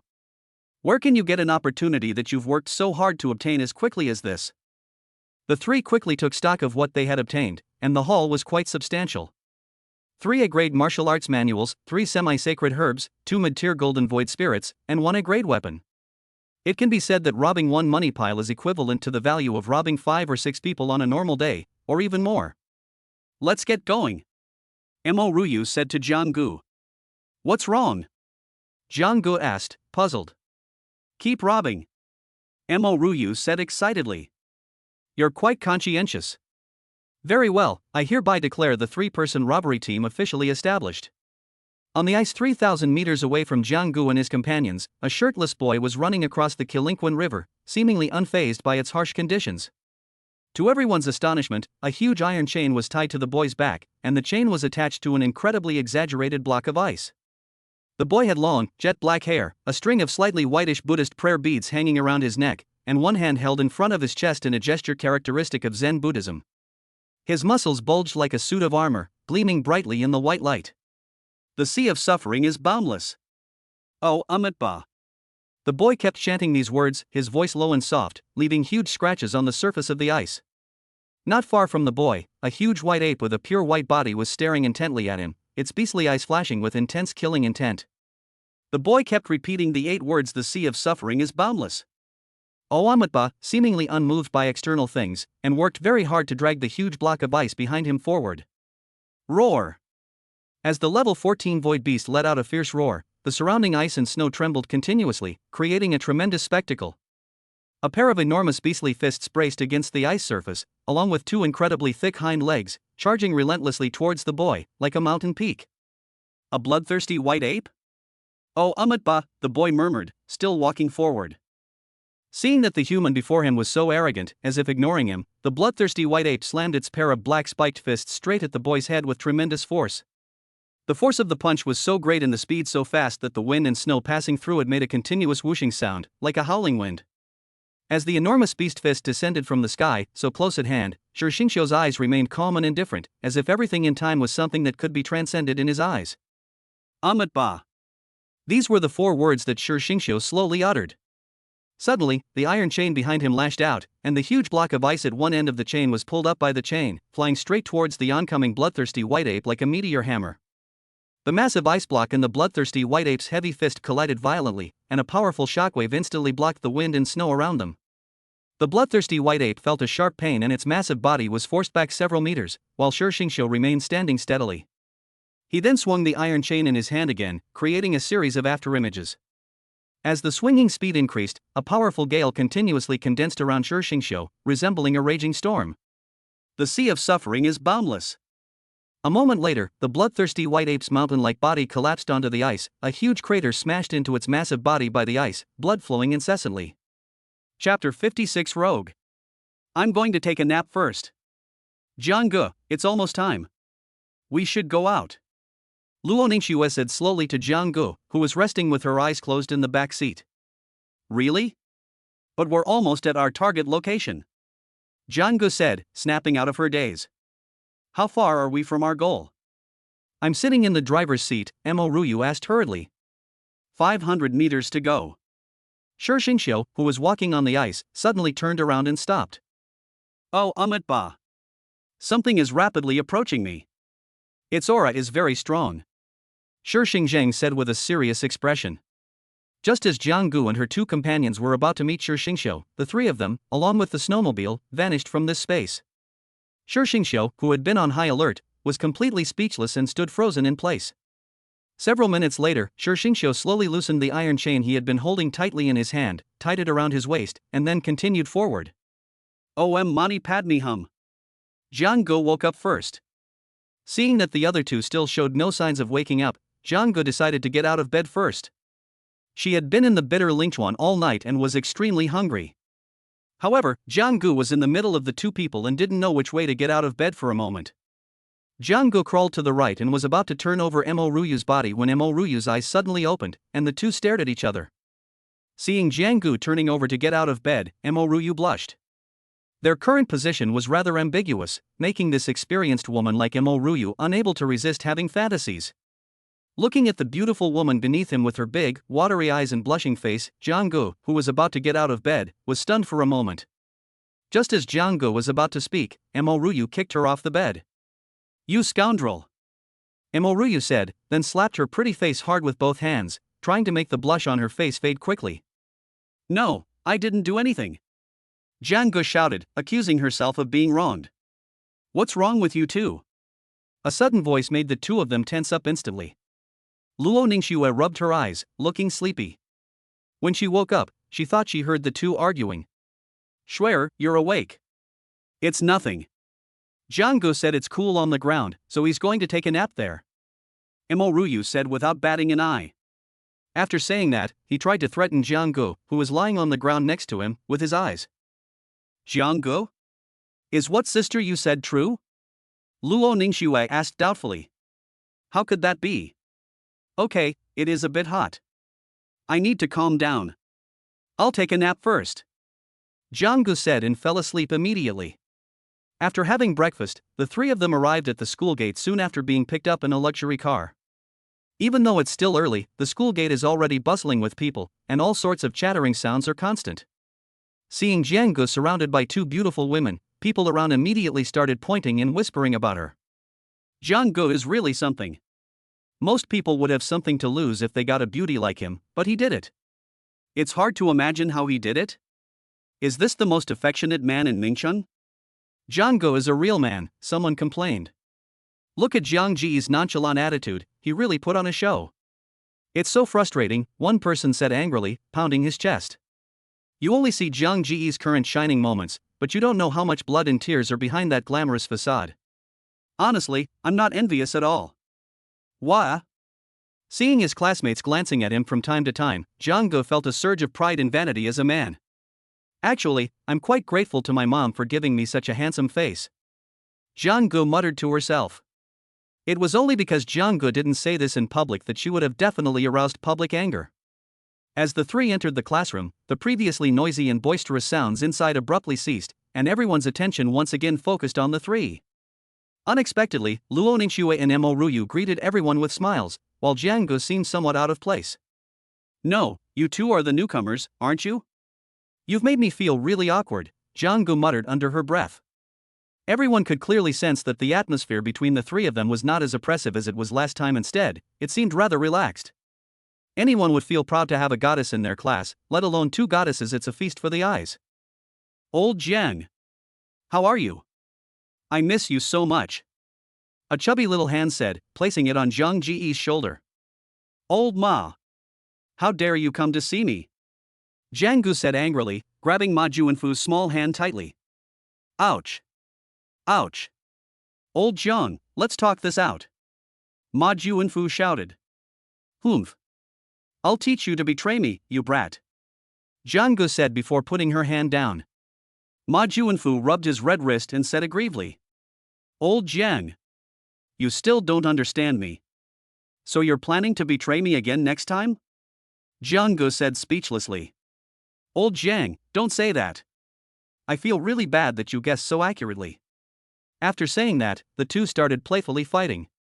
Luo Ningxue and Mo Ruyu watched the two clowns, occasionally covering their mouths and chuckling. As soon as a figure entered the classroom, the room fell silent instantly, except for two figures still chasing and playing around. Everyone, please be quiet. The college entrance examination is just around the corner. Do you still have time to be joking around here? Jiang. Ma Juanfu. The college entrance exam is coming up soon, why are you so happy? Are your scores guaranteed? Don't you need to study anymore? Su Wei asked seriously, looking like he was disappointed in them. Jiang. Especially you, do you know that I have the highest expectations for you? And you still give me that joking smile. Su Wei said seriously. Upon hearing Su Wei's words, the two who had been scolded immediately changed their expressions and quickly returned to their seats, sitting up straight. Seeing their reactions, Su Wei's expression softened, and he slowly said, This year's college entrance examination has the largest number of applicants in its history. The selection process will begin first in each city, and the top 20% in Mingcheng will advance to the next stage. Unlike in the past, this year's college entrance examination will include a real-world challenge, which means that this year's candidates will face greater risks than any previous year. This could kill people. I don't want any accidents to happen to my students. Therefore, I hope you all have a clear understanding of your own limitations and never aim too high. The human heart is always more terrifying than the beasts of the underworld. This is the most important lesson I'm teaching you. Su Wei spoke earnestly, a hint of worry flashing across his face. Upon hearing this, everyone felt a chill run down their spines. In the past, the college entrance examination was always between martial artists, but this time, it was very different. Chapter 57. Back in the day, that's how your mother won me over. No, I can't even beat a martial artist in a fight. You want me to fight a void beast? This is too dangerous. I'll choose the written exam instead. The martial arts exam isn't really my style. Good luck to everyone. This is more interesting. I've been waiting for this day for a long time, a student said proudly, his eyes gleaming with fighting spirit. The college entrance examination in Dasha Kingdom is divided into martial arts and civil service examinations. Students who choose the martial arts path naturally enter the martial arts world, while those with mediocre talent and no hope of passing the martial arts exam choose the civil service exam to enter officialdom and politics. Old Jiang, how's your preparation going? Ma Juanfu's round head suddenly appeared next to Jiang Gu. I'm not bragging, but there's not a single person here who can fight, Jiang Gu immediately boasted. Damn, Lao Jiang, judging by this, you're serious? Ma Juanfu's eyes widened. Upon hearing Jiang Ji's bold words, the two women rolled their eyes at her, causing Jiang Ji's prestige to plummet. Old Jiang, it's not that I don't believe in you, but didn't you see the reactions of the two people next to you? Keep it up. After saying that, Ma Juanfu turned his head and whispered to his deskmate. What a heartless guy who only cares about women. Jiang Gu muttered to himself, then looked at the two people beside him. Jiang Gu, if you ask me, you're the most inhuman person in this class, Mo Ru mocked. Luo Ningxue nodded in agreement. Alright, I've said what I needed to say. As for what I shouldn't have said, you can figure it out yourselves. The path of a martial artist is never smooth sailing. I hope you all have a good future. Su Wei said solemnly. Thank you, teacher. Is this what they mean by if you are well, then it is a sunny day? Gentlemen, let's meet at the summit. Hey bro, where are we going to get internet later? Let's have a good fight this time. Everyone shared their opinions, preparing to relax before the college entrance examination and loosen up for the challenges ahead, even though some people had never been on edge. Class time flew by, and this was everyone's last class at Wudao No. 1 Middle School. Next up was a 3-day mini vacation. 3 days later, everyone will face the incredibly brutal college entrance examination. Tap tap tap. The crisp sound of leather shoes on the ground reached everyone's ears. Before everyone could recover, a tall and steady figure walked into the classroom. Director Luo? The students exclaimed immediately upon recognizing the person who had arrived. Director Luo, what brings you here today?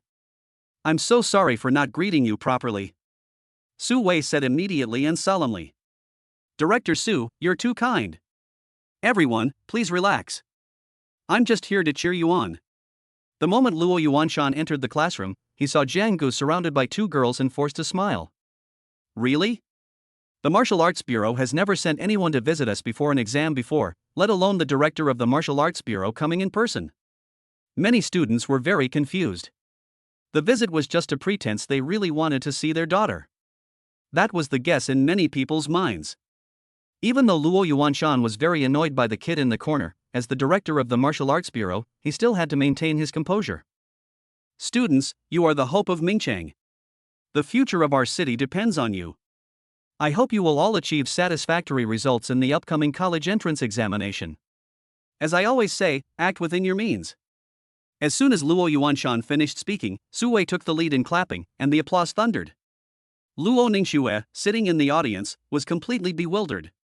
Luo Yuanshan hadn't told her he was coming to the school to offer his condolences today. Perhaps that wasn't Luo Yuanshan's real purpose. Luo Ningxue, Jiang Gu, and Mo Ruyu, the three of you go outside and have a chat with Director Luo. After Luo Yuanshan whispered a few words in Su Wei's ear, Su Wei immediately shouted. The students watching were confused for a moment, but most of them chose to join in the fun. Jiang Gu is going to suffer. Her father has come to interrogate her, someone confidently analyzed. Brother, is this really true? Ha, I'm not lying. Director Luo never really liked Jiang Gu to begin with. Not only did she steal away his sweetheart, but now she's also having affairs. What do you think? The man continued. Brother, so Director Luo's visit this time was actually to put Jiang Gu in a bad light? This is just one aspect. In my opinion, it means Jiang Gu should leave Luo Ningxue forever, or choose one of the two. Then tell me, what methods will Director Luo use to coerce Jiang Gu? It's nothing more than a show of force or a monetary incentive. You'll understand when you see their expressions as they come in. Brother Ma, your analysis is truly reasonable and well-founded. We admire you, one of them said awkwardly, clasping his hands in a gesture of flattery. Of course. If you ask who in this class knows Jiang Gu best, it's me, isn't it? Ma Juanfu laughed heartily. Jiang Gu, what is your relationship with this Mo Ruyu from the capital? Luo Yuanshan asked in a deep voice. Director Luo, your daughter, Mo Ruyu, and I are now comrades in arms. Comrade in arms? Luo Yuanshan asked in confusion. I don't want to ask about anything else, I just want to know if you've bullied my girl. After saying that, Luo Yuanshan stared intently at Jiang Gu, his gaze intense and menacing.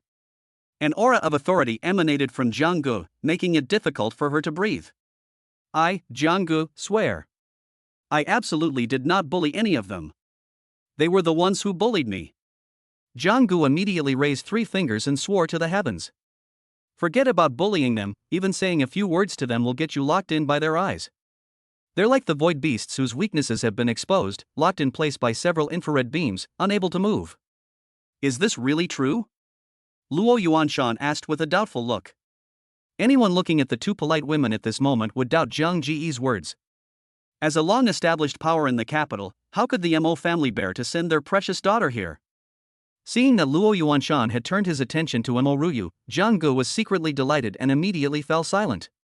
Uncle Luo, I have important business to attend to here. The most important thing is that I have made friends with Sister Schwer here, and we get along very well. Mo Ruyu replied softly. Girl, is that so? Dad. Sister, you and I really get along well, and the relationship between the 3 of us is not what you think, it's just a simple business relationship. Luo Ningxue frowned slightly as she replied. What do you mean it's not what I think? Do you know what I think it is? Luo Yuanshan said unhappily. You 2 go back first. I have something to say to the girl. Luo Yuanshan said in a deep voice. Seeing this opportunity, Jiang Gu immediately prepared to slip away. Although Mo Ruyu was not as eager as Jiang Gu, she did not slow down at all. No sooner had the 2 left than Luo Yuanshan's expression changed instantly, like a face-changing act in Peking opera, so fast it was astonishing. Schwer, do you know who Mo Ruyu is? She came to Mingcheng specifically for Jiang Gu? Luo Yuanshan asked anxiously. Dad? What's wrong? Luo Ningxue didn't react for a moment, and it took her a while to reply. Dad doesn't object to you being with Jiang Gu, you know?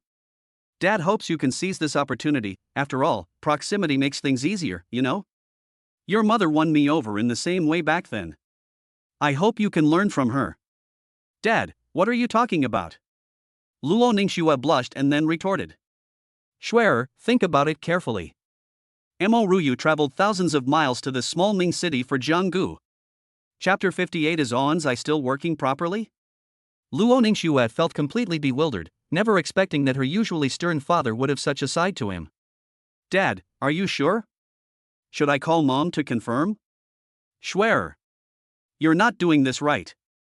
In short, you should handle it yourself and follow your heart. Luo Yuanshan said and then left in a hurry. After all, no one knows if this little darling will let in the cold at a crucial moment, so it's better to be safe than sorry. Watching Luo Yuanshan's departing figure, Luo Ningxue kept hearing the words "follow your heart" echoing in her mind. Seeing the 3 people walk into the classroom, everyone's gossipy nature was immediately aroused. Jiang Gu and Mo Ruyu originally planned to go into the classroom first, but they felt that since they were comrades in arms, they might be criticized if they went in together. But to everyone's surprise, the 3 of them walking into the classroom together caused an even bigger stir, not only with pointing and whispering, but also with a chorus of disdain. How can these 3 still be laughing? Did Director Luo simply ask them to go outside and chat about the college entrance exam? That shouldn't be the case. I noticed that Director Luo's expression was clearly off when he went out earlier. Brother Ma, something seems off about this. Why are they chatting and laughing? What do you know? The more harmonious it is, the bigger the problem is. Maybe there's already a rift between the three of them. Brother Ma, you really have to be insightful. Otherwise, how could I say you're the person who knows Jiang-gu best? Brother Wang, why do you only say half of what you mean? Ma Juanfu had barely finished speaking when he felt a gaze fixed on him, menacing and menacing. Old Ma, is it you again, cricketing behind my back? Jiang Ji's cold voice rang out behind Ma Juanfu. Old Jiang, congratulations, you guessed right again. Ma Juanfu said with a forced smile. Take this. Jiang-gu said and slapped him with his palm. It hurts. It hurts so much, Lao Jiang, am I going to die? A dark line flashed across Jiang Ji's face. Old Ma? I haven't even filmed it yet. Jiang-gu said speechlessly. Luo Ningxue and Mo Ruyu also giggled, feeling that Ma Juanfu and Jiang-gu were indeed good brothers. They're all the same kind of clowns. After being slapped by Jiang-gu, Ma Juanfu became noticeably more obedient, even ignoring his classmates' attempts to talk to him. After this incident, everyone immediately packed their bags and rushed to the school gate. In a small wooden house on the outskirts of the capital, a blindfolded boy was sitting cross-legged, with powerful streams of energy surging from his limbs and then flowing into his crown, circulating continuously. After Gu Yunwen had absorbed all his blood and energy into his body, a sharp aura burst out through the cloth covering him, followed by silence. A series of gentle footsteps reached Gu Yunwen's ears, causing his ears to twitch slightly. He immediately stood up. Elder. Gu Yunwen said slowly. On, you've improved again? Your reaction time was a second faster than last time, very good. The old man with the cane nodded and said. With the college entrance exam just around the corner, you must understand the expectations the Gu family has for you. Although you are an orphan, the entire Gu family has invested a great deal of effort in you, so you must not let us down.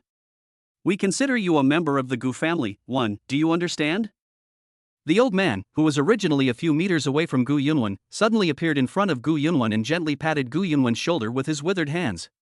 On understands. The old man nodded in satisfaction, then turned and left.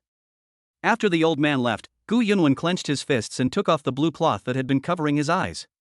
Behind the strip of cloth were a pair of bloodied and mangled eyes, with scabs that had long since congealed and were stuck tightly to the flesh, like a muddy tidal flat.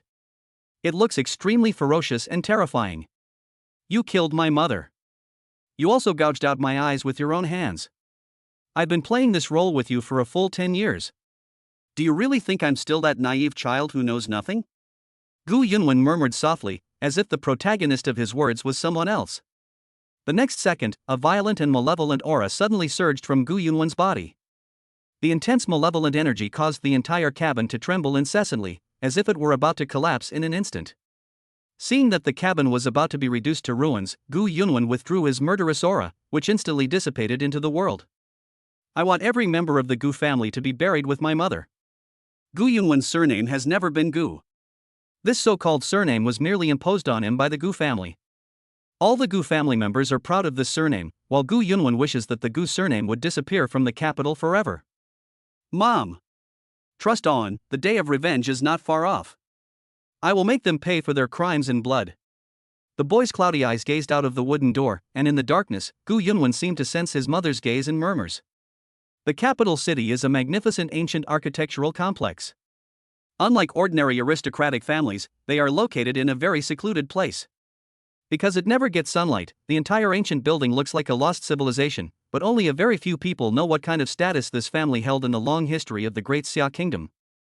An elderly man leaning on a cane slowly walked towards the ancient, heavy, dark blue gate, and gently knocked on the lock.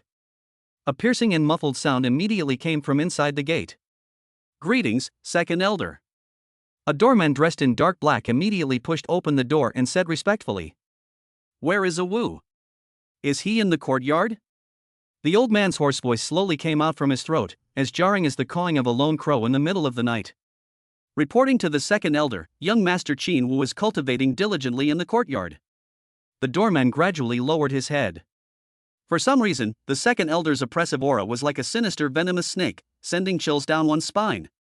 The second elder had barely finished speaking when the doorman was about to turn around and see him off, but when he looked back, the second elder was nowhere to be seen.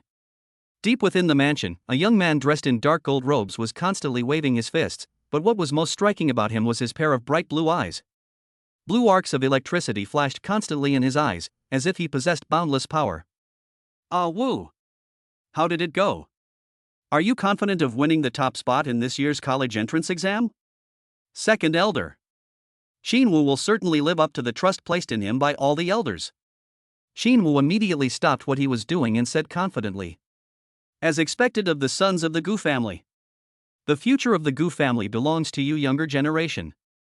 Don't let us down. The second elder was very satisfied and stroked his white beard as he spoke. How are On's eyes? Chapter 59. Do you want to go be with him right now? On the borders of the great Xia kingdom, the vast and boundless land is scarred and ravaged. Terrifying roars of beasts soared into the sky, and the earth trembled incessantly, as if they were about to devour the entire planet at any moment. General. The battle at the front is getting increasingly tense. Should we retreat first? A man in a dark military uniform spoke solemnly to the weathered man in front of him. Has Ling Sha not arrived yet? The weathered man inhaled the last puff of his cigarette, then exhaled sharply, the smoke lingering like a white sword for a long time. General Ling is still on his way. I'm afraid the soldiers at the front won't be able to hold out until he arrives. As he spoke, the man's eyes became somewhat moist. Bring me my weapons, I will personally lead the expedition. Wu Cheng's once weathered eyes now gleamed with sharpness, as if even the winds and clouds paled in comparison. General. You mustn't. Your body hasn't fully recovered yet, the man cried anxiously, still standing motionless in place. This is a military order, go now. After saying that, Wu Cheng actually laughed, a rare occurrence, and flicked the finished cigarette butt onto the man's pants, his eyes full of relief. General. The man's eyes filled with tears, and his eyes instantly turned red. He understood that if the general forced himself to exert his internal energy this time, there would be no way to save him. The military doctor had emphasized more than once that the general must take good care of his injuries during this period. All right. Stop crying. I'd probably cry myself to death before the fight even starts. Besides, I really do miss my old buddies. Wu Cheng slowly walked to the man's side, gently patting the man's shoulder with his large, scarred hands, the lines on his palms long since obscured. Old Qin used to say that I had the shortest lifeline. Guess what? That night he secretly drew the lines on my palm longer with a pen. Actually, I knew that in the fierce battle of the second day, one of us would definitely die. I knew it was me. He took that blow for me, and since then, my life seems to have been extended. I've miraculously survived until now. Now look what's happened. This lifeline seems to have faded with time. Maybe it really is time. Wu Cheng said with a smile, tears welling up in his eyes, while the man under his command was already sobbing uncontrollably. You little brat, what are you standing there for? I've said everything I need to say, now. Right now. Wu Cheng's expression changed immediately, and he scolded. The principle that military orders are as firm as mountains has always been an unchanging truth, so how could Fang Ping not know it? But seeing the determination in Wu Cheng's eyes, he knew that no amount of persuasion would be of any use. Fang Ping choked back tears as he walked out of the tent and slowly headed into the distance. The distance seemed so far, and at this moment, Fang Ping wished that time could slow down and the distance could be longer. An ancient battle axe lay there quietly, its dark red color a result of countless battles fought with the beasts of the underworld, exuding a powerful killing intent. It took Fang Ping and two other soldiers to barely lift this peerless divine weapon before presenting it to Wu Cheng. Looking at his old friend, Wu Cheng's originally pale face suddenly turned rosy, and he immediately took it from the three people's hands and gripped it tightly in his hand. All soldiers, heed my command. Follow me on this expedition. Protect our great Xia. A powerful and resonant voice echoed throughout the entire military camp, stirring the blood of every soldier just by hearing it. Kill. Kill.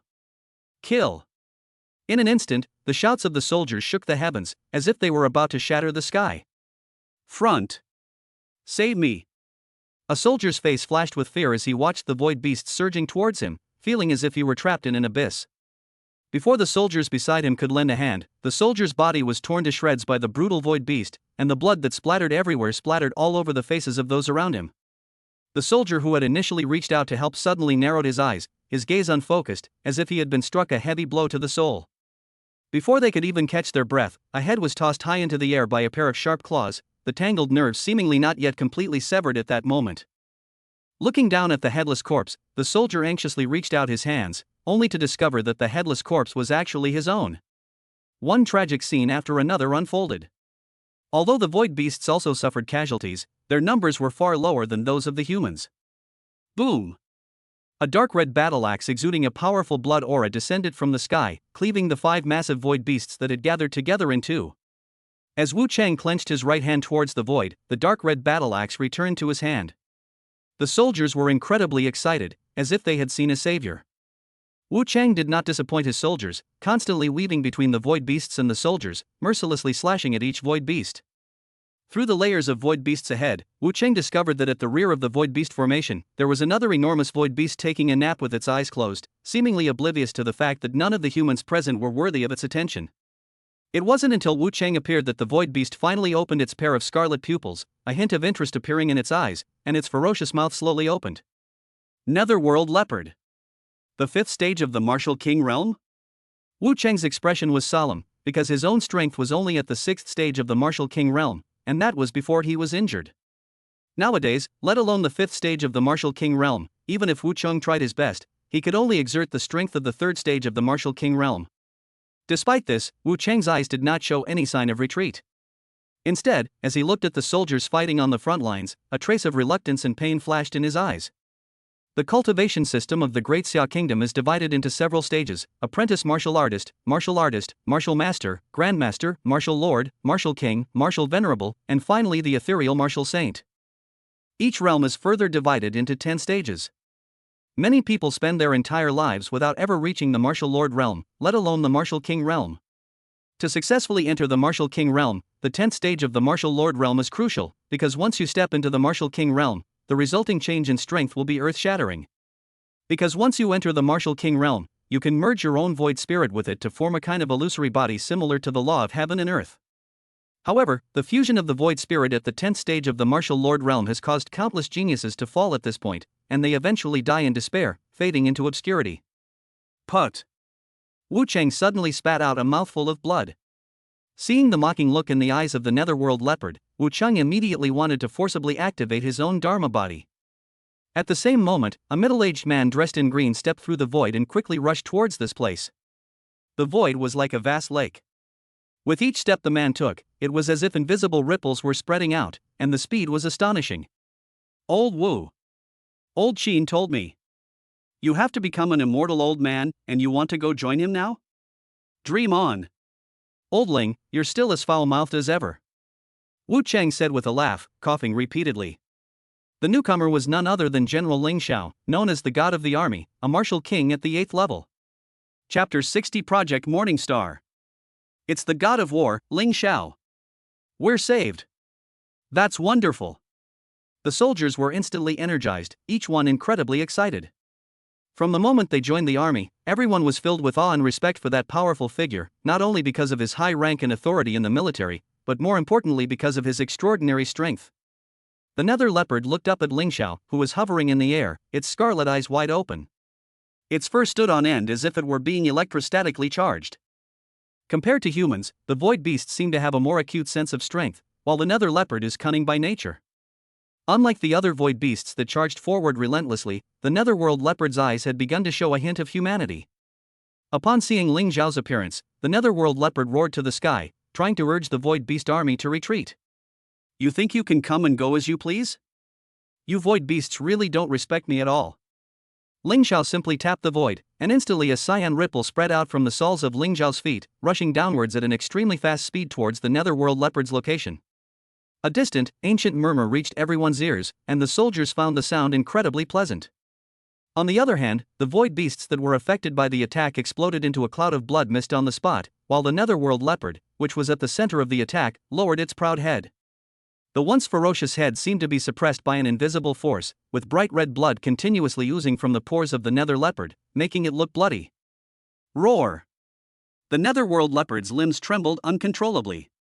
With Ling Xiao's toe tapping the ground again, the netherworld leopard seemed unable to withstand it any longer and turned into a cloud of blood mist in the sky, which quickly dissipated with the wind. God of War! God of War! The soldiers kept calling out Ling Xiao's name, their eyes filled with undisguised respect and fervor. Exhilarating shouts echoed across the land. Seeing their leader turn into a cloud of blood mist, the void beasts crumbled and retreated towards the other side of the horizon. 9 steps in clear skies. Each step is a new heaven. Ling Xiao, you are still so strong. Wu Cheng looked at the figure in the sky and said softly. A towering silver skyscraper stands in the heart of the capital, attracting the attention of all who pass by. At this moment, on the top floor of the silver building, several figures were sitting together, looking at the documents in their hands, their brows furrowing from time to time. According to military intelligence, the attacks by the void beasts seem to be more frequent than before, and we don't know how many of our great Xia soldiers have been sacrificed this time. A square-faced man with thick eyebrows and large eyes spoke in a deep voice, his gaze sharp and piercing. Anyone who was looked at by him sat up straight. The situation at the front is extremely tense right now. In order to respond to the call of the military, I hope to launch Project Morningstar ahead of schedule. The man continued. Project Morningstar? Minister, isn't this decision premature? A portly man quickly replied. Too early? Do you know that if the void beasts break through that defense line, our great Xia kingdom will suffer immense devastation? At that time, it's uncertain whether you'll even be able to speak to me here. Or rather, Wang Chen, do you want to make a name for yourself in the military? Why don't you take the lead and set an example for us? For a moment, the meeting room fell silent, and the man named Wang Chen was sweating profusely. I know that Project Morningstar will harm our national strength, but even so, we must devote all our resources to its development. Double the reward for the top 3 in this year's college entrance examination. I need to help these 3 Morningstars grow up in the shortest possible time. Do you all understand? The man's tone left no room for argument, and his piercing, tiger-like eyes exuded an imposing aura even without anger. Yes, the group replied, but their hearts were far from calm. The rewards for this year's college entrance examination competition were far more generous than in the past. If the reward resources were doubled again, how tempting would that reward be? Even the people present revealed a strong sense of desire in their eyes. Unlike the high-ranking officials in the front lines, the Great Xia Kingdom was peaceful and tranquil at this moment, with many people immersed in their comfort zones and unwilling to take a single step out. Walking down the bustling streets, news of the college entrance examination competition is constantly being broadcast on various screens.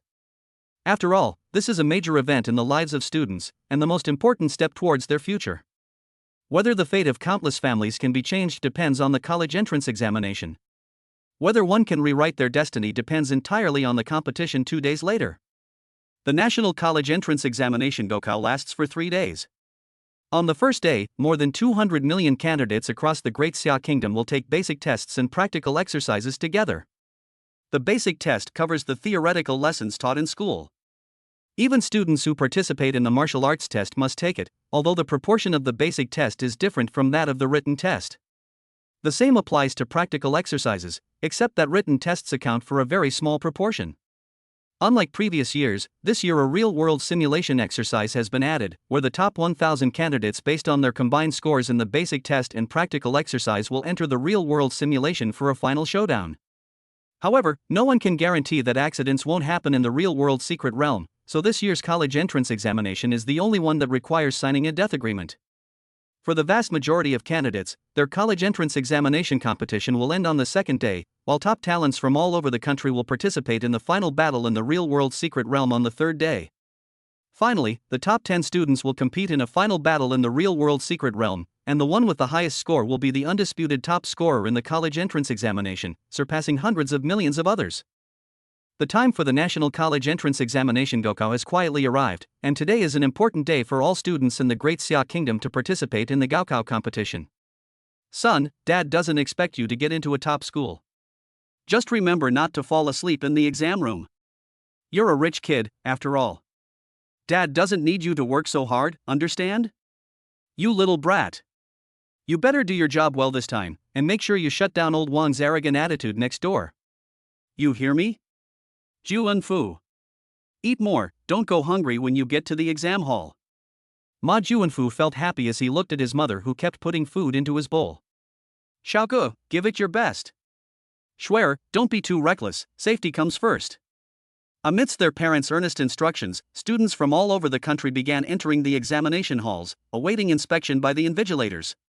Upon entering the examination room, in addition to the usual checks, candidates' bone age needs to be tested to see if it meets the standards and to check for any suspicion of proxy testing.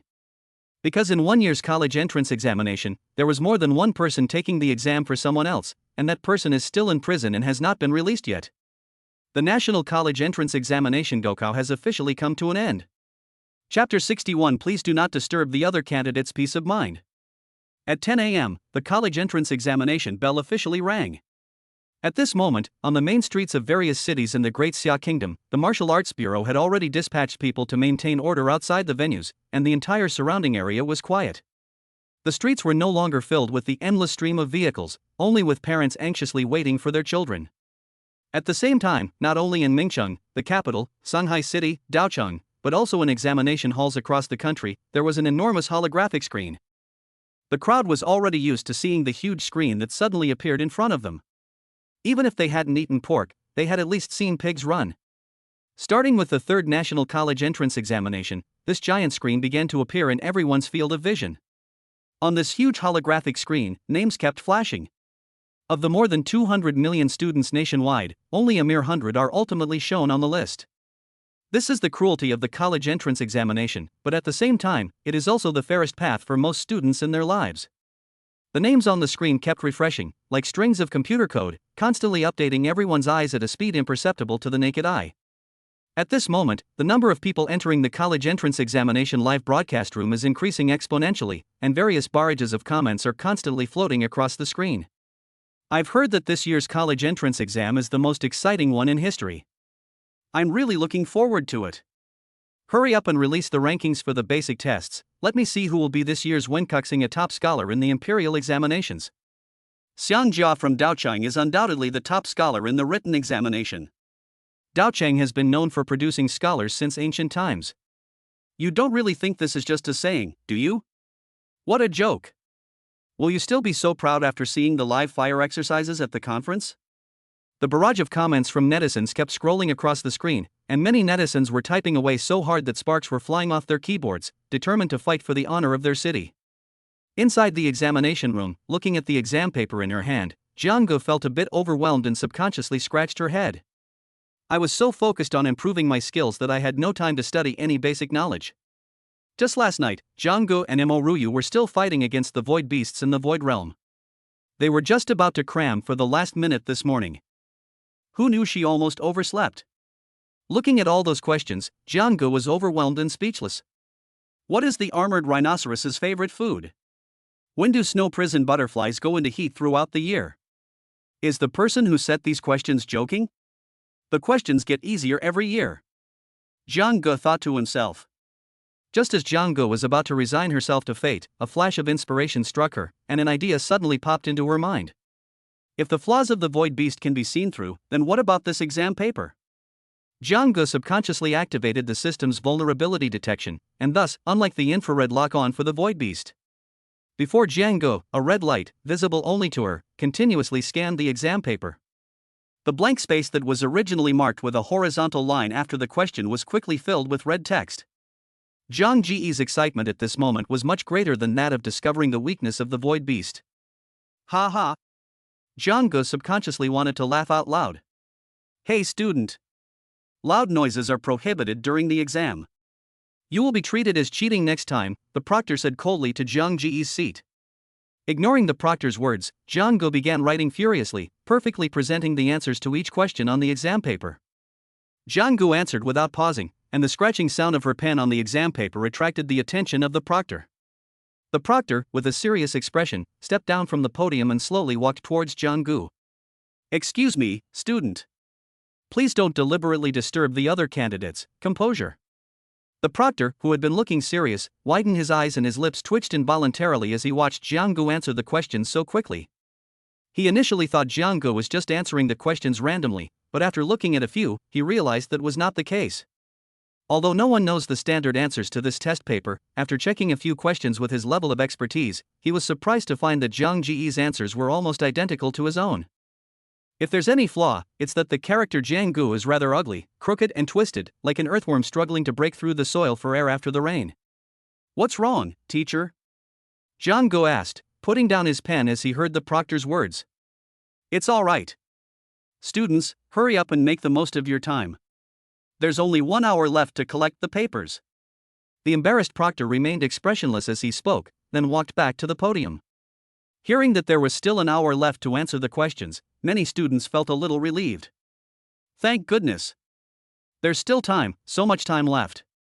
Why did you remind me? You've ruined my train of thought. Many students thought to themselves. The next second, the sound of Jiang flipping through the exam paper immediately made everyone in the same exam room as her tense. This kid, he finished so fast? No one dared to think too much and immediately threw themselves back into answering the questions. Then a series of urgent ringing sounds. All candidates, please stop answering the questions immediately. Any further writing will be considered cheating. The invigilator's gaze swept around the room. Faced with such a large number of questions, many candidates could only barely finish answering them and put down their pens, while some candidates had a bitter smile on their faces. Even more extreme, some students, after leaving the exam room, looked up to the sky and shouted, "This question was too hard. I couldn't do it." As for Jiang, who handed in her paper early, she went straight to the school gate after leaving the examination room.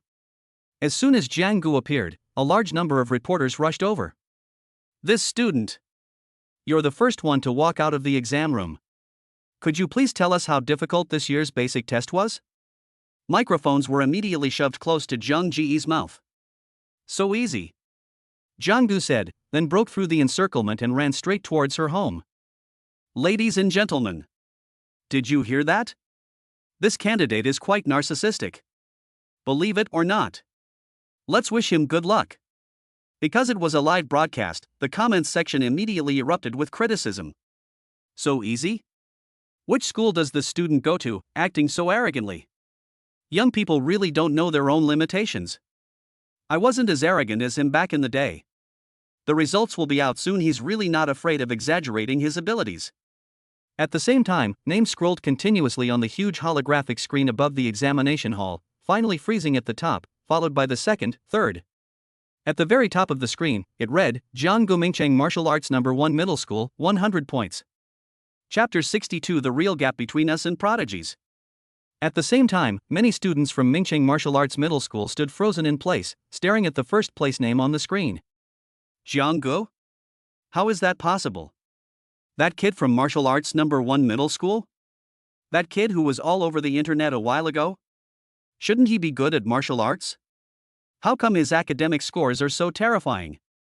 Not only in Mingcheng, but also in major first-tier cities such as the capital and Daocheng, the results of this basic test were broadcast on holographic screens in the examination halls. Apart from a few netizens who were previously keen on surfing the internet and might be somewhat familiar with the name Jiang, everyone else was completely clueless. Even before the college entrance examination began, not only major training institutions, but also major media outlets and schools made predictions about the top scorers in this year's exam. As for the person at the top of the list, everyone already had their own opinion, but the unfamiliar name Jiang suddenly came into everyone's view. In a short time, major mainstream media outlets rushed to report on it, causing quite a stir online. According to reliable sources, Jiang, who ranked first in the written exam, is a senior high school student from Mingcheng Martial Arts No. 1 Middle School. Before the host had even finished the report, netizens below started stirring up trouble. Mingcheng? Have you ever heard of it? What kind of obscure little city is it? Could it be that they'd used some underhanded means to show off? Jiang? Martial Arts No. 1 High School? Our capital city is full of talented people. How could we lose to a nobody from such a small place? We strongly demand a thorough investigation into Jiang. If she were first in the whole school, it wouldn't be a big deal, but this is the first in the national written exam. It's impossible for her not to attract attention. Jiang is practically stripped naked. How could Jiang possibly have such a high score on the written exam? You have to know that the difficulty and number of questions in the college entrance exam are incomparable to those of the past. Looking at Jiang Ji's ranking, Luo Ningxue felt a wave of confusion. They had all entered and exited the void realm space in the same way, so she really couldn't understand how Jiang had achieved such high academic scores. Not only Luo Ningxue, but also Mo Ruyu, Ma Juanfu and other people familiar with Jiang, and even Jiang Ji's parents, were very puzzled. Xiaogu, tell Dad honestly, did you really not cheat? Do you know the consequences of cheating on the college entrance exam? Jiang's father asked seriously, his eyes filled with apprehension. Zhang's father was both afraid that Zhang Ji's grades were obtained through cheating, and also afraid that if that were the case, Zhang Ji's fate would be self-evident. At best, they will be disqualified from the exam. At worst, the Martial Arts Bureau will immediately launch an investigation, and they will be imprisoned. Dad. You have to believe that you and Mom can have such an outstanding son. There was no cheating. You can rest assured. Xiaogu, so you mean? Upon receiving a definite answer, Zhang's father's face instantly turned bright red, and his whole body trembled uncontrollably. Dad. Don't get agitated, stay calm. As soon as Jiang Gu finished speaking, her father gave her a sharp rap on the head. Ouch. If I'm not excited about this, what is there to be excited about? Thank you to the ancestors of the Jiang family. Zhang's father was so excited that he unconsciously put his hands together. Dad, instead of thanking those vague and useless things, you should thank me. Get out. Zhang's father shouted. A day passes in the blink of an eye. As the candidate who ranked first in the written test, Jiang Gu received a series of phone calls last night, extending an olive branch to her. However, most of them are universities that focus on academics or literature, since the results of the martial arts exam can only be known today, and each university has a different focus. But in this world where martial arts reign supreme, strength is the foundation of everything, so everyone's desire for martial arts universities is far stronger than that for academic universities. At 10 a.m., a group of students flooded into the examination room again, all eager to try their best. Please enter the examination room, all candidates. The mechanical voice kept repeating over the loudspeaker. Son, it's okay if you didn't perform well yesterday. Today, give them a good slap in the face. Son, if you encounter a woman as your opponent, don't be like I was back then, and don't hold back. Words of earnest advice kept echoing in the ears of the test takers. All the parents could do now was offer encouragement. Now that things have come to this, there's nothing more they can do. Unlike the basic tests which are conducted in classrooms, the practical training is mostly conducted in open-air playgrounds, as candidates enter the examination room one by one. The live broadcast footage was immediately transmitted. This is Yun Kuang from the Yun family in the capital. This is Saki Xingxiu of the Buddha city. As powerful figures appeared on the live stream screen, viewers kept their eyes glued to the screen, afraid of missing any opportunity to witness the talents from all over the country. Previously, people knew very little about the prodigies from various regions, but now they can finally witness their brilliance firsthand, which is quite delightful. The live action drills use random matchmaking, with each person having 3 chances. The stronger the opponent you are matched with, the more points you will get. For those participating in the martial arts test, the points earned in the practical training are crucial. 1 point can mean the difference between 1,000 and 1. However, this does not mean that there will be an imbalance for those candidates who are at a lower level, because the final judgment still needs to be based on the judges' scores of the candidates' abilities on site. Furthermore, to prevent referees from engaging in favoritism or cheating, all the training grounds were made of a special type of jade. Through the interrelationship between jade and formations, each arena will have a blue crystal specifically for assessing the level of an attacker's offensive, further providing a reliable basis for scoring. Jiang Gu slowly walked towards the battle platform that was glowing with blue light, where she saw that her opponent was a candidate at the 3rd stage of the martial arts realm. For a place as small as Mingchang, the 3rd stage of the martial realm is already a considerable strength, but it is still far from enough in front of Jiang Gu. As Jiang Gu extinguished the flames on his fist, a figure was sent flying out of the examination room, and the medical staff standing by immediately began to treat him. Before long, the examinee who had been defeated by Jiang Gu immediately became energetic again. At the same time, the numbers on the blue crystal slowly jumped, finally stopping at the number 6. The blue crystal's offensive capabilities are assessed on a total of 10 levels, which are based solely on the strongest power that a martial artist can unleash. The most powerful level 10 is comparable to the 1st stage of the Grandmaster realm. Judging from the past, no one has ever reached this level. However, there are indeed people who can barely reach level 9. That record was left by the military god Ling Xiao during his martial arts exam, and no one has been able to break it to this day. Luo Ningxue and Mo Ruyu were so powerful that they could practically do whatever they wanted in Mingcheng. Any examinee who fought them was either instantly killed or surrendered. Soon, the 3 of them climbed up their points without any sign of slowing down. Zhang Gu, a male student from Mingcheng Martial Arts No. 1 Middle School, currently has 198 points and is at the 6th level of the martial artist realm. Luo Ningxue has reached the 6th level of the martial arts realm in Mingcheng Martial Arts No. 1 Middle School with a score of 190. Mo Ruyu, Mingcheng Martial Arts No. 1 Middle School, currently has 197 points, martial artist level 7. If Jiang Gu and the other two already had incredibly high scores, then everyone noticed that Jiang Ji's name was nowhere to be found on the holographic screen. The live fire exercise reports will only be ranked according to the cities that participated, unlike the written test, which is national and local. The practical exercises don't end with the local cities finishing the first round. The top 10,000 from each city will continue to compete until the national list of 1,000 is finalized. On the holographic screens in the capital, Shixingqiu, male, currently has 237 points at the Buddhist City Martial Arts Academy, martial artist level 8. Yun Guangnan has reached 228 points at the Imperial Capital Hidden Mountain Academy, martial artist level 8. Gu Yunwen, male, has a score of 224 at Yunqi No. 1 Middle School in the capital, and is at the 7th level of the martial artist realm. Looking at the list of top scorers in Beijing on the live stream, test takers from all over the country realized just how big the gap between them could be. Chapter 63: Gu Qinwu's Ruthlessness. Where are Jiang Ji's die-hard fans? Why aren't they shouting now? One netizen commented. Jiang Gu can only run wild in Mingcheng. Look at the geniuses of my capital city, the difference is not small at all. Do you see Shixingqiu, who is ranked number 1? He is the holy son of our Buddha city, and can be called the number 1 martial artist below the current level. Isn't the person upstairs afraid of exaggerating? The number 1 below the martial realm? If you ask me, the number 1 below the martial realm belongs to Yun Kuang, the genius of our capital, and he hasn't even used his full power yet. You all think Jiang Gu from Mingcheng has suddenly become powerful?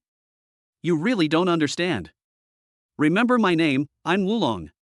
Sleeping Dragon? I'm more like Phoenix Chick. Get out of here, you're obviously a plant hired by Jiang Gu. Immediately, everyone turned their anger towards this user with the ID Wulong and launched a barrage of insults. Meanwhile, in a brightly lit house in Mingcheng, a young man was frantically typing on a keyboard. He paused, then slowly said, "Hey! If you're asking who understands Jiang Gu best, it's definitely me. I've suffered more losses than you've ever experienced." On the other side, Ma Juanfu, who was still engrossed in eating, suddenly felt a tightness in his heart, as if something precious had been taken away by someone else. As rounds of live fire drills continued, holographic screens across various locations flickered intermittently, and rankings changed accordingly. But if we're talking about the most stable names, it's undoubtedly those in the top tier. Not only have their rankings remained unchanged, but their points have also been steadily increasing. It attracted a great deal of attention. At this point, Jiang Gu and her group had reached 321 points, but the points of Shixingqiu and his group in the capital had stopped around 400 points.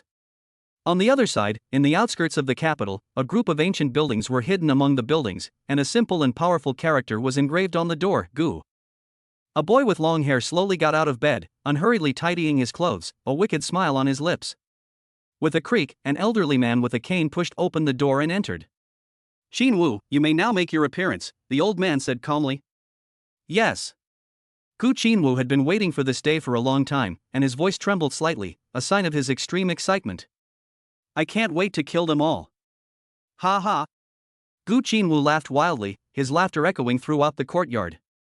"Qinwu, this time, my Gu family will appear in the world's eyes with our rightful name, and you are the spokesperson for my Gu family. In this battle, only first place is acceptable, second place is not allowed." Qin Wu understands.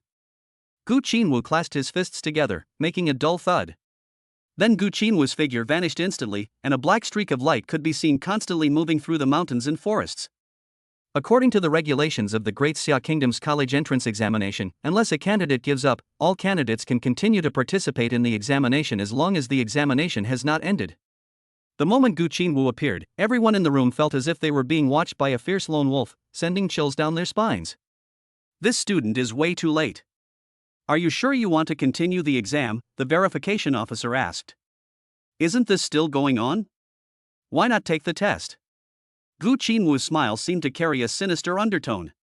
With just a smile, everyone felt that the young man could be described as eerie. He was a person with a chillingly sinister aura that was everyone's first impression.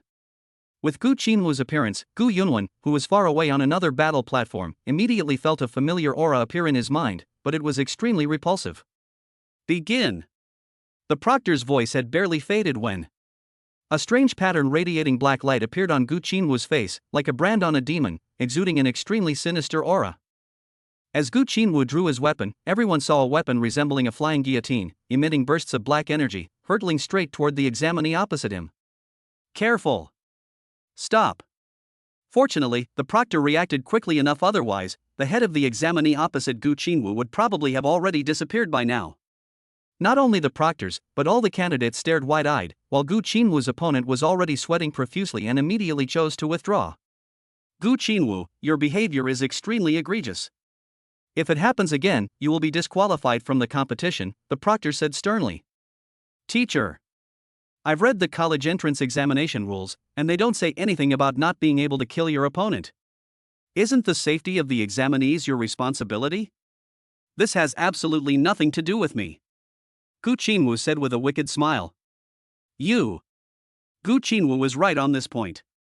The college entrance examination explicitly stipulates that, from a moral standpoint, no injuries or deaths should occur between candidates, and therefore, requirements are set for invigilators. However, there is no specific rule that stipulates that injuries or deaths are not allowed during the college entrance examination. If a candidate says that they made a mistake on their own, there is nothing that can be done. The exam continues, the proctor said helplessly. Next, Gu Qinwu almost crushed his opponents, constantly changing them. Every candidate who fought against him ended up with bruises, and this was only because the proctors intervened in time. Later on, whenever the candidates encountered Gu Qinwu, they basically chose to surrender. Gu Qinwu's methods were too ruthless and not at all like those of a teenager. Gu Qinwu. At this moment, Gu Yunwen finally realized what that familiar aura was. It was his own eyes. Gu Yunwen clenched his teeth tightly, his hatred reaching its peak, but it quickly vanished. At the same time, the appearance of Gu Qinwu and the live broadcast footage caused an uproar online. The crowd immediately began to criticize and comment on Gu Qinwu. This examinee named Gu Qinwu was truly cruel. It's not just cruel, it's downright inhumane. Look at his moves, every single one is designed to take a life. A sharp-eyed netizen quickly noticed and pointed it out. I think this candidate is very much in line with my personality. He acts decisively and without any hesitation. This is more than just not getting rid of the mud and water, it's practically getting rid of the bones and flesh. Various opinions emerged online, and the name Gu Qinwu officially came into the public eye. After a day and a night of continuous fighting, the holographic screen finally came to a stop. The screens, which originally displayed the names of major cities, now all showed the word Daxia. Shi Xingxiu, a male martial artist from the Buddha City Martial Arts Academy, currently has 500 points and ranks first at the 8th level of the martial artist realm. Yun Guangnan currently has 489 points at the Imperial Capital Hidden Mountain Academy, ranking second in the 8th stage of the martial artist realm. Gu Yunwen, male, currently has 480 points at Yunqi No. 1 Middle School in the capital, ranking third in the 7th stage of the martial arts realm. Gu Qinwu, male, from the capital city, currently has 475 points, ranking fourth at the 8th stage of the martial arts realm. Zhang Ge, a male student from Mingcheng Martial Arts No. 1 Middle School, currently has 428 points, ranking 51st in the 6th stage of the martial artist realm. The list shows the top 100 students from all over the country in the current college entrance examination rankings, and the top 1,000 students will enter the real-world secret realm tomorrow to compete in the final battle. Chapter 64. I want you to kill Gu Yunwen. Before meeting Gu Qinwu, no one could have imagined that Gu Qinwu's points ranking would be fourth. This is the result even though they didn't participate in the basic test, not to mention the time Gu Qinwu didn't appear in the previous combat exercises. It can be said that Gu Qinwu's appearance made everyone pay close attention to this wicked young man. Some people even sent people to investigate Gu Qinwu, but the results were always unsatisfactory. Whenever the investigation reaches a critical moment, it's as if an invisible pair of hands reaches out and then easily erases all traces. Tomorrow is the battle in the reality realm. I wonder who will take the top spot in this year's college entrance examination. Aren't the top contenders right now those few peerless geniuses from the capital? Putting everything else aside, just based on their current high points, as long as they hold their ground, the final result should be pretty much a foregone conclusion. This year's results are the most unpredictable. Because of the existence of the real-world secret realm, no one can say for sure how the points will change in the end. Nobody knows how difficult the official difficulty level is in the real-world dungeons. One wrong move and you could lose your life. With the conclusion of the live fire exercise, a heated discussion erupted online, focusing mainly on tomorrow's real-world simulation and this year's top scorer in the college entrance examination. It's obvious to anyone with eyes that this year's college entrance examination is definitely the most difficult one compared to previous years. The authorities would never set up a real-world challenge without a reason. Some astute individuals have discerned that the current situation in the Great Xia Kingdom is turbulent, and the Great Xia leadership would not act without reason. This matter must be of great importance. While this college entrance examination is ostensibly a grand competition, it is actually more like a process of elimination and selection, preparing for the future of the Great Xia Kingdom. However, not everyone can see things so clearly. Most people are still immersed in the fervent atmosphere of the college entrance examination, cheering and jumping for joy. Jianggu. What's your target this time? At this moment, Jianggu, Luo Ningxue, and Mo Ruyu are staying in Luo Ningxue's luxurious apartment, all filled with anticipation for the upcoming real-world secret realm. Me? Of course I'm aiming for the top prize. If I can get first place, I'll definitely go for second. Jianggu. This decisive battle is definitely not going to be simple, and unlike the Void Realm, this time we may have to fight our own battles. Mo Ruyu said seriously that so many geniuses had suddenly emerged in this year's competition, many of whom Mo Ruyu, a local from the capital, had never heard of before. By the way, Jianggu, did you hold back too much during this live fire exercise? Luo Ningxue pouted and said that although the two of them had not yet seen Zhang Ji's full strength, they believed that the ranking of 51 was definitely not Zhang Ji's true level. Even Mo Ruyu and Luo Ningxue are ranked higher than Jianggu, one is 10th and the other is 13th. With Zhang Ji's strength, she should not be ranked below 20th. As you all know, it's a habit I've developed subconsciously, mainly because I get too immersed in the role, Jianggu said with a cheeky grin. The two women immediately rolled their eyes at Jianggu, exuding a captivating charm. Since Jianggu reached the 6th level of the martial artist realm, she has rarely made a move. After all, with the two women's current strength, Jianggu can completely enjoy the benefits within the Void Realm. He's just like a big capitalist, always sitting back and waiting to be drained of his energy and blood. In the Gu family compound, under the dark night sky, a huge house was brightly lit, and several figures were sitting in a circle inside. Oh, On, we elders have all seen your performance this time. You know what to do tomorrow, right? The second elder said in a deep voice. Oh, after tomorrow, I hope you will be the champion of this competition. Can you do it? As for Owen, your responsibilities don't need to be as heavy as the first three are enough. The second elder's hoarse voice filled the room, while the other elders present stared intently at the two young men. Oh, I will certainly live up to the elders' expectations. One, it's the same. The two boys immediately clasped their hands in a half-kneeling posture and said solemnly. Everyone present nodded in satisfaction, as if admiring their own outstanding work. As Gu Qinwu spoke, Gu Yunwen subconsciously turned his head and leaned towards Gu Qinwu's side. Upon noticing Gu Yunwen's actions, Gu Qinwu immediately smiled intriguingly. What's wrong, brother Yunwen? Is there something you want to say to your brother? Gu Qinwu asked quietly. Senior brother Qinwu, please be extra careful in the secret realm tomorrow. Gu Yunwen said immediately. Thank you for your concern, brother Yunwen. You are the same. Gu Qinwu said with a faint smile, a strange look flashing in his eyes. At this moment, an old man in black robes, who was sitting on the top floor of the room, slowly stood up. His cold, vulture-like eyes snapped open, making everyone present feel uneasy. Oh, stay here. The rest of you, go down first. The old man said slowly in a hoarse, rough voice, and then waved his hand. Upon hearing the Grand Elder's words, everyone present, except for Gu Qinwu, immediately stepped back. In the Gu family, if there is a sky, then Gui is the sky of the Gu family. Elder. Gu Qinwu said respectfully. It can be said that in the Gu family, this is the only person that Gu Qinwu would be somewhat afraid of. After all, the person in front of him is someone who has walked out of mountains of corpses and seas of blood. The greatest contributor to the Gu family's current status and advantages is this frail old man before us. Yes, in tomorrow's reality secret realm, I want you to kill Gu Yunwen. The elder spoke very calmly, as if a human life was as insignificant as an ant in his eyes, and human life was as worthless as grass. Gu Qinwu did not speak, but stood there quietly. What? Giving in to me now, the elder sneered. Reporting to the Grand Elder, I would have killed him myself even without you saying so. Gu Qinwu laughed after hearing this. Oh? Why? The elder's hoarse voice held a hint of excitement. Gu Yunwen had turned his head to my side more than once before, and he would react immediately whenever I spoke. So, the elder pressed on. Therefore, I suspect that Gu Yunwen already knows everything. Gu Qinwu said confidently, a ruthless glint flashing in his eyes. Ha ha. Good. I originally thought you hadn't noticed, but now it seems your temperament is quite good. Since you know what's going on, I won't say any more. You may leave. After the elder finished speaking, he waved his sleeve and slowly walked towards the backyard. Gu Qinwu lowered his head slightly, then sneered and clasped his hands in a fist salute, saying, Respectfully seeing off the Grand Elder. Chapter 65, Entering the Reality Secret Realm. The next day. The morning sun shone on the earth, turning it into a golden expanse. Compared to the previous 2 days, there are significantly fewer people on the streets now, but this does not mean that the college entrance examination has come to an end.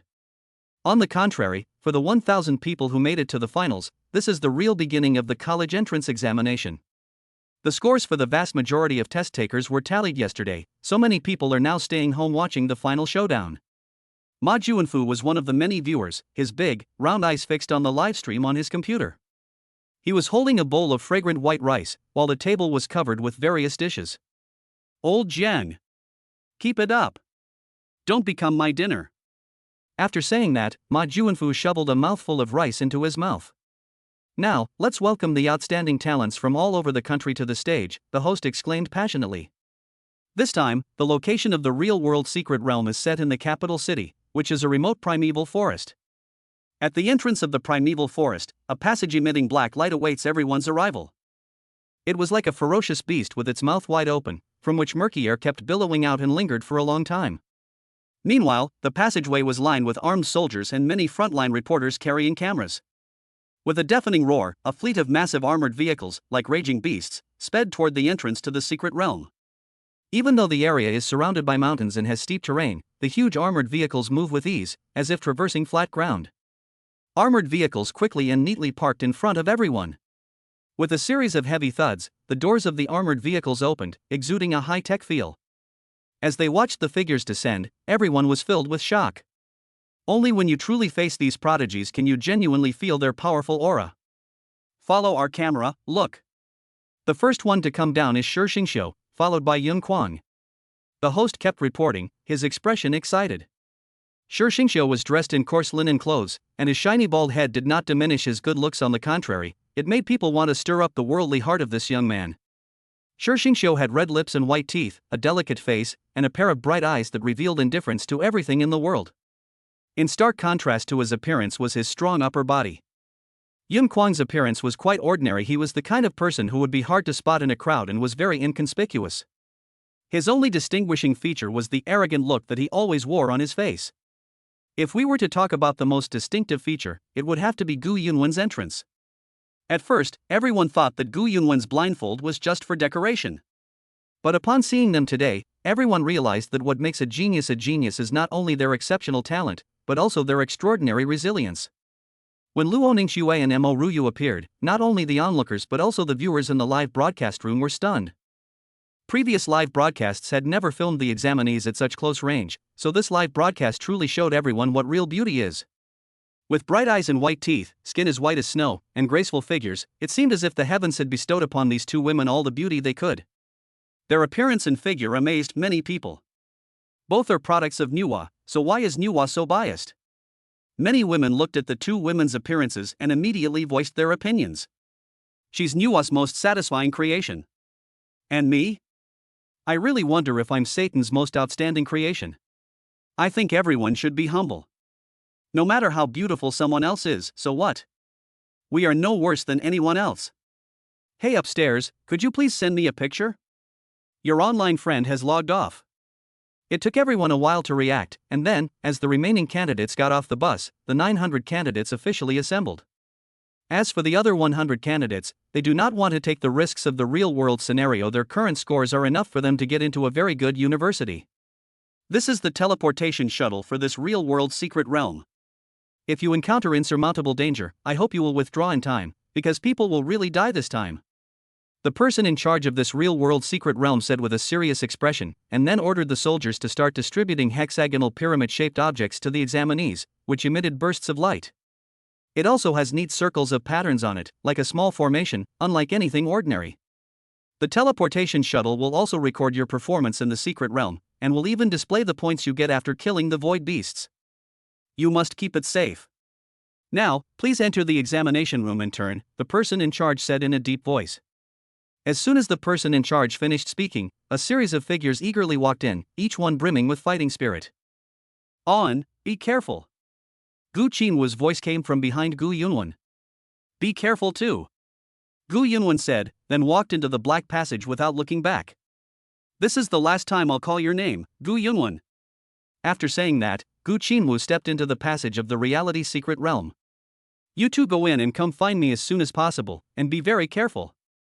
Zhang Gu said earnestly to the two women. Now that she has finally forged these two excellent bonds and managed to resolve the relationship between the three of them, Zhang Gu doesn't want any problems to arise between them. We should be the ones saying this to you. Luo Ningxue and Mo Ruyu said in unison, and then they stepped into the secret realm. How dare you underestimate me? Zhang Gu said to himself indignantly, and followed closely behind. At this moment, all 900 candidates have entered the real-world secret realm.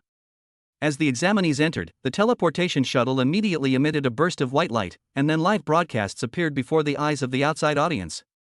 Not far from the passage to the real-world secret realm, several powerful figures sat in a circle, and the one in the lead was none other than Ling Xiao, who was known as the god of the army. Reporting to the general, all candidates have entered the secret realm. Alright, let's watch the game properly then. Ling Xiao said. For a moment, several powerful figures were intently watching the live broadcast. As Zhang Gu entered the secret realm, she suddenly felt a sense of weightlessness and then landed directly in a dense forest. Zhang Gu immediately steadied herself and then began to look around. The surrounding area was a deep, dense forest and bushes, even more vast than a primeval forest, with no end in sight. Moreover, this real-world secret realm is filled with a strong stench of blood, and the cries of strange birds can be heard from the depths of the dense forest from time to time, sending chills down one's spine. Chapter 66. This old monk needs to perform a ritual to help you pass on to the afterlife. The eerie atmosphere of the secret realm before them made everyone cautious and wary. This real-world secret realm looks even more eerie and bizarre than the void realm. One viewer watching the live stream felt as if they were actually there. Yeah. If I went into the secret realm, I'd probably turn around and run away. That's why I said you couldn't make it to the final battle. If you can't speak properly, then speak less. Zhang Gu carefully surveyed her surroundings, slowly approaching the depths of the primeval forest. Along the way, she saw countless snow-white animal bones. Ants were constantly climbing on it, seemingly using the massive skull of the void beast as a temporary home. Shoo! Suddenly, a series of sounds came from the bushes next to Zhang Gu. The tall bushes shook for a moment and then returned to silence. Zhang Gu narrowed her eyes slightly, staring intently at the jungle on both sides, her hands clenched into fists.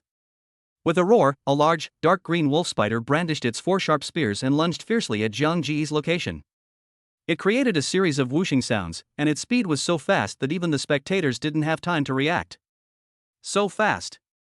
Fortunately, Zhang Gu was prepared. He had anticipated the void beast's move as soon as the wolf spider made its move. A funnel-shaped pit, 7 meters deep, immediately appeared where Zhang Gu had been standing. It's a blue-clad wolf spider at the 4th level of the martial realm. The audience who were following Zhang Ji's movements immediately exclaimed. Seeing that its prey had dodged its attack, the blue-clothed wolf spider began to snap its mandibles together furiously, as if it would cut Zhang Gu in half at any moment. To Zhang Ji's surprise, the blue-clothed wolf spider did not rush towards her. Instead, with its mouthparts opening and closing, a thick, sticky white silk thread shot directly towards her arm. Oh no, this is the silk of the blue wolf spider. Its toughness is comparable to grade B alloy. Zhang Gu is in trouble now. Some of Zhang Ji's supporters immediately worried. Just when everyone thought Zhang Gu was about to fall into the spider's clutches, Zhang Gu suddenly sneered. Then, Zhang Ji's fist suddenly burst into flames, and the blue-clothed wolf spider hurriedly tried to retract the spider silk it was spitting out. But Zhang Gu would never let it go as she wished. You can vomit whenever you want? You can take it away whenever you want? There's no such thing as a free lunch. Zhang Gu said coldly.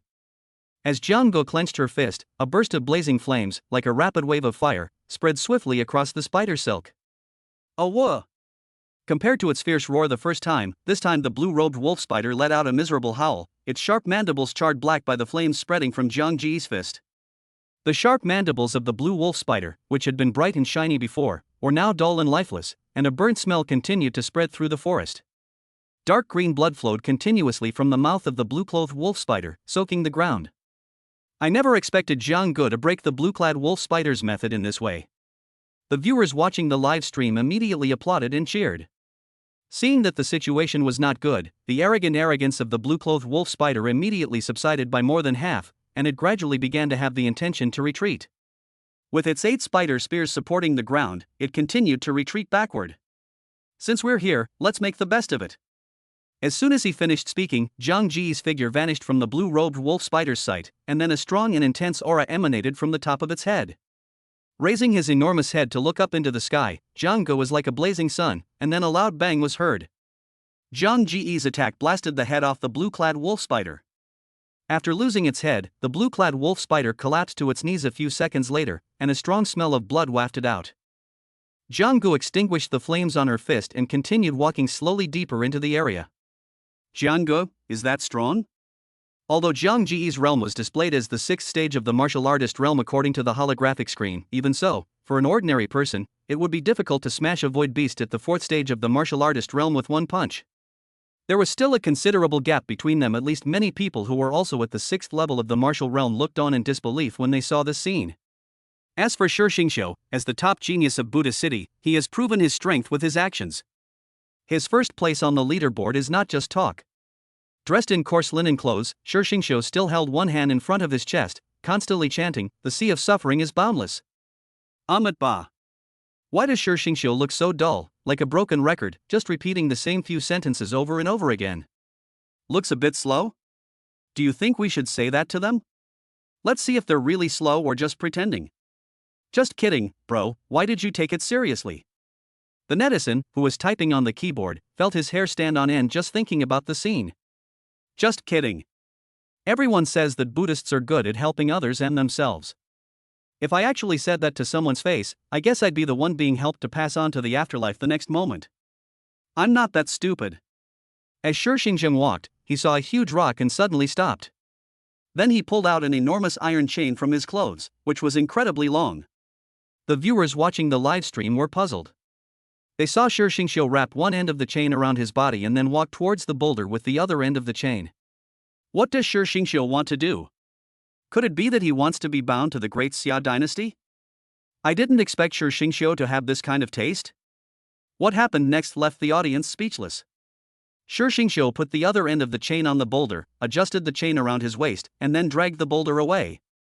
Is this guy joking? I've never seen anyone with such masochistic tendencies. Is everyone in Buddha City a masochist? Nonsense, fellow Daoist. I see you have a connection with me. Please provide your address, as I need to perform a ritual to help you pass on to the afterlife. Damn, master, I was just kidding, you actually took this seriously? Isn't it said that Buddha only saves those who have attained enlightenment? When this person saw that the netizen downstairs had directly messaged him privately, he was so frightened that he immediately shut down his computer and turned to watch the live stream on his phone, still as a guest. At this moment, Shi Xingqiu was like Basha carrying a huge stone tablet, slowly walking into the depths of the dense forest, but strangely, the speed of his progress was no different from before. To Shi Xingqiu, the huge rock chained to him was as easy as a feather. The rattling of the chains and the scraping of the boulders quickly attracted the attention of the void beast. Chapter 67 The Powerful Shi Xingqiu. In the camp not far from the real secret realm.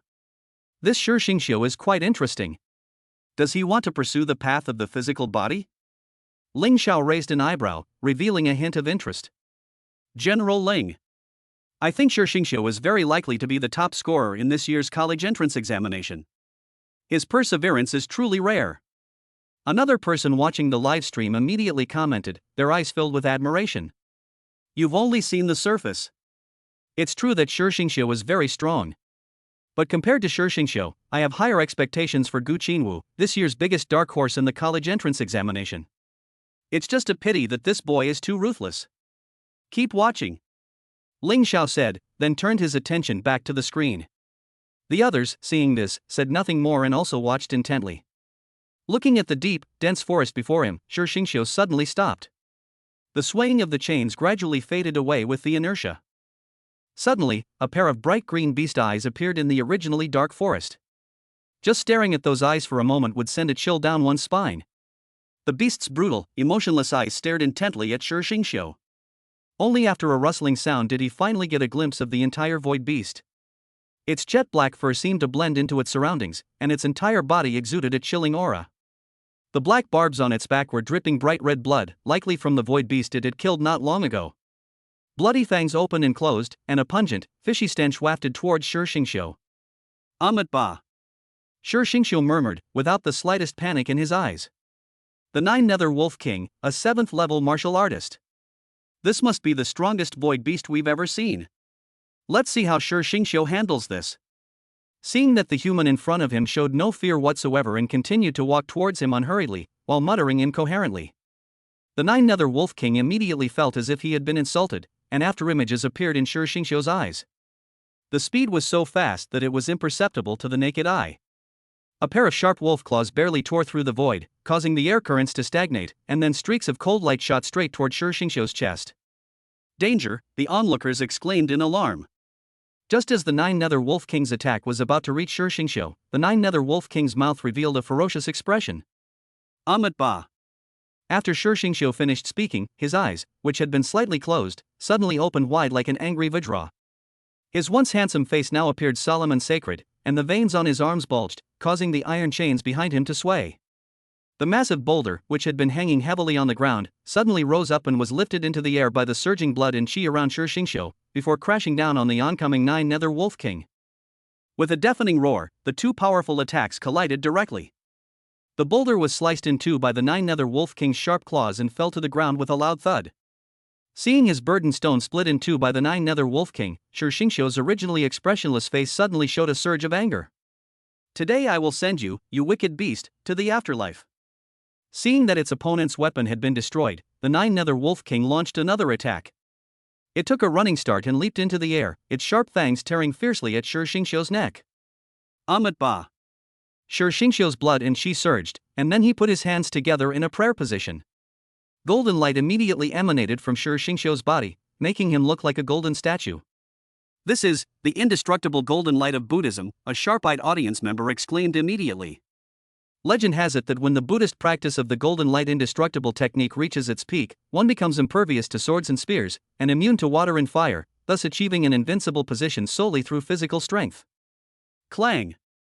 The Nine Nether Wolf King saw that it had bitten Shi Xingqiu's neck, and its beastly eyes were filled with joy. It was about to increase the force of its bite. Unexpectedly, Shi Xingqiu's body shone with golden light, directly knocking the Nine Nether Wolf King away, shattering all its sharp fangs. Awah! The Nine Nether Wolf King roared in pain. The next moment, the Nine Nether Wolf King, which had fallen to the ground, rolled over and stood up abruptly. The barbs on its back suddenly extended by tens of centimeters. Like a sharp blade cleaving in the wind, it rushed towards Shi Xingqiu. Another clang rang out, but this time, the Nine Nether Wolf King was not thrown back. A thick, golden arm gripped the Nine Nether Wolf King's neck firmly, and the next second, a tremendous force came from Shi Xingqiu's hand. With a bang, the Nine Nether Wolf King instantly turned into a cloud of blood mist and vanished into the world.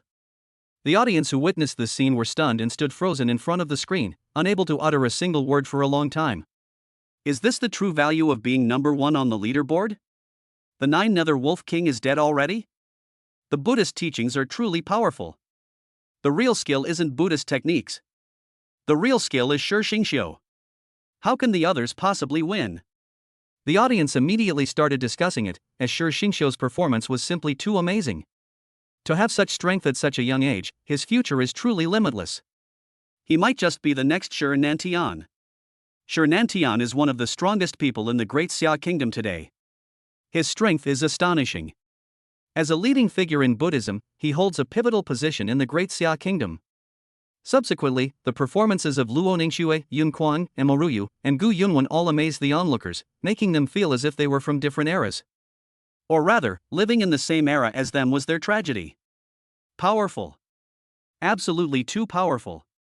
The composure and strength of these people when they encountered the void beasts made the audience feel a deep gap between them, as if a high mountain stood between them.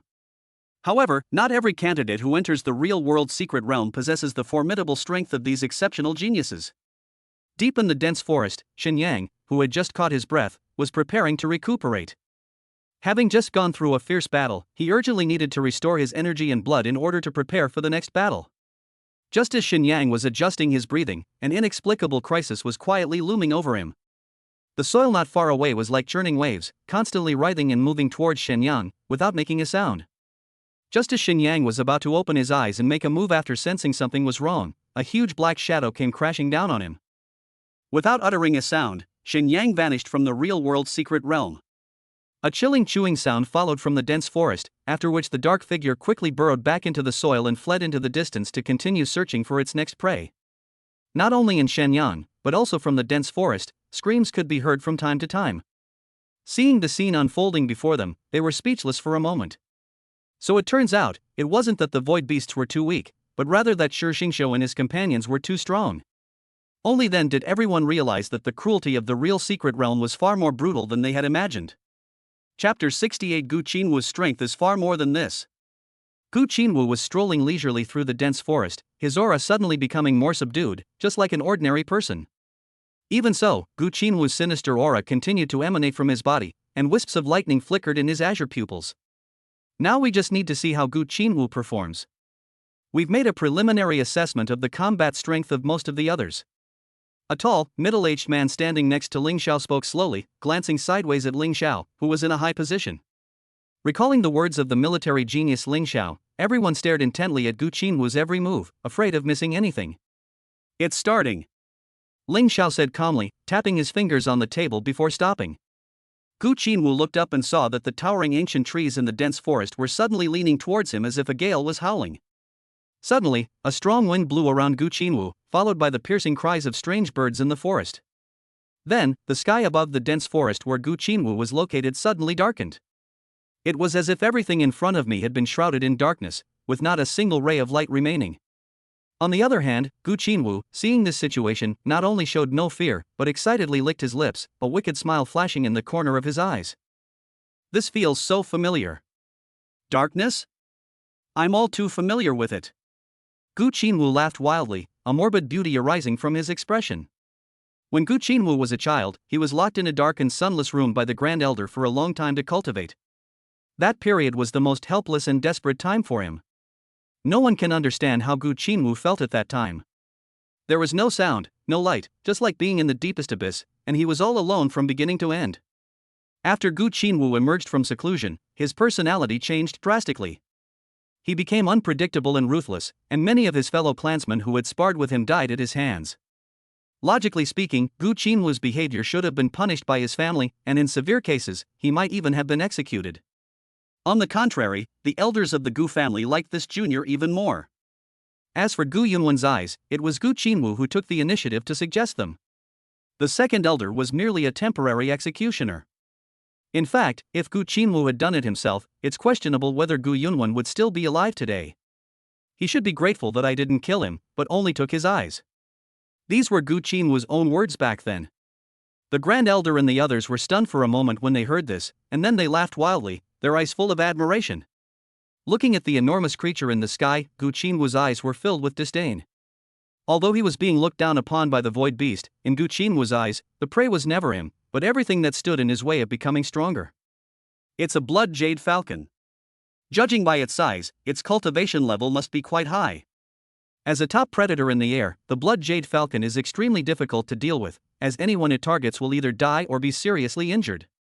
Many viewers recognized the enormous creature in the picture. The oppressive feeling it evoked even through the screen made them tremble. It's a blood jade falcon at the 8th level of the martial realm. This is bad. Gu Qinwu is probably in danger. One audience member immediately exclaimed. He usually enjoys reading ancient books and various illustrated guides to mythical beasts, so he was able to judge the strength of this blood jade falcon simply by its appearance. 8th level of martial artist? How could that be? And how did you figure that out? Many people commented below. I read a description of the blood jade falcon in a book. It says that each pattern represents a different level of cultivation, and that level refers to a stage.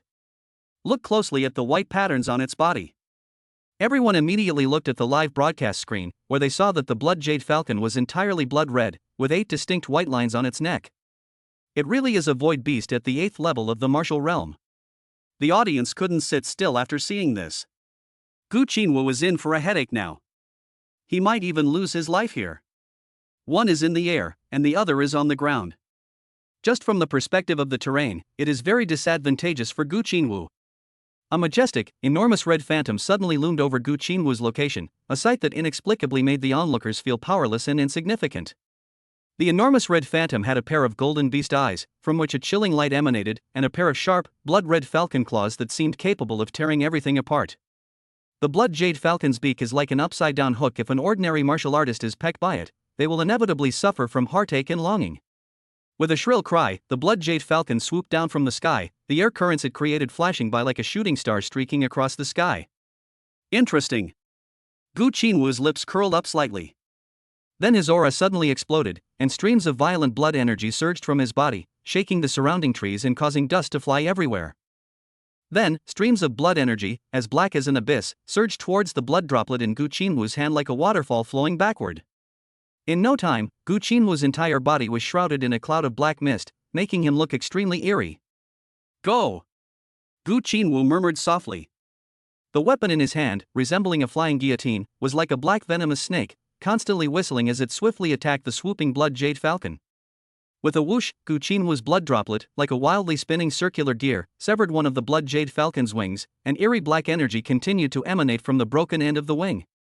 Then came a heart-wrenching howl and roar, and the blood jade falcon lying on the ground stared in disbelief at the human in front of it. At this moment, the blood jade falcon's beastly eyes narrowed, and an overwhelming hatred emanated from its body.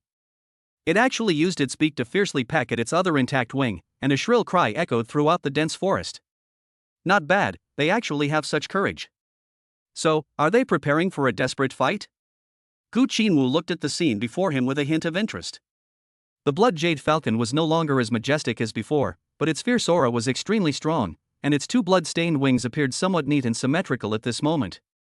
The blood jade falcon then frantically flapped its wings, using its sharp beak to attack Gu Qinwu's heart, creating a series of whooshing sounds. Seeing the blood jade falcon's desperate struggle, Gu Qinwu's expression changed, and he immediately became serious, his eyes narrowing slightly.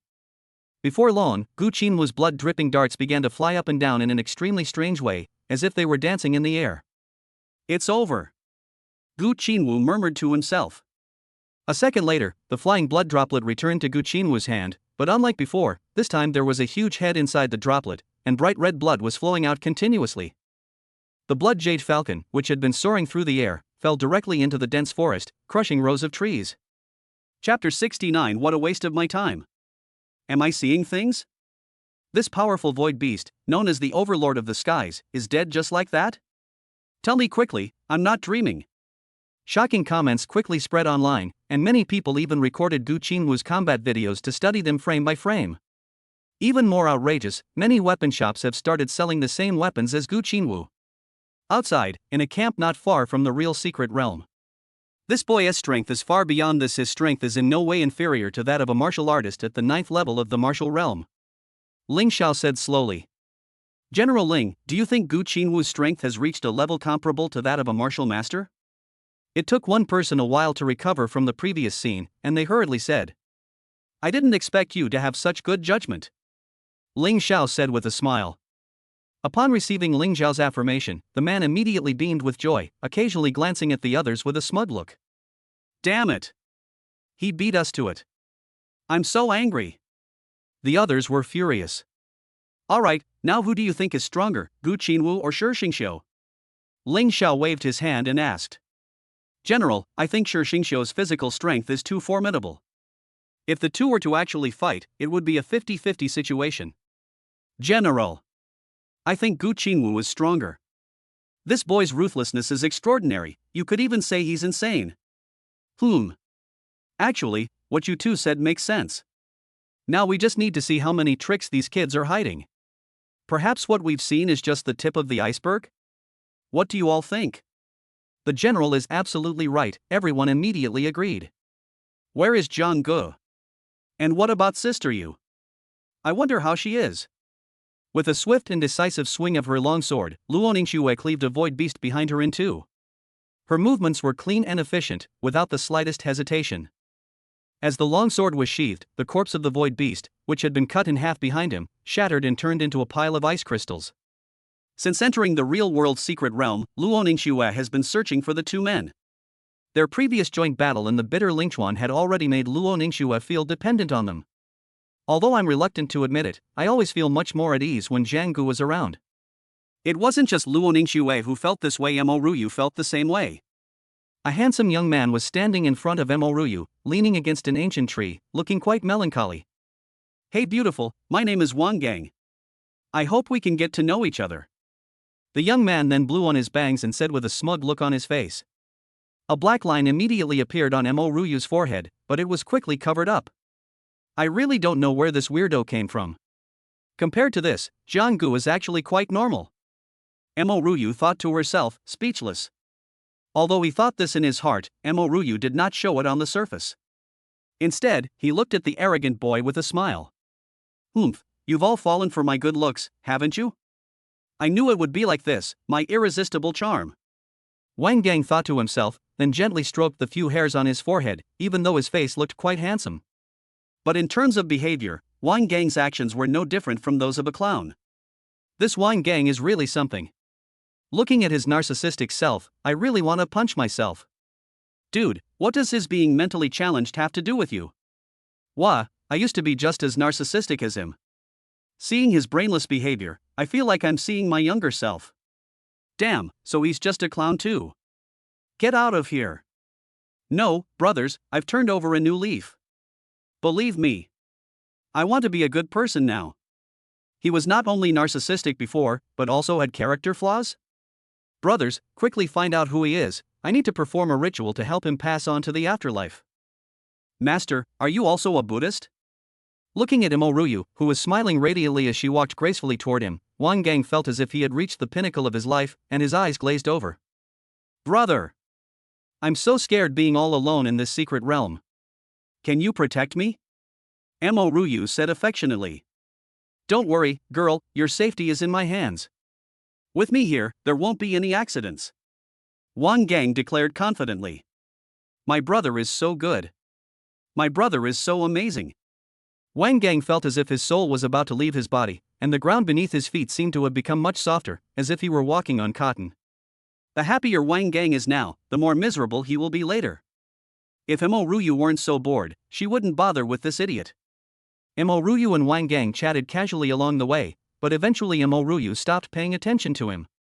She must be completely captivated by my eloquence. My dad has always praised me for my speech since I was little, and told me to try to praise people less in the future, otherwise they'll get too happy and I'll always annoy them. Sigh.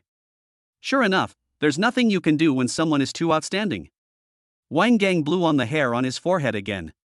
Just as Wang Gang was lost in his fantasy, a huge rumbling sound came from the dense forest, and the ground trembled incessantly.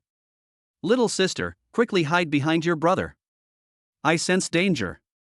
Anyone with eyes can see that. Am I blind or deaf? Mo Ruyu rolled her eyes. Following the sound, a void beast resembling an ant appeared before them. Its dark iron armor was like a fortress of bronze and iron, gleaming with a metallic luster under the sunlight. Its two enormous tentacles stood upright like two long antennas, and its pincers opened and closed, producing a piercing scraping sound. Little sister, watch this. Wang Gang rushed forward as soon as he finished speaking. A delicate axe appeared in his hand, and he cleaved fiercely at the void beast in front of him. Die! Wang Gang shouted, using all his strength. With a bang, the exquisite axe flew a long way before embedding itself firmly into a nearby boulder. Brother Ant, I was just joking with you earlier, do you believe me or not? By this time, Wang Gang, who had rushed up to him, was already covered in cold sweat. Even his speech was halting and stammering, and his legs began to tremble uncontrollably. As a martial artist at the 5th level, Wang Gang never expected the void beast in front of him to be so powerful. In his eagerness to show off, Wang Gang had no time to observe and charged straight at it. Watching the enormous, foul-smelling maw slowly wriggle, about to tear at his head in the next moment, Wang Gang froze on the spot. He can enter the real-world secret realm? Could it be that he got in through connections? Mo Ruyu felt a headache coming on as she looked at Wang Gang's performance. I was originally thinking of finding a thug for free, but I never expected him to be so useless. With a smack, Wang Gang was kicked far away by Mo Ruyu and fell unconscious under the tree. What a waste of my time. With a flash of crimson light, the head of the void beast fell to the ground. Chapter 70 No Rules. Fairness? Mo Ruyu's strength is truly formidable that idiot Wang Gang was completely manipulated by him. Wait, weren't we talking about their abilities? How did we get back to that Wang Gang guy? Deep within the real-world secret realm, the dim environment obscures all sunlight, with towering trees completely blocking out the radiant light. The deeper the candidates went, the more anxious and uneasy they became, except for Shi Xingqiu and the others who continued forward without changing their expressions. Gu Qinwu took his teleportation shuttle out of his pocket. The teleportation shuttle emitted a faint light, and the numbers on it kept rotating. Finally, the number displayed was 700. Gu Qinwu's score has risen so quickly? Just how many void beasts has he killed? Many viewers were incredulous when they saw Gu Qinwu's score, considering that Shi Xingqiu only had 720 points. As a result, Gu Qinwu's ranking jumped to second place, while Yun Kuang and Gu Yunwen's rankings were pushed down. Gu Yunwen, where are you? Gu Qinwu slowly put away the blood-dripping dart in his hand. On the ground were huge void beasts, each with a powerful aura. As soon as he finished speaking, Gu Qinwu's lips suddenly curled into a huge smile. Suddenly, the roar of a void beast echoed from the dense forest ahead. Gu Qinwu knew that he had encountered a candidate. Meanwhile, outside the secret realm of reality. Lieutenant Colonel Feng, let's increase the difficulty of this year's college entrance examination. Let's make the competition even more intense. Ling Xiao said solemnly. General? But isn't this too cruel to them? Feng Jun, dressed in a military green uniform, replied immediately, his expression changing. Cruel? Times have changed. Now they are like goo worms in a clay pot. What I want is the Goo King. Ling Xiao said helplessly. Everyone knows that the Great Xia Kingdom is currently in a state of peace and prosperity, but only a few people who know the inside story are aware of the enormous crisis that the Great Xia Kingdom is facing. If it weren't for the higher-ups deciding to temporarily activate Project Morningstar, Ling Xiao, who had been instructed to do so, would really be unwilling to take this approach. However, he would give everyone one last chance to choose. Yes. Upon receiving the affirmative reply, Feng Jun immediately clasped his hands in acceptance and went downstairs. Suddenly, the teleportation shuttles in the arms of the examinees in the real-world secret realm flickered and shrank, and then lines of silver-white words appeared on the teleportation shuttles. Attention all candidates. The protection mechanism for candidates will soon be lifted. You can now challenge any candidate. There are no rules. Good luck. Then, another set of words appeared. Now, candidates who wish to withdraw can do so voluntarily. Candidates who continue to participate and win will receive points from their opponents and will be re-ranked based on their current points. Upon seeing this line of text, many candidates widened their eyes. Previously, their only opponent was the Void Beast, but now they were told that they would also have to compete against each other. For most people, this is undoubtedly adding insult to injury. This is unfair. If we lower-ranked candidates encounter those in the top 10, aren't we just at their mercy? I want to quit. This is like dancing on a tightrope. If we ran into that Gu Qinwu, we'd probably lose our lives here. Suddenly, several dazzling lights emanated from the secret realm. In just that short time, more than 200 examinees chose to withdraw. The rest were either extremely confident in themselves or were aiming for the final reward of this exam, looking fearless. While some were happy, others were sad. Apart from the parents of the test takers, whose brows were furrowed and whose faces were filled with worry, the rest of the audience was extremely excited. Wow, that's fantastic. This is even more interesting. These city folks really know how to have fun. Pay attention. There are no rules. This is probably the biggest rule here. I wonder how many people will be buried forever in this secret realm after this competition. Upon seeing these words, Gu Qinwu could no longer conceal his smile. He transformed into a black blur and began to dart back and forth through the dense forest. Every time Gu Qinwu made a move, a precious life was taken away, whether it was a void beast or a fellow examinee who had entered the secret realm with him. We strongly demand that Gu Qinwu be disqualified. This boy is far too cruel, showing no mercy to his colleagues whatsoever. He is a demon. Seeing Gu Qinwu's behavior, many viewers couldn't stand it and strongly protested. General Ling, Gu Qinwu's actions have aroused public outrage. What should we do? Feng Jun asked nervously, looking embarrassed. I gave them a chance. And some things are not up to me to decide.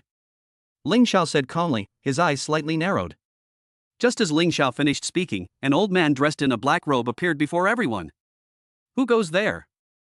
Feng Jun and the others immediately went on alert, ready to make their move in the next second. Stop! Elder Gu, what brings you here? Ling Zhao's eyes flashed with a sharp light as he said in a deep voice, waving his hand at the people behind him. Ling Xiao, you are still as composed as ever. Gu Tianqing's hoarse voice slowly came from beneath the black robe. The group was immediately alarmed. Just who was this old man? How dare he address their great Xia kingdom's military god in such a way? Isn't Elder Gu's reach a bit too far? Ling Xiao said with a smile. I was just worried that the younger generation in the clan would be treated unfairly. So I came out for a stroll. Gu Tianqing said and sat down next to Ling Xiao. Feeling the oppressive aura emanating from Gu Tianqing, the others didn't even dare to breathe loudly. It wasn't fair from the very beginning, was it, Elder Gu? Ha ha. Ling Xiao, you're still the same as you were back then, you haven't changed at all. All I need is for the younger generation of my clan to receive the fairness they deserve, that's enough. Gu Tianqing placed his withered, gray hands directly on the conference table. Gu Qinwu, we are all examinees. There's no need for you to be so confrontational. Why don't you spare my life and I'll teleport out of the secret realm right now? Looking at the blood-dripping droplets hovering above his head, a strong smell of blood wafted from them, and the examinee's pupils dilated, his fear reaching its peak. Don't you know that since the rules changed, the teleportation shuttle can only record points? So, are you making fun of me? After Gu Qinwu finished speaking, his face instantly turned sinister. With a slight wave of his right hand, the blood-dripping guillotine spun faster, and with a plop, a head filled with resentment and fear fell to the ground. Gu Qinwu glanced at her indifferently, and then set off again on his journey to hunt for prey. Chapter 71 Jiang Gu. He's kind. At this moment, in the dense forest, a dusty and disheveled figure was being rapidly approached by a boy, whose tattered clothes were riddled with holes. Hey kid, what's your name? Brother. Please spare me. I see you have the potential to become a martial saint. Martial saint? Do you even know what kind of existence that is? You've got good taste, kid, the young man said smugly. I can let you off the hook, but only if you hand over all your treasures. Otherwise, don't blame me for being ruthless, the boy threatened. Big brother, look at me, I don't look like I have any treasures at all. The only treasure I have right now is this gauntlet in my hand. The disheveled boy looked bitter. B-grade boxing gloves? Take them off and give them to me. They're worth something. Better than nothing. I guess I'm just unlucky. The boy felt extremely irritated and spat on the ground. Good. After saying this, the boy reluctantly took off his boxing gloves and limped toward his opponent. This distance is fine, don't get any closer. Why do you smell like that? Did you step in some void beast poop? The boy pinched his nose with his right hand and said with disgust. Brother, I'm really in trouble. I was ambushed during the battle with the void beast, and who knew it was a dung beetle?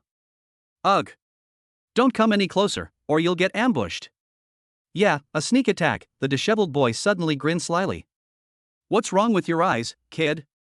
You're not going to give me your boxing gloves? Before the boy could react, a scorching fist struck him directly, and with a boom, the boy was embedded in the stone wall in front of him. Pfft, you! You actually ambushed me! The boy coughed up a mouthful of blood and then said intermittently. I already said it was a sneak attack, are you deaf? Is it my fault? Jiang Gu said with a sly smile, then couldn't help rubbing his hands together. Seriously, even though it's not my first time, how come my excitement is only increasing? Jiang Gu muttered to herself, feeling a sense of pleasure. Then he excitedly ran towards the unconscious boy and began looting the corpse with extremely practiced movements. And so, the first victim was born. How can Jiang Ji's technique be so skillful? Jiang Gu is really a talent. Some viewers who were following Jiang Gu were so shocked that they were speechless for a long time. Why does this feel so familiar? Damn it, I just can't remember.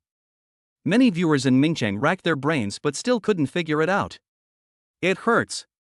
It hurts so much, a boy shouted in his room. His online ID kept flashing, and it read, Crouching Dragon. Previously, while everyone else was busy finding opponents or killing ferocious beasts, Jiang Gu took a different approach. Half an hour earlier, Jiang Gu exclaimed that it was bad luck when a dung beetle-like creature fell to the ground. I was ambushed. Jiang Gu wasn't lying about that. Before dying, the dung beetle let out an incredibly smelly fart at Jiang Gu, which caused Jiang Ge to have an unpleasant odor on him. Just as Jiang Ge was about to wash her clothes, an idea suddenly came to her mind, and she simply tore holes in them. She even buried her entire face in the black soil, which is why Jiang Ge looks so disheveled now. Then a large number of victims suddenly appeared in the dense forest. After being deceived by Jiang Ge, they all suffered a robbery. Later, Jiang Ge simply used the Thousand Illusions technique to completely conceal her aura, and then pretended to be seriously injured and collapsed to the ground. As a result, many of the void beasts that passed by died with resentment. Wonderful. Absolutely wonderful. Jiang Ge isn't just talented, she's a prodigy. I wish to become Jiang Ji's disciple and study diligently under her guidance. Wow, that's inhumanly extravagant. I'm so envious.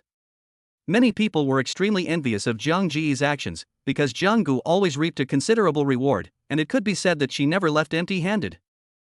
Jiang Ge continuously absorbed streams of vital energy into her body, and one rare and precious treasure after another was taken into her possession. I just hope this competition can last a little longer. I really don't want to leave right now. Jiang Ge really loves this place. As the group continued to delve deeper, those who were to be eliminated were eliminated, and the remaining ones were either devoured by powerful void beasts or killed by examinees like Gu Qinwu. At least, Jiang Ge always knocked others unconscious, stopping short of causing serious injury. After all, Jiang Ge didn't want to go out and experience the feeling of being criticized by thousands. Jiang Ge. He's kind. Many people expressed this sentiment after comparing Jiang Ji's actions with those of Gu Qinwu and others. It can only be said that they, as bystanders, were fortunate not to have encountered Jiang Ge, otherwise they would never have said such things. Time continued to pass, and the group moved closer to the center from all directions of the dense forest. It was only a matter of time before they met. Holy crap! It's him! At this moment, Jiang Ge, covered in dust and dirt, saw a familiar figure. It was Gu Yunwen, whom she had met in the bitter Lingchuan before. Who are you? Before Jiang Ge could speak, even though the two were quite a distance apart, Gu Yunwen reacted. Is this guy really blind or just pretending? We failed to rob him last time, so we absolutely can't let him get away this time. Jiang Ge thought to himself. Why do I feel a familiar scent about you? Gu Yunwen said slowly. He can smell that too? Is this guy a dog? I can't even stand my own odor. Jiang Ge exclaimed in shock. Something's not right. Gu Yunwen suddenly frowned. Big brother, what's wrong? Jiang Ge asked tentatively, watching Gu Yunwen approaching him, secretly on guard. You smell a bit strong. Puff. Big brother, your nose is really nice. Jiang Ge praised. Really? Jiang Ge. Jiang Ji's pupils suddenly contracted. Why aren't you saying anything? Are you wondering why I recognized you so quickly? Gu Yunwen said calmly. Gu Yunwen, so how did you recognize me? Ordinary people wouldn't recognize Jiang Ge at this moment, but Jiang Ge was very familiar with all the top 10 on the points leaderboard. At least he can recognize their faces. Jiang Ge. I told you, I'm very familiar with your scent. Gu Yunwen, are you a dog? How come your nose is so sensitive? Is that why you're blind? Jiang Ge said speechlessly. Suddenly, there was silence on the other end of the line. Gu Yunwen was at a loss for words.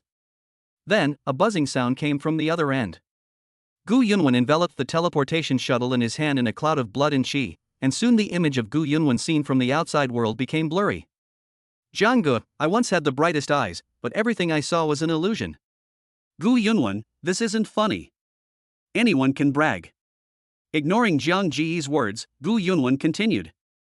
The reason I'm telling you this is because I know I might never leave this place again. Only one of us can live. Him? Why are you telling me all this? Jiang Ge asked seriously, abandoning her usual playful demeanor. Even if it's just my intuition, it tells me you're a good person. After saying that, Gu Yunwen smiled with relief and then disappeared into the dense forest. Subsequently, the live stream returned to normal. Since Gu Yunwen's video feed was interrupted, only Jiang Ji's video feed was displayed in the live stream. Furthermore, due to the directional transmission of the teleportation shuttle, the live broadcast only has visuals and no sound. Chapter 72. Holy crap! Glaucoma? This is our first report. The highly anticipated college entrance examination is about to come to a close, and the number of participants has now been reduced to the final 100. Who will emerge as the biggest dark horse in this year's college entrance examination? Let's wait and see. In the current reality of the Secret Realm, the battle has reached a fever pitch. Not only the Void Beasts, but the examinees who were the main characters also used all sorts of methods, because they had no way out at this point and had already given up the opportunity to teleport. But the remaining 100 candidates are extremely rare in the entire Great Xia Kingdom. At this moment, they have only one thought: to fight their way into the top 10 and obtain the corresponding rewards. Everyone was well aware of how generous the reward was, so even if it meant risking their lives, they were willing to give it their all. Life doesn't offer many opportunities to change one's destiny, and this time, it was the closest they ever got to the pinnacle of their lives, and they all understood the price to pay. Meanwhile, the live stream footage became blurry and extremely blurry from time to time, as if each image had been pixelated.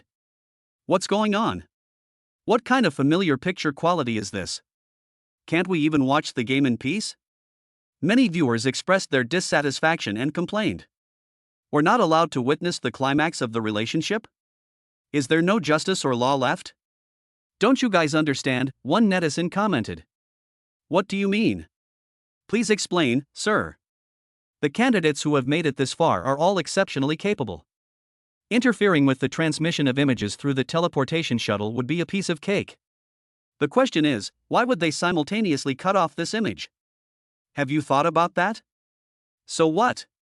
Because they know that the most brutal battle is yet to come, and even if they have to resort to underhanded means, they are determined to secure a place in the top 10 of the college entrance examination. So, what's next? The cruelty that follows will be beyond our imagination. If you show any mercy, you will only lose your own life. How could this be? Many people found it hard to accept when they saw this comment, and they were very puzzled by the intentions of the higher-ups. Why was the final competition so brutal? Didn't they feel any remorse for the talented people of Great Xia who sacrificed themselves? What they want is not a large number of talented people, but the most outstanding talents who can reach the top of the mountains. I don't know why the higher-ups of Great Xia came up with this plan. All I know is that there is a huge crisis that we may not have even glimpsed. The towering ancient trees, like a cage, trap everyone in this gloomy and silent primeval forest, their dark fangs mercilessly tearing at each examinee who ventured deeper into the forest. In a dense jungle, the two boys finally met. They stood there for a long time without saying a word. Finally, a boy smiled wickedly, his cold eyes fixed on the blindfolded boy not far away, with pale blue arcs of electricity flashing in his eyes like swimming fish. Finally! I've found you! Gu Qinwu sneered, walking towards the other person step by step. Gu Qinwu, I've been looking for you for a long time. Gu Yunwan's legs were tense, and the muscles under his black trousers trembled slightly, as if containing enormous power. You're looking for me? Ha ha! Gu Yunwan, are you so eager to get rid of this? Gu Qinwu curled his lip and said disdainfully. By the way, your eyes are really good. Thank you so much for your eyes, Gu Qinwu continued with a smile, his face gradually turning ferocious. Gu Yunwan ignored Gu Qinwu's sarcastic remarks and continued to walk towards Gu Qinwu. No reaction? To be honest, I still admire you. You have no idea that your lowly mother wasn't this tough when the second elder killed her. Guess what? He begged the second elder not to hurt you, and the second elder agreed. Your mother probably still believes the Gu family will let you go. Ha ha! Gu Qinwu laughed wildly, acting like a madman who had lost his mind. If Gu Qinwu's current state were broadcast, I wonder how many people would be terrified. Gu Qinwu's obsession and madness are chilling. When Gu Qinwu talked about his mother, Gu Yunwan's mind was filled with his mother's gentle smile and the favor she showed him when he was a child. Those were the warmest and happiest times in Gu Yunwan's life. When Gu Yunwan heard that it was Gu Qinwu who had taken his eyes, he was surprisingly calm. However, when his mother was mentioned, he suddenly stopped in his tracks. Then, an overwhelming killing intent and hatred intertwined, and streams of powerful blood energy surged wildly from Gu Yunwan's body. Gu Qinwu, you all deserve to die. Gu Yunwan roared, then stomped his legs hard on the ground, his whole body like a sharp arrow piercing the air, powerful chi constantly gathering from the soles of his feet, and blasting straight towards Gu Qinwu. Ha ha! Finally, I see you angry. This is hilarious. Gu Qinwu laughed arrogantly, and then clusters of black blood energy, like surging waves, instantly swept over Gu Qinwu's entire body. A pungent, nauseating smell of blood emanated from the flying guillotine. Kill! Gu Yunwan shouted. As the azure energy blasted out, all the boulders and towering ancient trees that were affected were blasted to pieces, and the energy continued to hurtle towards Gu Qinwu without any reduction in its momentum. The dark red blood droplets, like the pupils of a demon king, spun faster and faster, creating a dark whirlwind that rose from the ground. Unfortunately, no one outside could witness this scene at the moment, otherwise they would have been so shocked by the intensity of the fight that they would have questioned their existence. What the two did not notice was that there was a corpse lying flat in the distance watching them. With a deafening roar, like a thunderclap from a clear sky, the force of the collision leveled the area within several miles centered on the two individuals. The violent shockwave caused both of them to stagger back several steps, but it was clear that Gu Yunwen retreated a greater distance. It seems you're nothing special after all. Your cultivation level is inherently inferior to mine, which is understandable. Gu Qinwu put away the blood-dripping dropper in his hand. Really? How do you know that's all I've got? Gu Yunwen said, then suddenly ripped off the blindfold covering his eyes. The first thing that catches the eye is the blurry scabs, and the crisscrossing scars make Gu Yunwen look quite terrifying. You should cover your eyes. Do you know how ugly you really are? Gu Qinwu mocked. And now? As Gu Qinwu finished speaking, two dazzling beams of azure light burst forth from Gu Yunwen's eyes and surged toward his right foot. With a buzzing sound, three powerful void spirits appeared behind Gu Yunwen, each with a different color and shimmering light. Holy crap! Glaucoma? The corpse in the distance was shocked by what it saw. Chapter 73. What kind of look is that? That move is pretty cool. Gu Yunwen has such a show-off technique? Watching from afar, the corpses of the battle rolled around like wriggling caterpillars, covered in mud, but the person in question was thoroughly enjoying it. Even so, your eyes will never grow back. Although it's a bit surprising, this is the end of it. Gu Qinwu knew that Gu Yunwen had revealed all his cards, and if he didn't take it seriously, the outcome would be hard to predict. Although Gu Qinwu was an extremely proud person, he was serious about martial arts from beginning to end. Gu Yunwen suddenly lifted his right foot backward, the arc of which resembled a fully drawn bow. As the cyan blood in Qi condensed, an incomparably powerful aura was continuously gathering. This kick seemed to pierce the sky. Gu Qinwu hurled the blood-dripping dart into the air, then his hands began to form hand seals rapidly. As the speed of the seals increased, the shape of the blood-dripping dart changed quickly. Sharp barbs emerged continuously from the blood-dripping dart, emanating waves of cold air.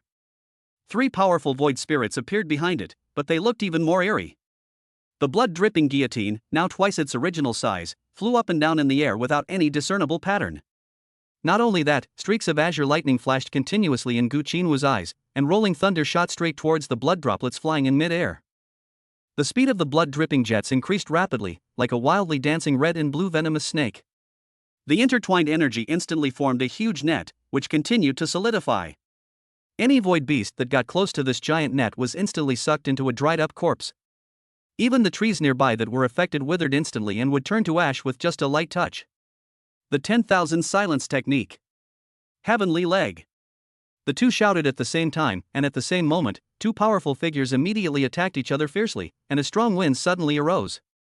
The sky above the dense forest changed color, and the power of the wind made several heavy breathing sounds come from deep within the forest, which were unsettling even from a distance.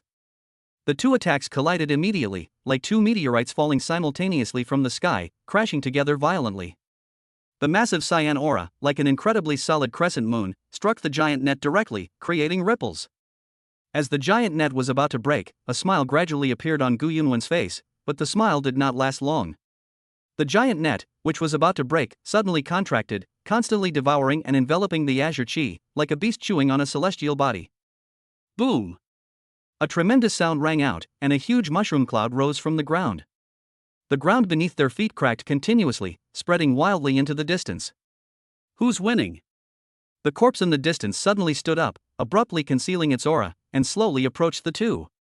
The dust kicked up by their fight made it impossible to tell who had won. The dust that had been billowing around finally settled after quite some time. Following the line of sight, one figure stood tall and straight, while another figure knelt in the deep pit. Gu Yunwen, you've lost after all. Do you have any last words?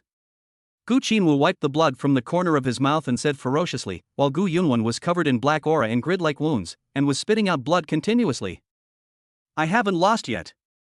Gu Yunwen struggled to his feet, supporting himself with one hand on the ground, his eyes filled with determination. Just as Gu Qinwu was about to throw the blood-dripping dart at Gu Yunwen, a voice interrupted his actions. Stop. Actually, I won. A disheveled figure suddenly appeared before the two of them. His messy hair and foul odor nearly suffocated them. Shut up. Gu Qinwu looked at the clay figure, annoyed that his movements had been interrupted, and said coldly. The blood-dripping dart, which had been lying still in Gu Qinwu's hand, began to spin wildly again, but this time its attack was noticeably weaker than before. Gu Qinwu, you're putting on an act. Zhang Ge smiled faintly, then clenched his fists tightly, and two extremely hot flames immediately enveloped Zhang Ji's fists. Then, black flames flowed rapidly on the back of his hands. He was like a ferocious human beast, his fists slamming fiercely towards Gu Qinwu. Bang! After Gu Qinwu's blood droplet blocked the incredibly powerful punch, blood could no longer be controlled from the corner of his mouth, making him look somewhat disheveled. I will personally rip your heads off. Humph. Gu Qinwu wiped the blood from the corner of his mouth and grinned maliciously. Using the force of Zhang Ji's punch, Gu Qinwu immediately retreated and then disappeared into the darkness.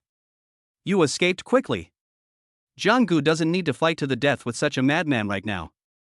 Even a cornered dog will jump over a wall, let alone such a heartless madman. Why, did you save me? Gu Yunwen asked weakly, coughing incessantly.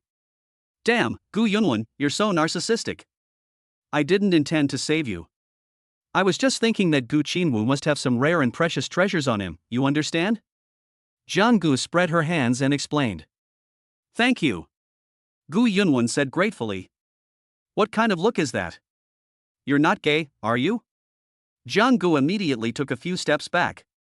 The words of gratitude were about to come out, but Gu Yunwen swallowed them back, and then his face darkened. Speaking of which, last time in Qilinquan, you made me work for nothing, but this time ha. Zhang Gu immediately rubbed his hands together, his eyes gleaming. What are you doing? Cough cough. Gu Yunwen said, backing away, but he was so weak that he collapsed to the ground. Ignoring Gu Yunwen's words, Zhang Ge took out a semi-sacred herb that emitted a pale blue glow from her bosom when she was still 5 or 6 meters away from Gu Yunwen. Like throwing a javelin, he stepped back, then tilted his head back and threw it out in one smooth motion, directly hitting Gu Yunwen on the head. Hiss! Zhang Ge, you! Feeling a pain on his head, Gu Yunwen yanked the thing off his head. When he felt what was in his hand, Gu Yunwen was stunned for a while. Thank you, Zhang Ge. Gu Yunwen managed to say those words with difficulty, a bright smile as radiant as the sun appearing on his lips. But Zhang Ge was nowhere to be seen. The disheveled young man was now rushing towards the deepest part of the cave, shouting as he ran. I feel so sorry for you. Once you're fattened up, I'll rob you properly next time. Chapter 70 for the forbidden technique of the Gu family. Cough. A pool of scarlet blood spilled onto the ground. Gu Qinwu fiercely wiped the student record from the corner of his mouth, and the strange lines on his pale face quickly faded away. Roar! Just as Gu Qinwu was about to step forward, a deafening roar came from the depths of the dense forest, and scarlet eyes hung high in the air like two red lanterns. The void beast's sharp fangs bit down hard on Gu Qinwu's neck, but Gu Qinwu simply raised his hand, and the dark red blood droplet spun in response. In an instant, the enormous void beast collapsed into a pool of blood, instantly staining the entire ground crimson. The weakened Gu Qinwu's face was now covered with an eerie purple hue, like a purple datura flower, which quickly spread throughout his body from top to bottom.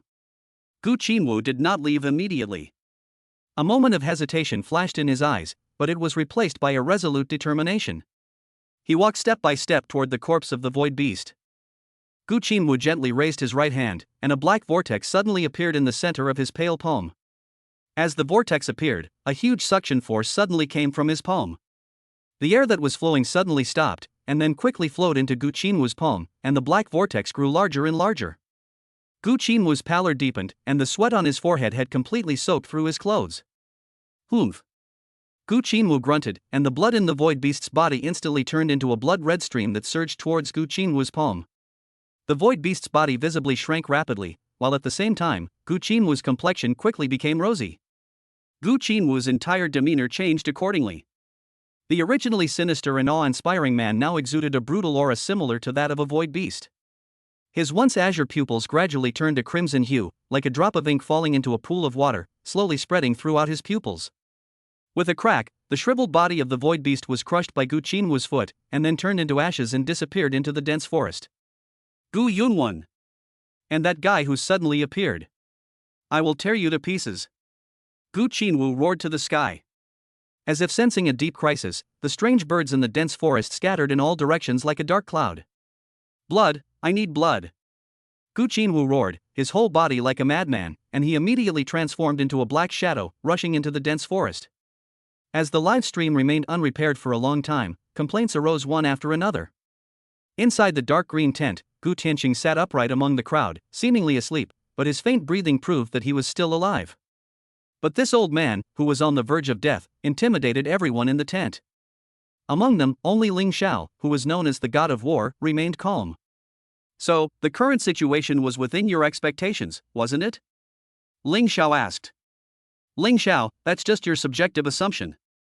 From the moment you issued that order, their fate has been in their own hands. Gu Tianqing slowly opened his eyes and spoke softly to Ling Xiao beside him. You know that's not what I'm asking. You know the price of using my Gu family's forbidden techniques is very high. Do you think this is a trap I set? Gu Tianqing replied. Gu Tianqing. I know that the one in the capital is one of your people, but I don't want your Gu family's scion to win the top score in this college entrance examination by relying on the Gu family's forbidden techniques, and I especially don't want only one person from your Gu family to emerge from that secret realm of reality in the end. What a joke! Gu Tianqing slammed his withered hands on the conference table, which immediately shattered in two. Presumptuous. Do not be disrespectful to the general. The atmosphere in the tent instantly became tense, with Ling Xiao's subordinates all showing anger and ready to attack at any moment. Stop. Ling Xiao waved his hand at the group, his expression calm. Gu Tianqing, I hope your Gu family members will abandon the idea of using forbidden techniques, otherwise, I will be the first to kill him. You can give it a try. Gu Tianqing said hoarsely. The forbidden technique of the Gu family has always been a mystery. It is said that in order to master the forbidden technique of the Gu family, one must stay in the darkest place in the world for 3 whole years. In the depths, where not a single ray of light is seen, for a full 3 years, it would be enough to drive anyone mad, and the Void Beast was no exception. In complete silence and darkness, the core disciples of the Gu family cultivated forbidden techniques in such an environment. For a full century, no more than a handful of people in the Gu family had successfully mastered this forbidden technique. With the help of the Gu family's incantation, if they can survive these 3 darkest years, the disciples who successfully learn the forbidden technique will have the potential to become the future leaders of the Gu family. The reason why this forbidden technique is so resistant to by the martial artists of the Great Xia Kingdom, to the point that they turn pale at the mere mention of it, is that the early training environment is utterly inhumane. More importantly, this forbidden technique requires the consumption of blood to be used. Once the forbidden technique is activated, one's strength will be terrifyingly enhanced by absorbing the opponent's blood. Similarly, forbidden arts are forbidden because of their severe side effects, which can make those who use them repeatedly extremely cruel. After being baptized by the blood of various mythical beasts and their own kind, over time, a person will become neither human nor ghost, resembling a vengeful ghost walking in the underworld. In the end, they will be devoid of all emotion, with only the desire to kill remaining in their eyes. The reason Gu Tianqing eventually retired to the mountains was because he had already cultivated this forbidden technique to an extremely high level. He usually only relied on his own powerful strength to suppress it, as well as the control of the people in the capital. If it weren't for the restrictions imposed on Gu Tianqing by those people in the capital, the entire capital would probably be in complete chaos by now. Because of this forbidden technique, the Gu family had no choice but to make a 100-year pact, and the start of this year's college entrance examination marks the end of that 100-year pact. In the real-world secret realm, a strong stench of blood gradually permeated the entire dense forest, shrouding it in a blood-red veil, with crimson mist everywhere. Blood. Not enough. I still need far more. Gu Qinwu was standing on the remains of a void beast, and the stench of blood emanating from him was enough to make anyone nauseous. Why is the smell of blood so strong here? Mo Ruyu frowned as soon as she sensed the aura. Her delicate, arched eyebrows were furrowed, a hint of displeasure flashing across her pretty face, and her fair neck was faintly visible. I think I smell my prey. Wait for me. Gu Qinwu, who was standing still, suddenly became extremely excited, transformed into a blood-red shadow, and flashed to the left. Chapter 75 Mo Ruyu's Life or Death Crisis. For some reason, Mo Ruyu felt extremely agitated and vaguely uneasy at this moment. I wonder where that bastard Jian Gu has gone. Wasn't he supposed to meet in the middle of the dense forest? Where is he? Mo Ryu said angrily. Who? Just as Mo Ryu was cursing Jiang Gu, a bloody shadow appeared right behind her. Blood. Blood Shadow did not answer Mo Ryu's question, but instead swung the blood-red weapon in his hand and hurled it fiercely toward Mo Ryu's head. The movements were utterly swift and decisive, showing absolutely no tenderness or consideration for the woman. Bang! Mo Ryu, who had been feeling uneasy, had already had a premonition, so she reacted quickly, slashing fiercely at her opponent with a pair of crimson scimitars. Who is this person? How can he be so strong? Mo Ryu was shocked when she felt the force of the impact from her palm. Before the tingling sensation in Mo Ryu's palm could subside, the blood-red hemispherical weapon attacked again, its speed increasing until it formed a blood-red torrent in the air. Scarlet cherry blossoms. Mo Ryu shouted immediately upon seeing the opponent's fierce attack. As Mo Ryu waved her hands, she seemed to be performing a breathtaking dance, captivating all who beheld her. But the more beautiful something is, the more dangerous it is. As the dance of the startling swan came to an end, the two intertwined crimson blades, like two ribbons of silk dancing in the wind, rushed rapidly toward the blood-red torrent.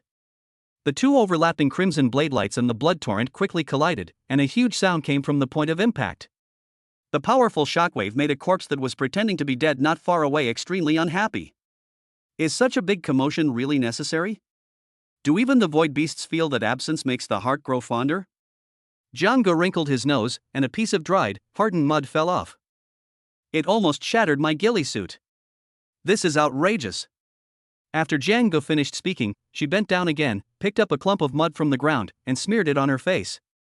Everyone says volcanic mud masks are great, but in my opinion, this clay mask works just as well. It's just a bit smelly. Then, a clay figure was seen running quickly forward, stirring up gusts of wind. How is this possible? Mo Ryu stared in disbelief at the scene before her, her two crimson sword lights about to be swallowed by the blood torrent. The crimson blade light quickly dimmed, and then shattered like a mirror falling to the ground. Whoosh! After breaking through the crimson blade light's defenses, the blood-red torrent did not disappear. It continued to rush straight towards Mo Ryu at an extremely fast speed. Mo Ryu's mind went blank at this moment.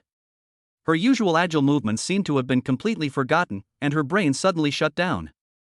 Am I going to die? Mo Ryu's face turned pale instantly, and in those few seconds, countless fragments of the past flashed through her mind. There was one figure who, despite appearing briefly in Mo Ryu's life, was deeply etched into her mind. Jiang Gu! Mo Ryu shouted, then closed her eyes. Because she knew that no matter how fast she ran, the person in front of her would not let her go, and it was only a matter of time before she was killed. The most crucial point is that my current energy and blood are no longer sufficient to dodge this fatal blow from the opponent. What do you want? A clay figure suddenly appeared in front of Mo Ryu. Am I dead? I'm hallucinating. How could it be such a coincidence? Mo Ryu dared not open her eyes at this moment, fearing that all of this was just her imagination. I was just saying, what a coincidence. Mo Ryu, you should thank yourself for making such a big commotion. That's what disturbed my sleep. Girl, open your eyes. I don't believe your eyes are empty, the clay figure said. Jiang Gu? Mo Ryu opened her eyes but did not see the obsequious Jiang Gu. Instead, a smelly mud figure appeared in front of her. I don't have time to catch up with you. It's you again, you bastard. Jiang Gu cursed as he looked at the blood-red torrent that was only half a meter away from him. Before Mo Ryu could react, two incredibly hot flames suddenly erupted from the clay figure in front of her, the red and black flames spreading wildly towards Jiang Ji's two palms. The mud that had been covering Jiang Gu instantly dried up and then scattered in all directions. Jiang Gu! Mo Ryu, who had been hit by the mud, flew into a rage, cursing loudly, her face dark and gloomy. With a boom, the crimson torrent and Jiang Ji's domineering fist force collided immediately, and a strong fluctuation of blood energy erupted between the two. At this moment, the area centered on Jiang Gu and Gu Qinwu was instantly flattened into a flat plain. Violet blood energy surged wildly within this space, and towering ancient trees were snapped in half. Jiang Gu! That's great! So your name is Jiang Gu? Gu Qinwu laughed maniacally, his eyes bloodshot, his whole body trembling uncontrollably. Ugh, my damn charm. I have no interest in men. Jiang Gu said warily, involuntarily taking a big step back. Jiang Gu! I want you dead. Gu Qinwu roared, his eyes filled with madness. If Gu Qinwu's initial intention to kill Gu Yunwen was his primary motivation, then Zhang Ge can now be considered Gu Qinwu's top target. Zhang Ge thwarted Gu Qinwu's plans more than once. If it weren't for Zhang Ji's sudden intervention, Gu Yunwen and Mo Ruyu would have already disappeared from this world. Through his previous hunts, Gu Qinwu had already consumed the blood of more than a dozen void beasts, and his current strength had reached the 9th level of the martial artist realm, only one step away from the martial master realm. With the help of forbidden techniques, Gu Qinwu can almost be said to have 1 foot in the martial master realm. This is why Mo Ruyu, who was previously at the 8th level of the martial realm, was defeated so quickly. Putting aside whether Mo Ruyu could defeat Gu Qinwu, who was also at the 8th level of the martial realm, in this short time, Gu Qinwu could almost crush Mo Ruyu. Jiang Gu. Be careful, something's wrong with him. Mo Ruyu said with concern, because she knew very well that Zhang Ji's strength was only at the 6th level of the martial artist realm. Do you need to tell me that? Jiang Gu turned around and said with a bitter expression. You dare to get distracted while fighting me? Seeing Jiang Gu occasionally exchanging a few words with the beauty beside him, Gu Qinwu's anger rose from his heart. Prepare to die. Gu Qinwu slowly raised his hands, palms facing upwards, and 2 black vortexes appeared directly, then spun wildly, with streams of blood-red mist constantly gushing out from them. 2 enormous blood orbs continued to coalesce, and through them, Zhang Gu and Mo Ruyu seemed to be able to hear the wails of the void beasts. Forbidden Technique, Blood Hell. Chapter 76 New Skill, Tracing the Source. 2 enormous, blood-red spheres emanated a terrifying aura of blood, with grotesque faces writhing wildly within them. This sight sent chills down Mo Ruyu's spine as he watched from afar. Blood and chi flowed continuously from Gu Qinwu's body as if they were free, and then poured into the 2 blood spheres. Gu Qinwu's blood energy value continued to rise, finally stopping at 470 calories, just 30 calories away from the martial master realm. 470 calories. How on earth did Gu Qinwu cultivate? What are we going to do? Mo Ruyu said anxiously. Ha ha. Zhang Ge, now I'll let you taste just how powerful my Gu family's forbidden technique really is. I hope you can withstand this attack. Gu Qinwu's maniacal laughter echoed through the dense forest. He could no longer suppress the killing intent in his eyes. The veins on his hands bulged, and he forcefully hurled the 2 huge blood orbs at Zhang Gu. Seeing this, Mo Ruyu hurriedly wanted to step forward and fight alongside Zhang Gu, but Mo Ruyu's blood and energy were already completely depleted, and it would be good enough if she didn't become a burden. Zhang Gu saw 2 blood orbs filled with overwhelming resentment rushing towards her. Her eyes narrowed, and she looked like a sharp sword ready to be drawn at any moment. Then, Zhang Gu suddenly clenched her right hand, and a domineering silver-white spear appeared directly in front of Gu Qinwu. As the spear tip hit the ground immediately shattered. Great gun. I want it. Gu Qinwu's eyes lit up as he immediately realized that this spear was extraordinary, far surpassing the quality of his own blood droplet, which was only at the S grade. Want it? Then come and take it yourself. Zhang Ge chuckled and pulled the spear up sharply, a clear sound like a dragon's roar emanating from the spear. The S-rank Dragon Abyss spear was powerful and heavy. As Zhang Gu activated his chi and blood, the red and black flames intertwined and surged towards Zhang Ji's arm. Once the White Tiger battle body was activated, his body immediately grew much taller. Zhang Ji's arm was quickly covered with a layer of grayish-white scales, and 3 different colored void spirits, radiating dazzling light, appeared behind Zhang Ji's head at the same time. At this moment, Zhang Ge was like a demon god who had been through many battles. His red and black flames made the Dragon Abyss spear look extremely dazzling, and his gray-white scales covered his body like armor without any blind spots. At this moment, the Dragon Abyss spear was finally light and agile in Zhang Ji's hands. Otherwise, it would be nothing short of a pipe dream to wield this S-class spear so easily. The first move of the Emperor's Dragon Roar Spear, Overlord Strike. As Zhang Ge finished speaking, her chi and blood surged dramatically. After the Dragon Abyss spear's 10% increase in chi and blood, Zhang Ji's chi and blood reached 450. 440? Zhang Ge was hiding this deep? Compared to the shock brought by Gu Qinwu, Mo Ruyu was even more surprised by Zhang Ji's current strength. You should know that when the 2 of them first met, Zhang Gu only had 200 chi and blood cards. How long has it been? She has actually surpassed him? I only have 430 calories. Could it be that Zhang Gu and Luo Ningxue secretly went to boost their calorie intake together when I wasn't looking? Mo Ruyu was unaware of the jealousy on her face at that moment. Zhang Ji's previous strength as a 6th-level martial artist was merely a smokescreen. He concealed his true abilities with the aura of the Thousand Illusions technique, never expecting that it would even fool the testing equipment for the college entrance examination. Zhang Ji's true strength is at the 7th level of the martial artist realm. 400 calories of qi and blood. The Overlord Breaker, true to its name, was wielded by Jiang Gu, who swung the Dragon Abyss spear with tremendous force. As the spear sliced through the void, it seemed as if the void itself was being torn apart. Powerful spear energies converged into a condensed white aura, unstoppable and like a silver-white dragon, roaring towards the oncoming blood-red sphere. Anything touched by the Dragon Abyss spear's force shattered like pieces of paper. With a deafening roar, the two powerful attacks collided head-on. The shockwaves from the two forces caused Mo Ryu to be unable to open his eyes for a moment, and his eyes stung. So powerful! Mo Ryu exclaimed in surprise. The two forces were evenly matched for a time, resulting in a stalemate. Jiang Gu, you must win. Mo Ryu prayed silently. Affection level increased from Mo Ryu current affinity 60%. Jiang Gu was completely bewildered when such a notification sound appeared in her mind, which was in the midst of the intense battle. This works? So what's the reward? Just a hint? Jiang Gu brandished the Dragon Abyss spear, while Gu Qinwu's blood droplets sent gusts of blood flying. Congratulations, host, you have unlocked a new skill, Tracing the Source. Return to Origin restores the current bonded entity to its peak state. The host can use this on themselves twice. Note, each bond can only be formed once per day, and the bonded object cannot be too far from the host. Current usage distance, 5 meters. Ha ha! Jiang Gu burst out laughing happily, leaving Gu Qinwu speechless. At this moment, the blood spheres in front of the two gradually shrank, and at the same time, Zhang Ji's silver-white spear energy also dimmed rapidly at a visible speed. Jiang Gu, are you ready to surrender? It seems your life force has been completely exhausted. Gu Qinwu laughed arrogantly, extremely smug.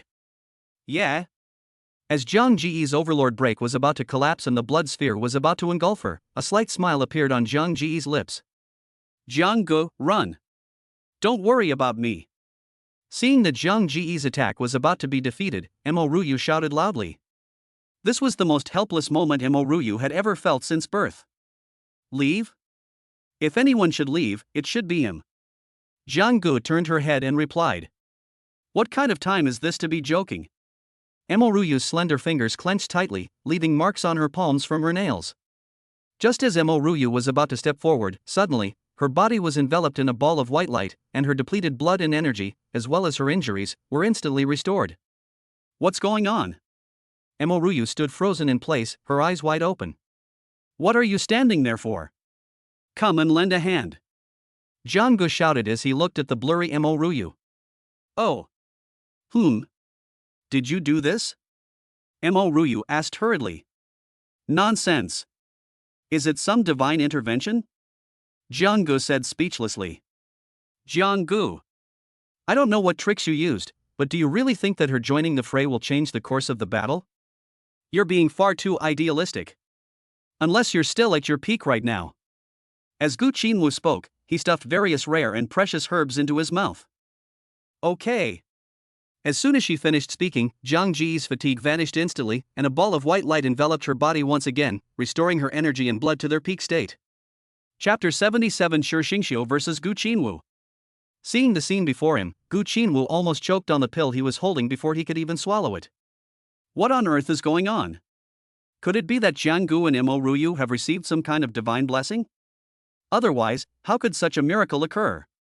Gu Qinwu's mind was in complete chaos, and his temper became even more volatile. If miracles truly exist, they should manifest in me as well. Gu Qinwu muttered to himself. As time ticked by, Gu Qinwu did not witness the miracle he desired. Instead, he was met with Zhang Ji's attack. A series of whooshing sounds rang in Gu Qinwu's ears as Zhang Ji's Dragon Abyss spear pierced through the blood sphere in midair. Like a deflated balloon, the blood sphere turned into a shower of blood that filled the sky and then spilled onto the ground, the pungent smell of blood making people want to vomit. Overlord break. Jiang Gu unleashed the first move of the Emperor's Dragon Roar Spear once again. A silver-white dragon reappeared, exuding a do-or-die momentum, and charged fiercely towards Gu Qinwu. Blood hell. Upon seeing this, Gu Qinwu hurriedly activated the Gu family's forbidden technique once again. This time, however, Gu Qinwu's aura was noticeably weaker than before, and blood kept seeping from his pores, making him look like a blood-soaked figure, which was extremely terrifying. The two blood orbs once again met Zhang Jiyi's overlord break, but in just a moment, the two blood orbs shattered, and the silver-white dragon roared towards Gu Qinwu with an unparalleled momentum. Just when Jiang Gu and Mo Ruyu thought Gu Qinwu's defeat was inevitable, Gu Qinwu's figure disappeared from the spot as blood rained down. Where is he? Jiang Gu, holding the Dragon Abyss spear, was immediately puzzled. How could someone have escaped right under his nose? This was too strange. Mo Ruyu also looked puzzled, and then the two pairs of eyes met, staring at each other. Cough, cough. Jiang Gu. Several kilometers away from where Jiang Gu and the other two had been, a blood-soaked figure lay limply under an ancient tree, his hands hanging limply at his sides, his eyes filled with even more intense hatred and madness. I will not lose. How could I, Gu Qinwu, possibly lose? Gu Qinwu roared incessantly, his hoarse voice like that of a mad beast. I've given so much. Why am I not the strongest? Gu Qinwu's eyes were now completely filled with blood, and the side effects of continuously using forbidden techniques would be even stronger. Gu Qinwu escaped triumphantly thanks to the Gu family's forbidden technique, blood escape. Even though Gu Qinwu was covered in blood, his pale face made him look like a vengeful ghost. Just as Gu Qinwu was recovering, a commotion suddenly came from the ground beneath his feet, with pebbles vibrating up and down. With a heavy panting sound, a void beast at the 6th level of martial artist appeared in Gu Qinwu's sight, before the void beast could make a move. A blood sphere the size of a fist flew out rapidly from the black vortex in Gu Qinwu's palm. With a snap, the blood sphere pierced through the head of the void beast.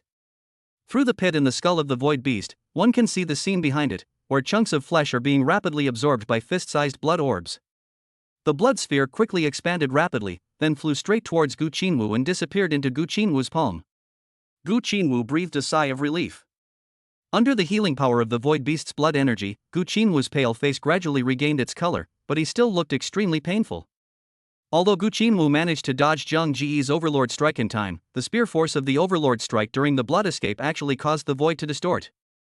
Gu Qinwu, who was unable to dodge the force of the spear, was inevitably affected, and his internal organs were severely damaged. Afterwards, Gu Qinwu dragged his disheveled body and began searching for prey again, hoping to recover to his peak condition as quickly as possible so that he could go find Jiang Gu and avenge his previous humiliation. Jiang Gu. What methods did you use earlier? This treatment effect is comparable to a holy medicine. No, it wouldn't be an exaggeration to say that it's even better than a holy medicine. Mo Ruyu stared intently at the young man before her and asked the question that had been nagging at her, a question she simply couldn't understand. Heavenly secrets cannot be revealed, let's not worry about that for now. Have you run into Luo Ningxue? Jiang Gu asked. Well, you're bringing up other women in front of me, Jiang Gu, how can you treat her like this? Mo Ruyu looked at Jiang Gu with a tender gaze, her eyes full of allure. Grandma, stop joking. Gu Qinwu is seriously injured and has escaped. The side effects of the forbidden technique must be severe, but I'm afraid Luo Ningxue will suffer the same danger you did earlier. Now is his weakest moment. We must find him immediately to prevent future troubles. If we allow him to grow stronger, the consequences will be unimaginable. Zhang Jiyi's expression was solemn, and she spoke with a serious face. Mo Ruyu also knew the seriousness of the situation, and nodded in agreement, putting away her own ulterior motives. The most important thing right now is to find Xuer and Gu Qinwu's location. Let's hurry up and set off. Luo Ningxue said. Then Jiang Gu and Mo Ruyu transformed into two black shadows and quickly disappeared from the spot. The sea of suffering is boundless. Oh, Ba. Looking at the blood-stained ground before him and the mangled corpses of the ancient beasts beneath the towering trees, Shi Xingqiu's brows immediately furrowed. Such cruel methods, who could have done this? A thick stench of blood filled the air before Shi Xingqiu. He immediately swung the boulder behind him, sending it crashing to the ground with a loud thud. The impact of the boulder hitting the ground dispersed the stench of blood in front of Shi Xingqiu, and the previously nauseating smell lessened considerably. As soon as the blood mist dissipated, a figure covered in blood appeared in front of Shi Xingqiu, its bloodshot eyes fixed on him with extreme greed. Benefactor, you have committed too many killings. Lay down your butcheress knife and turn back before it's too late. Ba. Shi Xingqiu said with his hands clasped together, his eyes filled with solemnity. Turning back is the other side? Slaughter is my other side. Gu Qinwu roared hoarsely. Sigh. Your obsession is too strong. As Shi Xingqiu finished speaking, a blood-red flying dart hurtled straight toward Shi Xingqiu's head, the rapidly spinning dart stirring up gusts of foul wind. Seeing this, Shi Xingqiu stopped talking and gripped the iron chain around his waist tightly in his hand, his blood and qi suddenly bursting forth. The wildly swinging iron chain threw the huge rock at the end of the chain into the air, and slammed it down hard on Gu Qinwu. Chapter 78: Sacrificing the Spirit of the Ruins. The heavy boulder, like a meteorite crashing down from the sky, carrying surging blood and qi, slammed fiercely into the blood-red droplet. The boulder was instantly sliced into two smooth, flat surfaces, and then shattered into countless fragments that fell to the ground. The sharp spikes on both sides of the flying guillotine were dented and uneven from the impact of the boulder, and the rapidly spinning flying guillotine came to a stop in mid-air.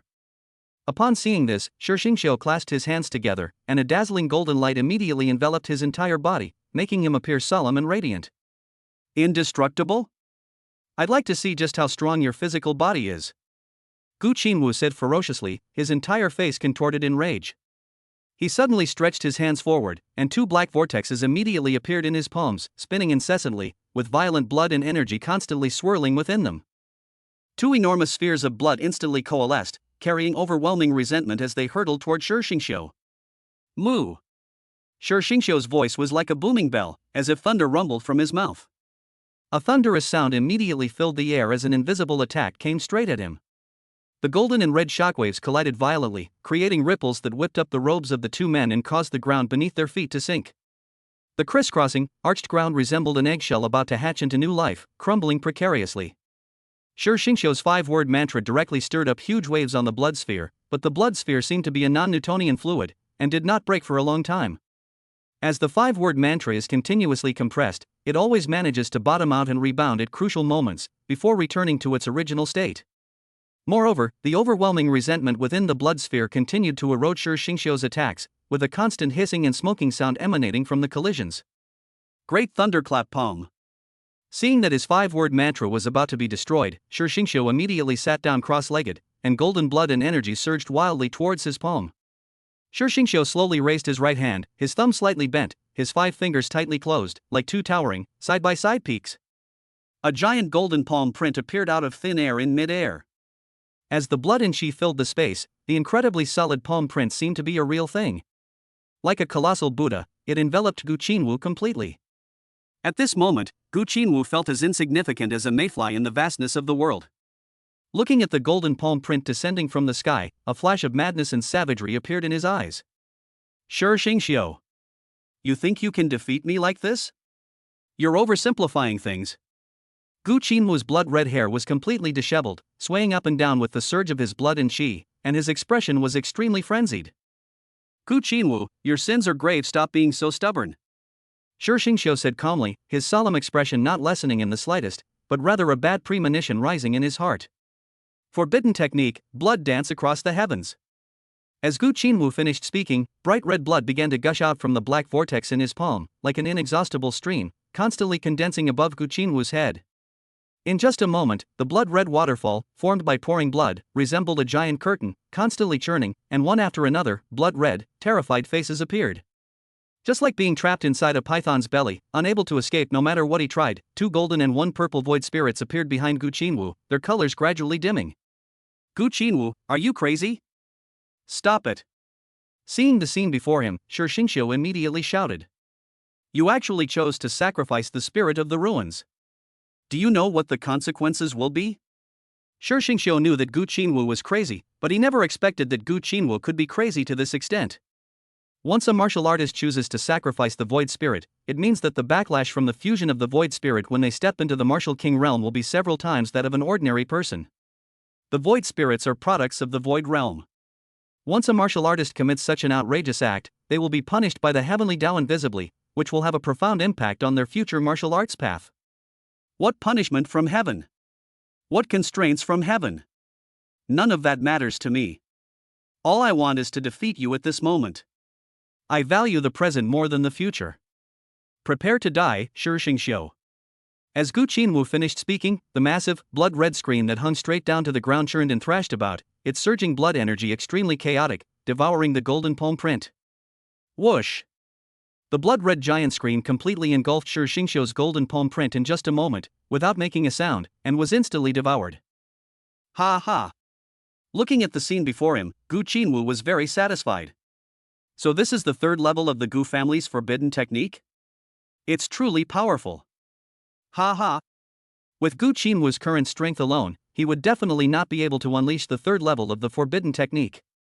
It should be noted that the Gu family's forbidden technique is comparable to an S-level martial art. Of course, after sacrificing the void spirit, Gu Qinwu was finally able to unleash the third level of this forbidden technique. To win, Gu Qinwu was willing to sacrifice everything. As the blood-red giant screen rushed towards him, Shi Xingqiu's expression was no longer calm, and his eyes were filled with disbelief. Gu Qinwu's blood energy has reached 490 calories, just 10 calories away from reaching the martial master realm. This forbidden technique of the Gu family is truly terrifying. My qi and blood only have 460 calories, which is no match for Gu Qinwu's attack. There's nothing I can do. After saying this, Shi Xingqiu closed his eyes, clasped his hands together again, and then quickly formed hand seals, with powerful waves of energy surging out from his body. As the fluctuations grew stronger, 3 poof sounds suddenly came from Shi Xingqiu's body, and 3 long golden bone spikes flew out from Shi Xingqiu's shoulders and the top of his head. As the golden bone spur flew out of his body, Shi Xingqiu first spat out a mouthful of golden blood. Then, thick black hair sprouted from the top of Shi Xingqiu's originally bald head like bamboo shoots after a rain. Golden energy surged through Shi Xingqiu's body, quickly filling his entire form. A sacred yet primal aura emanated from him. Is this all you're relying on? Watching Shi Xingqiu's aura rise steadily until his blood energy peaked at 480 calories, Gu Qinwu said calmly. 3 golden bone spurs had been sealed inside Shi Xingqiu's body by a powerful Buddhist master in order to unleash his potential. Therefore, Shi Xingqiu had never forced these 3 bone spurs out of his body. He chose to cultivate diligently every day in order to unleash his greatest potential, but given the current situation, Shi Xingqiu has no other choice but to remove his seal. Chapter 79 Ling Xiao makes his move. At this moment, Shi Xingqiu exuded an aura of overwhelming power, like a Vajra with lowered eyebrows and angry eyes.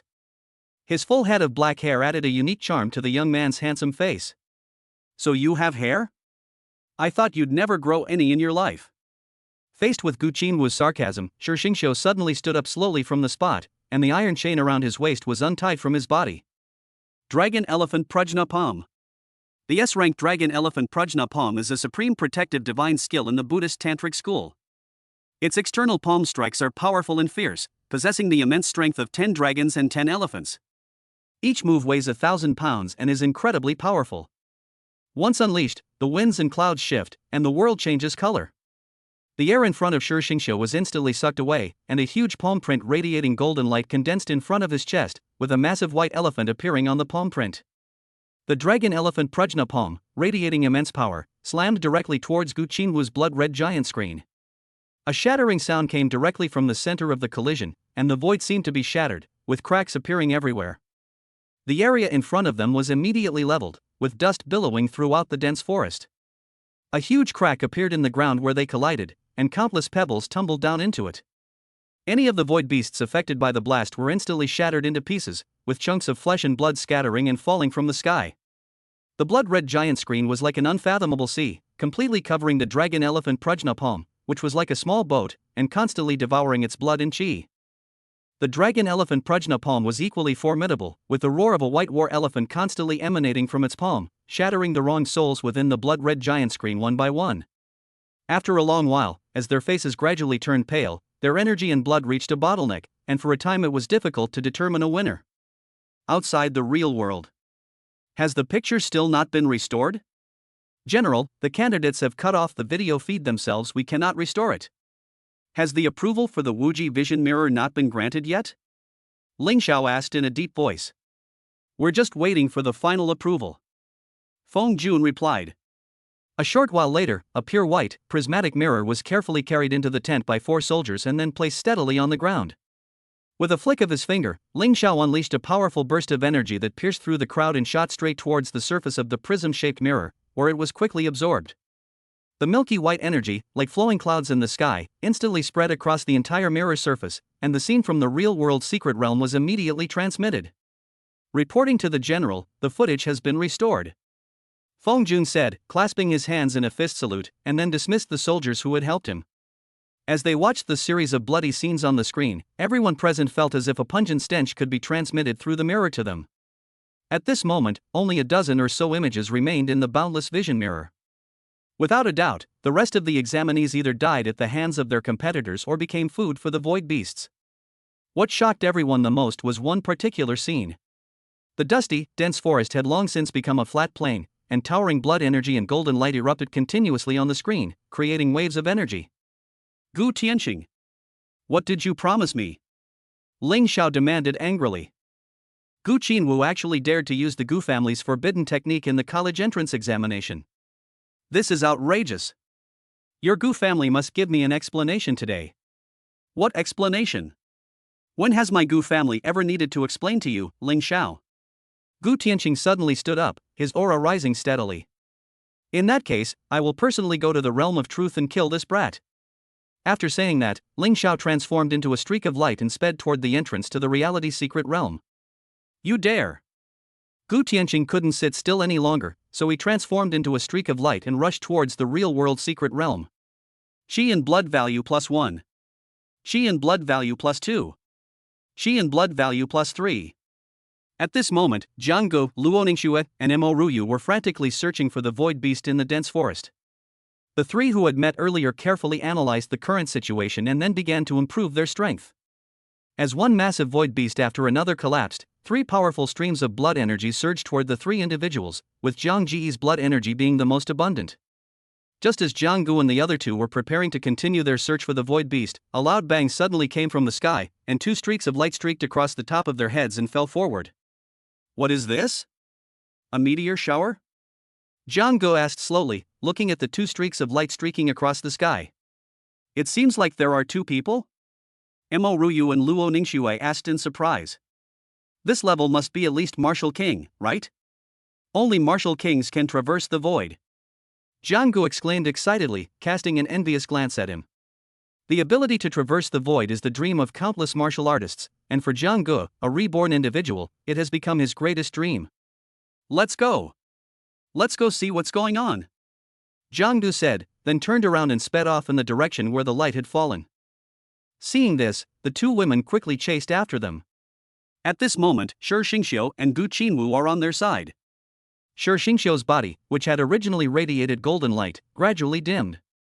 He suddenly spat out a mouthful of blood, his disheveled hair was scattered over his shoulders, and his blood and qi were in complete disarray.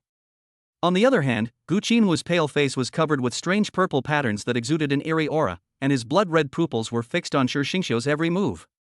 Just as Gu Qinwu was about to deliver the fatal blow to Shi Xingxiu, Ling Xiao descended from the sky, the intense shockwave sending Gu Qinwu flying far away, and giant trees were directly crushed. Put. Gu Qinwu, who was already seriously injured, had his internal organs displaced, and he kept spitting out blood, which soaked his clothes in bright red. Just as Ling Xiao was about to end Gu Qinwu's life with his own hands, a pair of withered, pale hands suddenly gripped Ling Xiao's wrists tightly, rendering him unable to move at all. With a loud bang, like a raging storm, two extremely powerful energies collided directly. Countless trees were uprooted, and the void beast hiding in the shadows trembled uncontrollably, not daring to move an inch. Elder. After Gu Qinwu clearly saw the person's face, his hoarse voice revealed a hint of joy. This feeling of surviving a disaster was just too good. Go! A piercing shout came from beneath the black robes. Gu Tianqing grabbed Gu Qinwu by the collar and lifted him up easily, like an eagle catching a chick, and sped away towards the outside of the secret realm. Trying to leave? Ling Xiao sneered, a hint of hesitation flashing in his eyes. Then, he slowly opened his arms, and suddenly a majestic and towering Dharma heaven and earth appeared behind him, completely obscuring the sky. Chapter 80 If you could win by looking good. With the appearance of Ling Xiao's Dharma heaven and earth, the entire space of the reality secret realm became increasingly chaotic, and countless rainbow streams surged towards Dharma heaven and earth. Cracks appeared directly in the sky, just like Erlangshun's third eye, shattering precariously, causing the space to tremble. Ling Xiao, what are you doing? Gu Tianqing, who had transformed into a streak of light, was shocked and hurriedly urged his blood and qi to flow to the soles of his feet, causing a series of ripples to appear in the void as his toes touched the ground. Leave Gu Qinwu here, or you'll die here. Ling Xiao's vast voice instantly reached every corner of the secret realm, and countless void beasts immediately prostrated themselves on the ground, not daring to move. Ling Xiao, do you really think that I'm too old to do anything to you? Gu Tianqing casually placed Gu Qinwu in an open space, and billowing black energy continuously gushed out from under Gu Tianqing's black robe. The next second, one after another, shrill, screaming souls emerged from Gu Tianqing's body, one after another. As Gu Tianqing slowly ascended into the sky, the black aura of blood and qi, like a raging demonic aura, rolled in, and for a moment it even covered the vast sky. Is that the god of war Ling Xiao? And what the hell is that old man emitting black smoke? Just as Jiang Gu and his two companions stepped onto the edge of the battle, they looked up and saw two martial artists exuding boundless power, standing tall in the sky. The title of God of War is known to everyone in the Great Xia Kingdom. Becoming a towering figure is the lifelong dream of countless martial artists. Not only Jiang Gu and his two companions, but also Shi Xingxiu and the remaining few peerless geniuses stared intently at the two figures in the sky, their expressions filled with excitement. Gu Tianqing suddenly raised his hands above his head, and clumps of black energy began to gather behind him. Soon, a being covered in black scales and with two giant red horns on its head appeared behind Gu Tianqing. His imposing body was completely covered by a black aura, and his scarlet eyes suddenly opened, like a vicious demon in the deepest hell, greedily absorbing the spiritual energy of heaven and earth. The Avicii Dharma form. Ling Xiao quickly recognized the Dharma form of heaven and earth before him. Even though he had only seen it a few times before, he was still greatly shocked to face it so closely now. As a veteran of the heaven and earth Dharma images, Avicii Dharma image ranks 99th among them.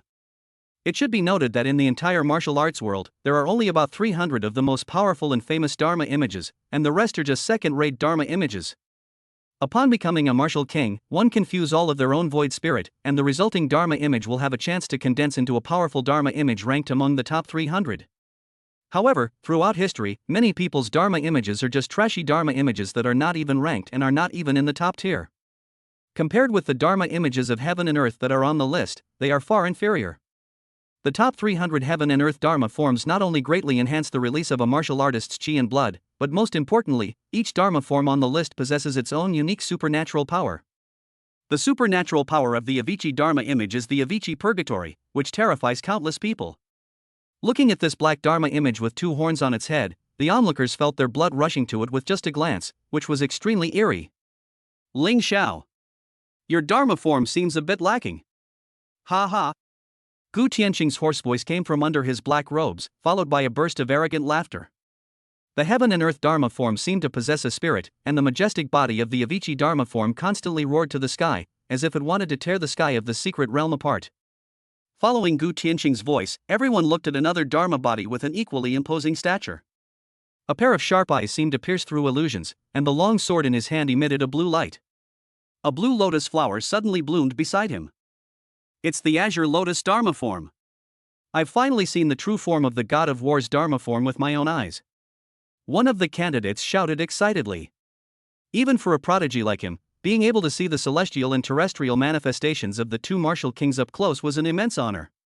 It should be noted that even among some of the powerful families in the capital, the existence of the martial king is rarely seen, as he is either in seclusion or in closed-door cultivation. Unless the family is truly facing a life or death crisis, or a rare treasure of heaven and earth appears, it is impossible to see the martial king's celestial form. Ordinary people only get glimpses of the true nature of the universe through some ancient, pixelated videos on the internet. The Azure Lotus Dharma aspect ranks 110th out of the 300 Dharma aspects, a full 11 places lower than Gu Tianqing's Avicii Dharma aspect. It should be noted that among the 300 Dharma aspects, every 100 Dharma aspects are further divided into a level. This heaven and earth Dharma form is truly domineering. I really want to possess it as soon as possible. Jiang Gu gazed at the two majestic figures between heaven and earth with a love-struck expression, yearning. What are you thinking? We're only at the martial warrior realm now, a long way from the martial king realm. Let's try to reach the martial master realm first. Luo Ningxue quickly dealt Jiang Gu a blow, pulling him back to reality. That being said, anyone who saw this scene with their own eyes would feel longing for it, and Luo Ningxue and Mo Ruyu were no exception. Do you think that old man will beat you badly? One of the candidates immediately asked. Are you kidding? That's the god of war, Ling Xiao. How can a mayfly shake the heavens and earth? Besides, I know that the God of War's Dharma form is a powerful Dharma form ranked 110th. We will definitely win this battle. Kill that old Bai Deng. His appearance is hideous too. Many candidates were cheering for Ling Xiao, extremely excited. Jiang Gu, what do you think? Mo Ruyu asked seriously.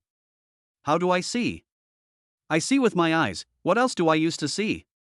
With a snap sound, 2 round bumps appeared on the top of Jiang Ji's head, one on each side, just like Nezin in the cartoon. Speak properly.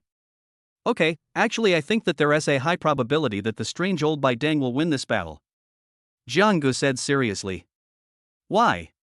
His Dharma form looks really ugly. Mo Ruyu and Luo Ningxue looked puzzled, and then they actually started to dislike Gu Tianqing's heaven and earth Dharma form. Yes, it looks lifeless. I'm afraid it's all bark and no bite. Luo Ningxue chimed in. If Gu Tianqing, high in the sky, knew this, he would probably be furious with the 2 women before he even made a move. You judge the strength of a Dharma avatar based on its appearance? Jiang Ji's eyes widened in disbelief. That's called a woman's intuition. Sixth sense. Excuse my bluntness, but if you could win by looking good, then no one could beat me, Jiang Gu said seriously. A series of wails followed, and Jiang Gu was soon subjected to another beating. Chapter 81. It seems Qin Wu has truly made a close friend. Jiang Ji's screams did not attract anyone's attention. The 2 people in the void continued to confront each other, but no one made a move immediately. Ling Xiao feared that once the law of heaven and earth was fully activated, this real-world secret realm would cease to exist, and all the examinees, the void beasts, and all living beings in this world would be instantly annihilated. Gu Tianqing never cared about the life or death of others, except for Gu Qinwu's. Simply because in his view, Gu Qinwu's future will go further than his own, and Gu Qinwu possesses the ruthlessness that Gu Tianqing had in his youth. Gu Qinwu possessed a madness that Gu Tianqing lacked in his youth. In his view, if the Gu family were to continue to prosper, Gu Qinwu absolutely could not die here. Gu Tianqing, this stalemate isn't going to work. Why don't we get the examinees out safely first, and then have a big battle? Do you dare? Ling Zhao's voice was as loud as a bell, and it quickly reached Gu Tianqing's ears. That's exactly what I was thinking too. Gu Tianqing nodded slowly, but a strange light flashed in his eagle-like eyes beneath his black robe. Gu Qinwu used forbidden techniques within the secret realm, slaughtering countless colleagues, before he could finally be sent out. Just as Gu Tianqing was about to teleport Gu Qinwu away, Ling Zhao's heaven and earth manifestation vanished from its original spot and reappeared in front of Gu Tianqing, its long sword, radiating azure blood energy, blocking Gu Tianqing's path. Gu Tianqing didn't speak, but stared intently at Ling Xiao. Ling Xiao felt the sinister gaze beneath the black robe and, equally unwilling to back down, also kept a close eye on Gu Tianqing's every move. Ling Xiao knew, of course, that once Gu Tianqing teleported Gu Qinwu out, Gu Tianqing would not hesitate for a moment and would have the law of heaven and earth directly destroy this real-world secret realm. At that time, everyone in the entire secret realm except Ling Xiao and Gu Tianqing will be instantly torn apart by space and disappear from this world. Okay. After waiting for a while, Gu Tianqing said hoarsely, and then slowly backed away. Seeing Gu Tianqing's actions, Ling Xiao still dared not be careless in the slightest, because Gu Tianqing was like a venomous snake lurking in the shadows, ready to launch a fatal attack at any moment. When facing such a person, the slightest lapse in vigilance will cost you your life. As a general who has fought for many years, how could Ling Xiao not know about military tricks? One by one, figures were teleported out of this secret realm. Who wouldn't want to live if they could? Therefore, when they were able to breathe the outside air at this moment, everyone felt as if they had been reborn, and a feeling of surviving a catastrophe arose spontaneously. Feng Jun and his men had already deployed a large number of troops to wait outside, and a series of blockades had been set up. Through the footage from the previous telescope, Feng Jun and his colleagues immediately reported to their superiors, as the situation was escalating out of control.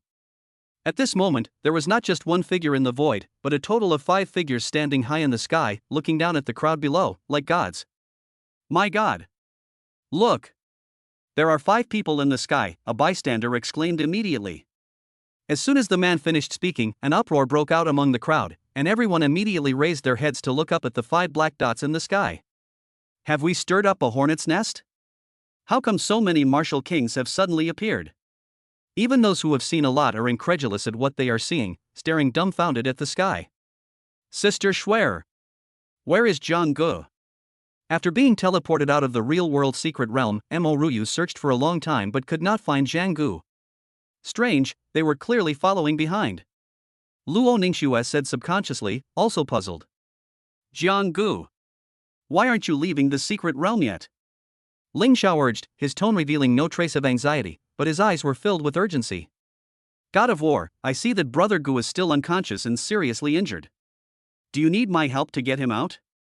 Jiang Gu said sincerely. As Jiang Gu spoke, she kept spitting out blood, looking rather miserable. Who are you?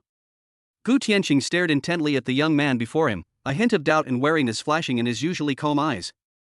Hello, sir. I am a close friend of Gu Qinwu. At Qinwu's request, I severely injured Gu Yunwen. How dare you hurt Yunwen? Do you know that he is Qinwu's cousin who risked his life for him? Gu Tianqing's face darkened instantly as he questioned Jiang Gu. You are Qinwu's elder, and he often mentions you to me. Jiang Gu said neither humbly nor arrogantly. Oh. What did he say? He said that you are unparalleled in history, and as long as you are here, the Gu family will endure forever. Ha ha. Gu Tianqing's face turned bright red as he laughed triumphantly. It seems Qinwu has truly made a close friend. Apart from Gu Tianqing and Gu Qinwu, no one else in the Gu family knew about Gu Yunwen's murder, but this was not enough to convince that cunning old man Gu Tianqing. What truly moved Gu Tianqing was Jiang Ji's heartfelt words earlier. Then I'll leave Qinwu to you for now. After you leave, hand him over to my Gu family elders. Come over and chat when you have time. Even so, when Gu Tianqing handed Gu Qinwu over to Jiang Gu, he secretly made a handsail behind Gu Qinwu's head, which even Ling Xiao did not notice. At this moment, Gu Qinwu felt as if he were in a dark world. Then a blood-red phantom appeared in the sky, and a powerful blood aura continuously gathered towards Gu Qinwu's body. Wake up now, Qinwu. It's the Grand Elder's voice. Where am I? Gu Qinwu's eyes were filled with confusion. A moment later, in the darkness, Gu Qinwu slowly opened his hands, and endless blood energy surged towards him like a rushing river. Damn, this Gu Qinwu is really heavy. Let's loot the corpse properly first. Hee hee. Jiang Gu threw Gu Tianqing down abruptly from the teleportation tunnel. After a moment of groping, Gu Tianqing was now completely naked, and Jiang Gu had transferred the points on the teleportation shuttle directly to him. This is supposed to be a hidden family? They're just a bunch of poor bastards. Jiang Gu spat at Gu Qinwu, who was lying on the ground. Gu Qinwu, who was in a coma, felt as if a sweet rain had fallen from the sky, with rainwater constantly washing over his pale face. Seeing Gu Qinwu's mouth opening and closing repeatedly on the ground, Jiang Gu was filled with surprise and doubt. This guy's even drinking? No wonder he's a disciple of a reclusive family. I've never seen such a strange hobby before. After saying that, he pulled Gu Qinwu up from where he was and slapped him repeatedly. You're such a pervert. I'll slap you until you're full. Jiang Gu didn't know if the Thousand Illusions technique could fool the two martial kings, so she didn't choose to use it to change her appearance. As for killing him, Jiang Gu was afraid of being targeted by that lifeless martial king Lao Dang, since he was still only a minor martial artist. Therefore, he chose to defeat Gu Qinwu in a more dignified manner. Jiang Gu felt a pang of regret when he recalled missing a perfect opportunity to kill him in the secret realm earlier.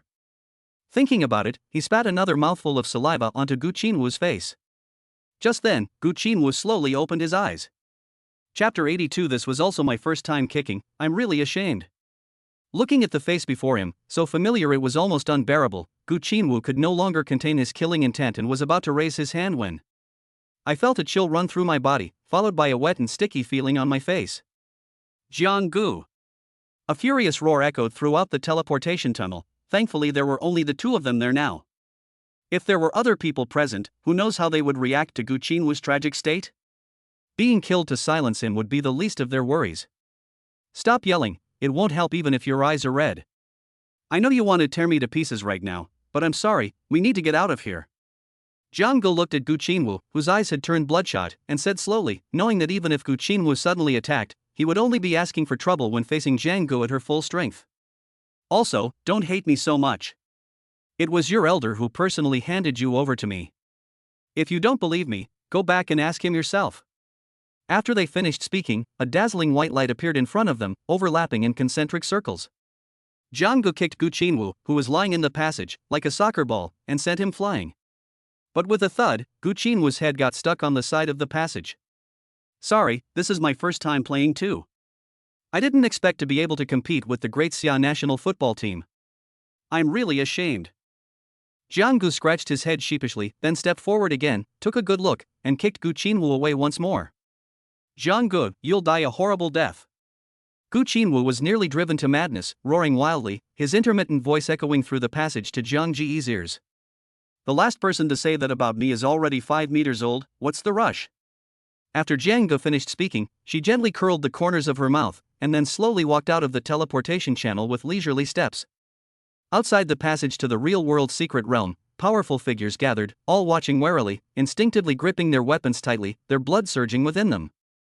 Everyone stared intently at the entrance, which emitted a white light like a vortex. Major media outlets, eager to grab headlines, even went to the front lines, carrying heavy cameras and filming the entrance. Time passed second by second, and Mo Ruyu and Luo Ningxue frowned deeply, extremely worried about Jiang Ji's safety. The two of them had been hurriedly sent out by Jiang Ge, and for a moment they didn't even notice when Jiang Ge disappeared. Please don't let anything happen to Jiang Ge. Don't worry, swear, that boy is lucky and will be fine. Despite comforting Luo Ningxue beside her, Mo Ruyu's own eyes betrayed a deep worry. Time passed second by second, and the scene that had been tense and ready for battle was now somewhat calm, because no one knew whether the two martial kings or something else would emerge from the secret passage next. A white vortex slowly rotated at the entrance of the passage, and the next moment, a strangely dressed, almost naked, boy appeared directly in front of everyone. The bruise on his forehead and the way it appeared seemed to suggest that Gu Qinwu's entrance was somewhat unusual.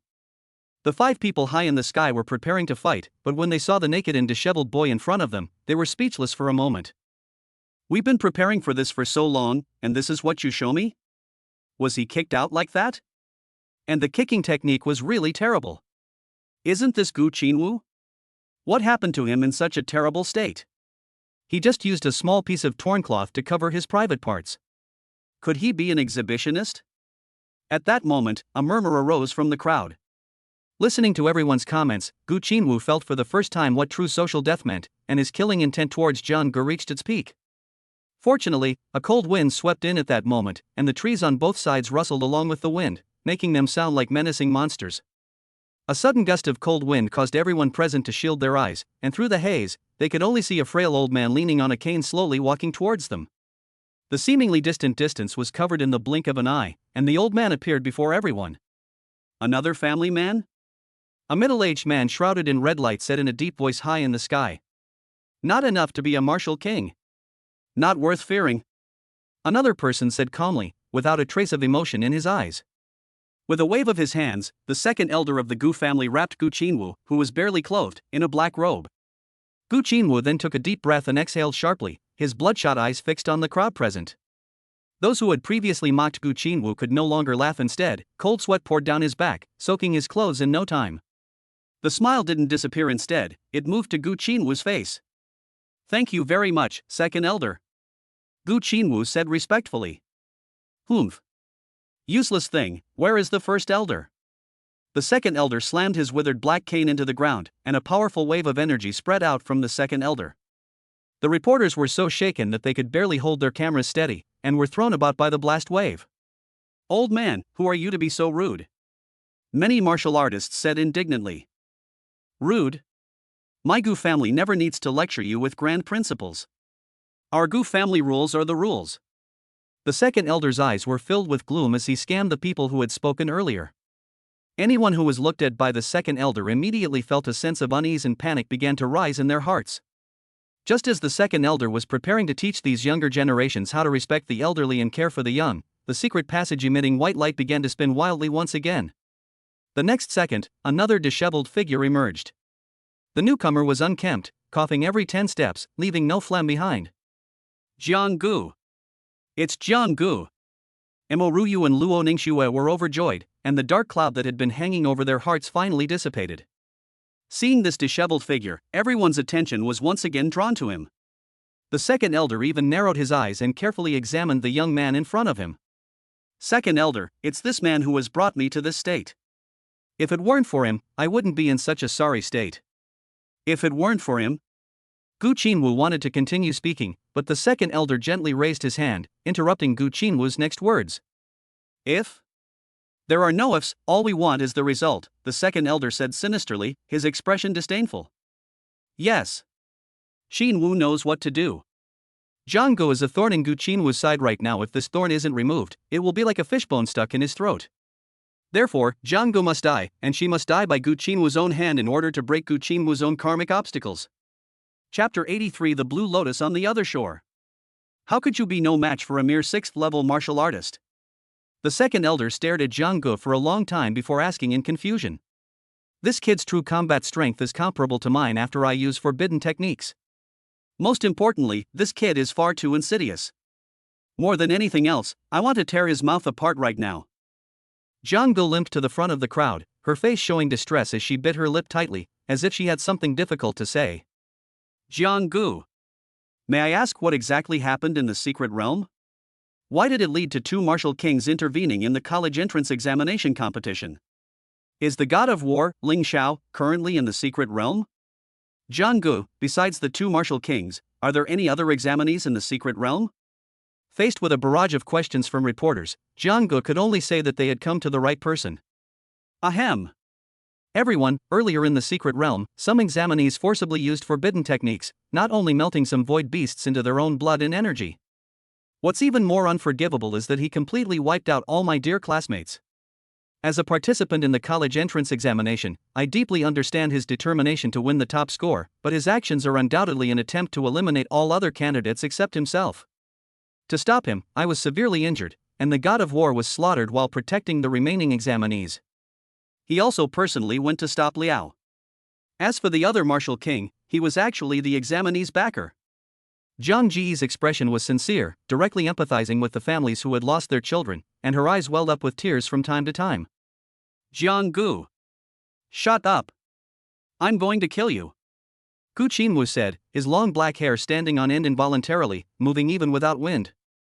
Gu Qinwu, you're not planning to kill us to cover your tracks, are you? Don't be afraid, everyone. There's strength in numbers. We can't let this serial killer continue to run rampant. Jiang Gu, well done. Don't worry, we will definitely not let them get to you today. With our united efforts, what are we afraid of? Yes, I never expected my young friend Jiang Gu to be so loyal and courageous. I admire you. Many martial artists were stirred up, their expressions excited, wishing they could kill Gu Qinwu on the spot immediately, but the pressure from the second elder of the Gu family was simply too strong. Before the second elder's energy and blood fully erupted, no one could judge the second elder's true strength. Most people were just talking big. As the second elder in Gu Qinwu slowly walked towards Jiang Gu, everyone kept backing away. Jiang Gu looked at her position ahead of them, her face full of black lines. What happened to fighting side by side and working together? As expected, they all turned into cowards when it came to the crucial moment. In the real-world secret realm at this moment. Ha ha. I never expected Qin Wu to have made such a genuine young man as a friend. Not bad. Gu Tianqing's hoarse voice came from within his black robe, and his laughter echoed throughout the entire reality secret realm. Yes, so let me see your true nature, Gu Tianqing. A surge of fighting spirit welled up in Ling Zhao's eyes, and the Azure Lotus Dharma image behind him was also eager to spar with the Avicii Dharma image that was coming towards him, with azure energy constantly swirling around its body. Ha ha. Do you really think I'm afraid of you? Gu Tianqing's eyes darkened, and billowing black energy poured straight into the body of the Avicii Dharma image. Its scarlet eyes snapped open, and a pair of large, red horns slammed into the Azure Lotus Dharma image.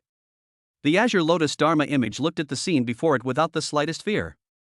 It gripped the azure longsword in its hand tightly, and a huge roar came from the azure longsword. The air in the space where the Azure Lotus Dharma image was located suddenly contracted, and streams of air flowed continuously into the azure longsword, with powerful waves of air clinging to it. As Ling Xiao waved his right hand in midair, the azure longsword in the Azure Lotus Dharma image's hand slashed fiercely at the Avicii Dharma image's massive horns. With a loud bang, the attacks of the two Dharma bodies collided directly, and a series of explosions immediately came from the sky, as the sea of blood and chi clashed together. The resulting shockwave formed a massive mushroom cloud, creating a shocking gash in the void. Air continuously flowed through it, causing a backdraft. The entire sky looked as if it had been ripped open with a wound that could not be closed for a long time. The attack failed. The Azure Longsword of the Azure Lotus Dharma form merely left two white marks on the horns of the Avicii Dharma form, which appeared to cause no pain or discomfort. The Azure Longsword of the Azure Lotus Dharma form was actually dented, but it was quickly repaired by Ling Zhao's massive blood energy and restored to its original state. Aren't you going to use your Dharma aspect divine power yet? If you don't use it now, you won't be able to use it at all. The god of war Ling Xiao is nothing more than this. Ha ha. Gu Tianqing laughed wildly. As a veteran martial king, Gu Tianqing's strength and foundation are unmatched by Ling Xiao at present. However, given enough time, Gu Tianqing will not be Ling Zhao's opponent. At least for now, it seems that neither of them can defeat the other. You should know that Ling Zhao's strength is in the top tier even among all the martial kings. This also shows just how terrifying Gu Tianqing's strength really is. Supernatural powers? Fine, I'll grant your wish, Ling Xiao said, then gently closed his eyes. The Dharma body moved in perfect sync with Ling Xiao, just like another Ling Xiao, and its originally open blue eyes slowly closed. Ling Zhao's right hand was loosely clenched, while his large, azure-colored hand tightly gripped the azure-colored longsword in his right hand, holding it horizontally in front of his massive body. The reality realm was constantly shattering from its distant end, with countless streams of energy surging wildly towards the azure lotus Dharma image. At this moment, the reality realm became extremely chaotic and was on the verge of collapse. The blue lotus of the other shore. As Ling Xiao opened his eyes, the azure lotus Dharma also opened its own azure eyes. In an instant, the wind and clouds changed, and the sky seemed unable to withstand the pressure, constantly breaking apart. The cyan longsword flashed and sliced through the clouds on the horizon in two, along with the sky, like an extremely fast cyan light streaking across the sky. Lotus flowers radiating azure light instantly filled the entire sky, rushing towards the Avicii Dharma image in front of Gu Tianqing. King Wu's attacks are so terrifying. This is the real secret realm. If such a battle were to occur in the outside world, it would surely cause widespread destruction. Unexpectedly, Gu Tianqing's face remained completely expressionless. Instead, he gave a strange smile. The next moment, the Avicii Dharma image that had been standing in front of Gu Tianqing was suddenly enveloped in black energy, and countless roaring souls burst out from its body. The scene was like a living hell, with chains constantly extending from the body of the Avicii Dharma image. Black energy emanated from the scarlet chains, and violent roars echoed throughout the entire world. Chapter 84 looks like he's about to die. In an instant, countless black iron chains surged towards the blue lotus flowers, forming a dense, overwhelming mass, like a surging black sea. One after another, the blue lotus flowers were covered by countless black iron chains, and soon they were completely wrapped up by the black iron chains, as the black energy continued to move around the iron chains. A huge black iron ball gradually appeared between heaven and earth, with countless iron chains shaking wildly and endless black energy emanating from it, staining the entire sky as black as ink. Surrounded by the layers of the Avicii hell, the azure lotus of the other shore continuously emitted beams of azure light from the enormous black iron sphere, and the sound of their collision shook the entire secret realm. Waves of cyan and black intertwined, like ripples constantly being stirred, caused the two true forms of Dharma to retreat continuously. Gu Tianqing, it seems your Avicii hell is nothing special after all, Ling Xiao said in a deep voice. At first, Ling Xiao thought that as the 99th ranked Avicii Dharma image, its Dharma image supernatural powers must be extremely powerful, but now it seems that it is only on par with his Dharma image. As time ticked by, the two majestic Dharma bodies remained locked in a stalemate, with boundless energy flowing from their bodies towards their respective Dharma bodies. Is that so? Then open your eyes wide and take a good look this time. Gu Tianqing laughed arrogantly, roaring incessantly. The hoarse voice was like the cawing of a night raven, extremely grating and unsettling. As soon as Gu Tianqing finished speaking, the huge iron ball formed by black iron chains suddenly began to spin. Between the two huge horns of the Avicii Dharma image, a scarlet blood ball was constantly condensing. The speed at which it condensed was so fast that Ling Xiao didn't even have time to interrupt it. With a whooshing sound, the scarlet blood sphere disappeared into the black giant sphere in an instant. A hissing sound kept coming from the iron chains that were emitting black smoke, followed by a nauseating, overwhelming stench of blood. Crimson blood energy continuously lingered on the black iron chains, and the once radiant azure lotus of the other shore suddenly dimmed, as if a sacred life had been severely polluted. The attacks from the iron ball gradually faded away, and finally, only the sound of the chains shaking violently filled the air. Seeing the scene before him, Ling Xiao sensed something was wrong. To Ling Zhao's even greater surprise, as the black iron ball continued to spin, it gradually came to a stop. Then, the black iron ball suddenly opened, and countless iron chains instantly returned to the body of the Avicii Dharma image. The blue lotus that was originally surrounded now turned a deep black color. Black energy continuously emerged from around the lotus flower, and the black lotus flowers suddenly changed direction, fiercely attacking Ling Xiao. In an instant, the sound of air being torn apart rose and fell in the sky, and the speed and force of the attack were even greater than that of Ling Xiao's other shore lotus. From an outsider's perspective, this is undoubtedly an improved version of the lotus of the other shore plus, using their own methods against them. Ling Zhao's brows furrowed sharply.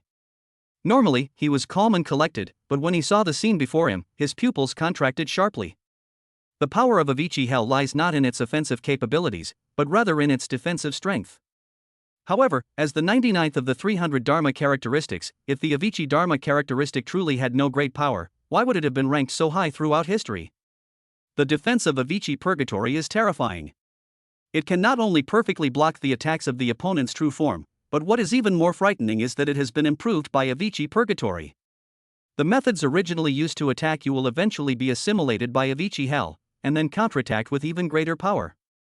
Such a divine power is difficult to break unless the two parties are vastly different in strength.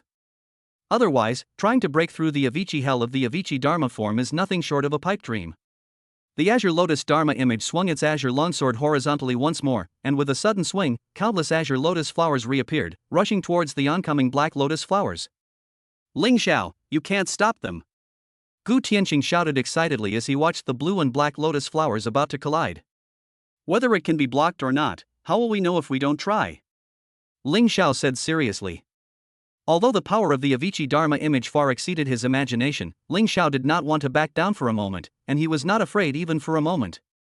Then in the end, one will undoubtedly be defeated. Boom!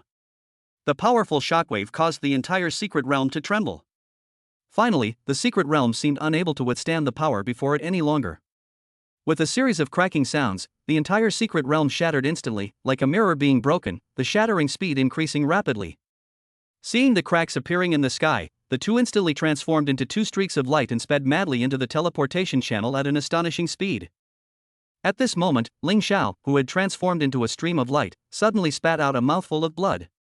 He then took advantage of the chaos to wipe away the traces from the corner of his mouth, and dared not stop moving for even a moment. Those outside felt the wait was incredibly long, as if centuries had passed, while everyone was absorbed in their own world. The 5 people who were sitting in the sky suddenly stood up, their eyes fixed on the entrance to the secret realm below. They're here. As soon as the words were spoken, the white vortex suddenly spun, and 2 powerful figures immediately appeared before everyone's eyes. Apart from the 5 people who were also at the Martial King realm high in the sky, everyone else was being pressed down by these 2 powerful figures and was almost unable to breathe. It's the god of war. And an old man? These 2 are both top-tier experts at the Martial King realm. Their aura is terrifying. Is this Gu Qinwu's backer? How dare he compare to the god of war? That means he looks like he's about to step into a coffin. Look at the black aura around him, he's obviously about to die.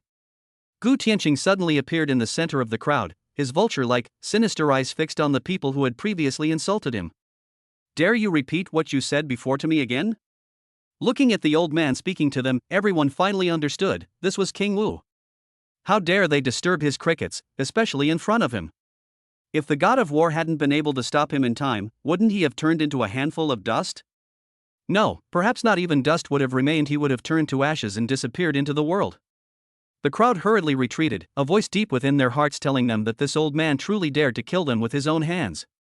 Chapter 85. Where is your closest friend? Gu Tianqing, you've crossed the line. Just as everyone was preparing to flee this place of trouble, a series of mysterious sounds suddenly came from the sky.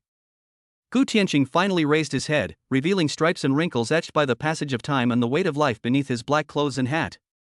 But what is most unforgettable is Gu Tianqing's pair of calm, sinister eyes, which are now gazing intently at the sky. The century-long agreement has come to an end. When has my Gu family ever overstepped its bounds? Gu Tianqing said in a deep voice, his hoarse voice reaching the heavens. With a series of whooshing sounds, 5 powerful figures quickly appeared before everyone's eyes. Looking at these 5 unfamiliar Martial King realm experts, everyone was puzzled. When did the Great Xia Kingdom have so many martial kings?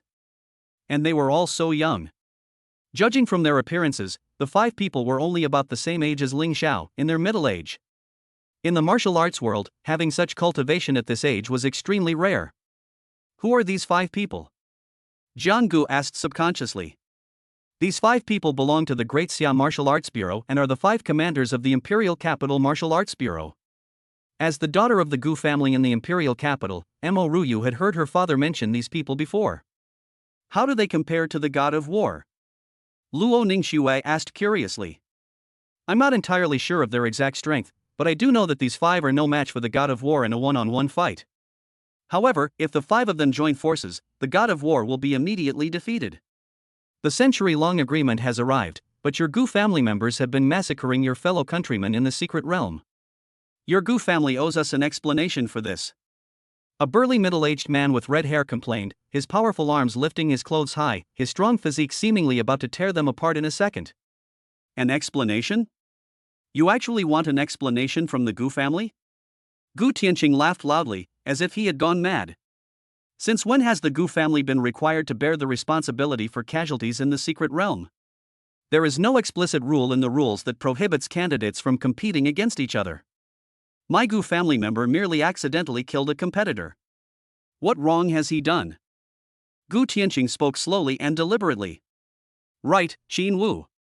The Grand Elder is right, I did indeed make a big mistake earlier.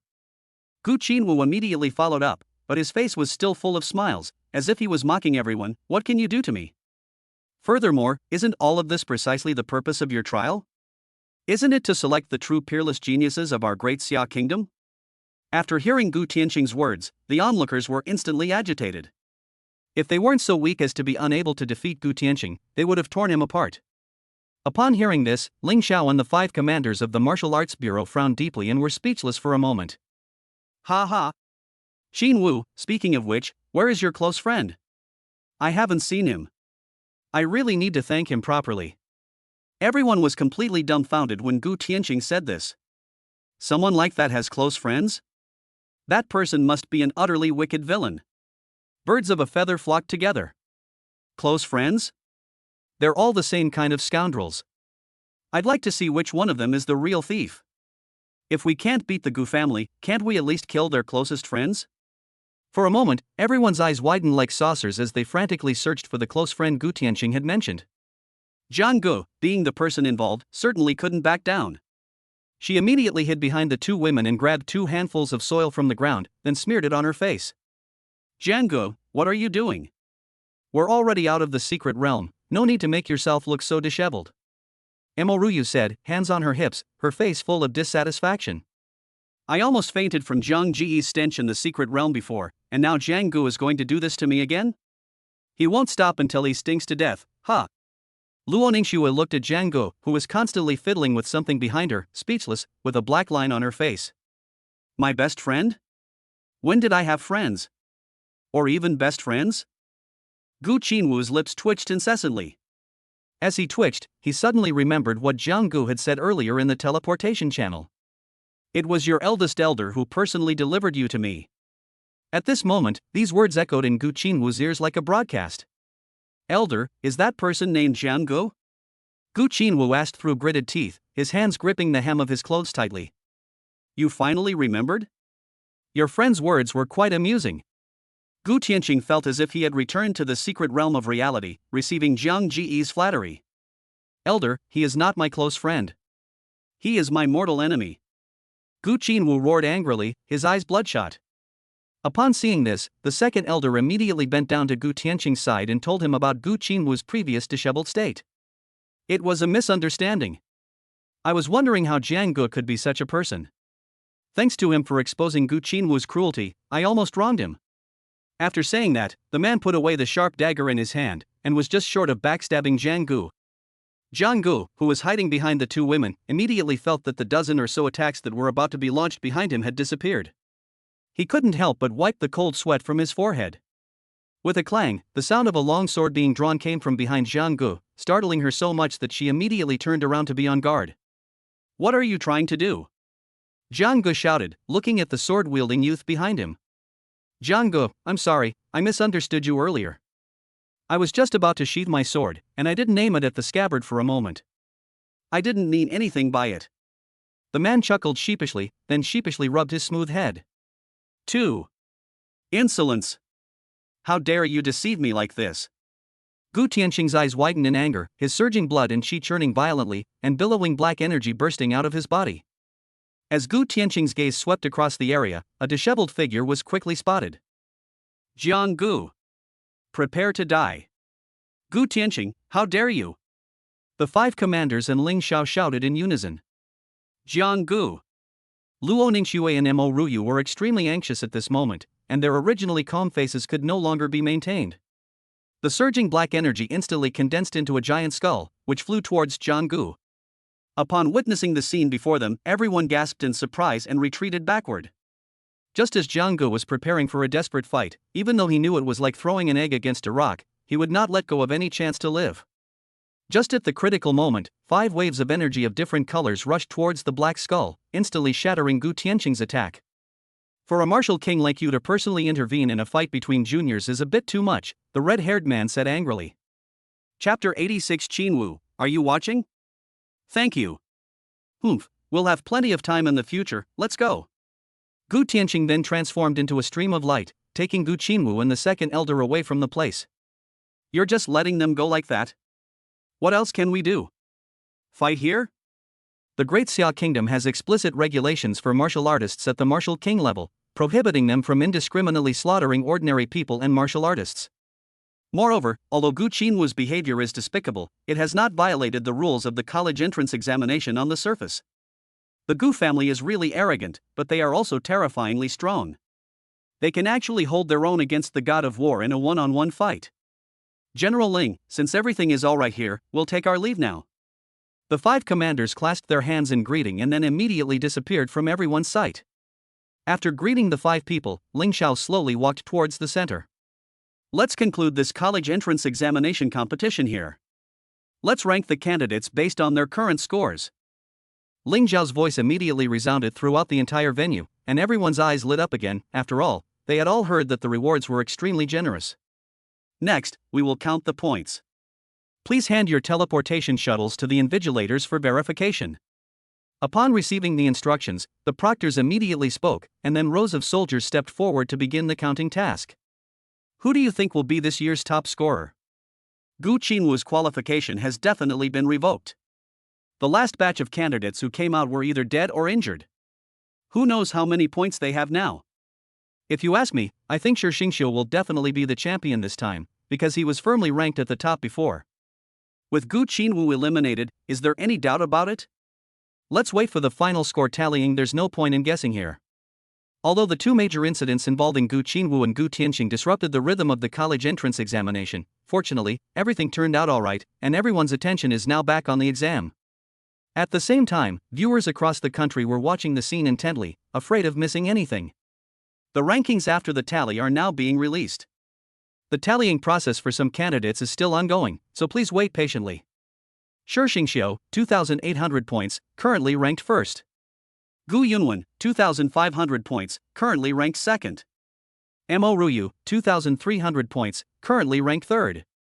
Luo Ningxue, 2,200 points, currently ranked fourth. Jiang Gu, please hand over your teleportation shuttle so I can confirm your final ranking. Under the watchful eyes of the soldiers, Jiang Gu threw 2 teleportation shuttles out. Looking at the 2 teleportation shuttles in his hands, the soldier remained calm, because Shi Xingqiu and the others had previously held 5 or 6 teleportation shuttles at the same time, and the accumulated points had reached a terrifying level. But just as the soldier was reading the score of one of the teleportation shuttles, his expression froze in shock. How is this possible?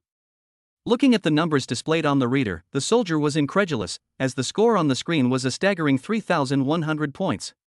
After reading the other teleportation shuttle, Zhang Ji's score reached 4,000 points. The soldier immediately transferred the points to Zhang Ji's name, and Shi Xingqiu, who had previously held the top spot, was immediately pushed down to second place. Jiang Gu, 4,000 points, currently ranked first. Upon seeing the final rankings on the leaderboard, the crowd erupted in disbelief, unable to comprehend what they were witnessing. No way? How come Jiang Ji's score is so high? Does that mean he's the ultimate winner? Jiang Gu is the biggest dark horse? I'm starting to question my existence again. Although I don't dislike Jiang Gu, how can his score be so high? This doesn't make sense.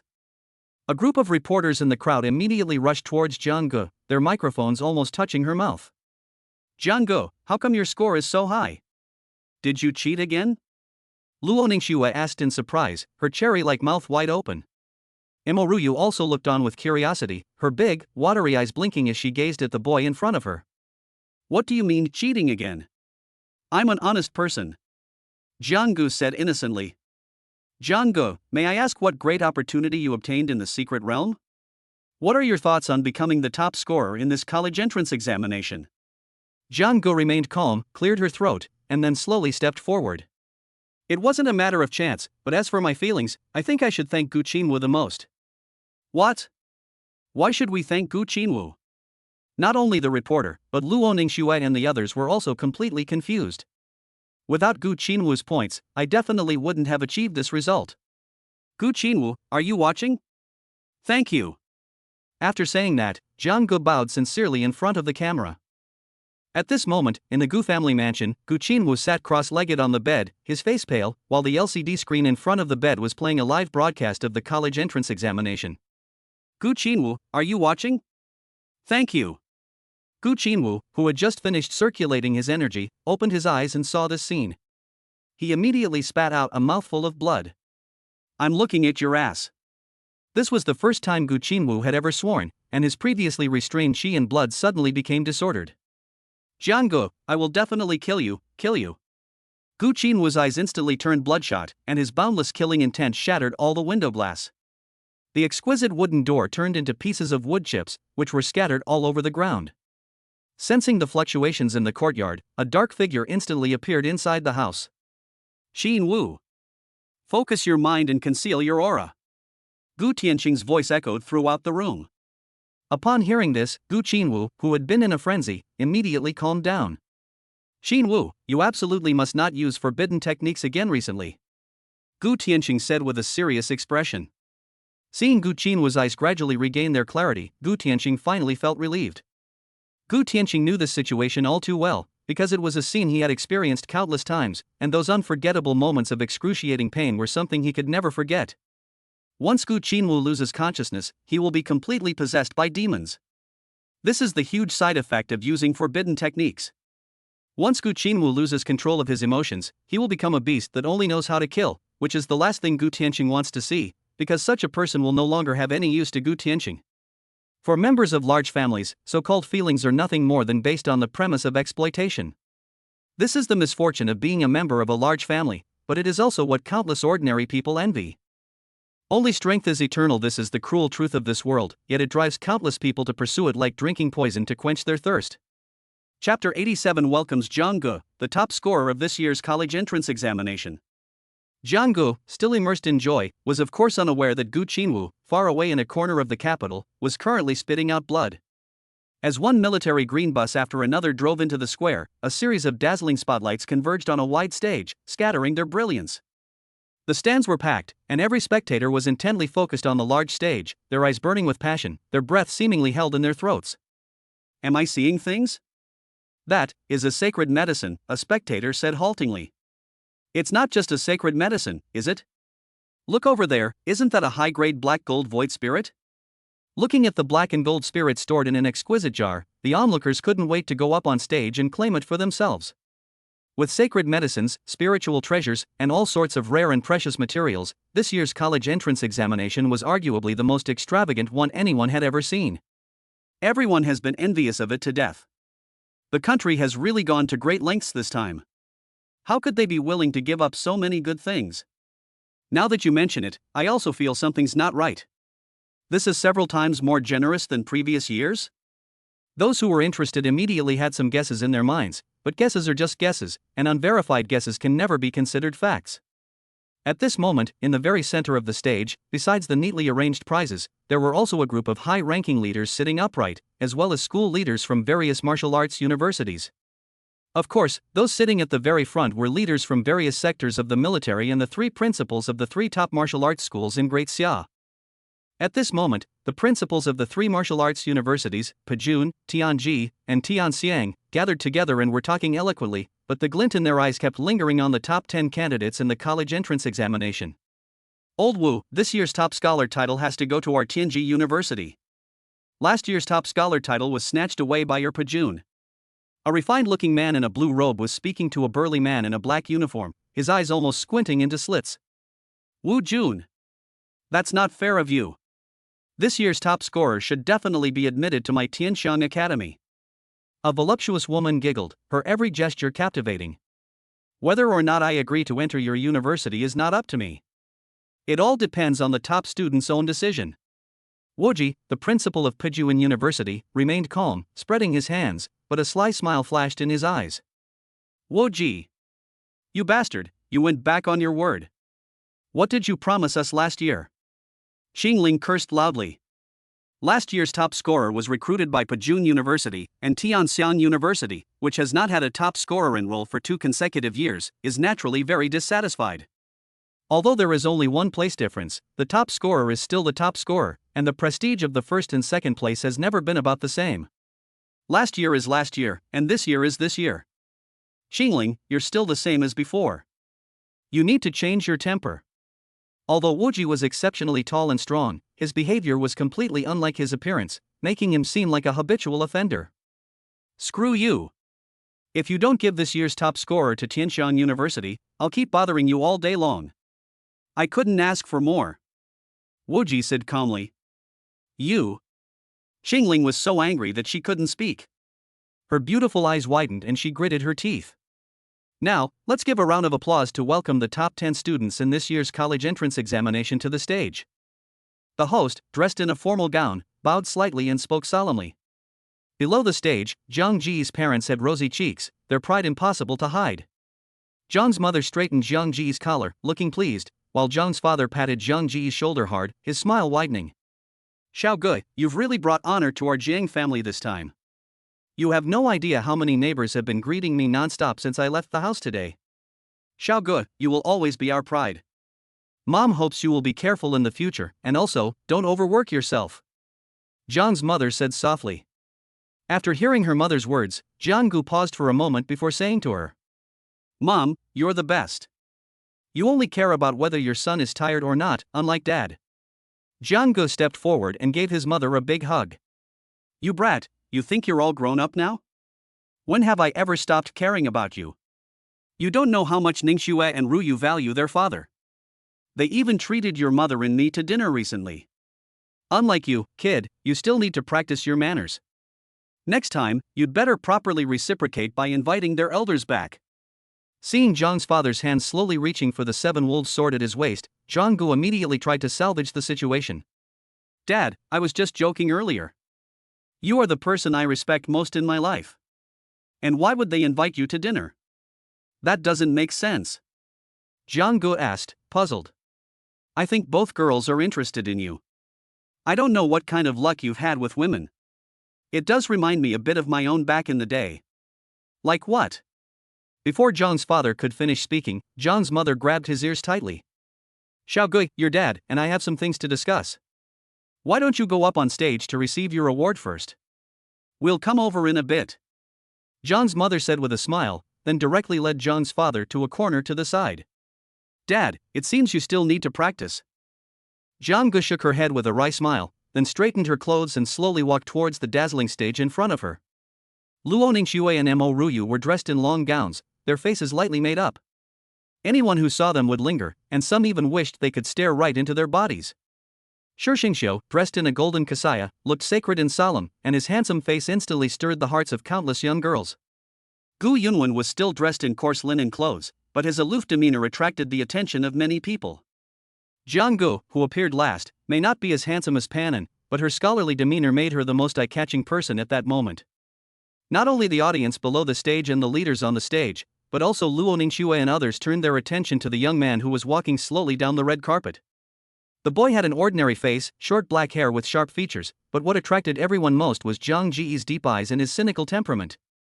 Is this the top scorer of this year's college entrance exam? He looks quite ordinary. Ordinary? From the moment he became the top scorer in the college entrance examination, he was no longer ordinary. He is the eternal pride of our Mingcheng, his name is Jianggu. Jianggu. Jianggu. As Jianggu stepped onto the stage, the crowd erupted in cheers, with countless people shouting her name. Their passion was instantly ignited, and thunderous applause followed. Let's welcome this year's top scorer in the college entrance examination, Jianggu. Chapter 88 SS Level Course Bot, are you crazy? 10 young men and women, in the prime of their lives, stood together on the dazzling podium, their faces beaming with happy smiles. Next, let's give a round of applause to the presidents of the 3 top martial arts universities in the Great Xia Kingdom to present awards to these 10 students one by one. The host excitedly said that this year's event was the biggest she had ever seen, bar none. As the host finished speaking, the principals of the 3 top martial arts universities, Pajun, Tianji, and Tianxiang, stood up together. Wu Jun and Xingling slowly stood up from their seats. After all, there were so many people watching from below the stage, and they couldn't afford to be less elegant, given their high positions. Wuji didn't stand on ceremony and ran straight toward Jianggu at the front, his steps light as the wind. Damn it, Wuji, you have no martial ethics. Seeing Wuji's actions, the two immediately started cursing and, disregarding all pride, charged directly at the crowd. Seeing the three men approaching menacingly, the people standing on the podium were momentarily stunned into a blank. Was this still the president of the prestigious martial arts university they had once admired? He was like three hungry wolves, pouncing straight at them. Calm down, three principals, the host immediately reminded them. Upon hearing the host's words, the three men's expressions changed instantly, but they quickly regained their composure, a change that surprised everyone. Jianggu, congratulations on achieving the top score in this year's college entrance examination. These are all rewards you deserve. Jianggu couldn't hear anything else, all she could hear was the word reward. Looking at the reward in front of her, Jiang Ji's eyes narrowed into crescent moons. Jianggu completely forgot about Wuji's congratulatory words, which made Jiang's parents, who were watching from below the stage, feel embarrassed and cover their eyes tightly with their hands. A sacred medicine, an SS-level body tempering technique, and a high-level black-gold ethereal spirit. Ha, I've struck it rich. I, Jianggu, have finally struck it rich. Jiang Ji's heart screamed incessantly, her hands trembling as she excitedly reached forward. Just as Jianggu was about to touch the reward in front of her, a pair of broad, thick hands came up and firmly grasped Jiang Ji's hand. Jianggu, as the top scholar, you didn't get carried away with pride right away. Instead, you politely extended your hand to me. For that alone, I really admire you. Wuji laughed heartily, raising his head high, his smile never fading. No. Actually, Jianggu was about to explain when Wuji continued. I understand, no need to thank me. Actually, I know you can't contain your joy, child, laugh out loud. Today's glory is all your own achievement, don't hold back.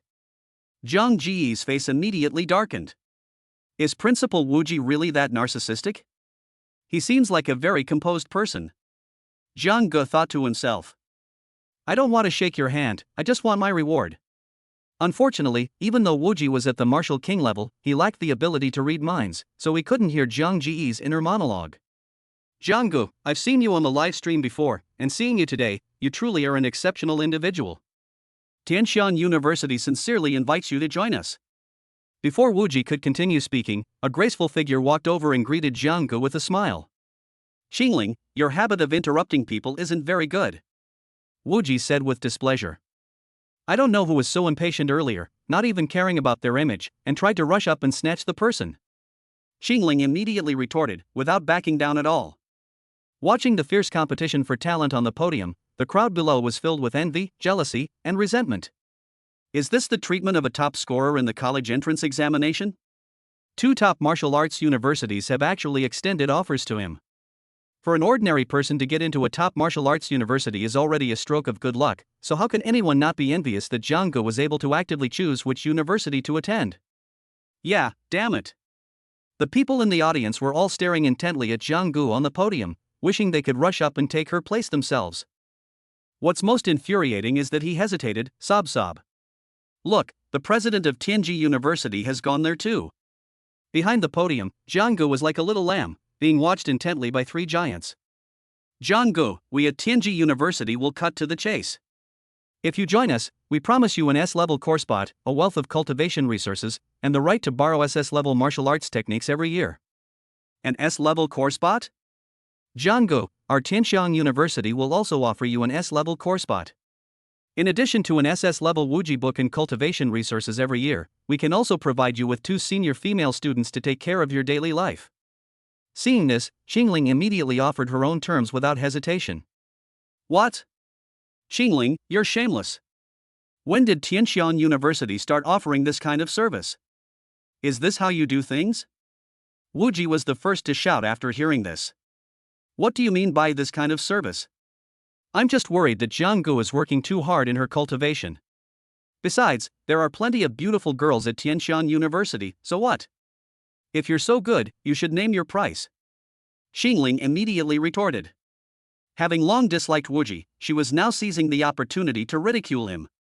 Jianggu, actually, there are also beautiful girls at my Pajun University. Do you need a beautiful senior to protect you? Wu Ji immediately said. Wu Ji, I'm not trying to be mean, but what kind of beauties do you guys at Pajuan University have? They're all as strong as men, aren't you afraid of scaring Jianggu away? Qingling, shut up. Humph. Jianggu, the conditions I'm offering you, besides providing you with the same cultivation resources as them, include a core spot at the SS level. As Wu Ji finished speaking, Qingling and Wu Jun were both stunned for a moment. Wu Ji, are you crazy? You can decide the SS level core spot? Not only Qingling, but Wu Jun was also very puzzled. The value of S-level core spots is self-evident. Even the 3 top martial arts universities can only allocate 3 S-level spots each year. As for the core SS level spots, they only have 1 spot every 2 years, and even that is not something they can decide on their own. It requires a unanimous vote from the Board of Trustees. Life is like a high-stakes gamble, and my stake is Jianggu. Wu Ji said emphatically. Why? Qingling and Wu Jun both asked in confusion. Qingling and Wu Jun had seen all of Zhang Ji's fight scenes and had to admit that Jianggu was indeed qualified to be an S-level core student, but she was still far from being an SS-level core student. Thank you for your kind offer, both principals. I choose Pajuan University. Jianggu hadn't said a word before. It was all about who offered the highest stakes. Without a doubt, Wu Ji offered the most tempting stakes. Didn't you see the other 2 principals looking completely bewildered? If Jianggu still doesn't know who to choose at this moment, then she must have lost her mind. Jianggu. Your choice is wise. Don't let me down. Wu Ji patted Jianggu on the shoulder and laughed. In a corner at that moment, Wu Ji silently dialed a phone number. Old Ling. Thank you so much this time, otherwise this promising talent might have slipped through my fingers. Trust me, my judgment is sound. This kid's growth rate is simply unbelievable. I've thoroughly investigated his background, and you won't be disappointed. If you don't like it, why don't you send it to my military headquarters? Get lost. They've already agreed to come. If they want to come, wait until they graduate. After hanging up the phone, Wu Ji slowly walked out. Chapter 89. This child, being able to eat is a blessing. He's so lucky. Apart from Jianggu and Wu Ji, no one else knew that Jianggu had already secured the SS level core spot at Pajuan University. Without the slightest hesitation, Luo Ningxue and Mo Ruyu also chose to join Pajuan University after hearing that Jianggu had chosen it. For no other reason than that the bond system is like an addictive poison, and not only that, it has no side effects. The only side effect might be that Zhang Ji's sharp tongue can't help but whisper a few words in their ears from time to time. Improving their strength is what the 2 women value most. Jianggu has his principles, and the 2 women have their own pride. Shi Xingxiu chose Tianji University, Gu Yunwen chose Tianshan University, and the rest of them also chose their preferred universities. Regardless of the choice, these 3 top martial arts universities represent the ultimate in academies of the Great Xia dynasty, and are a source of glory. Everyone's faces were filled with joy as they stepped down from the podium and walked towards their families. Just as Jianggu was about to greet her parents, she saw Mo Ruyu and Luo Ningxue approaching with their families, their destination being Zhang Ji's parents. For some reason, this feeling made Jianggu even more uneasy than facing the void beast. His heart was pounding, and Jianggu could almost hear the vibrant energy of his own heart. Xiaoge, come and greet your Uncle Mo and Uncle Luo. What are you standing there for, not moving? This child. John's father and son spotted Jianggu in the crowd and immediately called out. Zhang Ji's face was more like a grimace than a smile, and she walked heavily towards the group. Jianggu had never been in such an embarrassing situation before. Upon seeing this, both Luo Ningxue and Mo Ruyu burst out laughing. Xiaoge, what are you doing? Hurry up. I'm sorry to have made you both laugh. My little Ge wasn't this shy before, John's father explained. Brother Jiang, I heard from my daughter about the college entrance exam. If it weren't for Jianggu, I wouldn't have been able to see my Ruyu. I came here specifically to thank Jianggu. Wearing gold-rimmed glasses, Mo Wen exuded a refined and scholarly air. He was smiling as he looked at Mo Ruyu beside him, making Mo Ruyu feel embarrassed by his gaze. Brother Jiang, Brother Mo, and I are in the same boat. We thank Jianggu for taking care of my daughter in the secret realm. How about we have a simple meal together later? Unbeknownst to anyone, a glint of light flashed in the eyes of both Mo Wen and Luo Yuanshan as they exchanged a deep glance. At that moment, Zhang's mother was chatting and getting along very well with the 2 women's mothers. Jianggu finally managed to move step by step to stand in front of everyone. Greetings, elders. I am Jiang Gu, a junior, and I pay my respects. Jiang Gu greeted politely. Jiang Gu, congratulations on this. I, Mingcheng, am so proud of you. You must study hard in college and take good care of Xiaoxue for me. Luo Yuanshan laughed heartily. That old fox, is he trying to play the regional card again? Jiang Gu is coming to study in the capital. I refuse to believe that being close to the source will prevent her from getting what she wants. Karen Mok pushed up the gold-rimmed glasses on his nose and smiled as he looked at the scene before him. The two women took this meeting as just a simple expression of gratitude and didn't think much of it. They were chatting happily and discussing where to go for some delicious food later. Jiang Ji's ability to read people was already at a superb level, so of course she wouldn't be foolish enough to think that the other party was just there to express their gratitude. Sure enough, Mo's father's next sentence made Jiang Gu even more certain of her guess. Jiang Gu, if you find anything you're not used to in the capital, come stay at your uncle's house for a few days. Xiao Yu can keep you company and chat with you. Dad. I don't want to chat with him. Upon hearing this, Mo Ruyu immediately leaned down and whispered coquettishly in Mo Wen's ear, her little face turning bright red. Xiaoxue, you and Jiang Gu can go visit your uncle Mo together then. Luo Yuanshan said immediately. That's great, Shuer. You must come and play then. Mo Ruyu immediately replied. How could she not know what her father was thinking at this moment? He was practically offering his daughter to someone else's bedside. Thinking of this, her face burned with heat. Luo Ningxue nodded solemnly, then gave Jiang Gu a deep look. Brilliant. Absolutely brilliant. That feint of retreating to advance is no simple feat. Jiang Gu watched Mo1 and Luo Yuanshan's back and forth conversation and for a moment forgot that she was the center of the discussion. Come on, brother Jiang, let's go eat. After he finished speaking, everyone saw a black luxury extended plus sedan appear in front of them. Its exterior was a mysterious black, and it looked very composed. But when Jiang Gu opened the car door, the luxurious interior and the enormous space immediately opened her eyes, and her throat involuntarily bobbed. Jiang Gu, next time we go back to Mingcheng, Uncle will take you in an even cooler car, how about it? Of course, thank you Uncle Luo. That was the only answer Jiang Gu could give. To be honest, when Jiang Gu saw just the tip of the iceberg of the Mo family, she really had the idea of marrying into the family. Isn't it better to be a kept man? But when faced with the prospect of being a kept man, Jiang Gu still prefers to rely on her own strength, as that is the foundation for her survival. Without his formidable strength and outstanding talent, Jiang Gu would still be stuck in that small Ming city, attending his ordinary martial arts university, or perhaps he wouldn't even have had the chance to get into a martial arts university. Soon, amidst everyone's laughter and cheers, the car finally arrived at a magnificent hotel. Even the security guards at the gate are all at the first level of the martial realm. This is the foundation of the capital. As the capital of the Great Xia Kingdom, the strength of the capital is beyond doubt. Soon, led by the waiter, Jiang Gu and her group, taking advantage of the Mo family's privileges, took the elevator directly to the top. Looking down at the brightly lit capital city and the endless stream of vehicles, Jiang Gu was momentarily dazed, but quickly came back to her senses. Jiang's father and mother were in a daze for a while, but they quickly came to their senses. If it weren't for Jiang Gu, they probably would never have eaten at a place like this in their entire lives. Looking at everything before them, Jiang's parents felt more relieved than gratified. They believed that since they were here, they should make the best of it, which was also the lesson they taught Jiang Gu. Seeing the delicious dishes, Jiang Gu could no longer resist. After exchanging pleasantries with the elders, she began to wolf down her food. Jiang Ji's purpose in doing this was twofold. Firstly, she was genuinely starving, and secondly, she wanted to lower the expectations her elders had for her. As expected, Jiang's father and mother were speechless and embarrassed. Xiao Gu, no one's going to take it from you, eat slowly. Jiang's mother said.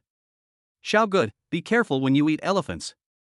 Jiang's father said, as if to say, everyone's laughing at me. Luo Ningxue and Mo Ruyu had already seen Jiang Gu eat before, so they weren't surprised. Originally, it was thought that Mo Wen and Luo Yuanshan would be displeased, but unexpectedly, Jiang Ji's eating made the two even happier. The two women's mother also nodded in satisfaction at the scene before her. This child is blessed to be able to eat so much. He's so lucky. Upon hearing this, Jiang Gu almost spat out the rice in her mouth, but thankfully she stopped chewing in time. Chapter 90 Wuji Special Training. After a hearty meal and drinks, another round of pleasantries is inevitable. It was late at night when Jiang Gu and her family left the restaurant.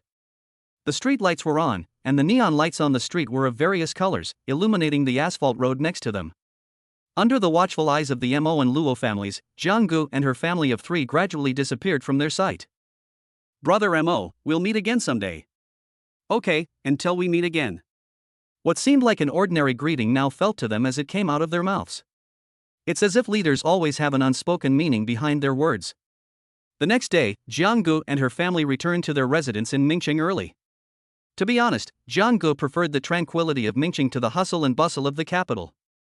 Even though Jianggu is not a calm person at heart. Students taking the college entrance examination usually have a buffer period before entering university, which is generally a long vacation of 1 month, but it is different from other students. Zhang Ji's vacation was only 2 days long, because she would be undergoing Wuji's secret special training for the rest of the time. This is a special privilege that Jianggu enjoys as an SS-level core student. Wuji has only one request. Over the next month, Zhang Ji's cultivation level will reach the martial master realm. It is important to understand that there is a huge gap between each realm. Although there is only 1 word difference between the martial artist realm and the martial master realm, the power of blood and chi that they can unleash is completely incomparable. As a martial arts master, one already possesses the strength to work as a high school teacher. Furthermore, a martial arts master can condense their chi and blood. This condensation is not simply about gathering chi and blood and releasing it outside the body. Martial masters at the martial master level will have a more refined perception and control over their chi and blood. It's like the same cigarette, but for a martial artist at the martial realm, it's like smoking a fake cigarette. The smoke after passing through the throat not only doesn't enter the lungs, but the exhaled smoke is like a scattered cloud of mist, without any cohesion. Martial artists at the martial master level can exhale a straight and long condensed white smoke after passing the smoke through their lungs. Most importantly, some of the smoke is absorbed into their bodies and circulates repeatedly. The white smoke inhaled and exhaled is the martial artist's own chi and blood. It's the same principle. As evening fell, the last rays of the setting sun shone on the dilapidated walls covered with ivy. With a snap, a boy slowly walked out from a rusty iron gate. Under her parents' reluctant gaze, Jianggu quickly packed her things and set off. At this moment, beneath a towering mountain peak, a burly figure stood with a toothpick dangling from his lips, waiting idly. With nothing to do, a seemingly light kick created a deep crater at the foot of the mountain not far away. Why isn't that kid here yet? If he dares to stand me up, I'll boil him like a pigeon.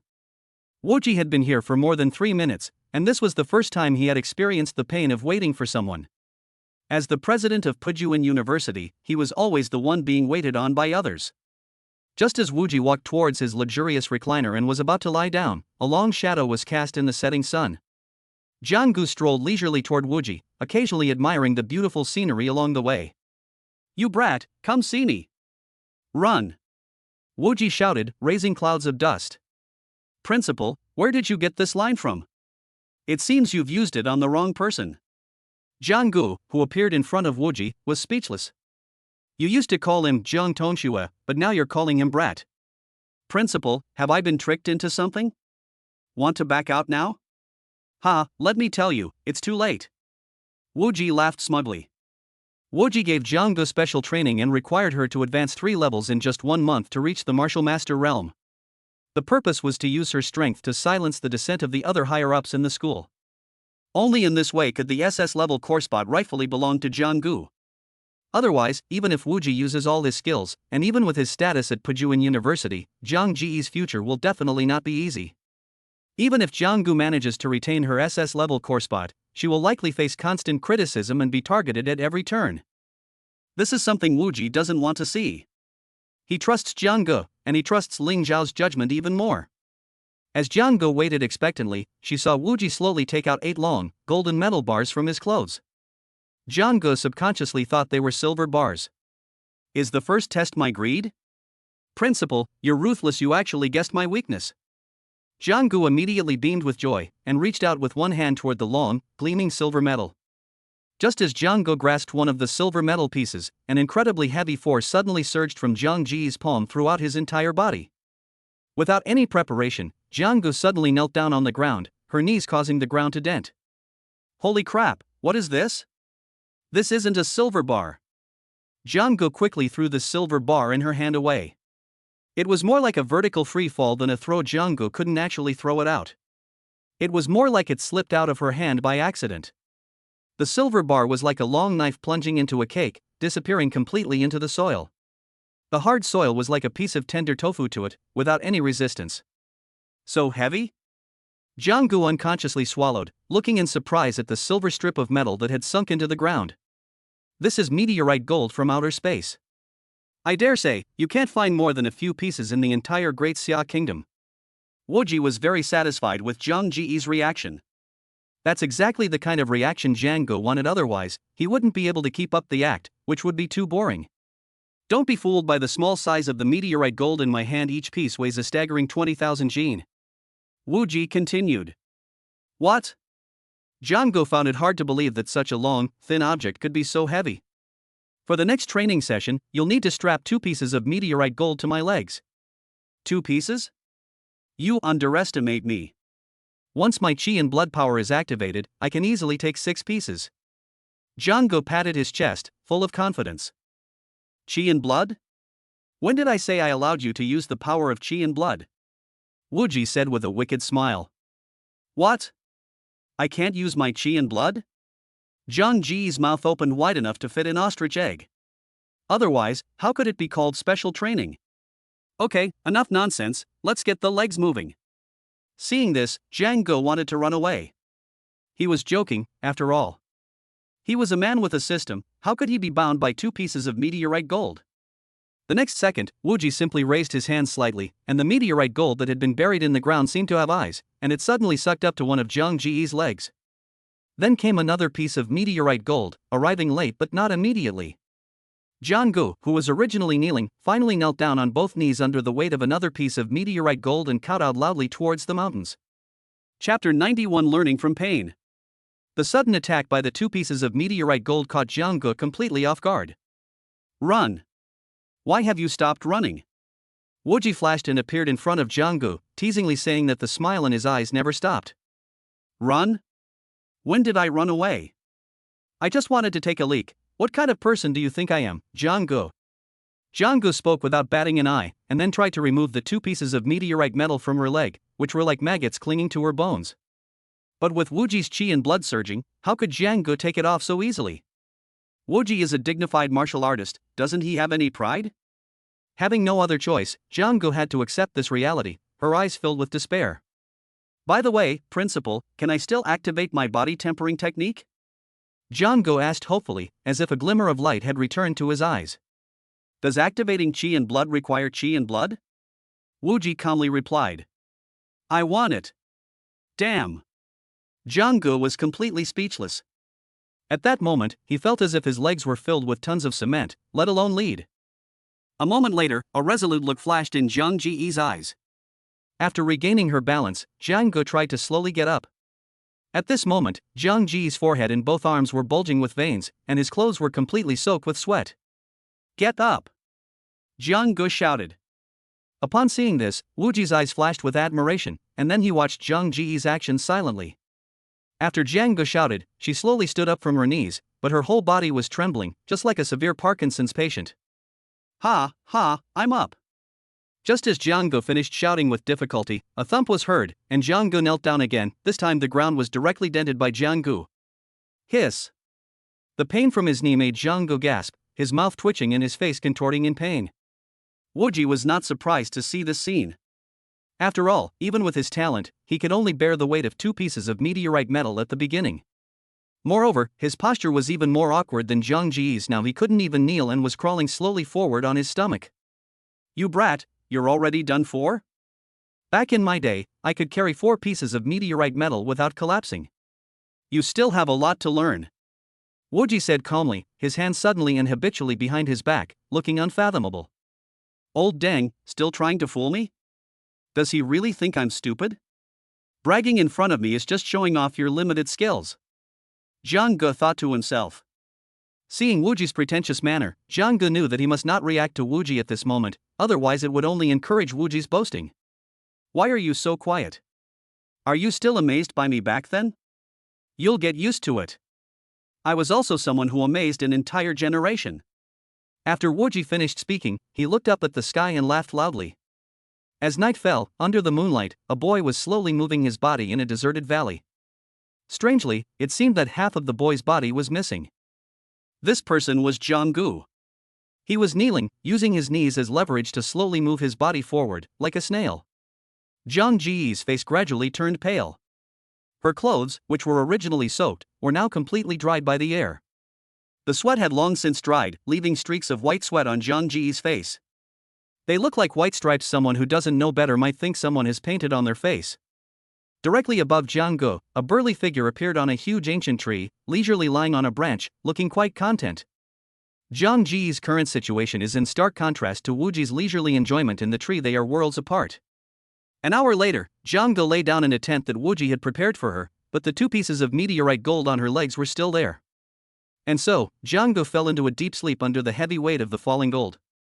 Just as Jang-gu fell into a deep sleep, a mechanical notification sound suddenly rang in her mind. Congratulations, host, you have unlocked the skill, Pain Absorption. Pain absorption, without requiring the host's chi and blood to activate it, all pain experienced by the host that is not activated by chi and blood will be converted into a corresponding proportion of chi and blood and fed back to the host. Current pain level, level 1. Current pain points, 100, current pain point conversion ratio, 20:1. Upon hearing the notification tone, Jang-gu was suddenly awakened from her sleep and sat up abruptly. Wuji appeared to be asleep, but his ears twitched slightly, and then his eyes looked toward the battle-damaged, dilapidated tent. Does this kid also have a habit of sleepwalking? Wuji muttered to himself. After staring for a while, in Wuji's eyes, Jang-gu first seemed to be dancing around, but she couldn't dance at all, and then she fell back asleep. Your sleeping posture is really ugly. After Wuji finished speaking, he turned his head and went back to sleep. Then he fell directly from the tree, with drool on the corner of his mouth, and lay sprawled on the ground. Early in the morning, Jang-gu, who was still immersed in a sweet dream, was woken up by Wuji, or rather, scolded awake. Still sleeping? The sun's already high in the sky. Since you're not as talented as me, I hope your diligence and effort can surpass mine back then. SS-level core slots aren't so easy to secure, get up. Before the sleepy Jang-gu could react, Wuji grabbed at her with both hands in mid-air, and Jang-gu, who was lying on the bed, flew straight towards Wuji, like a puppet on strings. This time, Wuji did not slam Jang-gu to the ground. Instead, he let her land slowly. Just like before, Jang-gu, feeling the immense pressure on her legs, knelt down on the ground again. It doesn't hurt as much as before, Jang-gu exclaimed. At that moment, it was as if an electric current suddenly flashed through Jang Ji-ee's mind, and he remembered everything from last night. It's normal that it doesn't hurt that much. You'll definitely feel uncomfortable on the first day, but you'll get used to it gradually. My requirement for you is that you can withstand the weight of 5 pieces of meteorite gold in a month. The requirement is a bit high, but... Wuji's tiger-like eyes were wide open at that moment, and he didn't know what to say for a moment. Jang-gu, who had been kneeling on the ground, slowly pushed herself up and stood up. Although she was slightly hunched over, she managed to do so. At least Wuji, who was in the same period at the time, admitted that he couldn't do it, and this was only a day later. Instead of kneeling down as expected, Jang-gu let out a lone, satisfying howl, leaving Wuji speechless. What's going on? How come she can stand up like that? Why is she crying 1 minute and laughing the next? Wuji was of course unaware that, under the blessing of absorbing skills through suffering, Jang-gu was in pain at the moment, but he was also experiencing pleasure amidst the pain. The more pain he was in, the more blood and energy would be converted into his. Let's add 2 more pieces to chapter 92.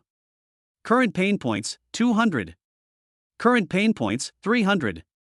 As Jang Ji-ee's slightly hunched body straightened further, the number of pain points she was enduring continued to rise. Jang Ji-ee's face was contorted and flushed at times. As the pain intensified, streams of energy flowed into her body. Seeing Jang-gu, who could now walk upright despite the immense pressure of 2 meteorite fragments, Wuji couldn't manage a smile. An hour passed, then 2 hours passed. At this moment, Wuji's tiger eyes were wide open, and the finger pointing at Jang Ji-ee's back was trembling uncontrollably. Is he a monster? In the empty valley, a boy was jogging around a grove of trees. With each step he took, the ground would tremble slightly. The gravel on the ground trembled up and down with Jang Ji-ee's steps, stirring up clouds of dust. As night fell, Jang Ji-ee's figure had not stopped moving, but by now she had completely adapted to the weight brought by the 2 pieces of meteorite gold, and her steps were light as the wind. At this moment, Jang-gu was like a humanoid beast, and the force with which she ran caused countless migratory birds that had come to roost to scatter in all directions. You brat, that's enough training for today. Take a break. Seeing Jianggu running under the moonlight, Wuji was afraid that Jianggu was only holding on by willpower, so he immediately spoke up. If Jianggu overexerts her body through sheer willpower, the resulting hidden injuries will have a significant negative impact on her future cultivation. So, is the rice ready? Jianggu, who had run up to Wu Ji, hurriedly asked, issuing this skill both painful and delightful for him. But I can't bear the hunger that's raging at the moment, so I have to stop. Looking at the various sizes of the void beasts before him, Jianggu licked his lips excitedly. This was Jiang Ji's first time eating a void beast, and she was only fortunate to have Wu Ji as her source of food, as most hotels would never offer food made from void beasts. Even the luxurious restaurant where Jiang Ji's family was invited had a menu featuring only delicacies from land and sea, with no void beasts provided. One reason is that the time and energy costs are insufficient for major hotels to invest heavily next time. Another reason is that if a martial artist loses his life as a result, the compensation that the hotel has to bear is not a small amount. Are there any void beasts around here? Jianggu picked up a huge beast leg and started gnawing on it. The sizzling, oily meat leg was sprinkled with various seasonings and emitted an enticing aroma under the heat of the flames. Nonsense. I specifically went to the nearest secret realm to capture it. Although the void beast is ferocious, its meat is very beneficial to the physical body of a martial artist. Wuji immediately explained, and then he also started eating heartily, taking bites of meat and sips of wine. The way the two of them ate was surprisingly unsightly. Hiccup. Then why don't we see any martial artists selling void beasts? Wouldn't they be making a fortune? Jianggu asked. It's not that easy. You should know that within the Great Xia territory right now, apart from the real-world secret realms and some deserted places where there are a large number of void beasts, you haven't even thought of finding a single void beast, let alone a void beast. The border of the Great Xia kingdom is, well, just know that getting you this food wasn't so easy. So you went to the nearby secret realm to steal the ruins beast this afternoon? Steal? What steal? I just thought the void beasts in that secret realm were too dangerous for some martial artists, so I took care of the most threatening ones. At this moment, Jianggu glanced at a small white skeleton not far away and gave him a look that said, I don't believe you, you ghost. Don't let its small size fool you, that bird-shaped void beast has a powerful sonic attack, and it tastes, no, it's incredibly noisy. After finishing the roasted meat from the void beast, Jianggu, guided by Wu Ji, immediately sat cross-legged on the ground. In no time, Jiang Ji's face turned rosy. After the void beast was killed, the remaining vital energy in its flesh and blood immediately transformed into streams that flowed into Jiang Ji's internal organs, continuously nourishing his body. Cool. After completely absorbing the remaining blood and chi from the flesh and blood of the void beast, Jiang Ji's previous fatigue was greatly relieved, and he felt full of power. If we consider Jiang Ji's pure physical strength at this moment, without activating his chi and blood, he is in no way inferior to a martial artist at the 5th stage of the martial arts realm. In the early morning, Jianggu got up to train with Wuji's exclusive wake-up service. There was no unnecessary talk, and Wuji didn't waste any words with him either. You brat, let's begin. As soon as Wuji finished speaking, Jianggu stepped back and left a deep imprint on the thick soil. At this moment, the weight of the two pieces of meteorite metal was as if they were nothing to Jianggu. He shot out directly, and the ground began to shake again. A morning passed, and then Jianggu, who had just finished running 20 laps, suddenly stopped. Hey kid, what's wrong? Is something the matter? Don't even think about slacking off. As Wuji spoke, he jumped straight down from the high tree branch. There was no sound when he landed, as if he had stepped on soft cotton. Old Wu, I'd like to add 2 more pieces of meteorite gold. Ha? What? What did you say? Wuji was afraid he had misheard, so he quickly picked at his ears with his fingers. Say it again? I said, I want to carry 2 more pieces of meteorite gold with me. Jianggu repeated. Are you fucking kidding me? Are you sure? Wuji's face was extremely serious at this moment. The added weight of 2 meteorite pieces was no joke. He had to make sure Jianggu wasn't crushed to death immediately. You know, he had only dared to add it piece by piece before. Who would add 2 pieces of meteorite gold right away? And this was only the 3rd day of special training. Confirmation and affirmation are not enough to negate it. Old Wu, stop dawdling and come on. Crush me. Damn, you're a masochist, Jianggu. I never thought you had such a perverted request. Fine, I'll grant your wish. After saying that, Wuji revealed a set of white teeth, and the corners of his mouth curled up into a rather large smile. He couldn't wait to see Jianggo make a fool of herself. After all, he wasn't this perverted back then. How could he stand it if someone even more perverted came along? As Wuji made a grasping motion in the air with both hands, two long, silver-colored meteorites flew out from his clothes again and hovered in mid-air. Wuji used his hands as a guide, and the two suspended meteorites moved directly towards Zhang Ji's waist. With a loud thud, Jianggo fell to her knees. Ah, I knew it. You have to eat one bite at a time, you can't be impatient. Just as Wuji finished mocking Jianggo, Zhang Ji's pain points were increasing exponentially. Chapter 93, Special Training ends ahead of schedule. Even though Jianggo was prepared, the enormous weight on her body made her whole body creak and groan. Jianggo clenched her teeth, her originally rosy face instantly turning pale, and sweat poured down her forehead. The spot where he had been kneeling had not only become a deep pit, but also developed layers of cracks along its edges, which continued to spread into the distance before finally stopping. People are all like this, they won't turn back until they hit a wall. Cultivation is like tea leaves in a teapot, calm when sinking, and indifferent when floating. Everyone craves power, but if you're too impatient, you won't just fail to get the power you want, you'll be completely devoured by it. Wuji looked at Jianggo kneeling on the ground and shook his head. I think I should change the weight from 2 pieces to 1. You can familiarize yourself with it first. After saying that, Wuji was about to raise his hand to activate the silver meteorite. Current pain points, 800. Current pain points, 1000. Current pain points, 1500. Current level of suffering, level 2, suffering conversion ratio, 17 to 1. Jianggo felt a massive surge of blood energy rushing towards him. With a series of crackling sounds coming from his body, Jianggo slowly stood up again under Wuji's incredulous gaze. This time, Jianggo did not collapse again. Instead, she stood hunched over, feeling the infusion of immense blood and energy. However, this energy of blood and qi, transformed by the system, did not attract Wuji's attention at all. That's why it's called a system. Since it's a cheat, it's naturally a bug-like existence. He's up already? That easy? Why is this kid's physical strength and blood energy so much stronger? Is my special training plan that effective?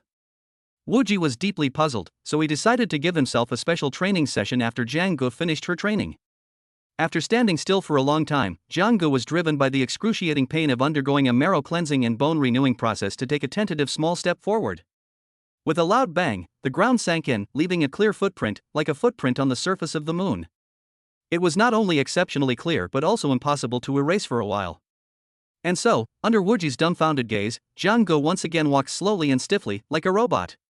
By the morning of the second day, Jianggo was standing upright again, like a pine tree, and her walking speed had increased significantly compared to the previous day. Almost every night, or even every few hours, Jianggo underwent a dramatic transformation in Wuji's eyes. Each time, it refreshed Wuji's worldview, bringing him considerable surprises. Gradually, Wuji became numb to it. This kid is a beast. He's practically the chosen one for an SS-level core spot.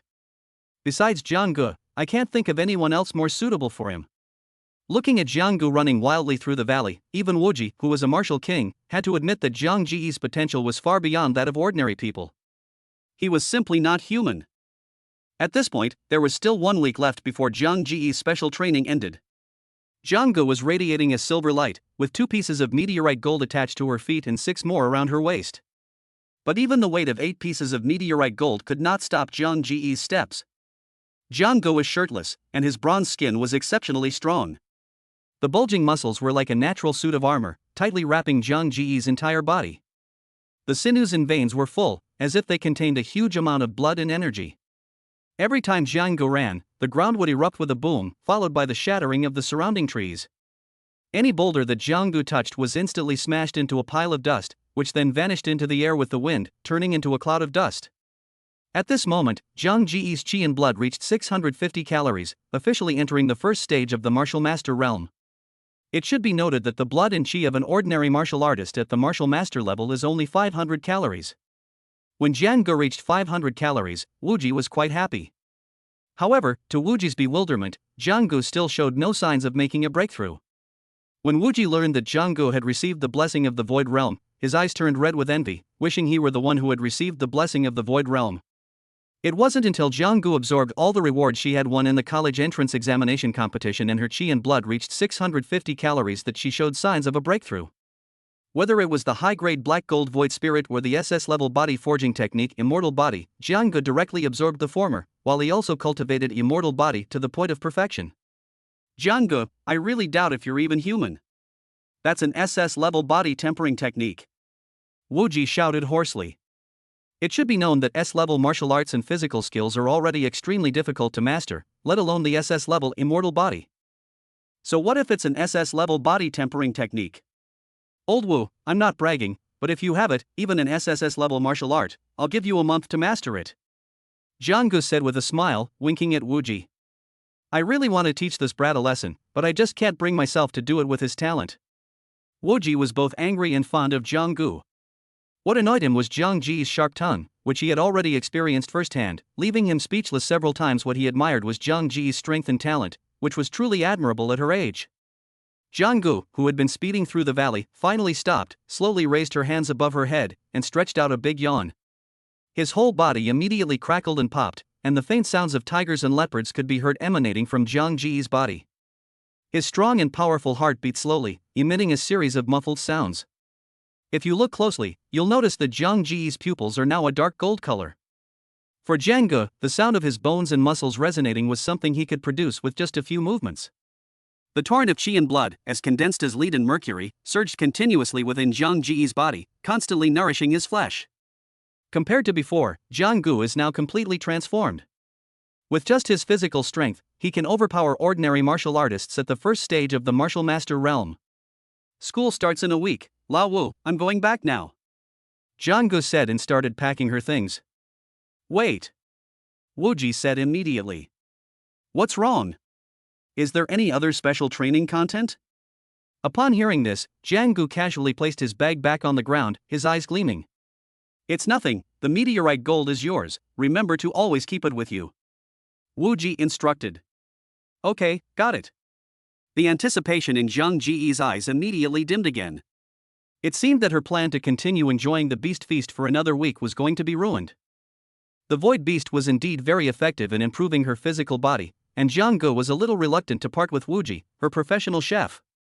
As for the 8 pieces of meteorite gold, they were now completely irrelevant to Jianggu, posing no burden whatsoever. However, Jianggu may need to use Immortal Body to deliberately suppress her weight for her upcoming trips, otherwise she might trample through the floorboards at home.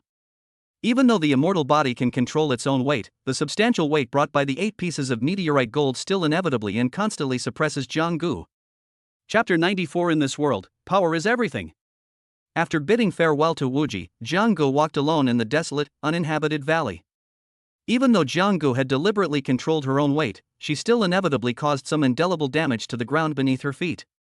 A dense trail of uneven footprints stretched out behind Jianggu. Even with Jianggu keeping a low profile otherwise, he could have easily walked a wide, straight road. After walking for a long time, a dilapidated bus sign leaned forlornly against a withered tree. The dim headlights illuminated the dark road, and an old-fashioned bus slowly drove towards Jianggu. With a creak, the roar of the engine immediately stopped, and the dilapidated car door opened. "Young man, this is the last bus, hurry up." The driver was a middle-aged, greasy man with a stubble beard. He was unkempt, and his yellow teeth were puffing out white breath. Jiang Ji's clothes were tattered, making her look like a refugee fleeing famine. For a moment, the people on the bus found it hard to reconcile the young man in front of them with the top scorer in the college entrance examination who was currently enjoying great success. Some passengers on the bus immediately showed a look of disgust in their eyes, and occasionally fanned the air in front of their noses with their hands. Good. Jianggu pulled out the last coin he had left from his pocket, which he had snatched from Wu Ji. Jianggu found it hard to imagine how Wu Ji, such a stingy principal, had achieved what he had today. It's just a coin, why be so stingy? It's like a life or death situation. With a gentle toss of the coin in his hand, it flew in a perfect arc and landed squarely in the entrance, at which point the machine announced its arrival. 1 yuan, please get on the bus. It's just flipping a coin, why make such a fuss? It's such a waste of time.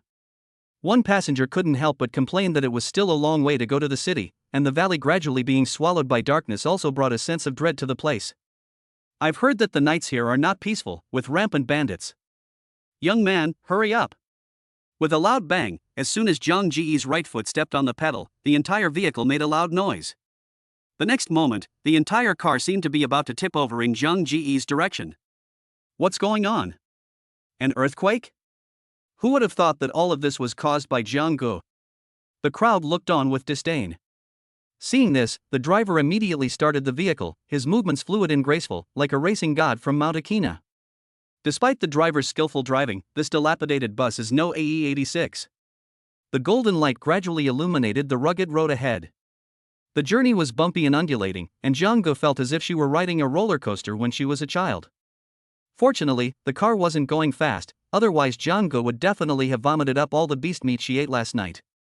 Driver, please speed up, I need to pick my child up from school in the city. I'm already going full speed ahead, stop yelling, we'll be in the city soon, the driver said impatiently. This bus only has 3 stops, okay? Everyone on the bus except Zhang Gu was speechless.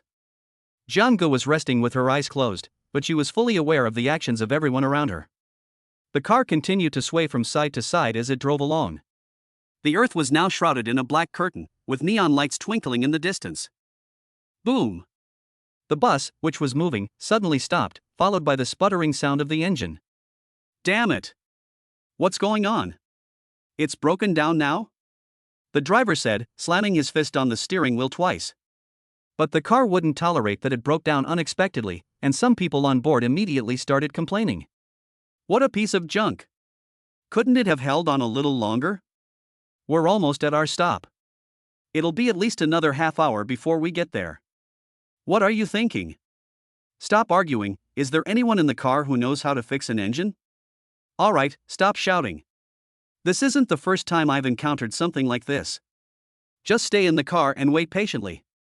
After the driver finished speaking, he fumbled under the seat for a while, then pulled out a huge pair of pliers and walked straight downstairs. Unbeknownst to anyone, a small but perfectly sized pebble was lodged precisely under the wheel, triggering a series of chain reactions that caused the vehicle to malfunction. Unseen by the crowd, in a secluded thicket, 3 furtive men were observing everything that was happening before them. The smiles on their lips could no longer be concealed, and a greedy glint flashed in their eyes. They were all rubbing their hands together, eager to make their move. Zhang Gu instinctively felt something was wrong, so she slowly opened her eyes and looked around at everything. Remembering the wicked smile that Wu Ji had given her before she left, Zhang Gu immediately realized that this old man was indeed full of bad intentions. But sensing the fluctuations in the blood and energy of 1 or 2 people in the car, Zhang Gu decided to wait and see for the time being. Hey, it's just a broken rock stuck in the wheel, I thought it was something serious. It's just a minor issue. Don't worry, everyone, just wait a moment, we'll be back on the road soon. As the driver was speaking, he was about to walk towards the rear wheels when an untimely voice suddenly rang out. Did I tell you to move? Anyone who doesn't cooperate will be sent on their way immediately. 3 figures suddenly emerged from the darkness.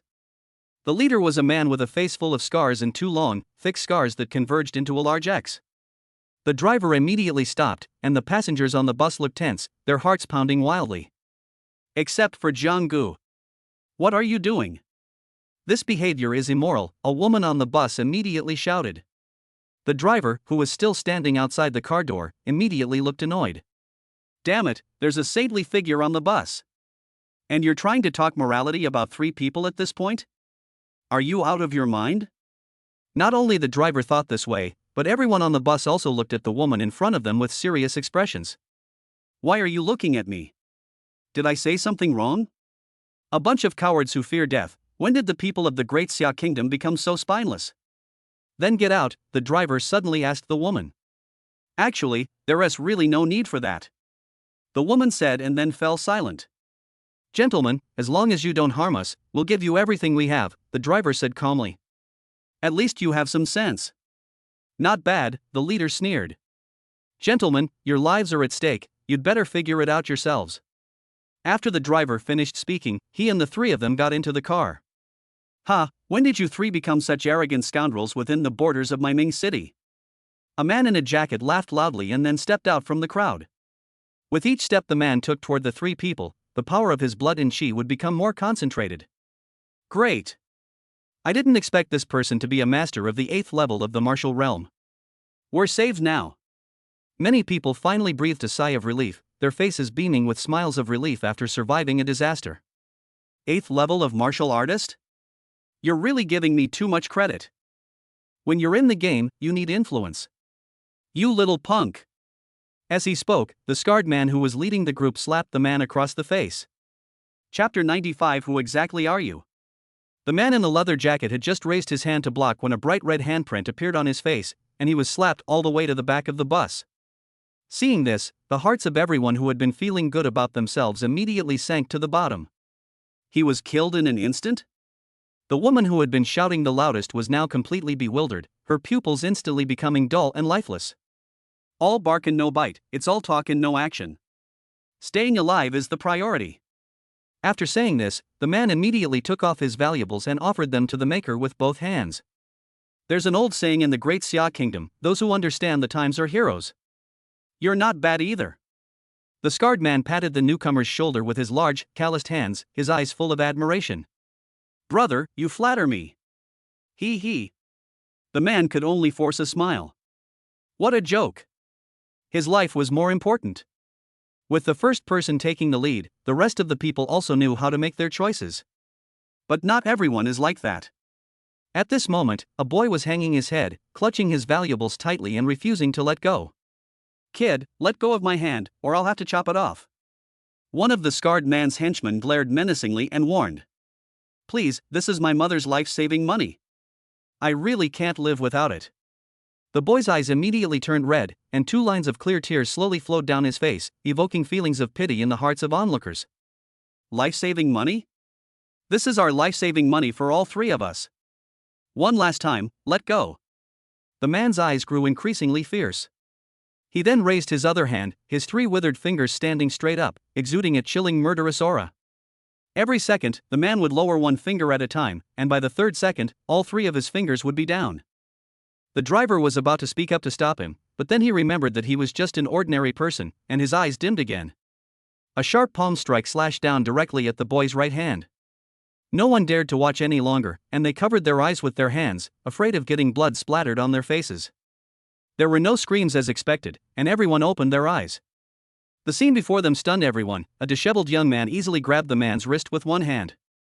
The man immediately felt a sharp pain, and his face turned bright red. Upon seeing this, Scarface and another henchman immediately became furious and were about to make a move. A piercing scream echoed throughout the car. Ah! With a sudden twist, Zhang Ji's arm snapped like a twisted rope.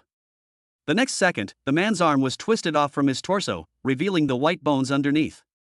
Hot, bright red blood sprayed directly onto the face of the boy who had been pleading earlier, and everyone in the car was caught off guard and splattered with it. You really enjoy breaking other people's arms? How does it feel?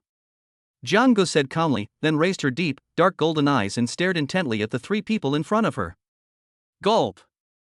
Someone in the crowd was so startled that they swallowed hard. The scene before my eyes was so shocking, ordinary people have never seen anything like it. Be careful, this kid is a 9th level martial artist.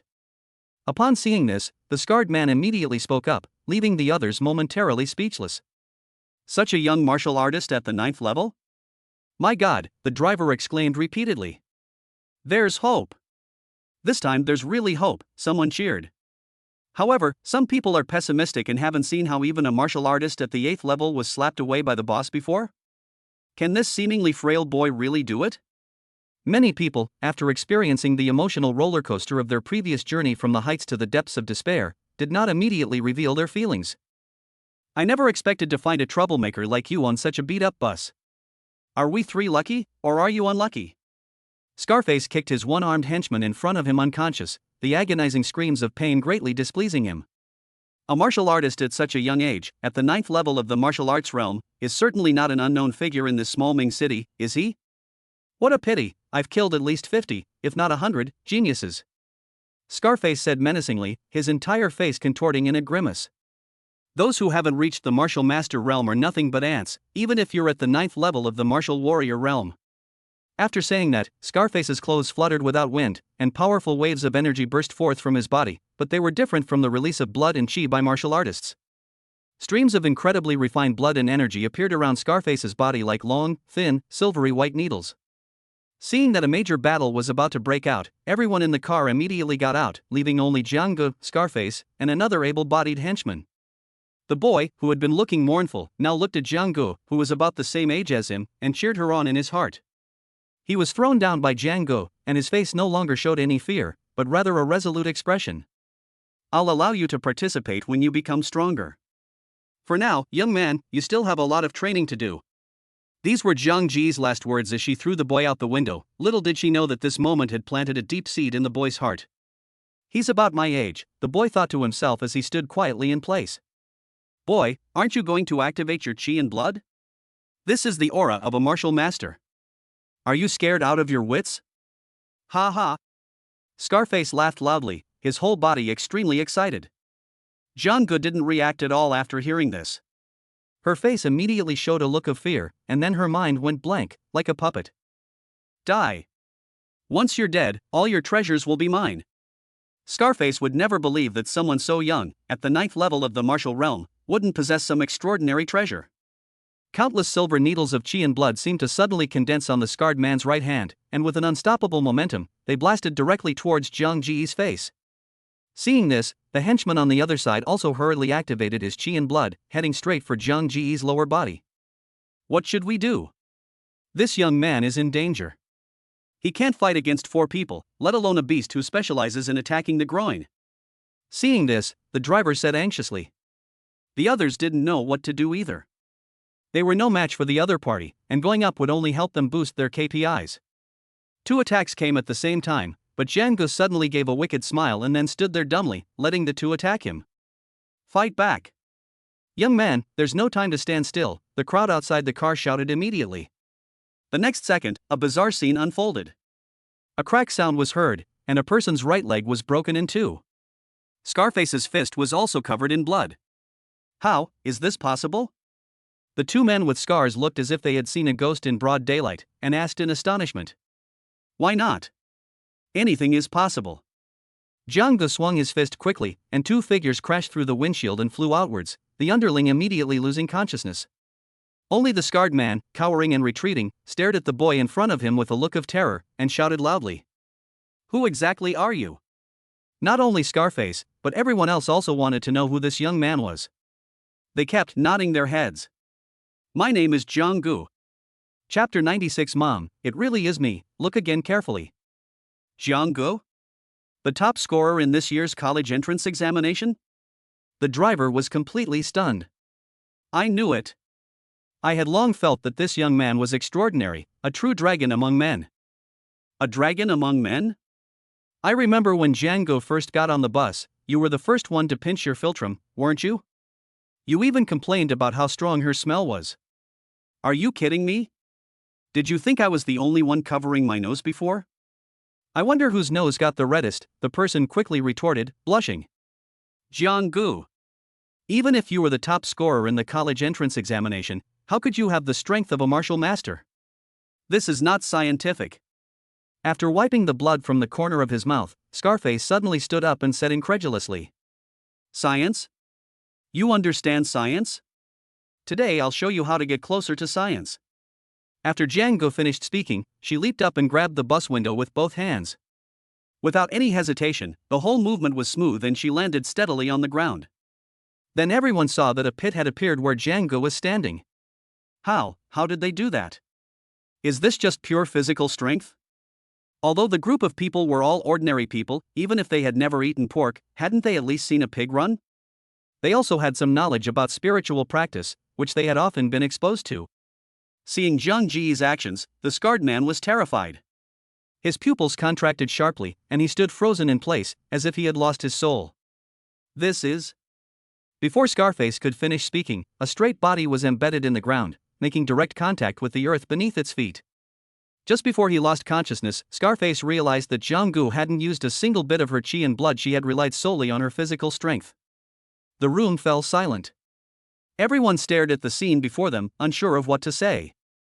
Sometimes the difference between people is so great, like a chasm, let alone the huge gap between martial artists and ordinary people. A family should always be together. After Jiang Gu finished speaking, he followed the same method and punched the other 2 unconscious underlings into the soil one by one, effectively putting a shackle on the 3 of them, or rather, a coffin. Gurgle, gurgle. Jiang Gu felt a pang of hunger in his stomach. All he wanted to do was go home and wolf down his food. Uncle!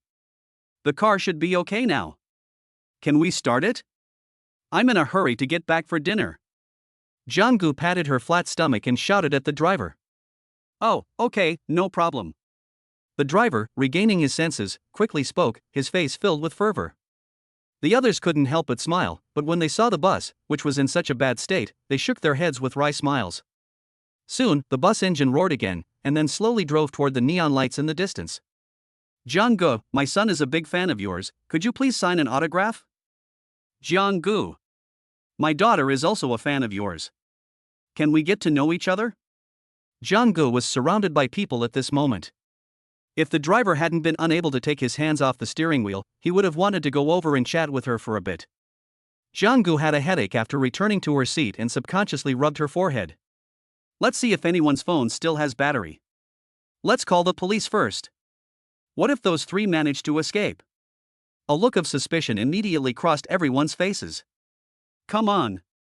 They're already 3 feet into the ground. If they can still escape, I'll eat them, a man swore to himself. You almost beat someone to death just now. And you're running away? I bet they're already dead up there, the man thought to himself, then looked back at the accident scene. Jong-gu, we really have to thank you this time. If it weren't for you, I'm afraid I would have been defiled by those beasts long ago, the woman said, her eyes brimming with tears. Ugh. Some people felt nauseous at the sight of this durian. Before saying that, could you please look in the mirror? This woman is even bigger and more robust than that scarred-faced guy. Is she sure she's not joking with me?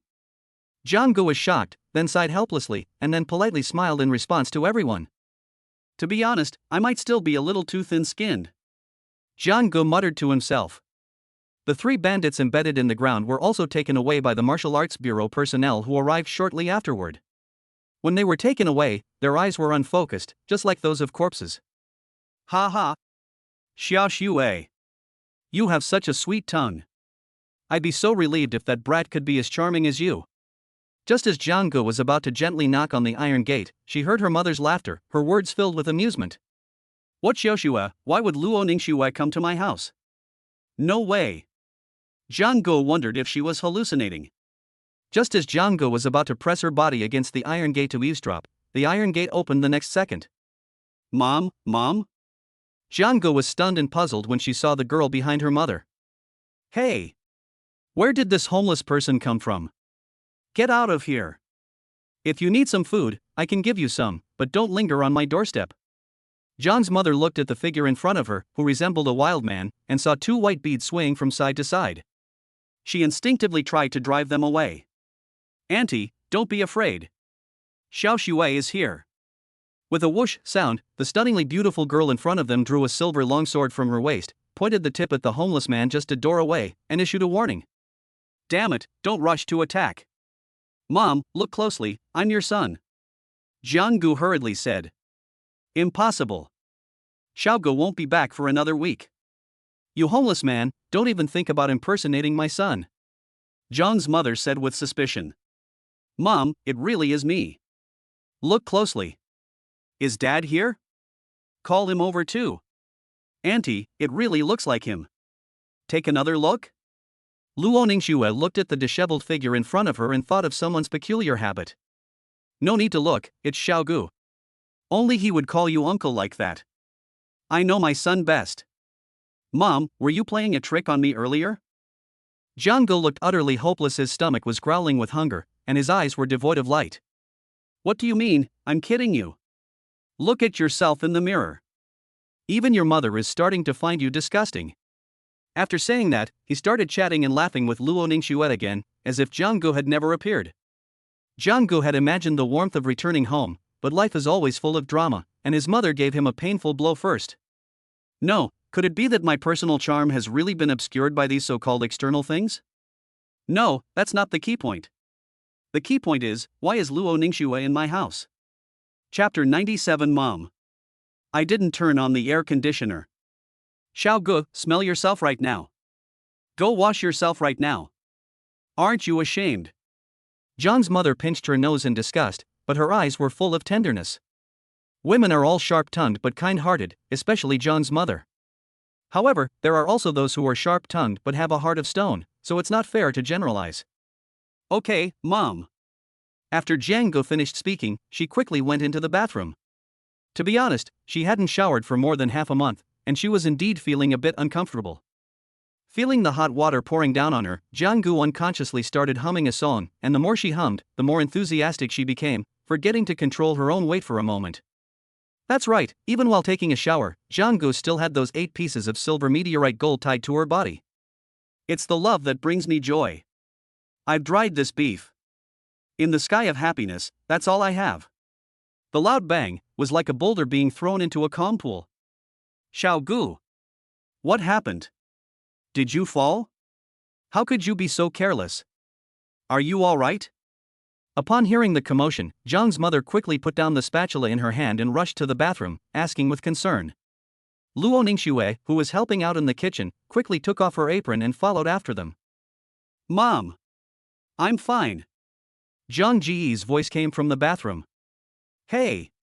It's good that you're all right. Hurry up and wash up, let's get ready to eat. You should thank Xiaoxue properly later, she helped me a lot with this meal. Zhang's mother smiled at Luo Ningxue beside her, looking at the graceful and poised young girl in front of her. She was more and more satisfied with her. Mom. Spit it out. Zhang's mother immediately retorted. Okay, the bathtub exploded. Jiang Gu hurriedly said. Whom? Say it again. Zhang's mother's expression changed rapidly at a speed visible to the naked eye. Mom. I said the bathtub exploded. Jiang Gu shouted again. Jiang Gu. Zhang's mother drew out the last character of Zhang Ji's name, and Zhang Ji's memories immediately flooded back. Even though he had never been afraid when facing the void beast, Zhang Ji's heart was trembling uncontrollably at this moment. Dinner's ready. Xiaoxue. You must eat more later and enjoy Auntie's cooking. Zhang's mother smiled gently as she looked tenderly at the girl before her and spoke softly. Okay, Mom. Jiang Gu, who had just given birth to twins, immediately responded and went into battle mode. Indeed, in Zhang Ji's eyes, each dish on the table was an enemy, and he wished he could kill them all instantly. You brat, eat slower. Isn't Xiaoxue going to eat? Seeing Zhang Ji's eating habits, Zhang's mother felt that her son probably hadn't eaten for days. It's all right, Auntie. I don't eat much. Please let Jiang Gu eat more. Luo Ningxue replied with a smile, her every word and action perfectly proper. Look at him. I've told you so many times how you eat. You'll scare the girls away. Jiang Gu looked at Luo Ningxue, who was smiling, and felt a strange aura enveloping her. After hearing Zhang's mother's words, his behavior not only did not stop, but he ate even more unsightly, like a hungry tiger pouncing on its prey. Xiaoxue, is something the matter? Zhang's mother had just gone to prepare the fruit for the meal, so Jiang Gu went straight to the point. It's nothing, I just came to visit Auntie. Also, my dad asked me to bring some supplements for Uncle and Auntie. Luo Ningxue, however, reverted to her icy beauty persona, though a hint of a smile lingered in her eyes, which Jiang Gu paid no attention to. Ha ha. Little Xue, you still want to lie to me? This is just your excuse. Tell me, are you? No. No. Luo Ningxue immediately replied decisively, looking exactly like someone who wanted to join the party, which was quite adorable. Don't you want to improve your strength? You mean to improve your strength? Luo Ningxue's face grew even colder, and a chilling aura enveloped Jiang Gu opposite her. Ugh. Xiao Gu, it's only early autumn, not summer anymore, why are you turning on the air conditioner? Zhang's mother, who was cutting fruit, felt a gust of cold air and quickly said something. Mom. I didn't turn on the air conditioner. Jiang Gu cried out helplessly in her heart. That's right, I want to improve my strength. Luo Ningxue smiled brightly again when she saw Jiang's mother come out with a fruit platter. The speed of this transformation was something even Jiang Gu couldn't keep up with. They say women are fickle, and they're absolutely right. Xiao Gu. Xiaoxue's father, Director Luo, told me that you should take Xiaoxue to practice more often when you have free time. Although I don't know who you inherited your talent for cultivation from, I still hope that you can stay humble and not forget the path ahead because of temporary honor. Okay, Mom. Although Zhang's mother was just an ordinary person with little education, Jiang Gu always listened attentively to her mother's heartfelt words. After listening, Luo Ningxue looked like she had learned something and sat there quietly. Xiaoxue, come visit often when you have time. Auntie really hates to part with you. Zhang's mother said, holding Luo Ningxue's little hands with reluctance. Auntie, Xiaoxue will miss you too, and will come to visit you often in the future. Luo Ningxue also said with some reluctance. There is absolutely no need for that. Jiang Gu blurted out. What did you say? Zhang's mother's deep gaze seemed to strike Zhang Ji's soul, causing Jiang Gu to break out in a cold sweat. Mom. I mean, there's no need to be so reluctant. There will be plenty of opportunities in the future. Don't you agree? Jiang Gu abruptly changed the subject, as if making a complete 360 turn, and quickly brought the topic back on track. That makes sense, but it's also true.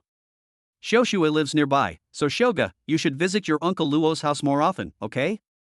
Zhang's mother gave her instructions, her eyes filled with kindness. Mom, I will. Auntie, can Jiang Gu give me a ride? I'm a little afraid of the dark. Luo Ningxue said somewhat shyly, her hands tightly gripping the hem of her skirt, looking pitiful. It's nothing, it's my little Ge's honor. Others would love to receive such a gift. Oh no, something's wrong. Jiang Gu thought to herself. Xiaoge, didn't you hear what Xiaoxue said? Is her leg crippled or cut off? Aren't you going to see her off? If it's too late, you don't need to come back. Mom went to bed a little early. Zhang's mother said, and before Jiang Gu could agree, she pushed Jiang Gu out. Then, with a snap, the iron gate slammed shut. Jiang Gu was speechless. It had to be her own mother. Chapter 98. Has the gap already become this large? It's the same familiar apartment. Jiang Gu hadn't even entered the apartment when she saw that the entire room was brightly lit. Is your dad inside? Jiang Gu asked immediately, her hand, which had been on the doorknob, suddenly stopping in place. Why don't you go in and see for yourself? Besides, how could my dad possibly come over so late? Luo Ningxue rolled her eyes at Jiang Gu. Stepping into the brightly lit living room, a stunningly beautiful figure was reclining on the sofa, her long, flowing black hair cascading over her shoulders, and her long, snow-white legs dangling lazily. Mo Ruyu. Aren't you in the capital? Jiang Gu asked politely, his eyes fixed on Mo Ruyu's alluring feet. Jiang Gu, do you think you're being polite? From what you're saying, do you not want me here? Mo Ruyu immediately stood up and said. Am I disturbing your private time? You two aren't planning to have an affair behind my back, are you? Mo Ruyu stared at Jiang Gu with her big, watery eyes. Mo Ruyu. I call this academic exchange, do you understand? Jiang Gu retorted immediately. Sister Yu, let's hurry up and cultivate. It's been so long since we entered the void realm. Luo Ningxue said, her pretty face flushed. Alright, we'll do as Schwer says. Mo Ruyu covered her mouth and laughed as she looked at Luo Ningxue's shy expression. What are you talking about? I'm the main player, aren't I? Without me, this family would fall apart sooner or later, don't you understand? After Jiang Gu finished speaking, the two women dragged her to the bed. What are you going to do? Jiang Gu, who had been thrown onto the bed, looked shy and embarrassed, with her arms crossed over her chest and a wary expression on her face. Hurry up. The prerequisite for this bond is the same as yours. Are they equally excellent? They're both perverts, the two women said in unison. Mo Ruyu and Luo Ningxue lay down on either side of Jiang Gu, and then the three of them entered the vast white bitter Lingchuan again. Inside the all-white snowmobile, Jiang Gu was comfortably making herself a cup of coffee and taking a small, delightful sip. That's strange, why does the car feel slower than before? I've floored the accelerator. Sitting in the driver's seat, Mo Ruyu was puzzled and looked back at Jiang Gu, who was sitting in the back seat enjoying tea. Don't look at me, I don't know either. Have you two been indulging in your food lately? Roll. For girls, weight is a taboo subject, and Zhang Ji's actions undoubtedly touched a raw nerve with both women. Because she was sitting in the back seat, Jiang Gu was barely spared from being attacked, but she was still scolded harshly. Jiang Gu, now obedient, quickly opened the map of the void realm. Immediately, one bright spot after another appeared on the map, like bamboo shoots after a spring rain. There is a void beast directly in front of you. There is a martial artist fighting to your left rear. There is a martial artist in grave danger 500 meters to your right. A series of prompts immediately appeared in Zhang Ji's mind. After a simple selection, Jiang Ge decided on her destination. Let us begin, back to my old profession, Jiang Ge said truthfully. Then, the three people who were sitting in the car immediately used the Thousand Illusions technique and completely changed their appearance. Jiang Ge disguised herself as Gu Qinwu, while the two originally stunningly beautiful women were also disguised as ordinary-looking women. At this moment, Gu Qinwu, who was far away in the Gu family mansion, felt inexplicably agitated. Inside the bitter Ling River, the extremely harsh environment made it difficult for every martial artist to move forward, except for the three people in the snowmobile. Roar! A deafening roar suddenly erupted from the mouth of a void beast, which, already surrounded by three figures, chose to fight to the death. The beast was puzzled as to why the humans it had encountered in the past were all alone. The void beast kept licking its wounds, then turned its gaze to the thin boy in the center, because in its eyes, this boy had the weakest aura. The void beast at the 9th level of the martial warrior realm is comparable to the martial master realm among human martial artists. Upon seeing this, Mo Ruyu and Luo Ningxue felt a sudden tightness in their hearts. The two women, who had previously used all their skills, were now dragging their exhausted bodies as they hurried toward Jiang Ji's direction. Seeing the boy standing motionless, the void beast slammed its blood-red maw down, its enormous beastly eyes narrowing into straight lines. However, instead of the expected cracking sound, Jiang Ge let out a cold laugh, and then a silver-white light shot out directly from Jiang Ji's right leg. A whooshing sound rang out, its speed and force so great that a visible ripple appeared in the void. With a poof sound, the huge head in front of Jiang Ge exploded, just like a fairy scattering flowers. The blood mist that filled the sky turned into ice crystals on the ground under the action of the blizzard. What kind of martial art is this? Luo Ningxue and Mo Ruyu had never seen Jiang Ge use such martial arts skills before. If that attack had been aimed at them, they could imagine that the consequences would not have been much better than those of the void beast. Seeing the long, silvery strip on the ground gradually disappearing into the ice, the two women moved closer, curiously examining it. After using ordinary martial arts techniques, the residual attack wouldn't linger for so long. Therefore, this isn't a martial arts technique, it's just an ordinary object. Mo Ruyu quickly drew her own conclusion. Luo Ningxue's eyes flickered, and her heart was also stirred, unable to calm down for a long time. Has the gap become this large? Can Jiang Ge really achieve this level with just her physical strength? Jiang Ge, you're such a freak. The two women felt a sense of loss for no reason. They knew that Mo Ruyu had just broken through to the 9th level of the martial artist realm and thought that he could narrow the gap between himself and Jiang Ge. But unexpectedly, Jiang Ji's steps did not stop either, on the contrary, they became bigger and bigger. The same applies to Luo Ningxue. As a martial artist at the 8th level, she has few rivals in Ming City. Even if she enters Pajun University next, Luo Ningxue is confident. At this moment, watching Jiang Ji's figure, the two women's feelings changed.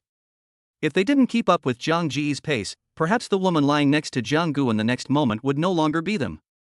Whoosh! Jiang Ge saw that the two women were staring at his silver meteorite without moving, and fearing that the two women would take a liking to the meteorite, he hurriedly turned into a blur and retied the meteorite to his right leg. Jiang Ge, are you looking at us like we're thieves? Mo Ruyu and Luo Ningxue immediately complained. What a joke! This silver bar was actually given to me by Principal Wuji. I was just worried that people might ask me for it back after the news broke. He's a real miser. Chapter 99 Gu Qinwu, you'd better die. Wuji, far away in the capital, was sitting at a round conference table. The people present all exuded a powerful aura, like a tiger in a slumber, ready to strike with thunderous force once it made its move. Wuji, you've made such a hasty decision about the SS level core spot? Do you even respect us board members? After speaking, the man slammed his broad hand on the conference table, making a deep, resonant sound, his eyes filled with questioning intent. Wuji, as the principal of Pajun University, do you know what your promise means? This time, you must give all of US board members an explanation. A portly man also spoke in a deep voice. He had long disliked Wuji, and now that he had this rare opportunity, he was determined to ridicule him.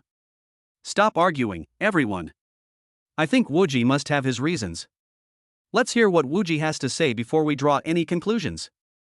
A woman in a cheongsam, with an elegant demeanor, spoke slowly. Hey, are you done talking? Let me start with you. As a board member, don't keep talking about whether you care or not. I fucking always keep others in mind. And you, Xiao Wuqing. Explain yourself to me? When have I, Wuji, ever needed to explain myself to you? Do you really think I don't know what you're thinking? Wuji suddenly stood up from his seat, his tiger-like eyes sweeping over the two men. Their faces immediately turned ugly, and they wilted like eggplants after a frost. Ha! Wuji, is this your confidence? You haven't even offered a reasonable explanation. I think you're not fit to be the principal of Pujuan University. In the past, Wuji would never have acted like this. Wuji's words were completely untenable, so Xiao Wuqing concluded that Wuji must have realized he was in the wrong this time.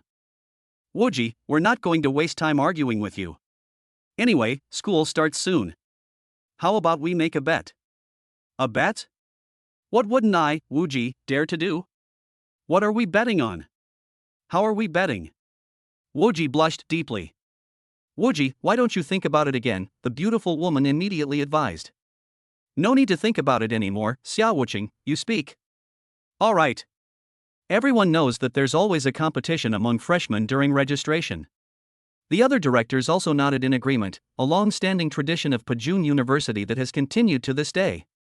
Although Wuji publicly claims that Jianggu obtained an S-level core spot, I think that if Jianggu suffers even one defeat in the upcoming arena matches, she will have to give up this SS-level spot. So, are you willing to bet, Wuji? Xiao Wuqing sneered. Fine. What if you lose? Wuji laughed in exasperation. Wuji, think twice before you act, the woman in the cheongsam said hurriedly. Ha, I would lose? If I lose, I'd rather not be a director. And that's not all. I, Xiao Wuqing, have no objection whatsoever to Jiang Ji's SS-level core position. Wuji, if Jianggu goes undefeated in the start of the semester, we will have no objection to your decision. Right. Okay, it's a deal. Wuji, don't you dare deny it later. Xiao Wuqing mocked.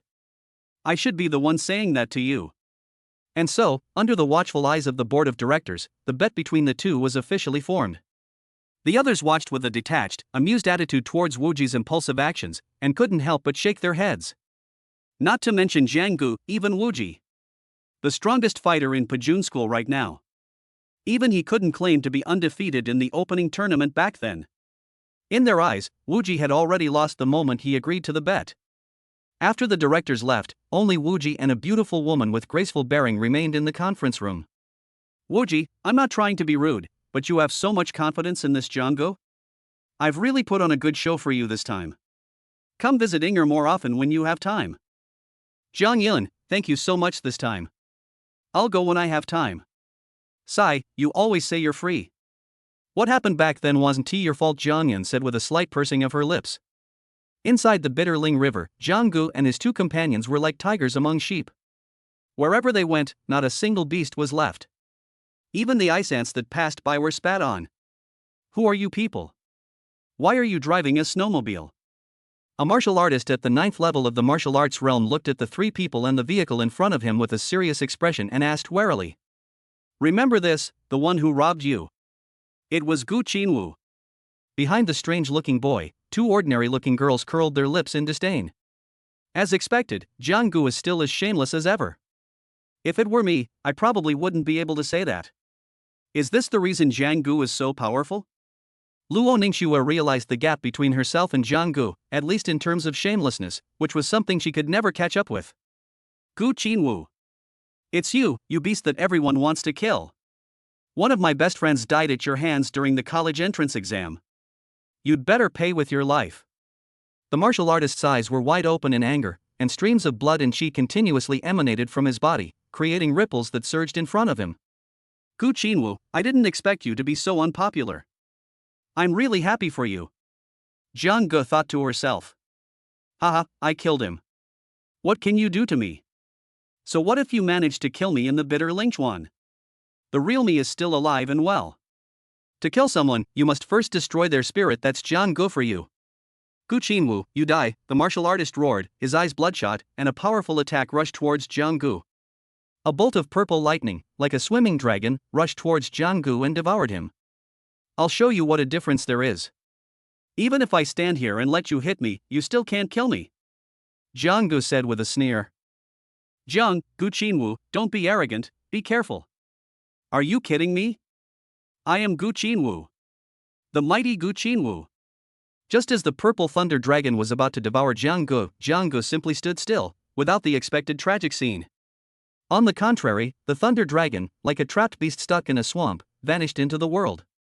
Jiang Gu gently patted the purple electric arcs on her body, then slowly stretched out a big yawn. Phew! That felt so good. Thank you for the electrotherapy. Looking at Gu Qinwu in front of him, the martial artist didn't know what to say. His brain seemed to freeze, and his mind went completely blank. What followed was a deep sense of fear. Although they knew Jiang Gu had a powerful physical body, the two women were surprised to find that the strength of Jiang Ji's physical body far exceeded their imagination. Gu Qinwu. Are you a human or a ghost? The martial artist, who had been speaking fluently, suddenly became a stutterer. Of course I'm a person. And I'm a good person.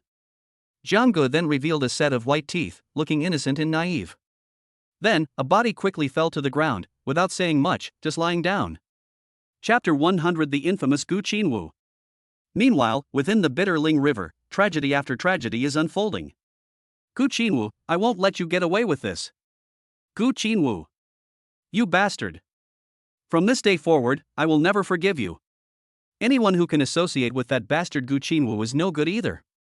I'll remember you three. Even if I die, I won't fall into your hands. Don't even think about succeeding. One moving story after another is rapidly unfolding within the bitter Lingchuan. However, Jiang Gu and the other two, who were the culprits, felt no remorse at this moment. This move not only allows for the rampant plundering of cultivation resources, but also provides additional publicity for Gu Qinwu, which is not a bad thing at all. It can be said to kill two birds with one stone. Beneath a deep blue iceberg, Gu Qinwu was hiding with two ordinary-looking women. Looking at the mountain of rare and precious materials in front of them, heaven knows how many martial artists the three of them had plundered. Playing with the rare and precious materials in her hands, even Mo Ruyu, the young lady of the Mo family in the capital, had to admit that the scene before her was too shocking. Gu Qinwu's eerie face, illuminated by the dark blue ice crystals, exuded an air of malevolence. Jiang Gu. Stop laughing, don't overact, or you'll really become Gu Qinwu. Mo Ruyu muttered, looking at the face in front of her. Yes, Jiang Gu, the outside world must hate Gu Qinwu even more now. It's time to rein it in. Even someone as composed as Luo Ningxue couldn't help but feel sorry for the real Gu Qinwu in the outside world. Heaven knows what kind of public opinion Gu Qinwu will face next. On the martial arts forum, Gu Qinwu's name appeared directly at the top of the post. Gu Qinwu. How dare he openly commit such a thing in the Bitterling River? Who would frame me like this? When did I do such a thing in the Bitter Ridge River? I haven't entered the Void Realm recently. Gu Qinwu, far away in the Gu family mansion, had an indescribably gloomy expression, just like a sky covered by dark clouds, shrouded in deathly stillness. Eerie purple patterns, accompanied by Gu Qinwu's increasingly violent aura, instantly covered his face. Seeing Gu Qinwu's change in demeanor, the servants surrounding him immediately became trembling with fear, cold sweat pouring down their backs. Young Master Qinwu. Someone must have framed you. We all believe that young Master Qinwu was not that kind of person, a servant immediately flattered, his face full of obsequiousness. If I had done it, Gu Qinwu, wouldn't have bothered to run away, but this time, it has absolutely nothing to do with me. And another thing. Who said I'm not that kind of person? Do you really know me that well? Blood mist gradually filled Gu Qinwu's eyes, and the next second, a ferocious smile appeared on his lips. Suddenly, a black vortex appeared on Gu Qinwu's right hand.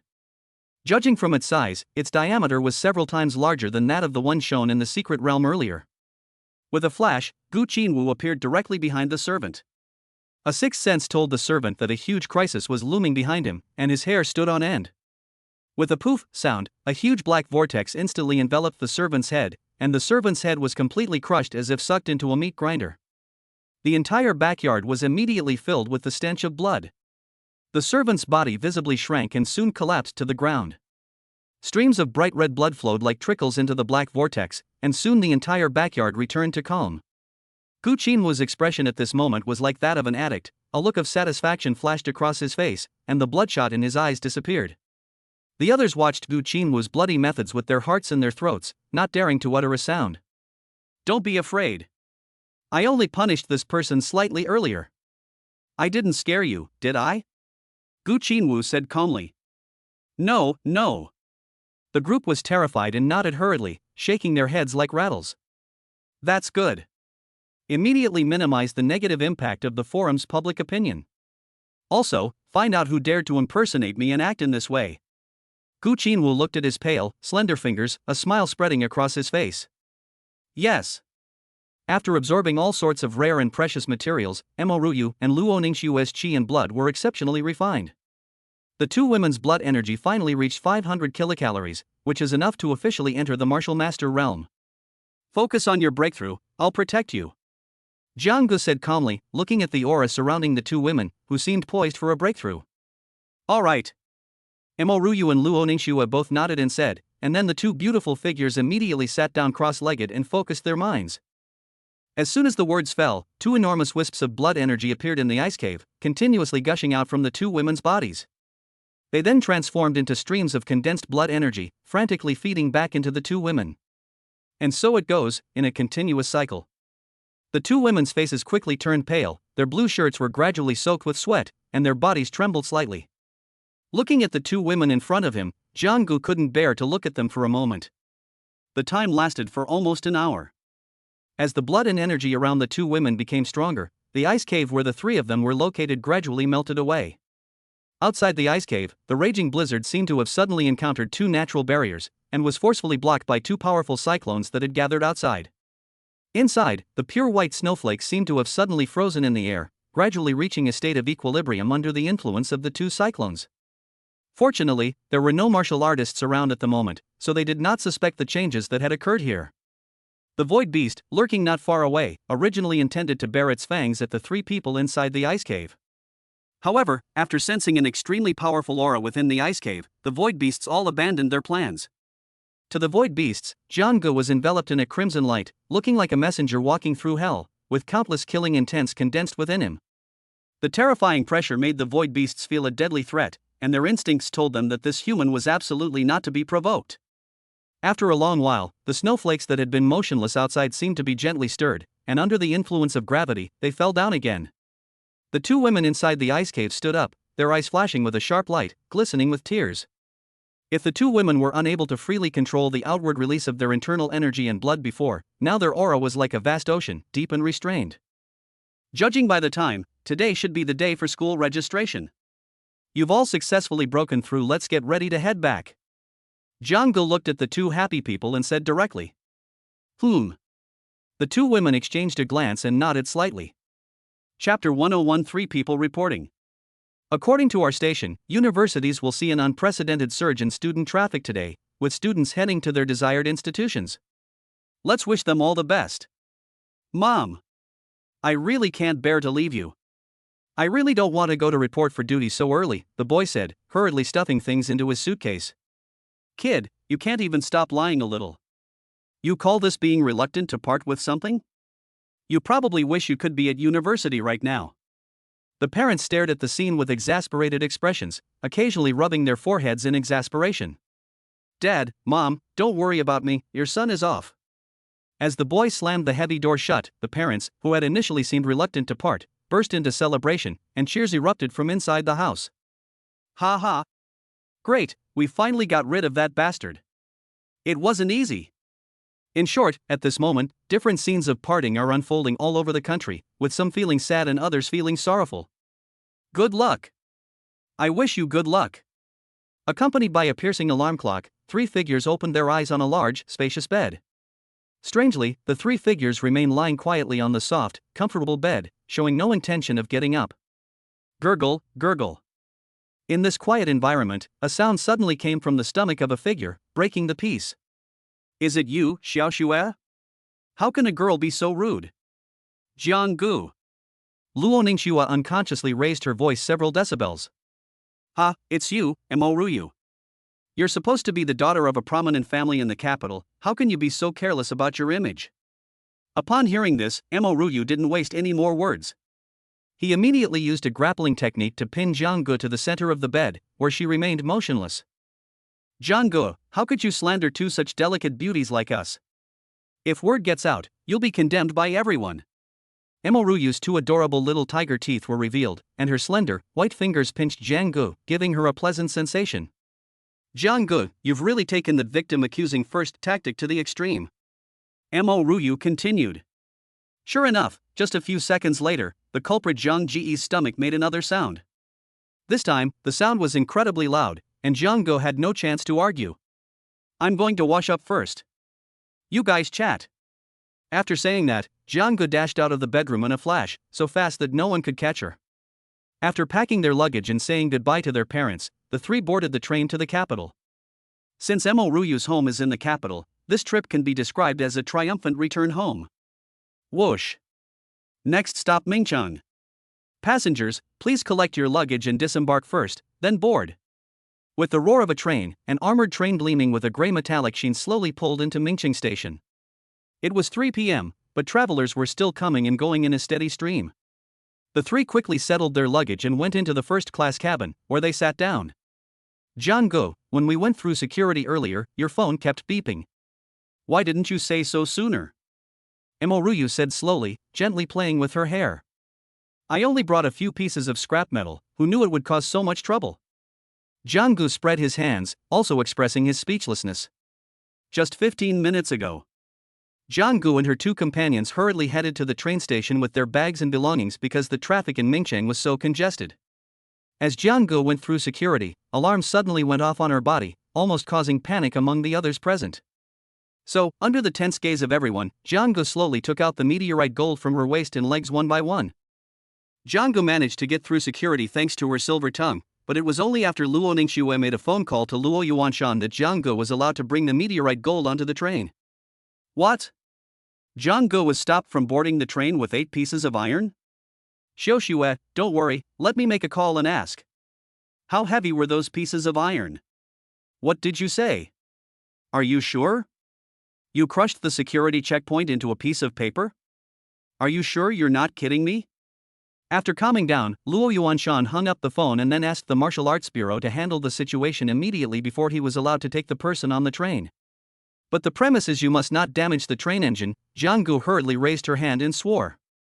The crimson sunset bathed the entire land in its light. Through the train's windows, Jiang and her two companions were captivated by the beautiful scenery, remaining silent for a long time. Next stop Beijing. Passengers, please keep an eye on your luggage and allow passengers to disembark before boarding. We're here already? It's almost dinner time.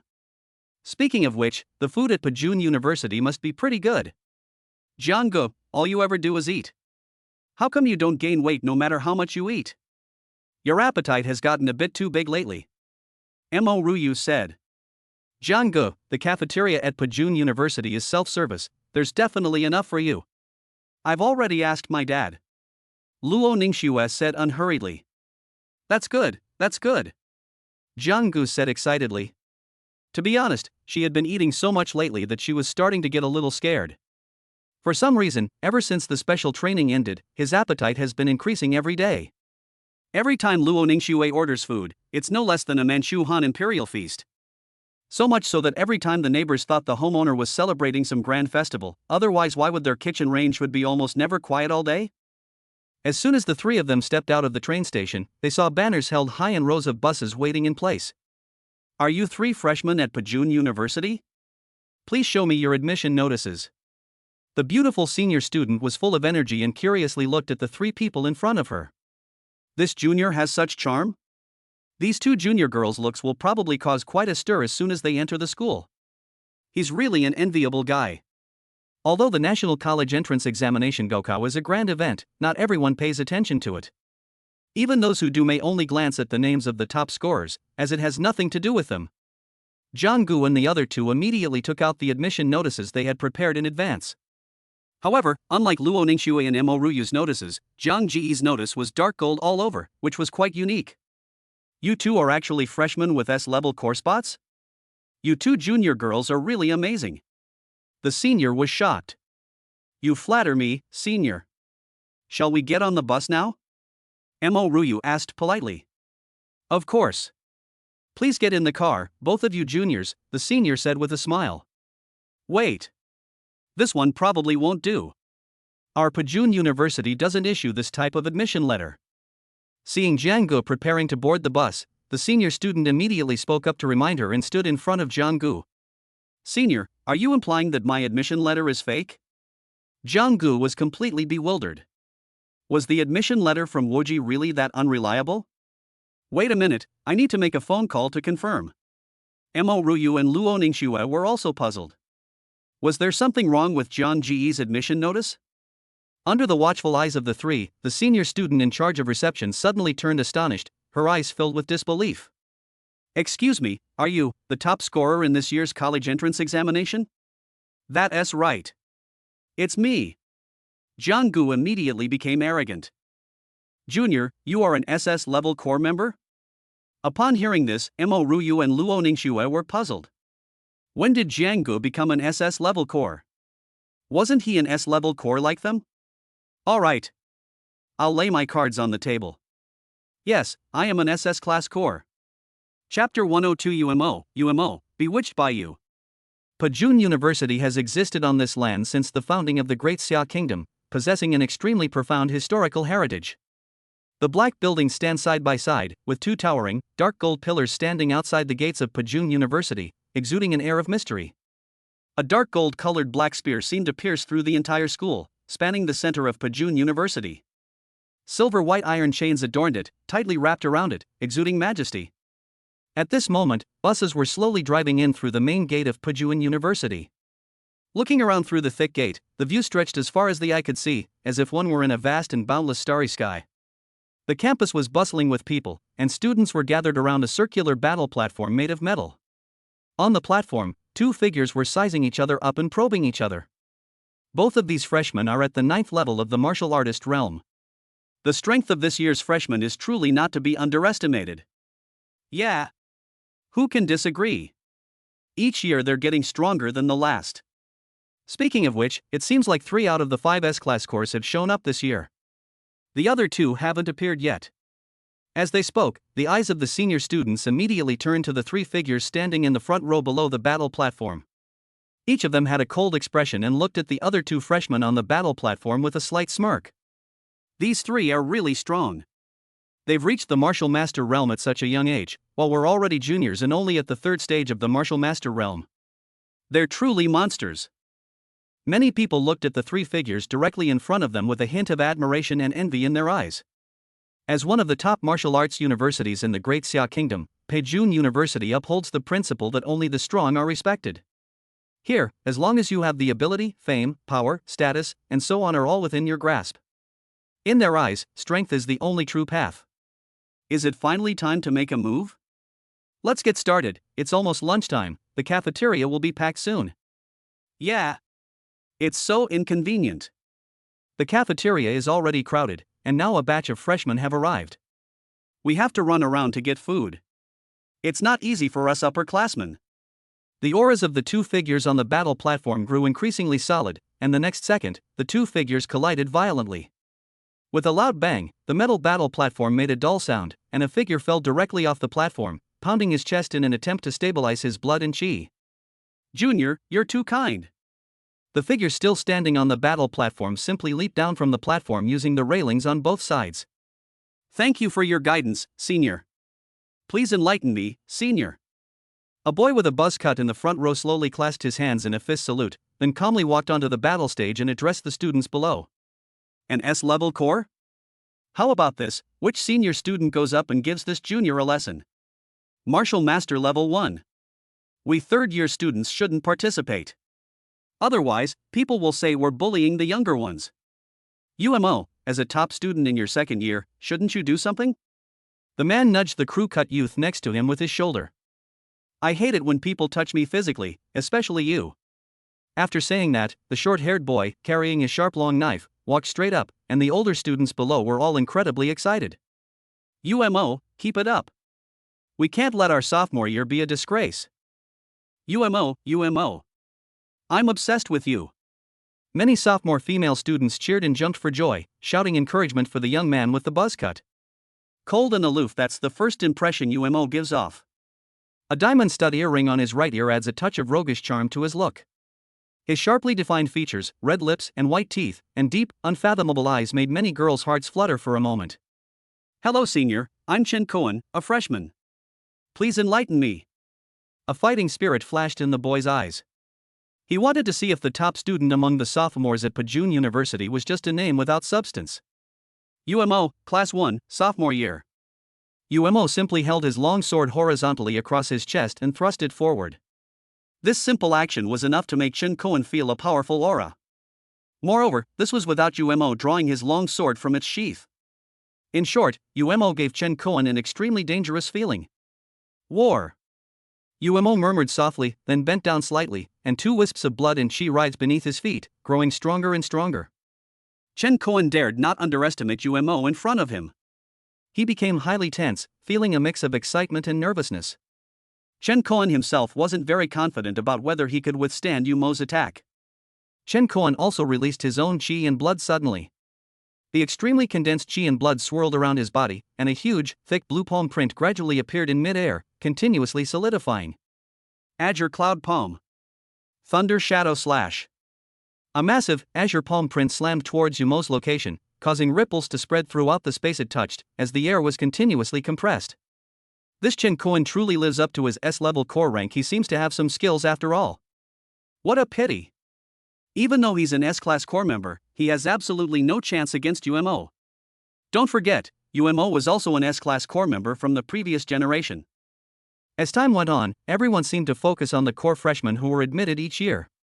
Little did they know that those senior students at Pajun University were once freshmen with incredibly dazzling halos. Looking at UMO, who was completely covered by his azure cloud palm, Chen Koan felt a little smug. Even if UMO was fast at this moment, the area covered by that huge palm print was so large that it would be difficult for him to get rid of it in a short time. Boom! The battle platform itself was undamaged, but the ground supporting it kicked up clouds of dust. What is UMO doing? He actually lost to a freshman. He's completely disgraced us sophomores. I should have just gone myself. Exactly, were all those achievements of his just hype? Is he really on the Breaking Army ranking? Looking at the area covered by the giant palm print and the dust billowing across the field, many senior students couldn't help but complain. Senior. You're too kind. What? Before Chen Koan could finish speaking, a yellow light instantly pierced through the dust and smoke, like a dark yellow shooting star streaking across the sky, disappearing in an instant. Junior, you lost. At this moment, a long knife was held to Chen Koan's neck. Fortunately, UMO was only using the scabbard.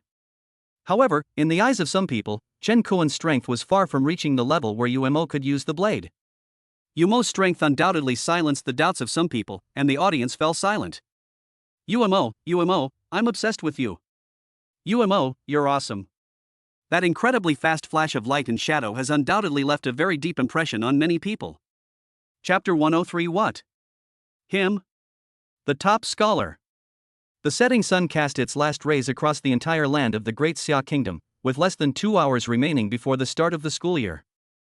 Unlike other martial arts universities, Pajun University, as a top-tier university, has its own rules, even though these rules may seem incomprehensible to outsiders.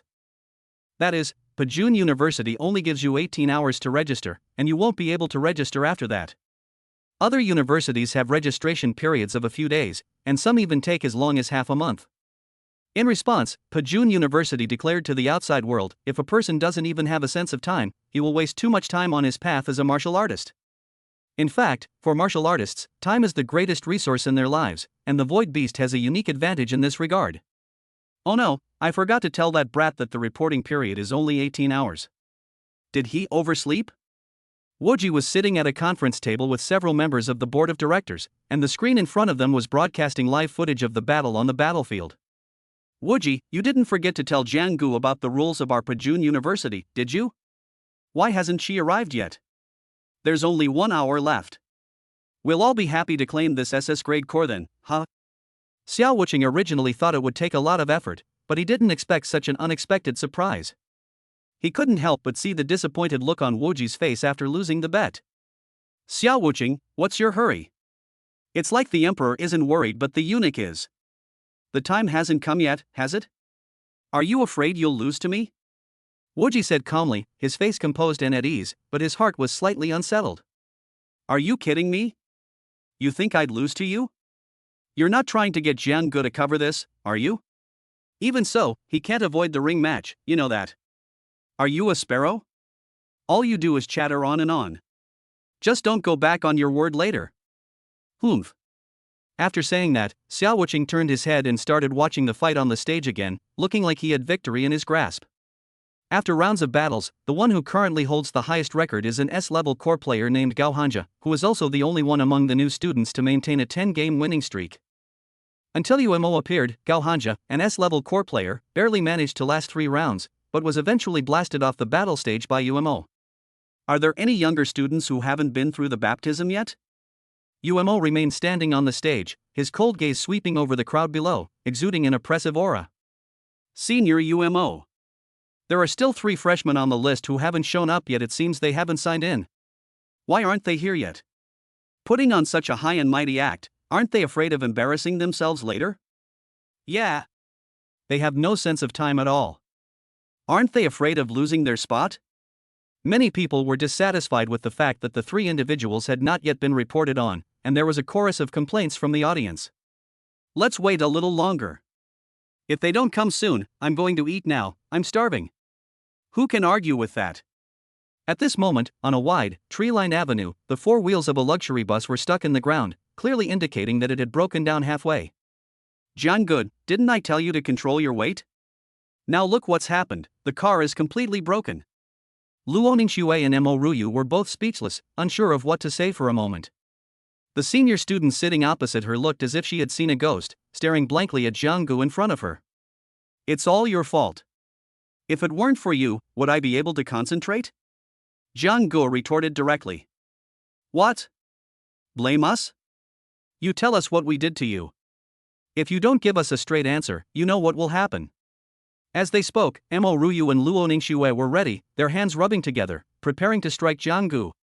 It's all because you're all so beautiful that I was momentarily stunned. Come on, I'm ready. Jianggu closed her eyes immediately, like a condemned prisoner about to step into the execution ground and prepare to die. Mo Ruyu and Luo Ningxue's slender fingers, which were about to fall, froze in mid-air, and a blush quickly appeared on their faces. You're good at talking, so we'll let you off this time. Having narrowly escaped disaster, Jianggu took a deep breath and finally recovered from the previous atmosphere. The senior student in charge of picking up the 3 of them finally understood why Jianggu was able to have 2 such stunningly beautiful women by her side. After regaining her senses, the senior student immediately made a phone call and sent someone over to fix the car as soon as possible. When the mechanic arrived, he looked at the 4 tires that were almost flattened parallel to the road and fell into deep self-doubt. Fortunately, Jiang Ji's immortal body was in constant operation at this time, and her weight was effectively controlled, so the emergency repairs were completed in time. The luxury bus, now fitted with 4 steel wheels, started up again and sped off towards Pajuan University. Time was ticking away, and there was only half an hour left before the reporting time. The number of people surrounding the battle platform gradually decreased. So what if 2 of the 3 new students later became S-level cores? They had seen the strength of this year's S-level core students before. Although they were strong, they were still far from enough. Beep beep beep. Just as some people were preparing to leave, a luxury bus drove into the school gate, and as the gate closed, everyone stopped in their tracks. All eyes turned toward the bus door, and many 2nd and 3rd year students felt a nameless fire burning in their hearts. Damn it! Why are you so late? You made me wait so long. Did your tire blow out, or was the driver drunk? Many students gathered again on the platform, their eyes fixed on the bus in the distance, wishing they could just rip the roof off the bus. With a whoosh sound, the bus door opened. The first to get off the bus was Mo Ruyu. With her large, watery eyes and charming face, she was so captivating that she could steal one's soul. That wasn't all. Luo Ningxue, who followed, caused a burst of screams. Her skin was as white as snow, and her body was as smooth as ice and as delicate as jade. Her aloof and otherworldly temperament seemed to shut everyone out. Wow, these 2 junior girls are so beautiful. They're absolutely irresistible. So, waiting does pay off, right? These 2 junior girls are so beautiful to look at. If I could be around them all the time, I could live several more years. You wish. I would call these 2 junior girls the undisputed campus beauties of my Pajuan University. She definitely has the potential to rank in the top 5 of the beauty list. She's truly a sight to behold. In an instant, many boys turned into lecherous bastards, while the girls were filled with envy and jealousy. There's one more. Could it be another stunning beauty with breathtaking looks? They're out. Damn, it's a guy, and he's not even that good looking. Many people were disappointed as they watched Jiang Gu walk down the street, but what happened next made them want to tear her to pieces. Mo Ruyu and Luo Ningxue walked on either side of Jiang Gu, occasionally eliciting giggles from the two women. This is outrageous. Who is this man? I challenge him and take his place. How could someone with such looks be worthy of such a beauty? And two of them at that? Damn it. Wait. This guy looks like the top scorer in this year's college entrance exam. What? Him? The top scholar. Chapter 104, What kind of sect leader is Jiang Gu? Compared to Zhang Ji's status as the top scorer in the college entrance examination, he, surrounded by two women, was clearly the center of attention. Isn't it lunchtime already? Let's go eat. I haven't asked you yet, Sister Shui, which cafeteria in our school has the best food. When Jiang Gu talked about food, she became extremely excited, and her ravenous appearance startled the female student who was hosting her. The food at Huffing Cafeteria is pretty good. You should try it, Junior. The senior student, having recovered her senses, remarked that it was the first time she had ever seen a student so eager for food their hungry eyes seemed to threaten to devour her at any moment. Thank you. After saying that, Jiang Gu took the two women and prepared to leave. Wait. Who said you could leave? You can do whatever you want with the two female students, but you, Jiang Gu, haven't finished your match yet. Don't you know the rules? Many senior students surrounded Jiang Gu and stood in front of him, their faces full of provocation. Why are they treated so casually? We're all on our first day here. What do you seniors mean by this? Jiang Gu looked at the obstacles blocking her way, a faint smile on her lips, her eyes almost slits. Those familiar with Jiang Gu know that she's serious this time. What if I don't follow these rules for the new arena? Jiang Gu said provocatively, then shrugged her shoulders, looking nonchalant. Our Pajun University's rules are the rules. So what if you're the top scorer in the college entrance exam? Our Pajun University has no shortage of geniuses. Once you enter the gates of Pajun University, you'll be humbled, whether you're a dragon or a tiger. Exactly, you really think you're something special. Look at yourself in the mirror, are you even worthy of these two junior girls? Shouldn't you be more self-aware? Alright, all you've said is to teach me a lesson, right? Enough with the nonsense. You freshmen, come along. Jiang Gu knew that a fight was inevitable, so she just wanted to finish it quickly and get to dinner. Many of the freshmen knew Jiang Gu. Although Zhang Ji's performance in the college entrance examination shocked them, it did not mean that they thought Jiang Gu could defeat them all by herself. Jiang Gu, you seem a bit too arrogant. There are 3 S-level cores among our freshmen this year. Although you are also an S-level core, are you sure? You talk too much, huh? Let's take care of you first. Jiang Gu saw that this person was still shouting incessantly, so she simply dodged away. Bang! With one punch, the boastful freshman fell asleep immediately. Youth is indeed an advantage. That's not martial ethics. Are you kidding me? What is martial virtue? Can you eat it? Luo Ningxue and Mo Ruyu, sitting in the audience, were very calm. They had absolute confidence in Zhang Ji's abilities. Interesting. This Jiang Gu is qualified to fight me. Umo, who was not far away, suddenly said while watching the scene before him. Oh? Umo, is this freshman that strong? He does seem to have a strong and restrained aura, but that's about it. A student dressed in a blue shirt standing next to Umo raised an eyebrow. Strength is a feeling. A fierce fighting spirit ignited in Umo's eyes. You. Yes, it's you. Where are you looking? Come on up and fuck me. Jiang Gu stood high on the battle platform, looking down at a freshman below. This freshman is currently the strongest among the S-level core members. This junior Jiang really knows how to pick people. The boy chosen by Jiang Gu below the battle stage is none other than Gao Hanja, who currently has the most consecutive wins among the freshmen. Everyone immediately looked at Gao Hanja, but unexpectedly, Gao Hanja just stood there, motionless, as if someone had acupunctured him. As one of the few examinees who survived that real-world secret realm, Gao Hanja witnessed Gu Qinwu's brutal killings in the secret realm. Those scenes, which resembled hell on earth, still haunt Gao Hanja's dreams every time he falls asleep. Although Gao Hanja did not witness the battle between Jiang Gu and Gu Qinwu, he understood that someone who could overpower Gu Qinwu could not possibly have such limited strength on the surface. There are rumors circulating that Jiang Gu is the leader of some old sixth sect. I can't afford to be caught off guard. Excuse me, everyone, I'm feeling a bit unwell. Could you please tell me where the infirmary is? I'll be going now. Gao Hanja clasped his hands in a fist salute to everyone, and then ran away in a flash. Seeing Gao Hanja's actions, the other 2S level cores and everyone else present were completely baffled. What was going on?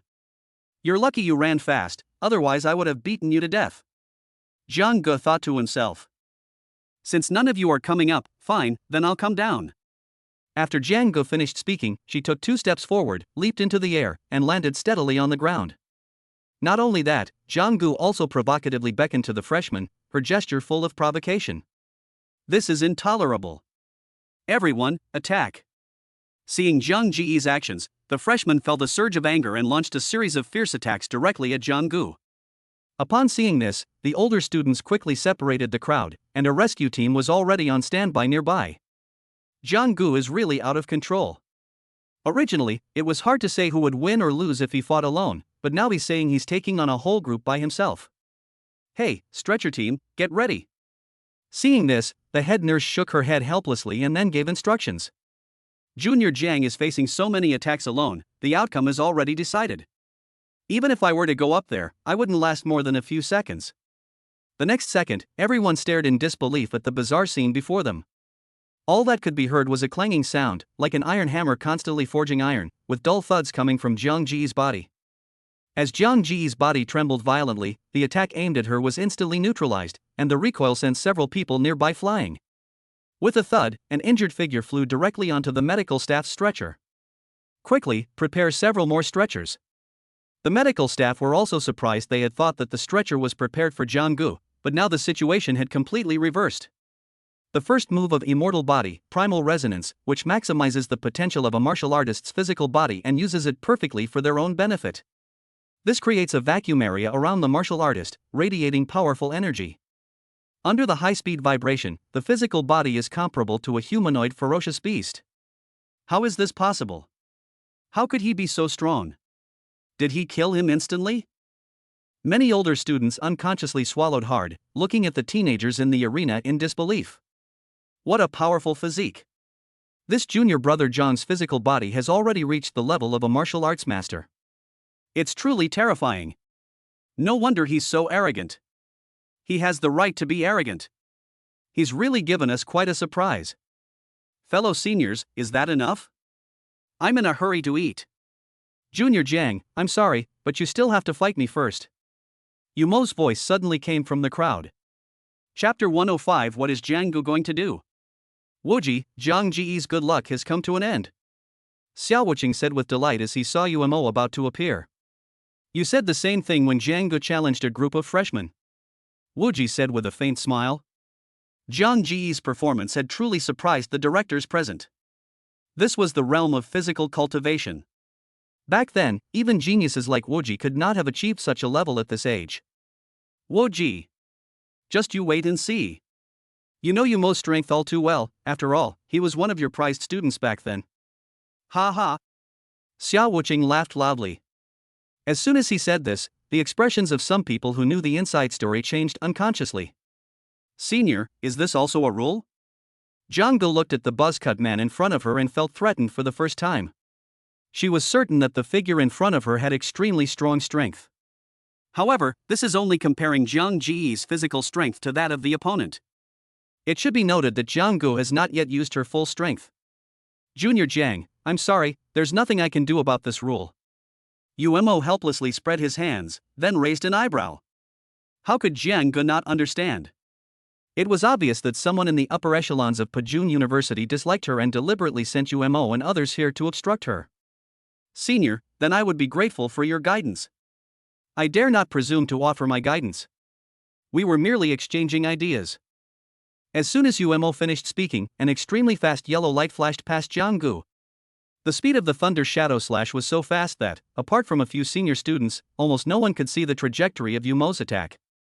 With a poof sound, Zhang Ji's upper body clothes tore apart, revealing a violent power emanating from beneath his bronze-colored, muscular body. A long, diagonal white mark extended from Zhang Ji's left shoulder to her right waist. Ouch. That hurts a little. Zhang Ge subconsciously bared her teeth. This was the first time someone had left a mark on Zhang Ji's powerful body. It should be noted that Zhang Ji's physical strength at this moment is enough to blast an ordinary martial master level 1 martial artist to pieces with a single punch. What a pity! Junior brother Jiang, even I have to admit that your physical strength is indeed very strong. A hint of surprise flashed in Yumo's eyes, but it quickly disappeared, replaced by a powerful fighting spirit. Zhang Ji's physical body is so strong? How did she cultivate such a body? Senior Umo could only leave a white mark on her? No, Zhang Ji's physical body is strong, but Senior Yumo's sword hasn't been drawn yet. What? Everyone immediately followed their gaze and looked at Yumo's waist. Sure enough, Yumo's long sword was still quietly sleeping in its sheath. Jianggu, you are worthy to see my longsword. I acknowledge you. After Umo finished speaking, he slowly drew a gray-white longsword from its sheath. The longsword in Yumo's hand is called Shallow Amaru, an S-rank weapon, ranked 6th among the top 10 famous swords. Ordinary long swords only have one edge. But Setsuru Maru is different. Both sides of its blade are sharpened, and the entire blade looks like a silver lightning bolt, appearing extremely light. However, the bursts of blood energy emanating from the blade seem to be telling everyone that the lightness was just the deceptive appearance of Setsumaru, and that the overwhelming blood energy was the true weight of Setsumaru's blade. What a beautiful sword! Is this Senior Yumo's Setsuna Maru? It's absolutely gorgeous. Beautiful? You won't say that when you start chopping people up.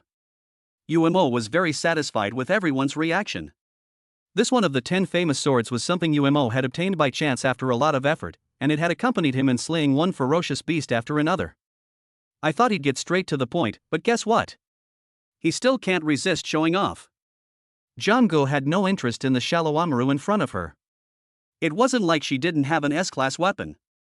She could leave her envious gaze to others. Junior Jiang, where's your weapon? Umo slashed the Shallow Amaru in his hand diagonally to the ground, and streaks of sword energy immediately appeared on both sides of the blade. Me? I didn't bring my gun. What? Has the world changed? Jianggu is actually using a pistol? Idiot, Jianggu used a long spear, not a damn pistol. I've heard others mention that before. Senior, hurry up, I'm really hungry. Jianggu said, gesturing to Umo to come here. Can Umo tolerate this? Umo can tolerate it, but the other students below the battle platform cannot. To be honest, this victory of mine is somewhat unfair. A glint flashed in Umo's eyes. Even though he said it was an unfair victory, his hands did not stop moving in the slightest. 2 streams of condensed blood energy continuously coiled around Umo's hands. Umo's pupils suddenly contracted, and a blade of light, faster and stronger than before, with an aura that seemed to cleave the sky in two, fiercely attacked Jianggu. Immortal body, second form, eternal night descends. As Jianggu murmured deeply, her height suddenly increased, becoming several tens of centimeters taller than before. Her originally bronze skin was gradually stained with a layer of ink-black color. Dark veins bulged continuously, and his originally sharp black short hair sprouted out like crazy, spreading directly to Zhang Ji's waist. His aura was like that of a demon god, descending directly in front of everyone. The person who felt Zhang Ji's changes most directly was Umo, who was closest to her. What kind of body refining technique is this? How can it be so powerful? This aura. Even Umo's mind wavered for a moment, let alone the students watching from below the battle stage, who could only use holy crap to calm themselves down. Black and red intertwined blood and chi surged out of Zhang Ji's body, condensing into countless black and red chains that continuously wrapped around his body. Jianggu swung the blood and chi chains around his body violently, like a wildly dancing black and red giant snake. The unstoppable sword energy was instantly dissolved by the black and red chains that Jianggu was wielding. Umo could no longer calm down, and a solemn expression flashed across his face. Then the chains, like totems, transformed into black and red tattoos, branding themselves onto Zhang Ji's body, making him look exceptionally imposing. What is Jianggu going to do? Many people watched the intense competition with bated breath. It was truly a visual feast. With a sudden shudder, for long, rectangular objects covered in black and red blood appeared out of thin air before everyone's eyes. What are these 4 long, narrow objects? Is this Zhang Ji's martial arts technique? I don't understand it, but it looks incredibly powerful. Seeing this, Umo on the other side also stopped concealing his strength. He suddenly gripped the Shallow Amaru with both hands, and a scroll made of grayish-white blood appeared before everyone's eyes. Setsumaru is like a nimble paintbrush, constantly splashing ink on the gray and white canvas.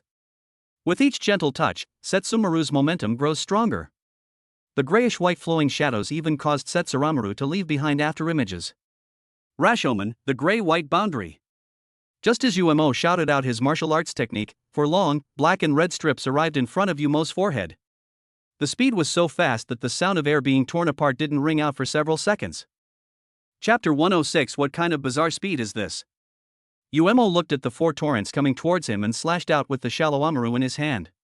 The enormous, grayish-white blade energy, like a demon from hell, carrying an endless aura of death, crashed straight into the four pieces of meteorite metal. Whenever the gray-white boundary touches the right space, it's like a scene from a gray-white film, where the originally colorful world seems to be enacting a tragic drama. The grayish-white blade energy crisscrossed the battle platform, its deathly tone standing out starkly from the surrounding environment. The collision of gray and white with black and red was like a violent chemical reaction, with waves of heat constantly emanating from the stage. Bang! Bang! Bang! Under the overwhelming power of the gray-white boundary, the four pieces of meteorite metal, which had been attacking fiercely, suddenly became disordered and fluctuated up and down in the air. It seems Umo's attack is still more powerful. Jianggu is already at his limit, and those four long, thin weapons are about to give way. That's the Setsumaru, one of the 10 famous swords. How can 4 mere strips compare to it? Besides, Umo's strength is at the 3rd level of the martial master realm. Indeed. Junior Zhang's actions were nothing short of futile. He has truly enraged Umo. Seeing that Jianggu was about to falter, the crowd below the stage immediately started discussing among themselves. Of everyone present, only Imoruyu and Luo Ningxue understood Jianggu was a freak, and this was just the tip of the iceberg of Jiang Ji's strength. As expected, just after Umo's gray-white sword energy completely knocked down the 4 pieces of meteorite metal, Jiang Ji's lips curled up slightly in a smile. The next second, 4 more long, black and red objects emanating from Jiang Ji's body flew out and hurtled toward Umo's gray and white sword energy. However, this time the attack of the 4 meteorite pieces was fake. Jiang Ji's fist was the real weapon. The same trick won't work on me, Junior Jiang. Umo said calmly, looking at the familiar scene before him. Yeah. The combined weight of the 8 meteorite pieces was already terrifying, even when Jianggu activated the second form of immortal body, Eternal Night Descends. The heavy pressure still had a significant impact on Jianggu. With all 8 pieces of meteorite gold now gone, Jianggu felt incredibly relaxed. So, under everyone's gaze, Jianggu actually started doing stretching exercises on the spot. The sudden relief of the heavy pressure made Jianggu feel lighter than ever before. Jianggu casually twisted her neck, crossed her hands, and slowly circled them a few times. With a loud whoosh, Jiang Ji's 2 strong legs kicked backward, and he disappeared from the spot like a cannonball. Where did they go? They've vanished. What kind of bizarre speed is this? Jianggu was already quite fast, but after untying the 8 pieces of meteorite gold, her speed reached an astonishing level. Not to mention the people below the stage, even Umo on the battle stage couldn't catch a glimpse of Jianggu. Even more terrifying is that where Jianggu originally stood, there was still a lingering image of her, as if she could teleport. With extreme speed and immense physical strength, this punch, hidden behind the 4 meteorite attacks, caused the air in front of Umo to vibrate continuously. Sonic booms echoed from Jiang Ji's fists, and when everyone looked again, Umo had been blasted off the battle stage. Even though Umo reacted very quickly, Jiang Ji's extremely fast punch force directly passed through the shallow Amaru. The clothes on Umo's back were shattered by the shock, and the shattered area formed a huge circular area, like a giant sun, which was too much for people to look at directly. Is this an attack that a freshman could launch? Are you sure you're not kidding? Umo actually lost? How is that possible? No wonder he's the top scorer in the college entrance exam. But can anyone tell me why this year's top scorer is so outstanding? The audience was stunned. Though they didn't want to admit it, the shocking scene before them spoke volumes. Jianggu defeated Umo. And quite easily at that. Jianggu was exceptionally tall and imposing at this moment, his dark body resembling a demon god, his eyes scanning the crowd below the stage. After extinguishing the black and red flames on his fist, Jianggu returned to his previous form at a speed visible to the naked eye. Jianggu suddenly raised both hands, and under the effect of the primordial resonance, the 8 pieces of meteorite gold that had sunk into the battle platform returned to Jiang Ji's body. Jianggu, who had suddenly removed the 8 pieces of meteorite gold, was unable to adapt to the speed and lightness of her body for a while. As a result of the sudden surge of qi and blood, Jiang Ji's face was somewhat pale. As the 8 pieces of meteorite gold were restored to his body, that familiar feeling returned to Jiang Gu once again. Junior Jiang, you won.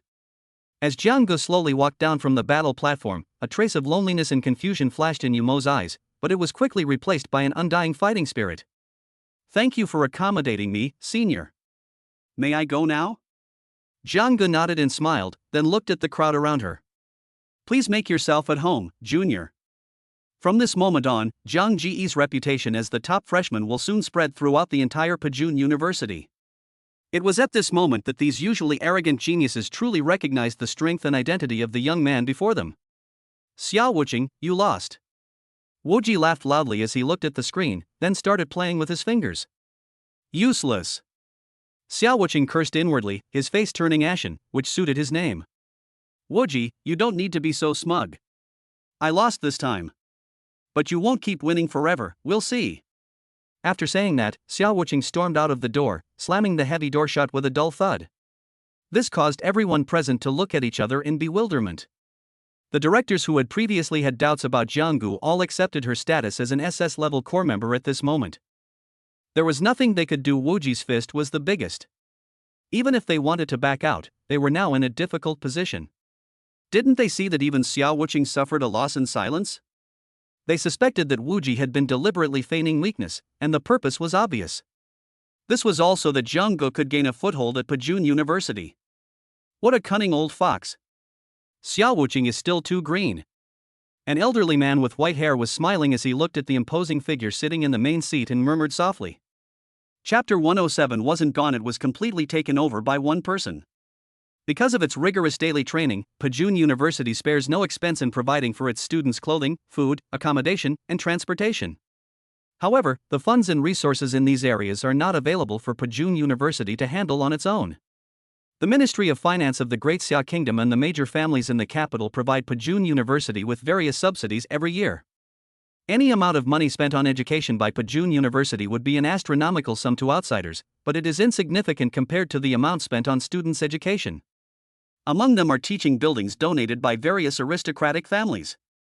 It is said that for every building donated by a family, Pajun University will open a place for that family. For Pajun University, one more or one less makes no difference. However, even if such an opportunity exists, it is only available to disciples from aristocratic families.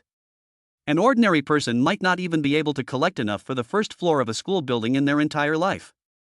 This is the inequality of the world, but it is precisely because of this inequality that countless children from poor families are desperate to get into the top universities.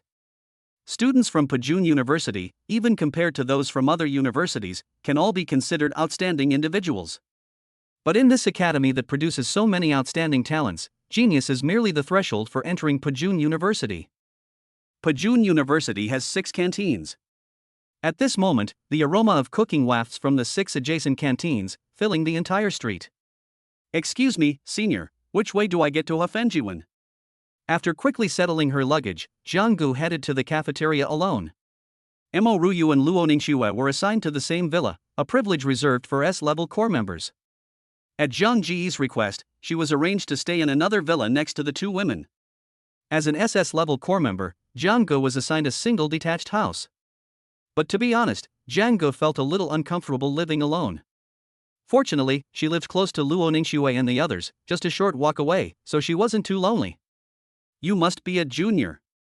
What's your name? Senior, my surname is Jiang. Junior Jiang. See that streetlight ahead? Walk straight to the end, then turn left. It's the second building. There's still food available at this hour, hurry up. If you're late, wait, where is everyone? No sooner had he finished speaking than a figure shot forward like an arrow. Thank you. A distant voice then came from ahead. That Jiang Jr. He's really fast. Ha ha. Following her senior's directions, Jiang Gu soon arrived at a magnificent building, which was more like a 5-star restaurant than a canteen. The brightly lit lobby, adorned with crystal chandeliers suspended in mid-air, was dazzling with light, and students were constantly coming and going, creating a lively atmosphere. Hello, student, please show your student ID. A beautiful woman in a black cheongsam walked gracefully towards Jiang Gu with a smile on her face. Give. Jiang Gu quickly pulled out a badge from his pocket.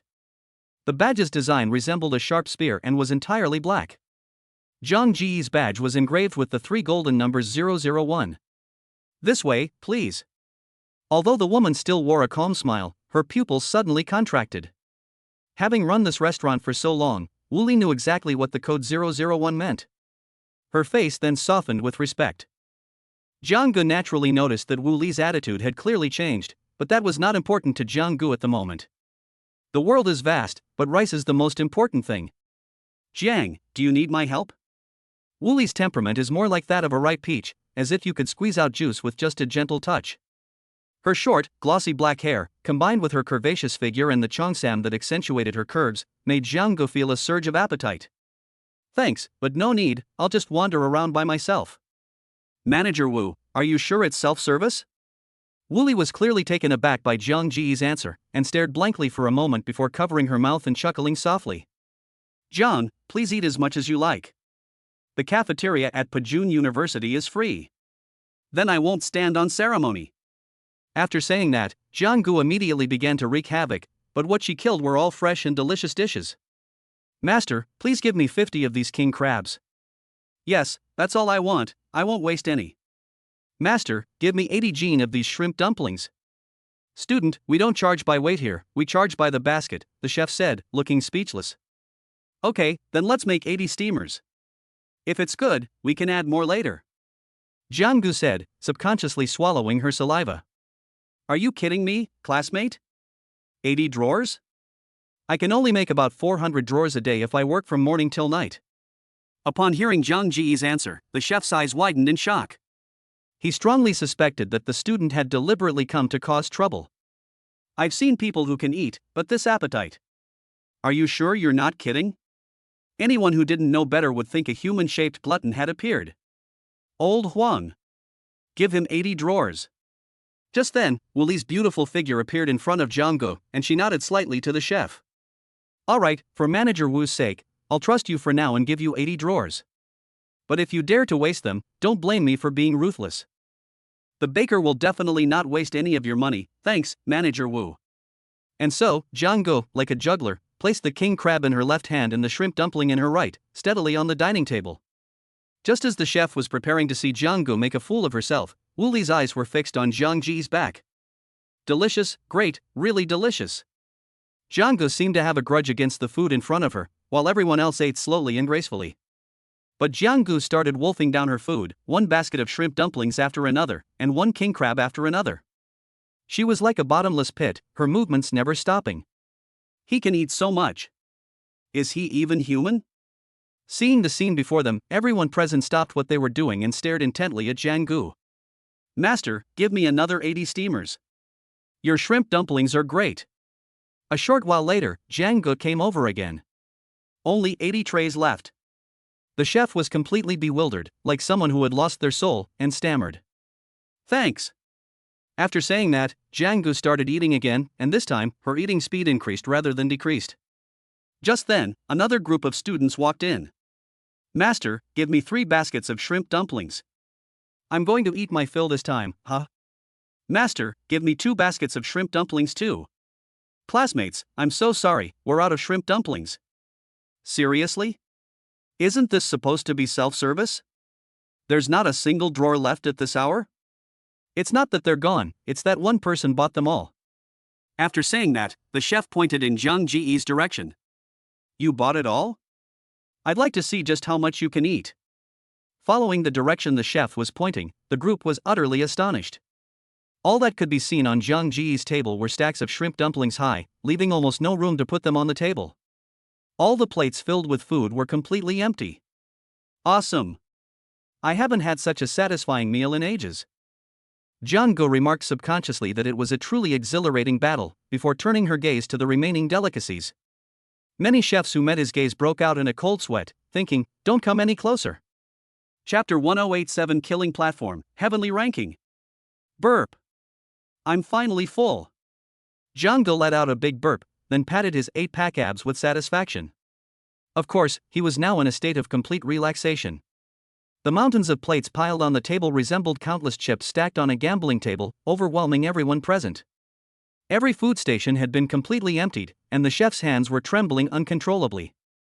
Such a result was inevitable given the high efficiency, overloaded food preparation speed. They seriously suspected that if Jiang continued to eat like this every day, they might have to retire early, or even develop Parkinson's disease. If you ask me, this freshman's appetite is unmatched in the entire Pajun University. Looking only at Pajun University? That's too narrow-minded. I think you couldn't find many people in the entire capital who could eat this much. As a result, many students who came to Afenjuan to eat were left empty-handed. Even though the chefs could still cook, the kitchen's raw materials had all been used up. So everyone turned around and ran to the other cafeterias, because they were really worried that Jianggu hadn't eaten enough. When we buy ingredients tomorrow, double the amount. Wu Li instructed the purchasing staff in front of her. Yes. The people in charge of procurement were obviously stunned for a moment, but when they thought about Jiang Ji's existence, everything seemed reasonable. Jiang, how is it? Do you like the dishes at Hafenjiwan? Wu Li stepped forward slowly and asked with a smile. Manager Wu, the food here is really good. I'll come again tomorrow. I'll try to come earlier. After hearing Jiang Ji's words, some students who were still enjoying their food immediately stopped what they were doing. What? You're already here, but you want to come even earlier tomorrow? Are you not even letting us eat? Exactly. Someone can book the whole place by themselves. I'll have to skip class tomorrow and come over. Junior, please. Just leave some shrimp dumplings for the seniors, you can't do this. At this moment, a shrimp dumpling lover was helplessly shedding tears. As Jiangge left Hofengarten, everyone present immediately felt relieved, and the news that a glutton had emerged among this year's freshmen also spread like wildfire. Little did they know that Jiang Ji's actions at that meal would cause every student to travel thousands of miles in order to get to eat their favorite food. As soon as it's time, the students will run towards the cafeteria with all their might. As a result, the students of Pajun University were later dubbed reincarnated starving ghosts by outsiders. And all of this was thanks to Jianggu. After eating and drinking her fill, Jianggu didn't immediately return to the villa, but instead wandered around. It can be said that apart from food and accommodation, which are free at Pajun University, everything else requires high fees. However, this fee is not the Great Xia currency circulating in the Great Xia Kingdom, but something called merit points. Merit points are the equivalent of currency within Pajun University, but this does not mean that Xia coins can be exchanged for merit points at the same rate. The exchange rate difference between the two is outrageous. 1 million Xia coins can only be exchanged for 100 merit points. However, the resources that merit points can be exchanged for are something that cannot be obtained outside, even with twice as many Xia coins. Here, as long as you have enough merit points, you can exchange not only S-level martial arts skills or SS-level martial arts skills that are difficult to reach outside, but even the legendary SSS-level martial arts skills. However, since the establishment of Pajun University, no one has ever successfully redeemed that one SSS-level martial arts technique.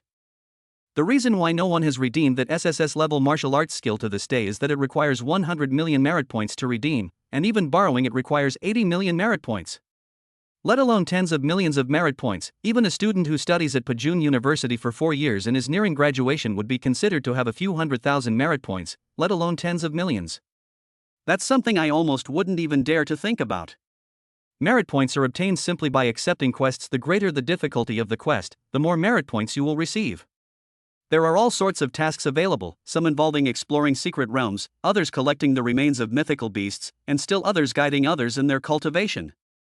It can be said that everything you can imagine, and even things you can't imagine, is available in the mission hall of Pajun University. As Jianggo walked, a huge circular building appeared before her eyes. Even from a distance, a faint smell of blood could still reach her nose. The entire circular building is arranged in a stepped pattern from the inside out, with a huge open space in the middle, where a series of semicircular archways stand. The dark red ground was as smooth as a skull, without a single weed. In the center of the circular building, the words Heavenly List are particularly eye-catching on a huge display screen, below which are the names of students. The student ranked first is a senior named Shan Wuwang. Senior, what is this place for? Jianggu saw a student walking by and immediately called out to him, asking him a question. Newborn? The upperclassman had an expression that said, just as I expected. Only a freshman wouldn't know where this place was. This place is called the 7 Killings Platform. It is usually used for students' competitions. In addition to the students' contests, it is also a place used for executions. Execution? Jiang Gu asked, puzzled. Seeing Jiang Ji's confused expression, the newcomer felt a sense of satisfaction and subconsciously raised his nostrils. That's right, execution. Not only will powerful void beasts be executed, but also some powerful martial artists who disrupt order will be dragged here as testing grounds for our students. See the dark red empty space in the middle? That's why it's always been dark red. I see. The central display screen is called the Heavenly Ranking. Those who can be listed are all outstanding individuals from Pajun University. Those who make the list will not only receive generous merit points, but their glory will also be recorded in their archives. After saying that, a look of longing appeared in the senior's eyes, but then he shook his head with a wry smile. Junior, keep it up. I'm looking forward to the day you make it onto the leaderboard. I'm going to grab some late-night snacks now. I heard there's a starving guy in this year's freshman. If I'm any later, I won't get a single bite. Bye. Take care, senior. So, I've become a starving ghost? That's not quite right at all. Jiang Gu said with a smile, then continued walking forward. Jiang Gu, who had just finished her walk around, showed no signs of fatigue. The campus roads were bustling with students coming and going. Armory, library, 7 killings platform. This time, Jiang Ji's eyes were truly opened. As expected of the top martial arts university in the Great Xia Kingdom, we're in for a lot of work now. Chapter 109 Strange, why is one person missing? As night fell, the moon, emitting a yellow glow, hung high in the sky, and all around was silence. A gentle breeze swept across a wide artificial lake, which shimmered under the bright moonlight. Inside the 2 adjacent villas, the lights were on, and Jiang Gu was lying comfortably on the soft bed. Oh no! As Jiang Gu became complacent, the entire bed suddenly collapsed with a loud bang. Because Jiang Gu forgot to control her weight for a moment, the entire bed beneath her turned into a flat mat. As Jiang Ji's neighbors, Mo Ruyu and Luo Ningxue were the first to hear the sound and were immediately taken aback. Jiang Gu, are there landmines planted in your room? Mo Ruyu immediately typed a text message and sent it quickly. I didn't control my strength well, and the bed collapsed. Put. Upon seeing Jiang Ji's reply, Mo Ruyu and Luo Ningxue immediately pictured the scene in their minds, and both women burst into laughter. Should we enter the Void Realm tonight? Mo Ruyu's nimble hands immediately began typing on her phone. Let's call it a day. Today's a bit unlucky. You two could team up. Jiang Gu stood in front of the bed, looking at the mess before her, feeling utterly distraught. Without you by our side, where are we supposed to team up? Are you trying to freeze us to death? Now you know how important I am, right? You'd better treat me well from now on. Don't hit or yell at me all the time. Got it? Get out. Even though she was inside the villa, Jiang Gu could still hear the 2 women cursing next door, so she immediately put her phone on silent. As an SS-level core member, the current difficulties are really nothing to Jiang Gu. After learning that he had a butler on call 24/7, Jiang Gu realized that the SS-level core did have some value after all. If Wuji knew Jiang Ji's current state of mind, he would probably make a few sarcastic remarks. With an SS-level emotional core in your possession, the most useful thing is a butler? Soon, Jiang Ji's doorbell rang, and a man in a suit immediately carried in a brand new solid wood bedboard. Judging by his age, he is actually quite young. Dear Jiang, I am your housekeeper, my surname is Wang. I hope you will be accommodating to me in the days to come. Butler Wang, there's no need to be so polite. You're not much older than me, so I'll just call you Little Wang. Okay. Wang Yuan was both amused and exasperated. This Jiang classmate was quite interesting. Wang Yuan, who had been smiling, couldn't help but twitch his lips when he saw the mess in the bedroom, and his smile vanished instantly. Xiao Wang, what's wrong? Is it difficult? Seeing Wang Yuan's bitter expression, Jiang Gu quickly asked. No, please wait a moment. Even after imagining the horrific scene in the bedroom, Wang Yuan realized that Jiang Gu hadn't lied at all, compared to what was said on the phone. The entire floor was cracked. It should be noted that the floors of this villa were made of the finest tiles, which were not only beautiful but also very strong. But now, as if a tremendous battle had taken place, the entire bed broke straight in the middle, with all 4 legs embedded in the floor. The originally thick mattress was compressed into a thin sheet of paper. Jiang, to be honest, I really can't believe you managed to sleep like this. I'm not lying to you, I really fell asleep by accident. Jiang Gu said helplessly, with utmost sincerity. Just then, Jiang Ji's phone vibrated. Jiang subconsciously took it out of his pants and then casually opened the voice call.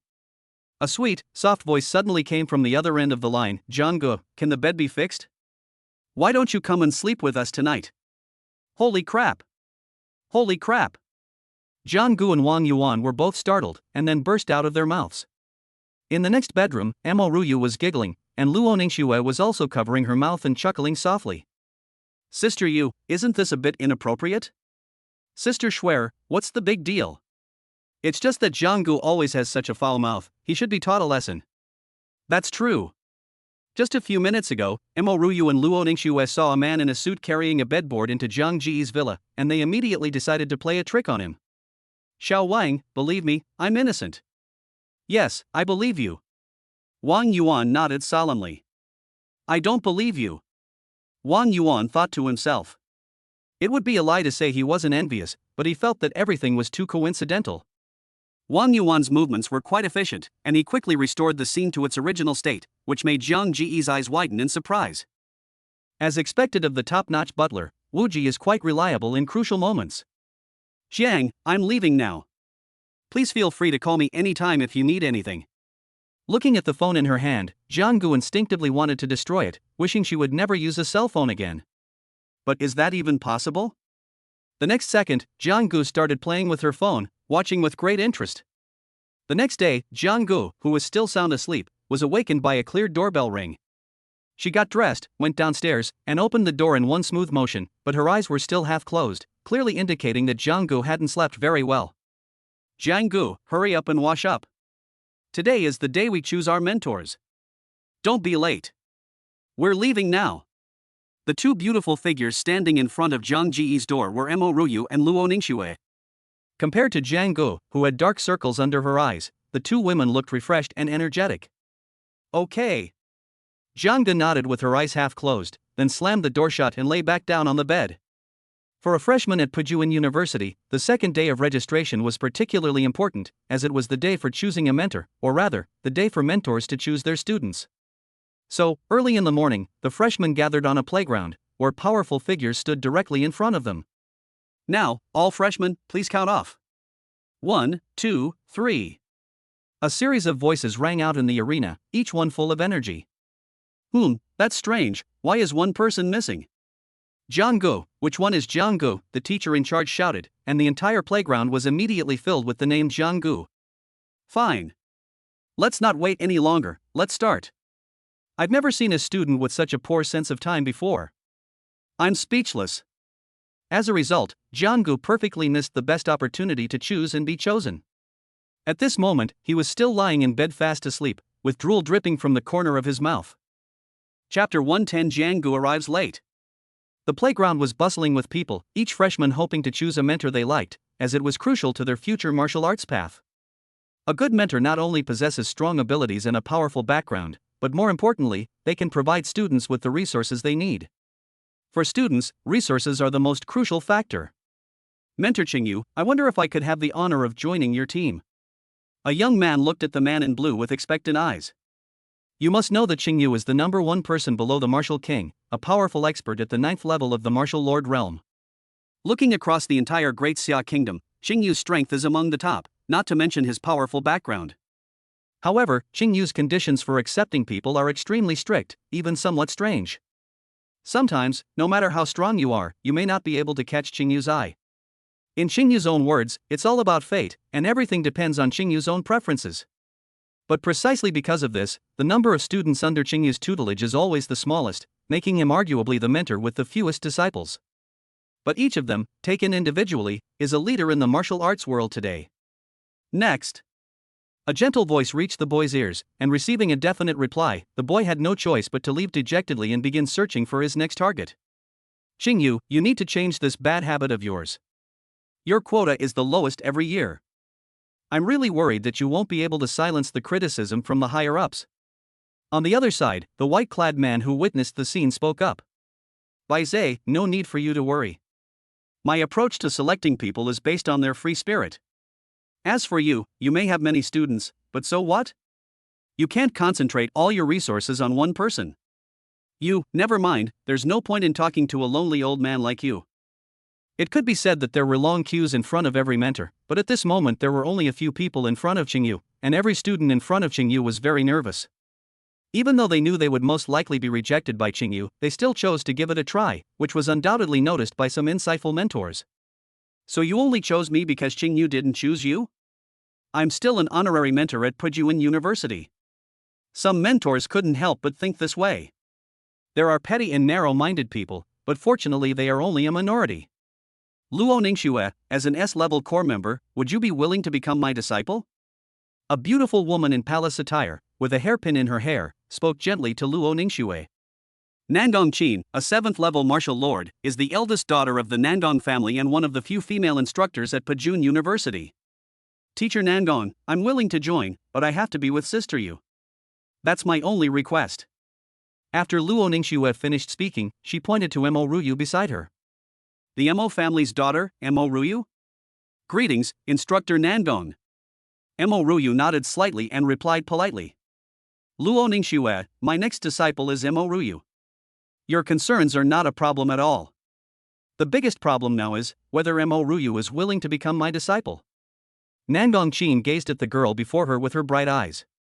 Whether it was Mo Ruyu or Luo Ningxue, even without makeup, their stunning beauty still attracted countless eyes. I'll listen to swear. Mo Ruyu immediately took Luo Ningxue's slender hand and smiled happily. Okay. Don't worry, I will definitely train you well. I dare not promise anything else, but I will do my best to support you in whatever way I can. Nangong Qin's willow leaf eyebrows were raised high, and her radiant smile moved many of the male mentors beside her. Teacher Nangong, since you've accepted both of us, could you please accept one more? Is she another one of your best friends? Tell me, what's her name? Nangong Qin asked curiously. Mentor Nangong, he's not our best friend, his name is Jianggu. Luo Ningxue was speechless for a moment. Jianggu? It's him? Does Instructor Nangong know him? Mo Ruyu asked in confusion. Of course. He's the top scorer in this year's college entrance exam, how could I not know him? And I heard he really stole the show when he was reported on. So, the two angelic women who appeared with Jianggu in the reports were you? Are you all Jiang Ji's girlfriends? Upon hearing this, Mo Ruyu and Luo Ningxue's faces immediately turned bright red, and their minds went blank, leaving them at a loss for words. Who's his girlfriend? We're just friends. Yes, we're just friends. Both Mo Ruyu and Luo Ningxue spoke with unwavering conviction, their eyes filled with exceptional determination. Alright, I was just joking with you guys. If Jianggu really has that kind of luck, then his ancestors' graves are truly emitting smoke. However, I'm sorry, I can't agree to your request. Nangong Qin continued. Why? The two women asked in unison. Since I started working at the school, I have never recruited any male students, so I'm afraid this requirement cannot be met. Nangong Qin pursed her lips slightly. It's not like we're not in different schools anymore, so why are you worried about not seeing each other? Then let's go with Instructor Nangong. Before we knew it, it was almost lunchtime. After a morning of work, everyone had found their preferred mentors. Of course, some students looked rather sullen. After all, it's impossible for everyone to make the best choice for themselves. There will always be some unsatisfactory aspects. Qingyu, you didn't find a single one you liked? You had 2 last year, 3 the year before, and none this year? Many mentors couldn't help but complain when they saw the deserted scene in front of Qingyu. Why is there still one student missing? Where's Jianggu? Did she drop out? The teacher in charge of maintaining order shouted again. They're here. Just as everyone was stunned, a figure slowly walked into the playground. It was an ordinary face, but its deep eyes were striking. I told you not to oversleep. Mo Ruyu and Luo Ningxue both shook their heads helplessly. Now that's a problem, we've basically filled all the positions we needed to fill, and we only have so many resources. We can't just kick people out and then take Jianggu in, can we? What will other students think of the professor? Does this make professors look bad? Jianggu, the time for choosing a mentor has already passed. You have absolutely no sense of time. The angry words that he wanted to say were ultimately left unsaid, the teacher maintaining order said helplessly. Alright, I'm going to eat now. Jianggu said, then waved to everyone and prepared to make a quick getaway. Wait, this person didn't even choose a mentor? They just left like that? This is Jianggu. You don't even know him? He's incredibly arrogant. Wait a minute, Jiang Gu, would you be willing to choose me as your mentor? Just as Jiang Gu was about to walk out of the playground, Xingyu stood up and then slowly said, This works? Chapter 111 3 Days of Martial Training. Hey professor, you haven't received a single student yet? Did you oversleep too? Jiang Gu turned around, looked at Xingyu who was all alone in front of her, and said, You were the one who overslept and missed it, how can you drag someone else into this? Everyone was increasingly puzzled by Jiang Ji's astonishing thought process. This is Mentor Xingyu. Once you're selected by him, your career will truly take off. Does Jiang Gu even understand the value of Mentor Xingyu? Many people gritted their teeth in secret, wishing they could immediately go up and slap Jiang Gu across the face, but that was just wishful thinking. Didn't they see how ruthless Jiang Gu was yesterday? Even now, recalling Jiang Ji's terrifying strength from yesterday still resonates in everyone's minds. Everyone thought Jiang Ji's answer was outrageous enough, but Xingyu's next answer was truly outrageous. Jiang Gu, I heard your bed collapsed yesterday? Is that why you got up so late today? Holy crap, Jiang Ji's bed collapsed last night? What happened? Is this for real? Spread the word, Jiang Gu collapsed last night. Get out that Jiang Gu had sex with someone last night, and they couldn't even get 2 beds together. Damn, there are traitors everywhere. Jiang Gu immediately thought of Xiao Wang, who was dressed in a suit and tie last night. Damn it, if she had known he had such a big mouth, she should have buried him. Jiang Gu, I'm warning you, you're not allowed to lay a hand on Xiao Wang. Xiao Wang used to serve me. Xingyu had a smile on her face, but in Jiang Ji's eyes, the smile was somewhat meaningful. Well, so Xiao Wang is a second-hand goods.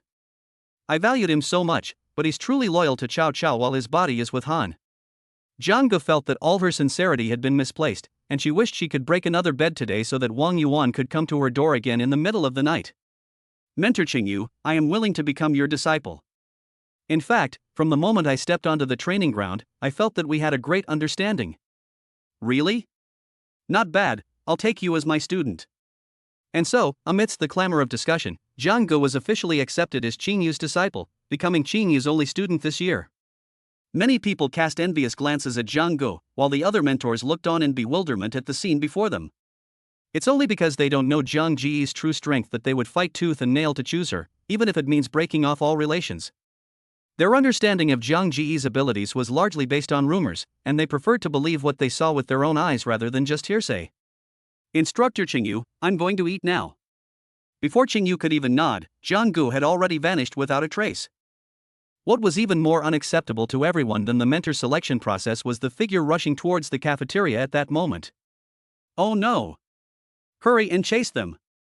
We have to get into the cafeteria first, or we won't get lunch. Remember, whatever you do, don't go into the same cafeteria as Jiang Gu, unless you beat him to it. Take care, everyone. As soon as the words were spoken, a series of figures sped off, heading straight for the cafeteria. What? Is Jiang Gu that scary? It's just a meal. There are so many school cafeterias, are you worried about not being able to get a meal? Many students who were out of touch with the news or who hadn't witnessed Jiang Gu eating the elephant felt that the others were making a mountain out of a molehill. It's just a meal, why are you making such a fuss? It's ridiculous. A man chuckled and then walked unhurriedly toward the cafeteria. Luo Ningxue and Mo Ruyu followed Jiang Gu as soon as she set off. After all, they knew Jiang Ji's appetite very well. These kids, we weren't this impatient when we were eating back in the day. Ha ha. Young people, it's good to have drive, but you've put it in the wrong place. Let's go to the cafeteria. The mentors then strolled leisurely toward the cafeteria. When the mentors arrived at the cafeteria and saw the leftovers, they immediately broke down. Some students who had previously been dismissive were now astonished by the sight before them, mountains of plates piled high. Behind the plate was a carefree young man with a toothpick in his mouth. I'm so full. I'm going to go back and get a good night's sleep. It was so comfortable. After Jiang Gu finished speaking, she strolled out of the cafeteria amidst the farewells of everyone. Hafenjuan is crowded, so it's understandable that they're out of food at this time. Let's try another cafeteria. Some students and mentors comforted themselves in this way, but their pace noticeably quickened. As they expected, the other canteens were much better, but they were still packed with people, all eagerly waiting to be fed, their eyes fixed on the pots and pans in the cook's hands. Xingyu, your last disciple is truly extraordinary. Right? I think so too. Xingyu laughed heartily. After this incident, in the days that followed, whenever it was mealtime, everyone would rush to the cafeteria as if they were under a spell. Forget about saving face, nothing is more important than filling your stomach. After choosing their mentors, freshmen cannot immediately start training with their mentors, they must undergo 3 days of martial arts training first. Martial arts training. This is a tradition of every martial arts university, from the university level down to the middle school level. It can be said that everyone is very familiar with Wusun in the past. Wusun was just a formality. However, Pajun University, as a top-tier institution of learning, is incomparable to Wusun. Hello, freshmen of Pajun University. I am the chief instructor for this martial arts training. You can call me Instructor Yen. A middle-aged man with dark skin stood on the platform, his entire being like a sharp sword about to be drawn, exuding a powerful aura. A pair of eyes that seemed to hold the weight of countless years were calmly looking at the students below the stage. The martial arts training will last for 3 days. You will be divided into groups of 3, for a total of 30 groups. For the next 3 days, I require you to obey my orders unconditionally, as well as the orders of the other acting instructors. If you have any questions, you can raise them now, or argue with me. Yen Lang's lips suddenly curled into a smile, and then he looked at the fresh blood below the stage with a provocative expression. Instructor, can I skip this martial arts training? A rebellious freshman asked. In his opinion, the 3-day martial arts training was meaningless. He would rather spend more time with the senior students. Could he really change himself in 3 days? Very good, tell me your reasons. Yen Lang's smile widened. I don't think it's necessary. 3 days won't change anything, it's just a waste of time, the troublemaker shouted. Can't anything be changed? How about this then? As soon as Yen Lang finished speaking, a swirling vortex appeared in front of the rebellious freshman, and he was sent flying like a cannonball. As it turns out, things can still be changed, at least you're not standing up now, are you? The audience fell completely silent, it was as if even breathing had stopped. Chapter 112, Instructor, I have a problem. There are troublemakers everywhere. Not to mention the group of exceptional students who were admitted to Pajun University.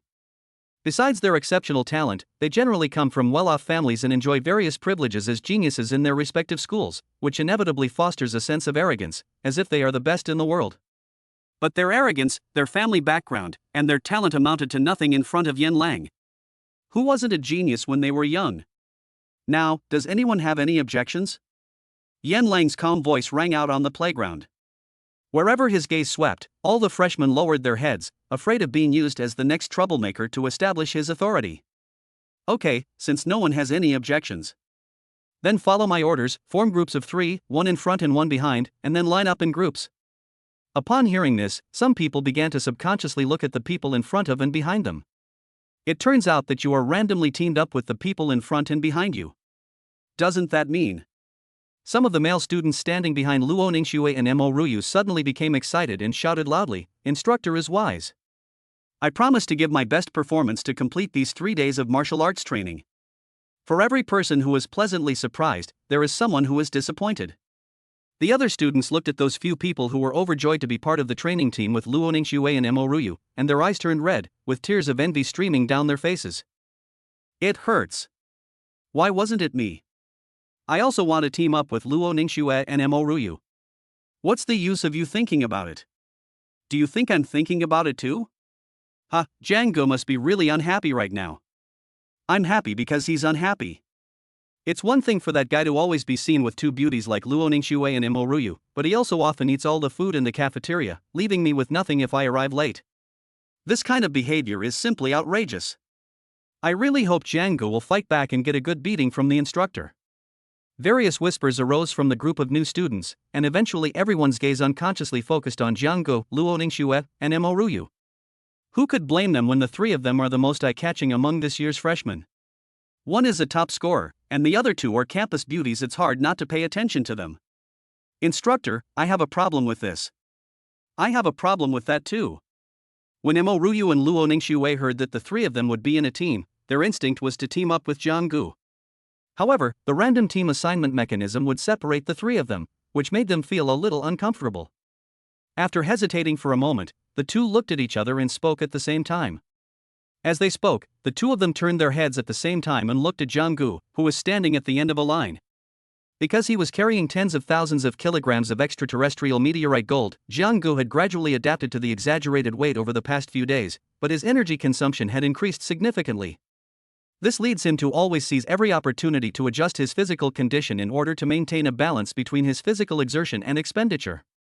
Just like now, he deliberately hid at the back of the line, completely hidden by a burly man who was at least 2 meters tall, in order to find an opportunity to close his eyes and regulate his breathing. I was resting well. But suddenly, the tension was broken by the stares from Luo Ningxue and Mo Ruyu. Seeing the slightly threatening look in the two women's eyes, he immediately understood which side he should take and raised his hand to say loudly, "Instructor, I also have a problem with this." Good, very good. Then tell me, what is your opinion? Instructor Yan Lang looked over with a slightly dangerous glint in his eyes. He ignored Luo Ningxue and Mo Ruyu, mainly because he was embarrassed to use two delicate-looking young girls as another target for his authority. Now that Jiang Gu had stepped forward, she naturally became the target of his attacks. Damn it, why are they targeting me when all three of them are giving their opinions? Does being handsome mean you're destined to be ostracized by the same sex? Jiang Gu muttered to himself, but dared not complain aloud, because he could vaguely sense that this instructor was quite strong. It should be noted that his current detection technique allows him to examine void beasts and humans who are 10 levels above him, and to learn about their relevant information and weaknesses. Now, with the detection technique activated, the information about Instructor Yan is all question marks. This means that the opponent is at least 10 levels above him, who is a martial master, and is at least a grandmaster. We can't win, we definitely can't win. Jiang Gu weighed the differences between the two sides and said from the bottom of her heart, "Instructor, I think team formation should follow the principle of voluntariness. If the teammates are not voluntarily teaming up, it is difficult to have enough trust in each other, and they will not be able to work together to complete the task, which goes against the original intention of this martial arts training." Before Yan Lang could even finish speaking, Luo Ningxue and Mo Ruyu both chimed in agreement. "Instructor, that's what I think too. I also hope to be able to form my own team and find the teammates who are most suitable for me." Seeing the two of them standing by Jiang Gu, many boys were dumbfounded, feeling a tightness in their chests, shortness of breath, and a stifling discomfort. How could two campus beauties be so blind as to fall for the ordinary Jiang Gu? What is it that I lack? Okay, that's a good suggestion. However, this instructor has decided not to adopt this approach. To have the right to refute, one must rely on strength. In this seemingly civilized world, the underlying reality is still the survival of the fittest. As the weak, we can only accept the order set by the strong. This is also the first lesson I'm teaching you. As soon as he finished speaking, a visible shockwave exploded in the void, then turned a corner and struck Jiang Gu, who was at the back of the line. Jiang Gu, you've got yourself surrounded by women on both sides. Now even the instructors can't stand it anymore and are going to teach you a lesson. I'll make sure you get the top score in the college entrance exam, I'll give you SS-level student benefits, I'll let you live in a villa by yourself, but wait until the instructors teach you a lesson, then we'll see how arrogant you'll be. The other students present, watching Yan Lang make his move again, felt no worry or sympathy, but rather a strange sense of anticipation. It seemed they wanted to vent their envy, jealousy, and hatred towards Jiang Gu through this method. Careful! Only Luo Ningxue and Mo Ruyu's pretty faces changed slightly, and they quickly offered a reminder. Holy crap! It's for real! Seeing that the instructor still wanted to use her to establish his authority, Jiang Gu let out a low shout and immediately took action. In an instant, his powerful blood and chi, now at the third level of martial master, erupted instantly. At the same time, the many void spirits fused within his body were also activated in the blink of an eye. In addition, the SS-level body tempering technique, Immortal Body, was also activated to its strongest state. Facing a martial artist who was at least at the Grandmaster level, even a casual strike from the other party, Jiang Gu dared not hold back in the slightest and immediately unleashed her strongest form. Chapter 113, I'm going to sleep with Jiang Gu tonight. Almost in the blink of an eye, Jiang Gu then revealed her strongest form. With the blessing of the second form of Immortal Body Descent of Eternal Night. He had grown several tens of centimeters taller, his bronze skin had a jet black sheen, and his aura was like that of a demon god. Break! With a low shout, Jiang Gu used his hand as a spear and activated the first move of the S-rank skill Emperor Wanglong's Roar Spear, Overlord Break. This spear technique requires the S-rank Dragon Abyss Spear to unleash its full power. But as the saying goes, once you leave your fists, you can use a spear techniques or an extension of the hands and feet. He relied on this concept and the powerful comprehension brought by the system to integrate this gun technique into his own fist technique. This way, it can be launched more quickly, and there is no need to be bound by weapons, which would prevent the skills from being used. Boom! A spear shadow cast from black and red flames appeared from the fist energy that Jiang Gu suddenly unleashed. Immediately, the spear shadow, carrying boundless gale force, fiercely met Yan Lang's attack. The two collided with a deafening roar. A surge of hot air swept out. Some students nearby, even those who had reached the 6th or 7th level of the martial realm, and even those who had temporarily taken steps to dodge and defend, were still directly blasted away by the aftershocks of the attack. Holy crap! Jiang Gu is so powerful. His burst of energy just now actually reached the 3rd level of Martial Master. This is a level that many third-year students at Pajun Academy may not be able to reach. That's incredible. Absolutely incredible. I never imagined that someone who usually seems so carefree could be so terrifying when he gets serious. I reckon that one attack he just made might not even be able to withstand a martial artist at the 5th or 6th level of the Martial Master realm. How narrow-minded I am. Such a formidable person, and I'm actually jealous. Jiang Gu has only just entered university and is already comparable to 3rd or 4th year students. She's clearly a golden opportunity to reach the Martial King realm in the future. Some students who were further away were not affected much. It was only then that they came to their senses and exclaimed in surprise and astonishment. They may feel envy, jealousy, or resentment towards those who are slightly better than them. But Jiang Ji's performance just now was at least one level better than theirs. The gap between the two sides was so large that it was like how they looked at ordinary students with mediocre abilities in high school. This made them fully understand a principle: even among geniuses who were admitted to Pajun University, there are different levels. Jiang Gu was undoubtedly one of the most outstanding geniuses in their class, a genius among geniuses. Once these students, who seemed rather ordinary, clearly recognized the gap between the two sides, the slight envy, jealousy, and resentment in their hearts quietly dissipated, leaving only admiration for the strong and the geniuses. He actually cultivated to such a level without making a sound? The gap between him and me seems to be widening. Mo Ruyu was also startled by Jiang Ji's sudden burst of power, her full, high breasts heaving slightly. Almost simultaneously, her bright, sparkling eyes met Luo Ningxiu's clear, moon-like eyes. In that one glance, they both saw the meaning in each other's eyes. Tonight, they would go to sleep with Jiang Gu, and the three of them would enter the ruins realm together. They couldn't slack off just because the college entrance exam was over, otherwise Jiang Gu would leave them further and further behind. As all the students were thinking various things and staring intently at the center of the scene whose view was obscured by the aftershocks of the energy. Thump thump thump. Several retreating footsteps followed. As the energy dissipated, everyone saw that Jiang Gu had retreated about 10 steps, and there were clearly visible deep footprints on the ground. The fine cracks, like a spider web, spread far and wide along the footprints. Although Jiang Ji's face was a little pale, she did not collapse to the ground like the troublemaker who had just been taught a lesson. Instead, she remained standing firmly in place. He blocked it. Jiang Gu blocked the instructor's attack. Jiang Gu is awesome. I, Lu Xiyuan, have never admired any of my peers before, but now I admire you and will acknowledge you as my boss from now on. Get lost. I was already convinced when we took the college entrance exam in the real secret realm. If you want to recognize a boss, you'd better get in line. Seeing that Jiang Gu was safe and sound, cheers rang out one after another. As young prodigies, they have not yet been hardened by society, and they all carry a rebellious spirit against authority deep in their bones. After witnessing firsthand that Jiang Gu, as a student, did not show any obvious defeat under the strict instructor who represented authority, he was deeply impressed. They were suddenly struck by a strange sense of honor, feeling that Jiang Gu, as a fellow student, had already represented them in achieving a victory against authority.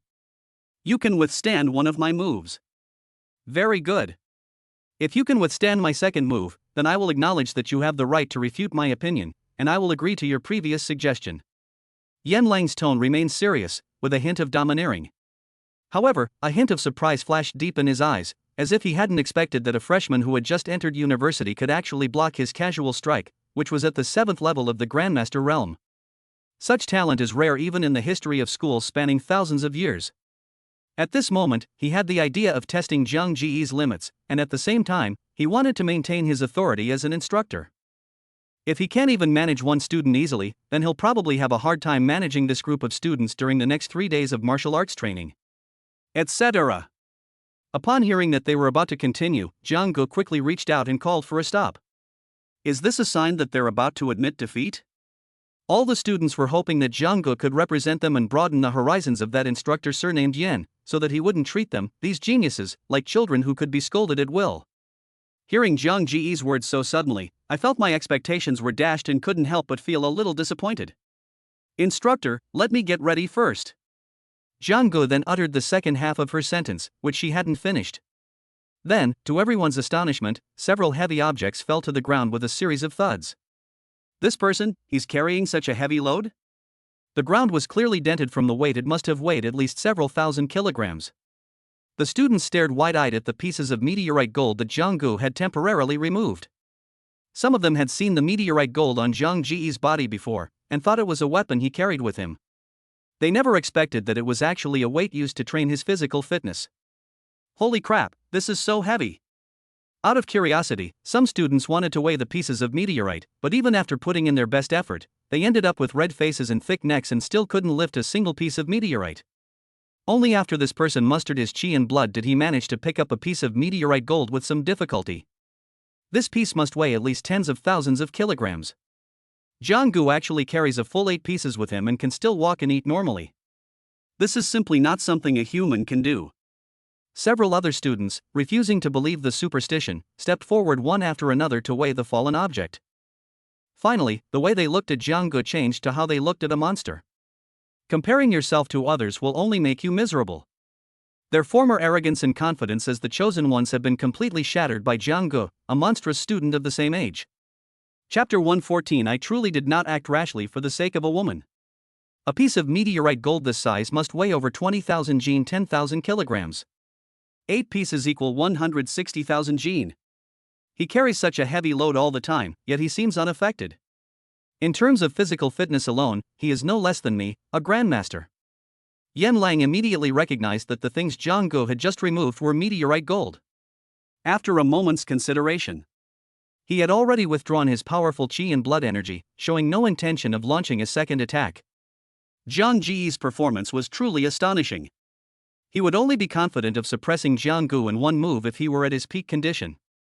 However, this also means he cannot achieve precise control, and there is a possibility of accidental injury. This is certainly not what the school's higher-ups want to see. At the same time, it might also completely offend Jiang, a peerless genius who has the potential to reach the martial king realm in the future. He certainly wouldn't do something so thankless and exhausting. I accept your suggestion. I approve. You have the right to choose your own teammates. After withdrawing his imposing aura, Yan Lang spoke calmly. Upon hearing this, everyone except the few students who, according to the original rules, could team up with Luo Ningxue and Mo Ruyu cheered. It's as if they themselves have achieved something remarkable. But the cheers soon came to an abrupt end. Because Yan Lang spoke again, the rest of you, after Jiang finishes forming her team, continue forming teams according to the rules I just mentioned. Why should I? That's right, it's unfair, there shouldn't be discrimination. Seeing that Jiang had succeeded in defying authority, the other students' awe of the instructor lessened, and they began to voice their grievances. There is never absolute fairness in this world. True geniuses, wherever they go, will be treated with respect.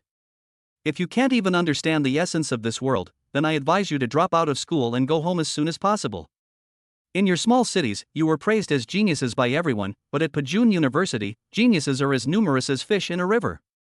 Your past achievements are nothing here. If you want to gain special privileges, then you'll have to go through my hands, just like Jiang did. Otherwise, all of you shut up. Yan Lang mustered his strength and roared out, each word causing many students to turn pale. It wasn't just the deafening sound, but also the instructor's words that stung their proud yet sensitive hearts. If you have any objections, then stand up and speak up. If there are no objections, then everything will proceed as usual.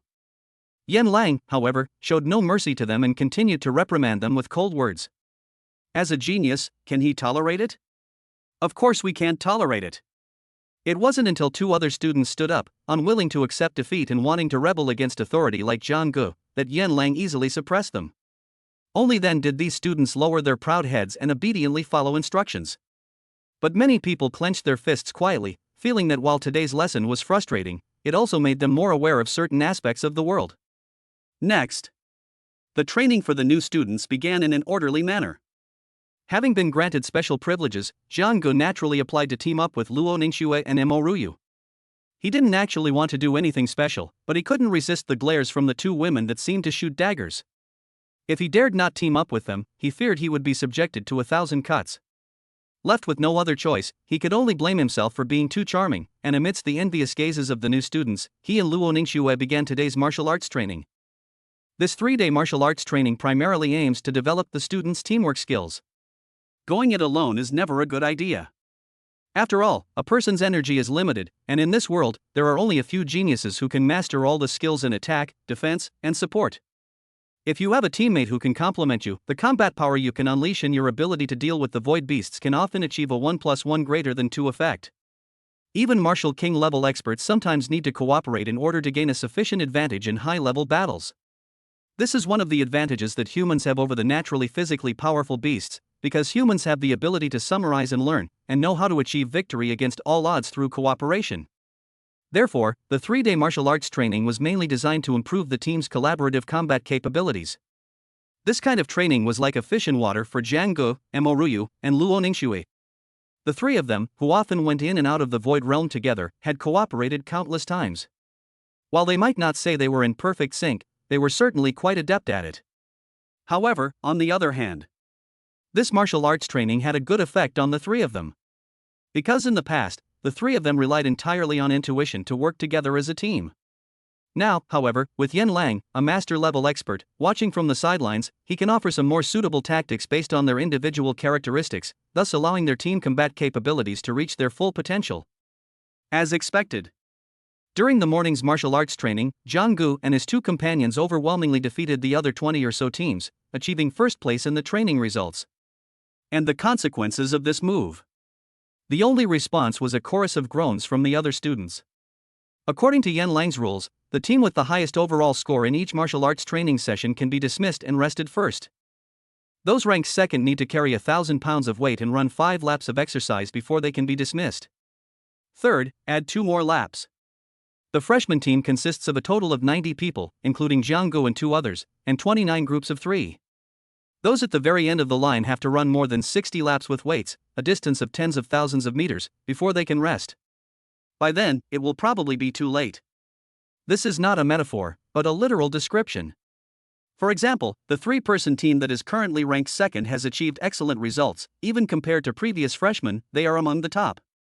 But the 3 of them could only watch helplessly as Jiang Gu, who was the first to leave, rushed down into the cafeteria with cheers and 2 beautiful school beauties. It is foreseeable that when they go back, the canteen with the best food will only have some soup and broth left. This thought came to mind. The students' initial admiration for Jiang Gu turned into deep resentment. At the same time, throughout the campus, Jiang Ji's performance in this martial arts training, especially his undefeated record against an instructor at the Grandmaster level, has caused a huge uproar. Are you kidding me? A freshman can actually remain undefeated against Instructor Yan, who is at the 7th level of the Grandmaster realm, without losing a single move. What kind of monster is this? Even among juniors, or even seniors who have already entered the workforce and begun to gain experience, very few would be able to do this. Let alone our class, even if we include the entire history of Pajun University, which is nearly 100 years old, such monstrous students are few and far between. It's possible that some of Pajun University's past records will be broken by this freshman. Amidst gasps of surprise and astonishment, Jiang Ji's already somewhat well-known name quickly spread among the sophomores and juniors, as well as among the school's teachers and higher-ups. But as the story spread, the topic veered off course. Ultimately, it turned into Jiang Ji's anger for the sake of his beloved, saying that he took the initiative to make a one-move fight with Instructor Yan, who was in charge of martial arts training, for the sake of Luo Ningxue and Mo Ruyu. You know what? These kinds of rumors, which have a gossipy element, are actually more popular. By the time the gossip reached the principal's office, it had become an undeniable fact. This kid, I never expected him to be so willing to risk everything for a woman. All I can say is that being young is a great thing. I hope that he can realize his talent and potential as soon as possible, just as I expect, and grow into another pillar of the great Xia. As for female confidants, they may distract him, but in another sense, they can also be a source of motivation. After all, only the motivation to protect loved ones can force people to unleash their full potential, leading to all sorts of miracles. As Principal Wuji listened to his secretary's report on Zhang Ji's latest developments, he shook his head and chuckled, while looking out at the distant sky. In the depths of his eyes, the endless, distant void was utterly black. There seemed to be some kind of terror powerful enough to overturn the entire building, tearing through the sky and invading.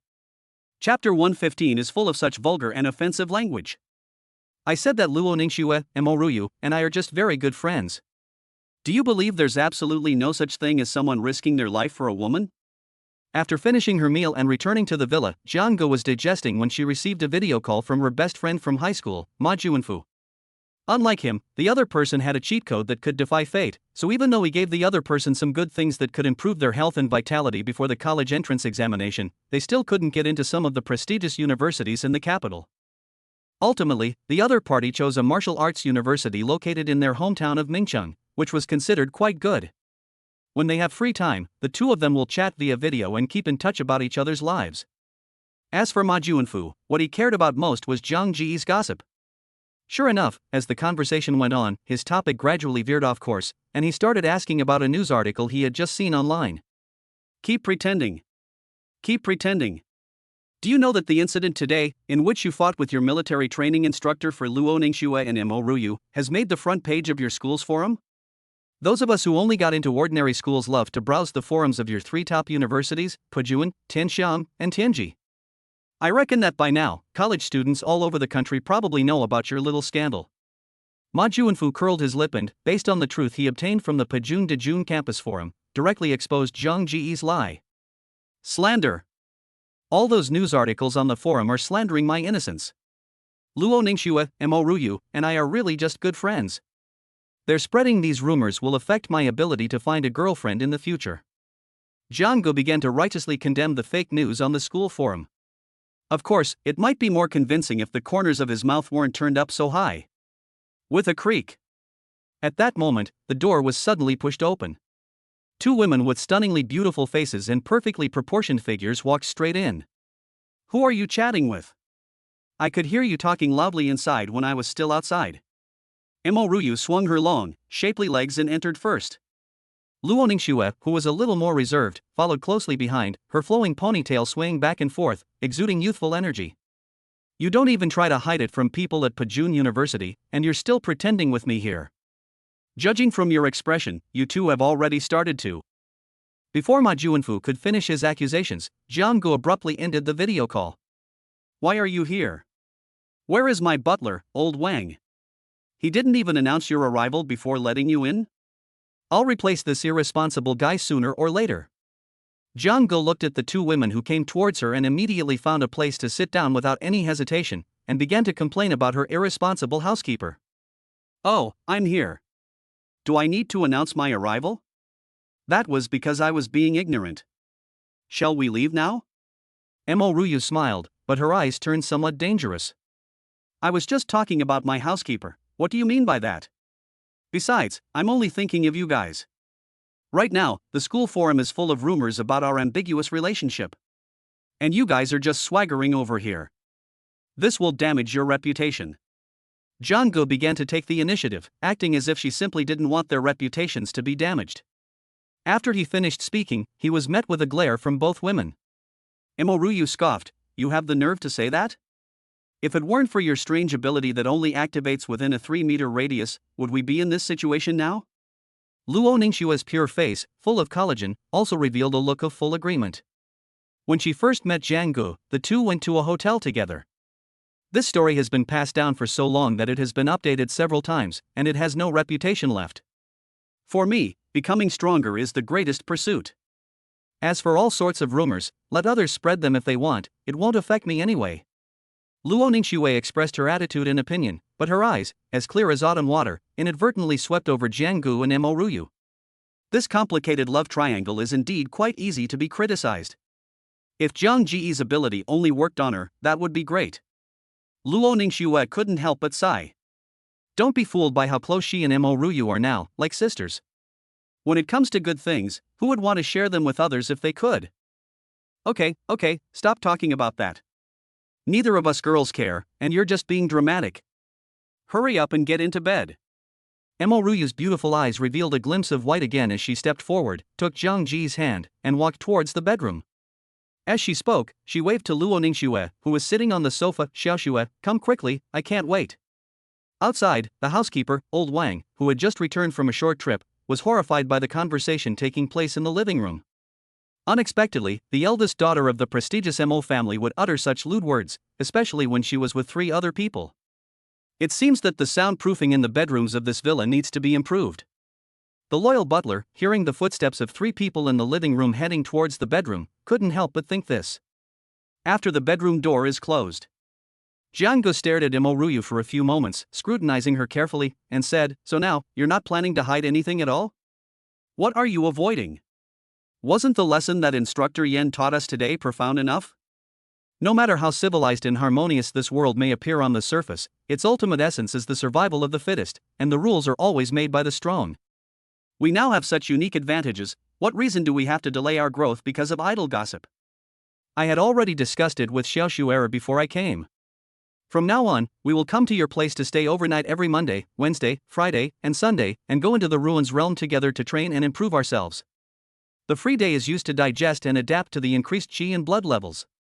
After all, if the improvement is too fast and cannot be fully digested, firstly, it will cause the absorbed blood and qi to dissipate, and secondly, it will lead to an inability to perfectly control one's own power. In the long run, this will be detrimental to future growth. Ryu spoke at length, but her eyes revealed an unprecedented determination. Let's enter the ruins realm. Luo Ningxue nodded gently, speaking in a firm tone. Seeing the 2 women striving for self-improvement, what else could Jiang Gu say but to fulfill their wishes? After all, coming from a humble background, he was the one who longed to change his social class and destiny through his own efforts. Q Lingquan. Many martial artists who were training in the ruins felt a chill run down their spines when they saw the familiar snowmobile speeding past. Oh no, those 3 murderers are here again. No, I have to get away from them right now. I finally had a stroke of good luck today and obtained a medium-quality void spirit. I haven't even had a chance to find a safe place to absorb and refine it yet. Some people recalled the painful memory of being robbed by a trio in a snowmobile, and in their extreme anger, they couldn't help but feel a surge of rage. Then, muttering "Don't underestimate the poor middle-aged," he strode off in the opposite direction from where the snowmobile had left. 900 meters ahead of you. You are 3,000 meters to the northeast. As Ryu sped along, Jiang Gu, observing the numerous prompts from the system, began to offer his opinions. Sometimes they move eastward, sometimes they head northward. Its main feature is reckless and headlong charging. No wonder he's so arrogant. The main point is that, within the Bitter Lingchuan region, with the strength of their trio, they can basically ignore the vast majority of dangerous areas. This area is primarily for martial artists and martial masters to train and gain experience. Those with cultivation levels above the Grandmaster realm, whether human or beast, would be excluded by this void realm under a certain mechanism because their souls and blood essence are too powerful and could potentially affect the ecological balance within the Bitter Lingchuan. In this way, in a situation where the vast majority of people are working alone, with the combined strength of the 3 of them, they only need to deliberately avoid places where a large number of void beasts gather to roam freely. Chapter 116 1,000 miles connected by a single thread. Your teammate Luo Ningxue has successfully killed a phoenix feather scorpion. You have gained 6.5 cards of bonus HP. Your teammate Ryu has successfully killed another wolf. You have gained 7.5 cards of bonus HP. Your teammate. As the 3-person team raced through the Bitter Lingchuan, Jiang Gu received a series of notifications. His blood and qi levels were also rising rapidly. He is now at the 3rd level of Martial Master, and his qi and blood value has increased to 1020. If this value were applied to an ordinary martial artist, it would probably represent the 4th, 5th, or even 6th level of the Martial Master realm. However, for him, he was still stuck at the 3rd level of the Martial Master realm. It is worth mentioning that a martial artist's health and vitality value is not fixed at each level. For example, some people can only break through to the Martial Master realm after raising their qi and blood value to 600 calories, while others can break through smoothly at around 500 calories. And among martial arts masters, one breaks through with 600 calories of qi and blood, while the other breaks through with 500 calories of qi and blood. The differences between the 2 sides are quite significant. First, it is reflected in combat capabilities. A martial artist with 600 units of chi and blood, excluding external factors such as equipment. You can easily defeat a martial arts master with 500 calories. They can even hold their own against ordinary second-level martial artists. Secondly, it represents an individual's potential for development. Like Jiang, in every realm, she expanded her own capacity to the limit. This will mean that he will find it easier to break through to higher levels in the future, and his potential will be greater. Conversely, those martial artists who only barely break through each time, without fully exploring their inner potential. The further you go, the more difficult it will become. Until they are completely trapped at a certain level, with no more potential to improve. Thirdly, different levels of chi and blood can also affect an individual's training in certain martial arts techniques. Especially those advanced skills at the S and SS levels.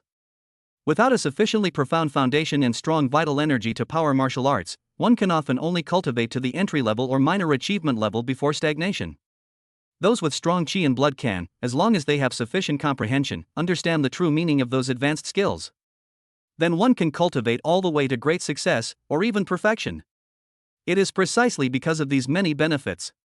Nowadays, Jiang strives to hone herself to the limit at each minor level, exploring her inner potential to the fullest extent before stepping into the next minor level. Therefore, he sometimes preferred to let some of the newly absorbed chi and blood dissipate rather than rush to break through to a higher realm. Jiang, it's so great to come to Qilinquan to cultivate with you. If one improves their chi and blood through rigorous training in the outside world, I'm afraid I could spend a month and still not achieve what I've gained in just a few hours today. After slaying a 3-headed, 2-meter-tall canine-shaped void beast, Mo Ruyu performed a backflip and landed gracefully. Although the climate in the bitter Lingchuan was cold, her pretty face, flushed red from the biting wind, revealed an incredibly radiant smile. Her heart was burning with passion, and her watery eyes shone with boundless anticipation for the future. My current chi and blood value has increased to 600 calories. I feel like I can break through to the second stage of martial master at any time. What about you, Sister Yu? Luo Ningxue, standing beside him, also swiftly sheathed her longsword and walked towards Jiang with a smile on her face. My current chi and blood value has reached 620 calories. However, I'm not in a hurry to break through to the second level of martial master. I plan to explore my potential further before doing so. Haven't you noticed that within our great Xia kingdom, the higher you go, the smaller the proportion of female martial artists becomes? It's not that we are less intelligent or hardworking than others, but rather that modern martial arts styles are primarily based on one's own chi and blood.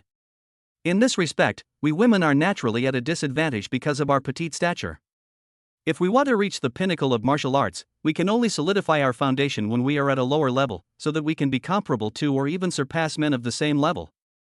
Otherwise, when we reach the martial lord realm in the future, every step we take to continue to improve will be extremely difficult. Mo Ruyu's talent and cultivation conditions are already exceptionally favorable. Her cultivation level is among the best in the group of women of the same age, and she can even crush hundreds of millions of male martial artists in the country. But she showed no sign of smugness. On the contrary, she knew very well that her current moment of glory meant nothing.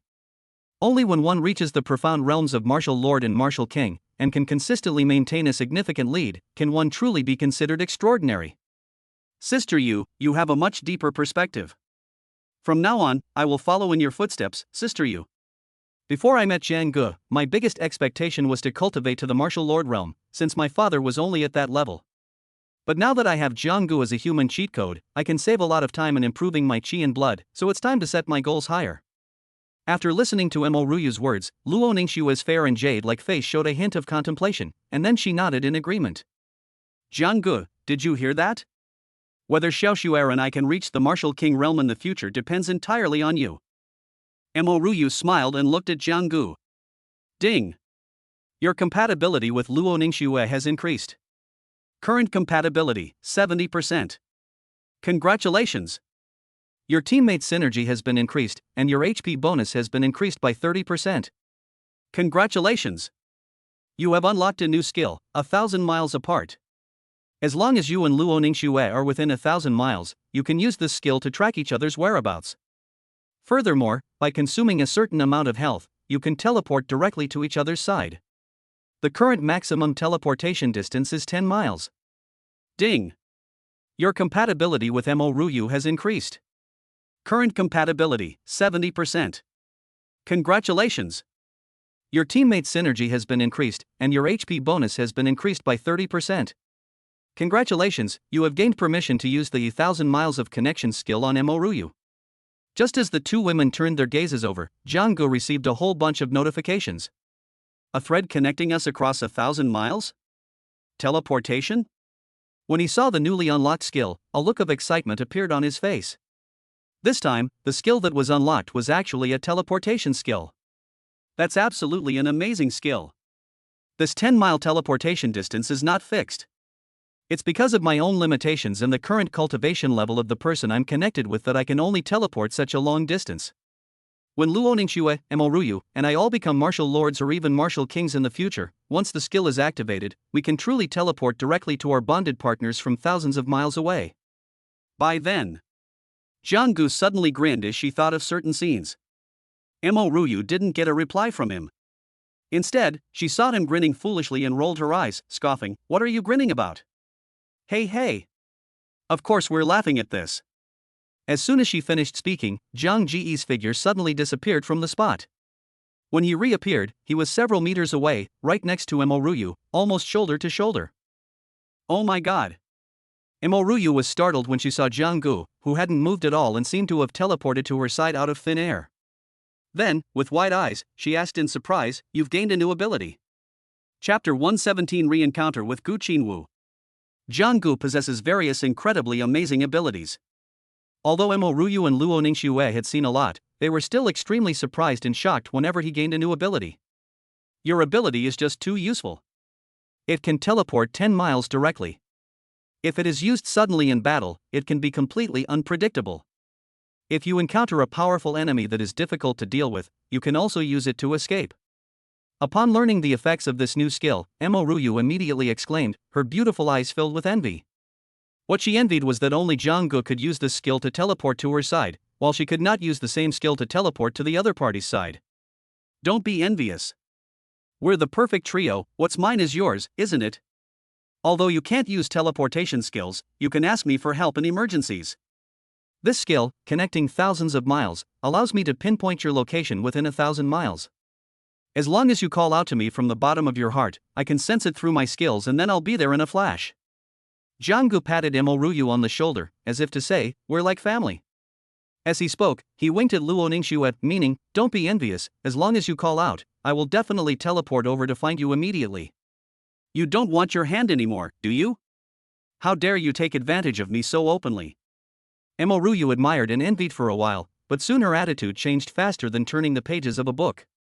With a stern face, she glanced at Zhang Ji's hand on her shoulder, and a dangerous signal began to flash in her beautiful eyes. But her cheeks, reddened by the cold wind of the ruins, became even redder because of the words, what's mine is yours. When she thought of certain scenarios, she glanced at Luoningshue not far away out of the corner of her eye. If only she were alone, without this little sister Schwer getting in the way, how wonderful that would be. Is this considered taking advantage of you? So you came to my villa today and slept in my bed, should I also settle accounts with you? Jianggu withdrew her hand and began to condemn in reverse. He genuinely didn't intend to take advantage of her.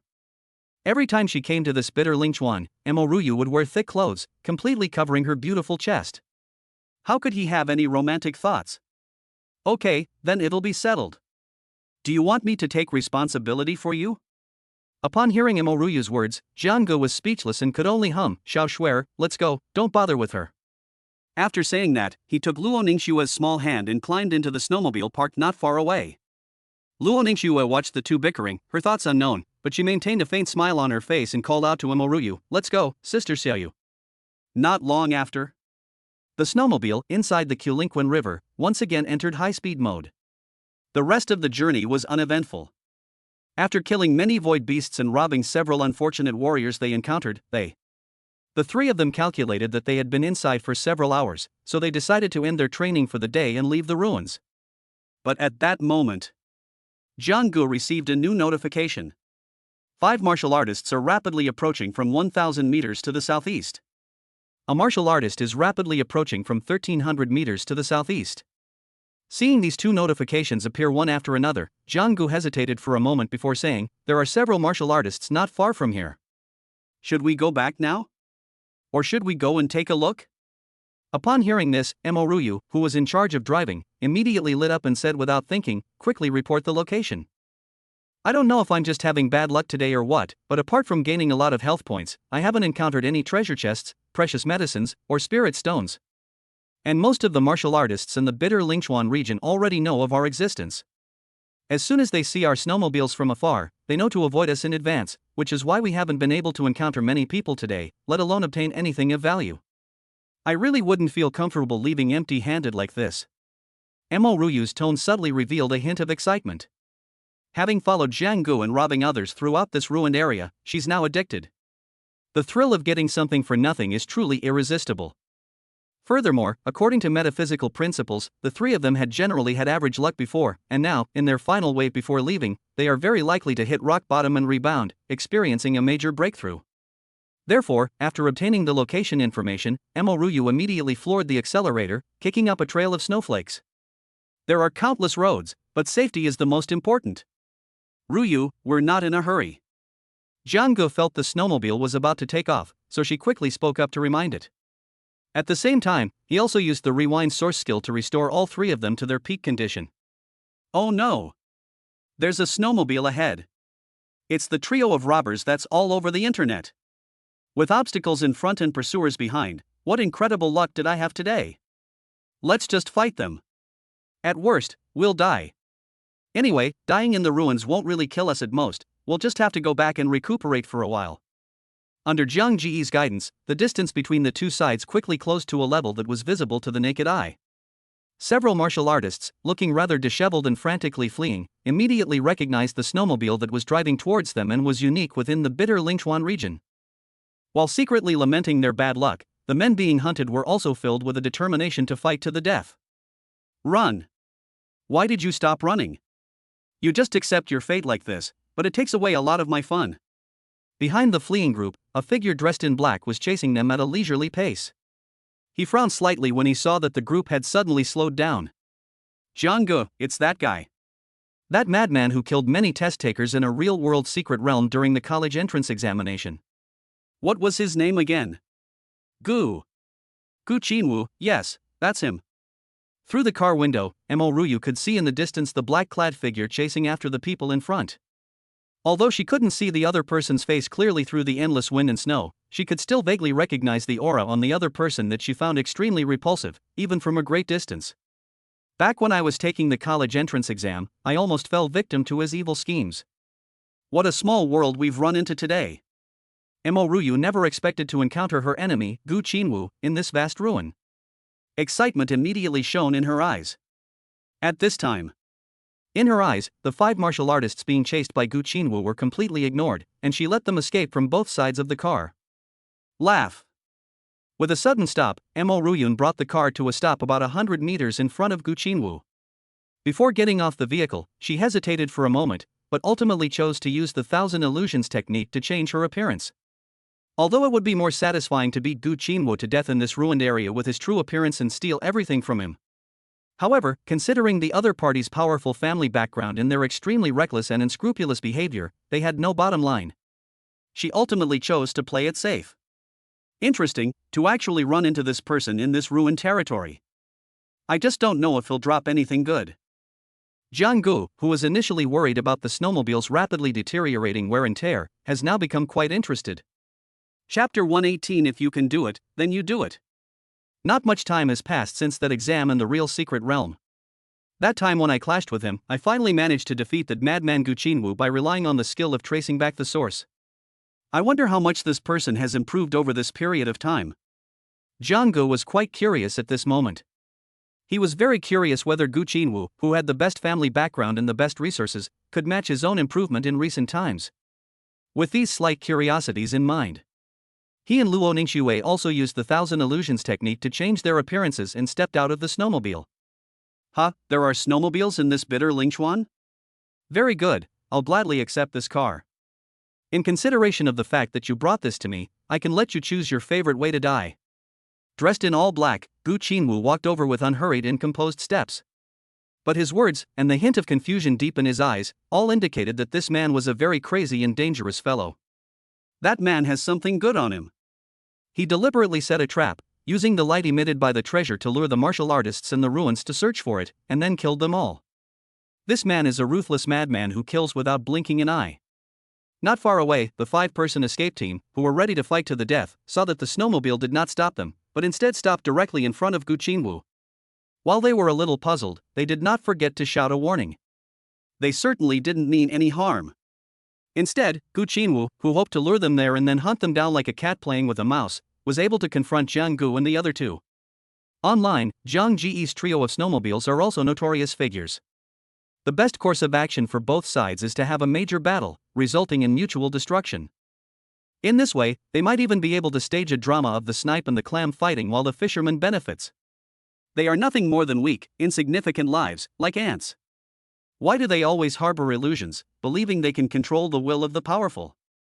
Little did you know, your fate was already sealed from the very beginning. Gu Qinwu frowned again, and the madness in his eyes intensified. The words had barely left his mouth. Screams could already be heard in the distance. Surprisingly, one of the 5 people had a red bloodstain on his body. That bloodstain was originally planted on that person by Gu Qinwu long ago. Now, with the sudden attack, the blood seal erupted, killing one of them. However, this is just the beginning. The bloodstain did not dissipate after killing someone. Instead, it strangely devoured the person's life force completely. Immediately, a blood-red figure formed from fresh blood emerged from the man's withered corpse. This is the powerful skill that Gu Qinwu mastered not long ago after breaking through to the martial master realm blood shadow clone. Kill them all. I have found a better prey. As Gu Qinwu casually uttered a single sentence, the formed blood shadow clone then pounced at lightning speed toward the nearest person. After being entangled by the blood shadow clone, the man began a frenzied counterattack. But no matter what kind of attack he launched, he could not harm the blood shadow clone at its core. Even if he cut off one of the blood shadow clone's arms, it was completely to no avail. It seemed there was no solution at all. Faced with this unkillable monster, the man panicked completely, and his moves became chaotic and disorganized, showing no restraint whatsoever. Only 10 seconds or so had passed. A second scream followed. After absorbing the blood and energy of the second person, the blood-red clone became even more vibrant, and the intensity of its aura also increased significantly. If the blood-red figure only had the aura of a 5th-level martial artist when it first appeared, it has now risen to the level of a 7th or 8th-level martial artist. A demon. That person is a complete and utter demon. Even the skills he uses are these unkillable blood shadow monsters. Run. Let's split up and run. The remaining 3 were terrified by the seemingly unsolvable blood shadow monster and scattered in panic once again. Within this desolate realm, even if one wishes to leave, one must be in a state of mental stability and tranquility in order to escape. Currently, they are unsettled and unable to choose to quickly escape the ruins, so they can only continue to flee. Being able to become nourishment for my blood shadow clone is a blessing for you, so why even think about running away? Know that if I attain enlightenment one day, all living beings in this world will inevitably become my nourishment. Only by offering an endless sea of blood and vengeful spirits can the ultimate hell descend upon this world.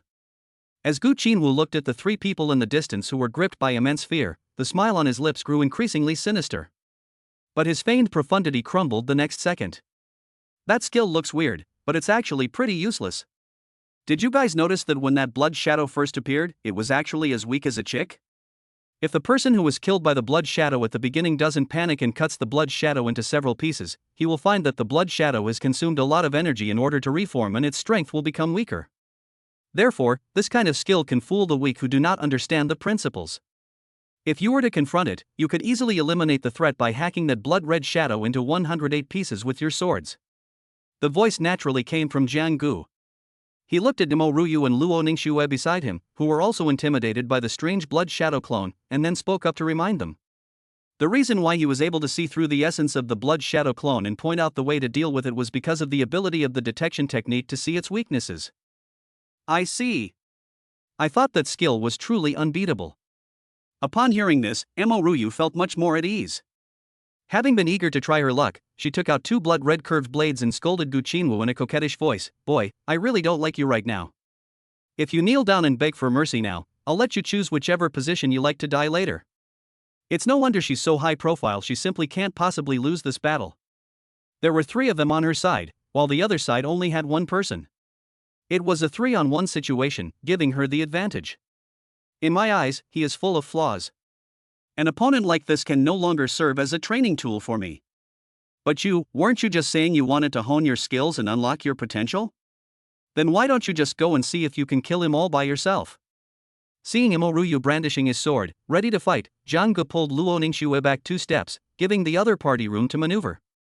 He wasn't joking, he genuinely intended to do so. Just as he had said, Gu Qinwu now appeared to have many more flaws than he had seen last time. It's not that the opponent has become weaker, but rather that he himself is far stronger than when they last fought. Gu Qinwu was so strong that he posed no threat to him at all, which is why he felt that the other party had many flaws. However, an opponent who poses no threat to him can be given to Ryu, who can use him as a whetstone. I'll go. Do you think I'm afraid of him? As Ryu spoke, she took 2 steps forward, looking fearless. However, despite her tough words, the image of almost being killed by Gu Qinwu flashed through her mind involuntarily. That scene is like a shadow etched in my heart, impossible to shake off. But the more terrified she became, the more resolute her gaze grew. This person was defeated by Jiang Gu last time. Even if he has become stronger now, it is impossible for him to have made greater progress than that monster Jiang Gu. With him watching over things, this person won't be able to cause any trouble at all. If I still don't dare to take a gamble under such circumstances, then the so-called pursuit of the pinnacle of martial arts will become a complete joke. Ryu took a deep breath and crossed his twin swords in front of his chest, assuming a fighting stance. On the other side, Gu Qinwu's face had long since turned extremely gloomy. Poor skills? Full of flaws? Jiang Ji's attitude of completely disregarding him had completely broken his defenses. You all deserve to die. With a deep roar, Gu Qinwu's weapon, which resembled a blood-dripping guillotine, made a whistling sound as it pierced the air. Chapter 119, Ryu vs Gu Qinwu.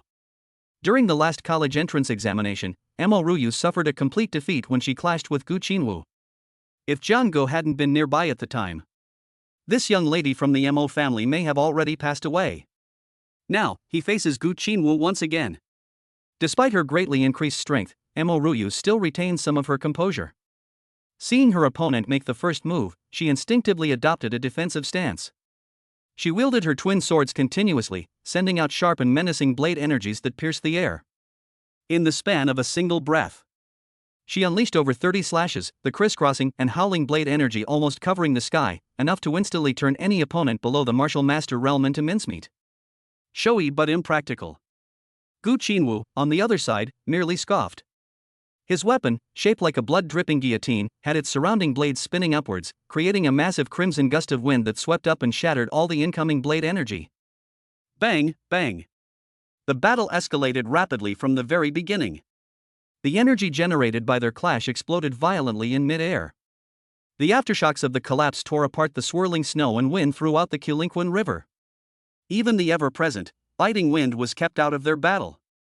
The two figures moved like swimming dragons, constantly changing positions.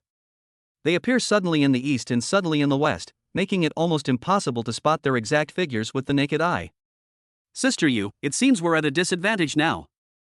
Luo Ningxue's beautiful eyes were constantly moving as the two figures moved. When I saw that Ryu, after her initial outburst, immediately adopted a strategy of more defense than offense, I couldn't help but feel a little worried. Her fair and slender right hand also rested on the sword in her hand, as if she was preparing to lend a helping hand at any time. She suffered a crushing defeat at the hands of that man surnamed Gu last time, and almost died.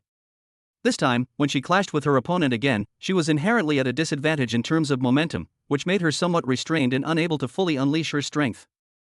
If we set aside that point and only consider aspects such as movement, skills, and vitality, she is actually no weaker than her opponent now, and may even be slightly stronger. After all, within this void realm, she is bound to me, allowing her to fully unleash her power. On the other hand, that guy surnamed Gu will be limited by the rules of the ruins, and can only use his spiritual body to perform skills, so his personal strength will be somewhat reduced. So whether she can defeat her opponent depends mainly on her will and determination. Only by overcoming the shadow of her previous crushing defeat can she unleash 100%, or even 120%, of her full potential in front of that man surnamed Gu. Zhang Gu observed the intense battle and offered her comments in a calm manner. Up to now, he has no intention of taking action, nor has he asked Luo Ningxue to help. The ultimate goal is to allow Ryu to grow and be tempered sufficiently. if the other person is the kind of woman who finds it hard to get over a failure. Such a teammate is fine as a pretty face, but it's difficult for them to keep up with you and grow quickly in the future. Thinking of this, Jang-gu glanced at her first teammate, Luo Ningxue, and recalled the time when they first met and teamed up for training. A soft spot in her heart was touched. Neither Xiaoshuera nor Mo Ruyu possessed that kind of unwavering martial arts spirit. The martial lord realm is probably their peak. The next level, the martial king realm, requires an extremely strong mental will to unify all one's knowledge and integrate it into a single entity, thus condensing a martial Dao Dharma image. Just as Jang-gu was thinking about the distant future, a subtle change occurred in the battle situation not far away. Sister Yu has started to take the initiative. Mo Ningxue, who was watching the battle intently, suddenly exclaimed. In the distance, Mo Ruyu, who had just been on the defensive, suddenly became much more ferocious as he unleashed various techniques. I thought it would be something really amazing. It seems that with my improvement, this person can no longer exert an overwhelming advantage over me as he did last time. Mo Ruyu, at the center of the battlefield, murmured to himself. Although the exchange only lasted a minute or two, the pressure Gu Qinwu exerted on her was far less than last time. This made her realize that her previous strategy was a bit too conservative, and her fear of Gu Qinwu dissipated considerably. Stars and moon hang in the sky. With a low shout, she activated a skill primarily focused on killing. The scimitar held in his left hand flew out of his hand, accompanied by endless whirlwinds, like a crescent moon, spinning continuously in the air and whistling forward. The target of that crescent moon attack was naturally Gu Qinwu, who was fighting her. Ding, ding. A series of crisp sounds of weapons clashing rang out. Gu Qinwu activated his blood droplet weapon, and in the blink of an eye, it collided with the incoming scimitar dozens of times in the air. Strong energy fluctuations spread outwards, causing his black clothes to flutter wildly. The sparks from the intense friction of the weapons made him squint. However, Mo Ruyu's killing move could not penetrate within 10 feet of him and was blocked in a seemingly effortless manner. I didn't expect to run into such a good opponent. That's starting to get interesting. That way, I'll get even more pleasure when I kill you later. Seeing that his opponent's momentum and fighting spirit had risen to a whole new level, Gu Qinwu couldn't help but lick his lips, revealing a hint of cruelty and ruthlessness. As he spoke, his vital energy erupted completely, enveloping him in a crimson glow. At the same time, a nauseatingly pungent smell of blood emanated from the air. How arrogant! Any one of the three of us could kill you. Mo Ruyu's attack failed, and several large and small nicks appeared on the curved sword she had summoned back.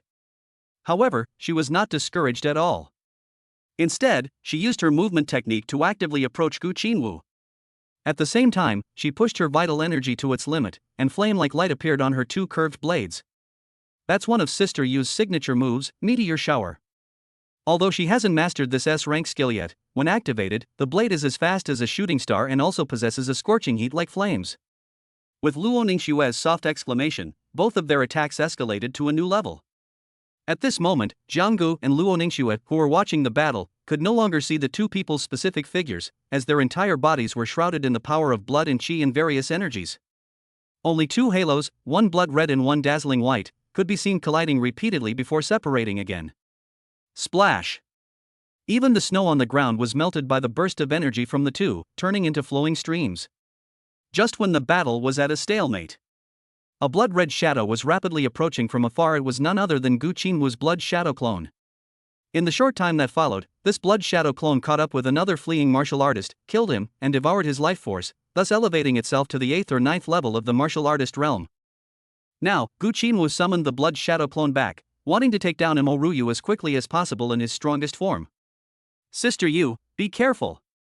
Upon seeing this, Luo Ningxue couldn't suppress her worry and loudly reminded her. Use whatever means you have. I'm not afraid of you. Mo Ruyun's delicate shout came from afar. Along with the words, a streak of dazzling white blade energy, like a shooting star, flew out and attacked the blood shadow clone that had arrived nearby. She still has the energy to call herself old lady and is still trying to put pressure on Qinwu, but it's not that much right now. I just don't know if she can withstand Gu Qinwu's forbidden technique. Jianggu remained calm and collected, already sensing that the outcome was about to be decided. Chapter 120. In the future, you won't even be able to see my back. The Gu family's forbidden technique is definitely a very powerful and bizarre skill. In the real world, using the forbidden technique of protecting the family will have a significant backlash. However, the consequences to be borne in this ruined realm are much smaller. Therefore, seeing that Imo Ryu was quite difficult to deal with, and with Jianggu and others watching him with certainty that he was full of flaws, Gu Qinwu was ready to reveal his trump card, the forbidden technique. The blood shadow clone had just devoured the martial artist's blood and chi, which was the prerequisite for him to activate the forbidden technique. With a pft, the blade energy that Imo Ryu unleashed slashed past the approaching blood shadow. Without encountering any significant obstacles, the blood-red shadow was directly cleaved in two by the intercepting blade energy she unleashed. Then, just as Zhang Guo had just said, although the blood shadow clone that had been split in two did not disappear, the form that was formed after re-merging had a slightly weaker aura. If you continue to chop dozens more times, this blood shadow will likely lack enough energy to condense and take shape again.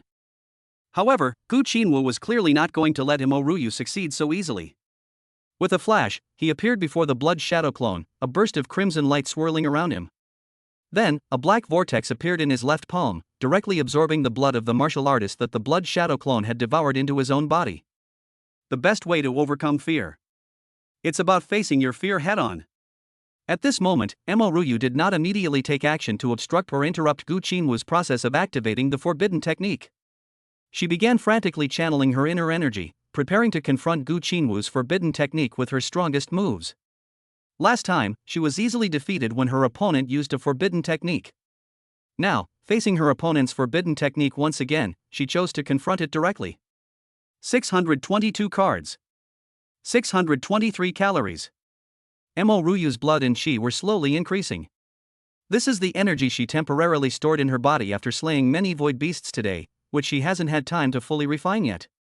Right now, in this all-out battle, her mental fortitude became more refined and resilient than ever before, and with the circulation of her cultivation technique, the stored energy was being digested and absorbed at an unprecedented speed. Soon, her chi and blood value rose to nearly 630 calories. Opposite. Having activated the forbidden technique, Gu Qinwu's health and vitality were rapidly increasing. Originally limited by the void realm and unable to unleash his full strength, he only had a blood energy strength of about 600 calories. It was only through the support of various skills and rich combat experience that he was able to fight Imo Ryu to a standstill. But now, his blood and chi strength has increased by more than 10%, surpassing Imo Ryu by quite a bit. His eyes blazed with boundless ferocity and madness, as if he wanted to slaughter every living being in the world. That's the perfect state. He beat me in the same way last time. Zhang Guo once told me that although this state of mind can greatly improve him, his grasp of combat skills will not be as precise as before. Furthermore, his weakness lies in his mental instability. Many thoughts flashed through Imo Ryu's mind, and her full chest suddenly began to heave rapidly. She took a deep breath, and just as Gu Qinwu was about to unleash a powerful attack, she suddenly opened her mouth. Ah! A sharp, piercing scream came from her mouth. This is a sonic attack skill. Although its rank is not high, only B level, it has the function of disrupting the opponent's five senses and even affecting the opponent's mind. That sound is a bit jarring. It seems that she herself is still unable to let go of her defeat to Gu Qinwu last time. That's why she deliberately learned this skill that interferes with the mind. Even Jiang Gu, who was quite far away, was startled by her sound waves, which sounded like the howl of some kind of mythical beast. Just as he and Luo Ningxue were about to instinctively cover their ears to block out the sound, Imo Ryu was moved. In a flash, she quickly arrived a few feet in front of Gu Qinwu. Simultaneously, the two swords in his hands unleashed two dazzling streaks of light, like shooting stars streaking across the sky, as they attacked Gu Qinwu. Bite. As the target of the attack, Gu Qinwu was more affected. The energy he had gathered was somewhat dispersed under the interference of the sound waves, which meant that in his haste, he could only muster less than half of his strength to barely block the attack with the blood droplet. He was forced to retreat repeatedly by the powerful impact contained in the sword energy. Before he could adjust, Imo Ryu's next move came pouring down like mercury. 1 move, 2 moves, 3 moves. In the blink of an eye, several moves had passed. Gu Qinwu retreated again and again, leaving a long drag mark on the ground.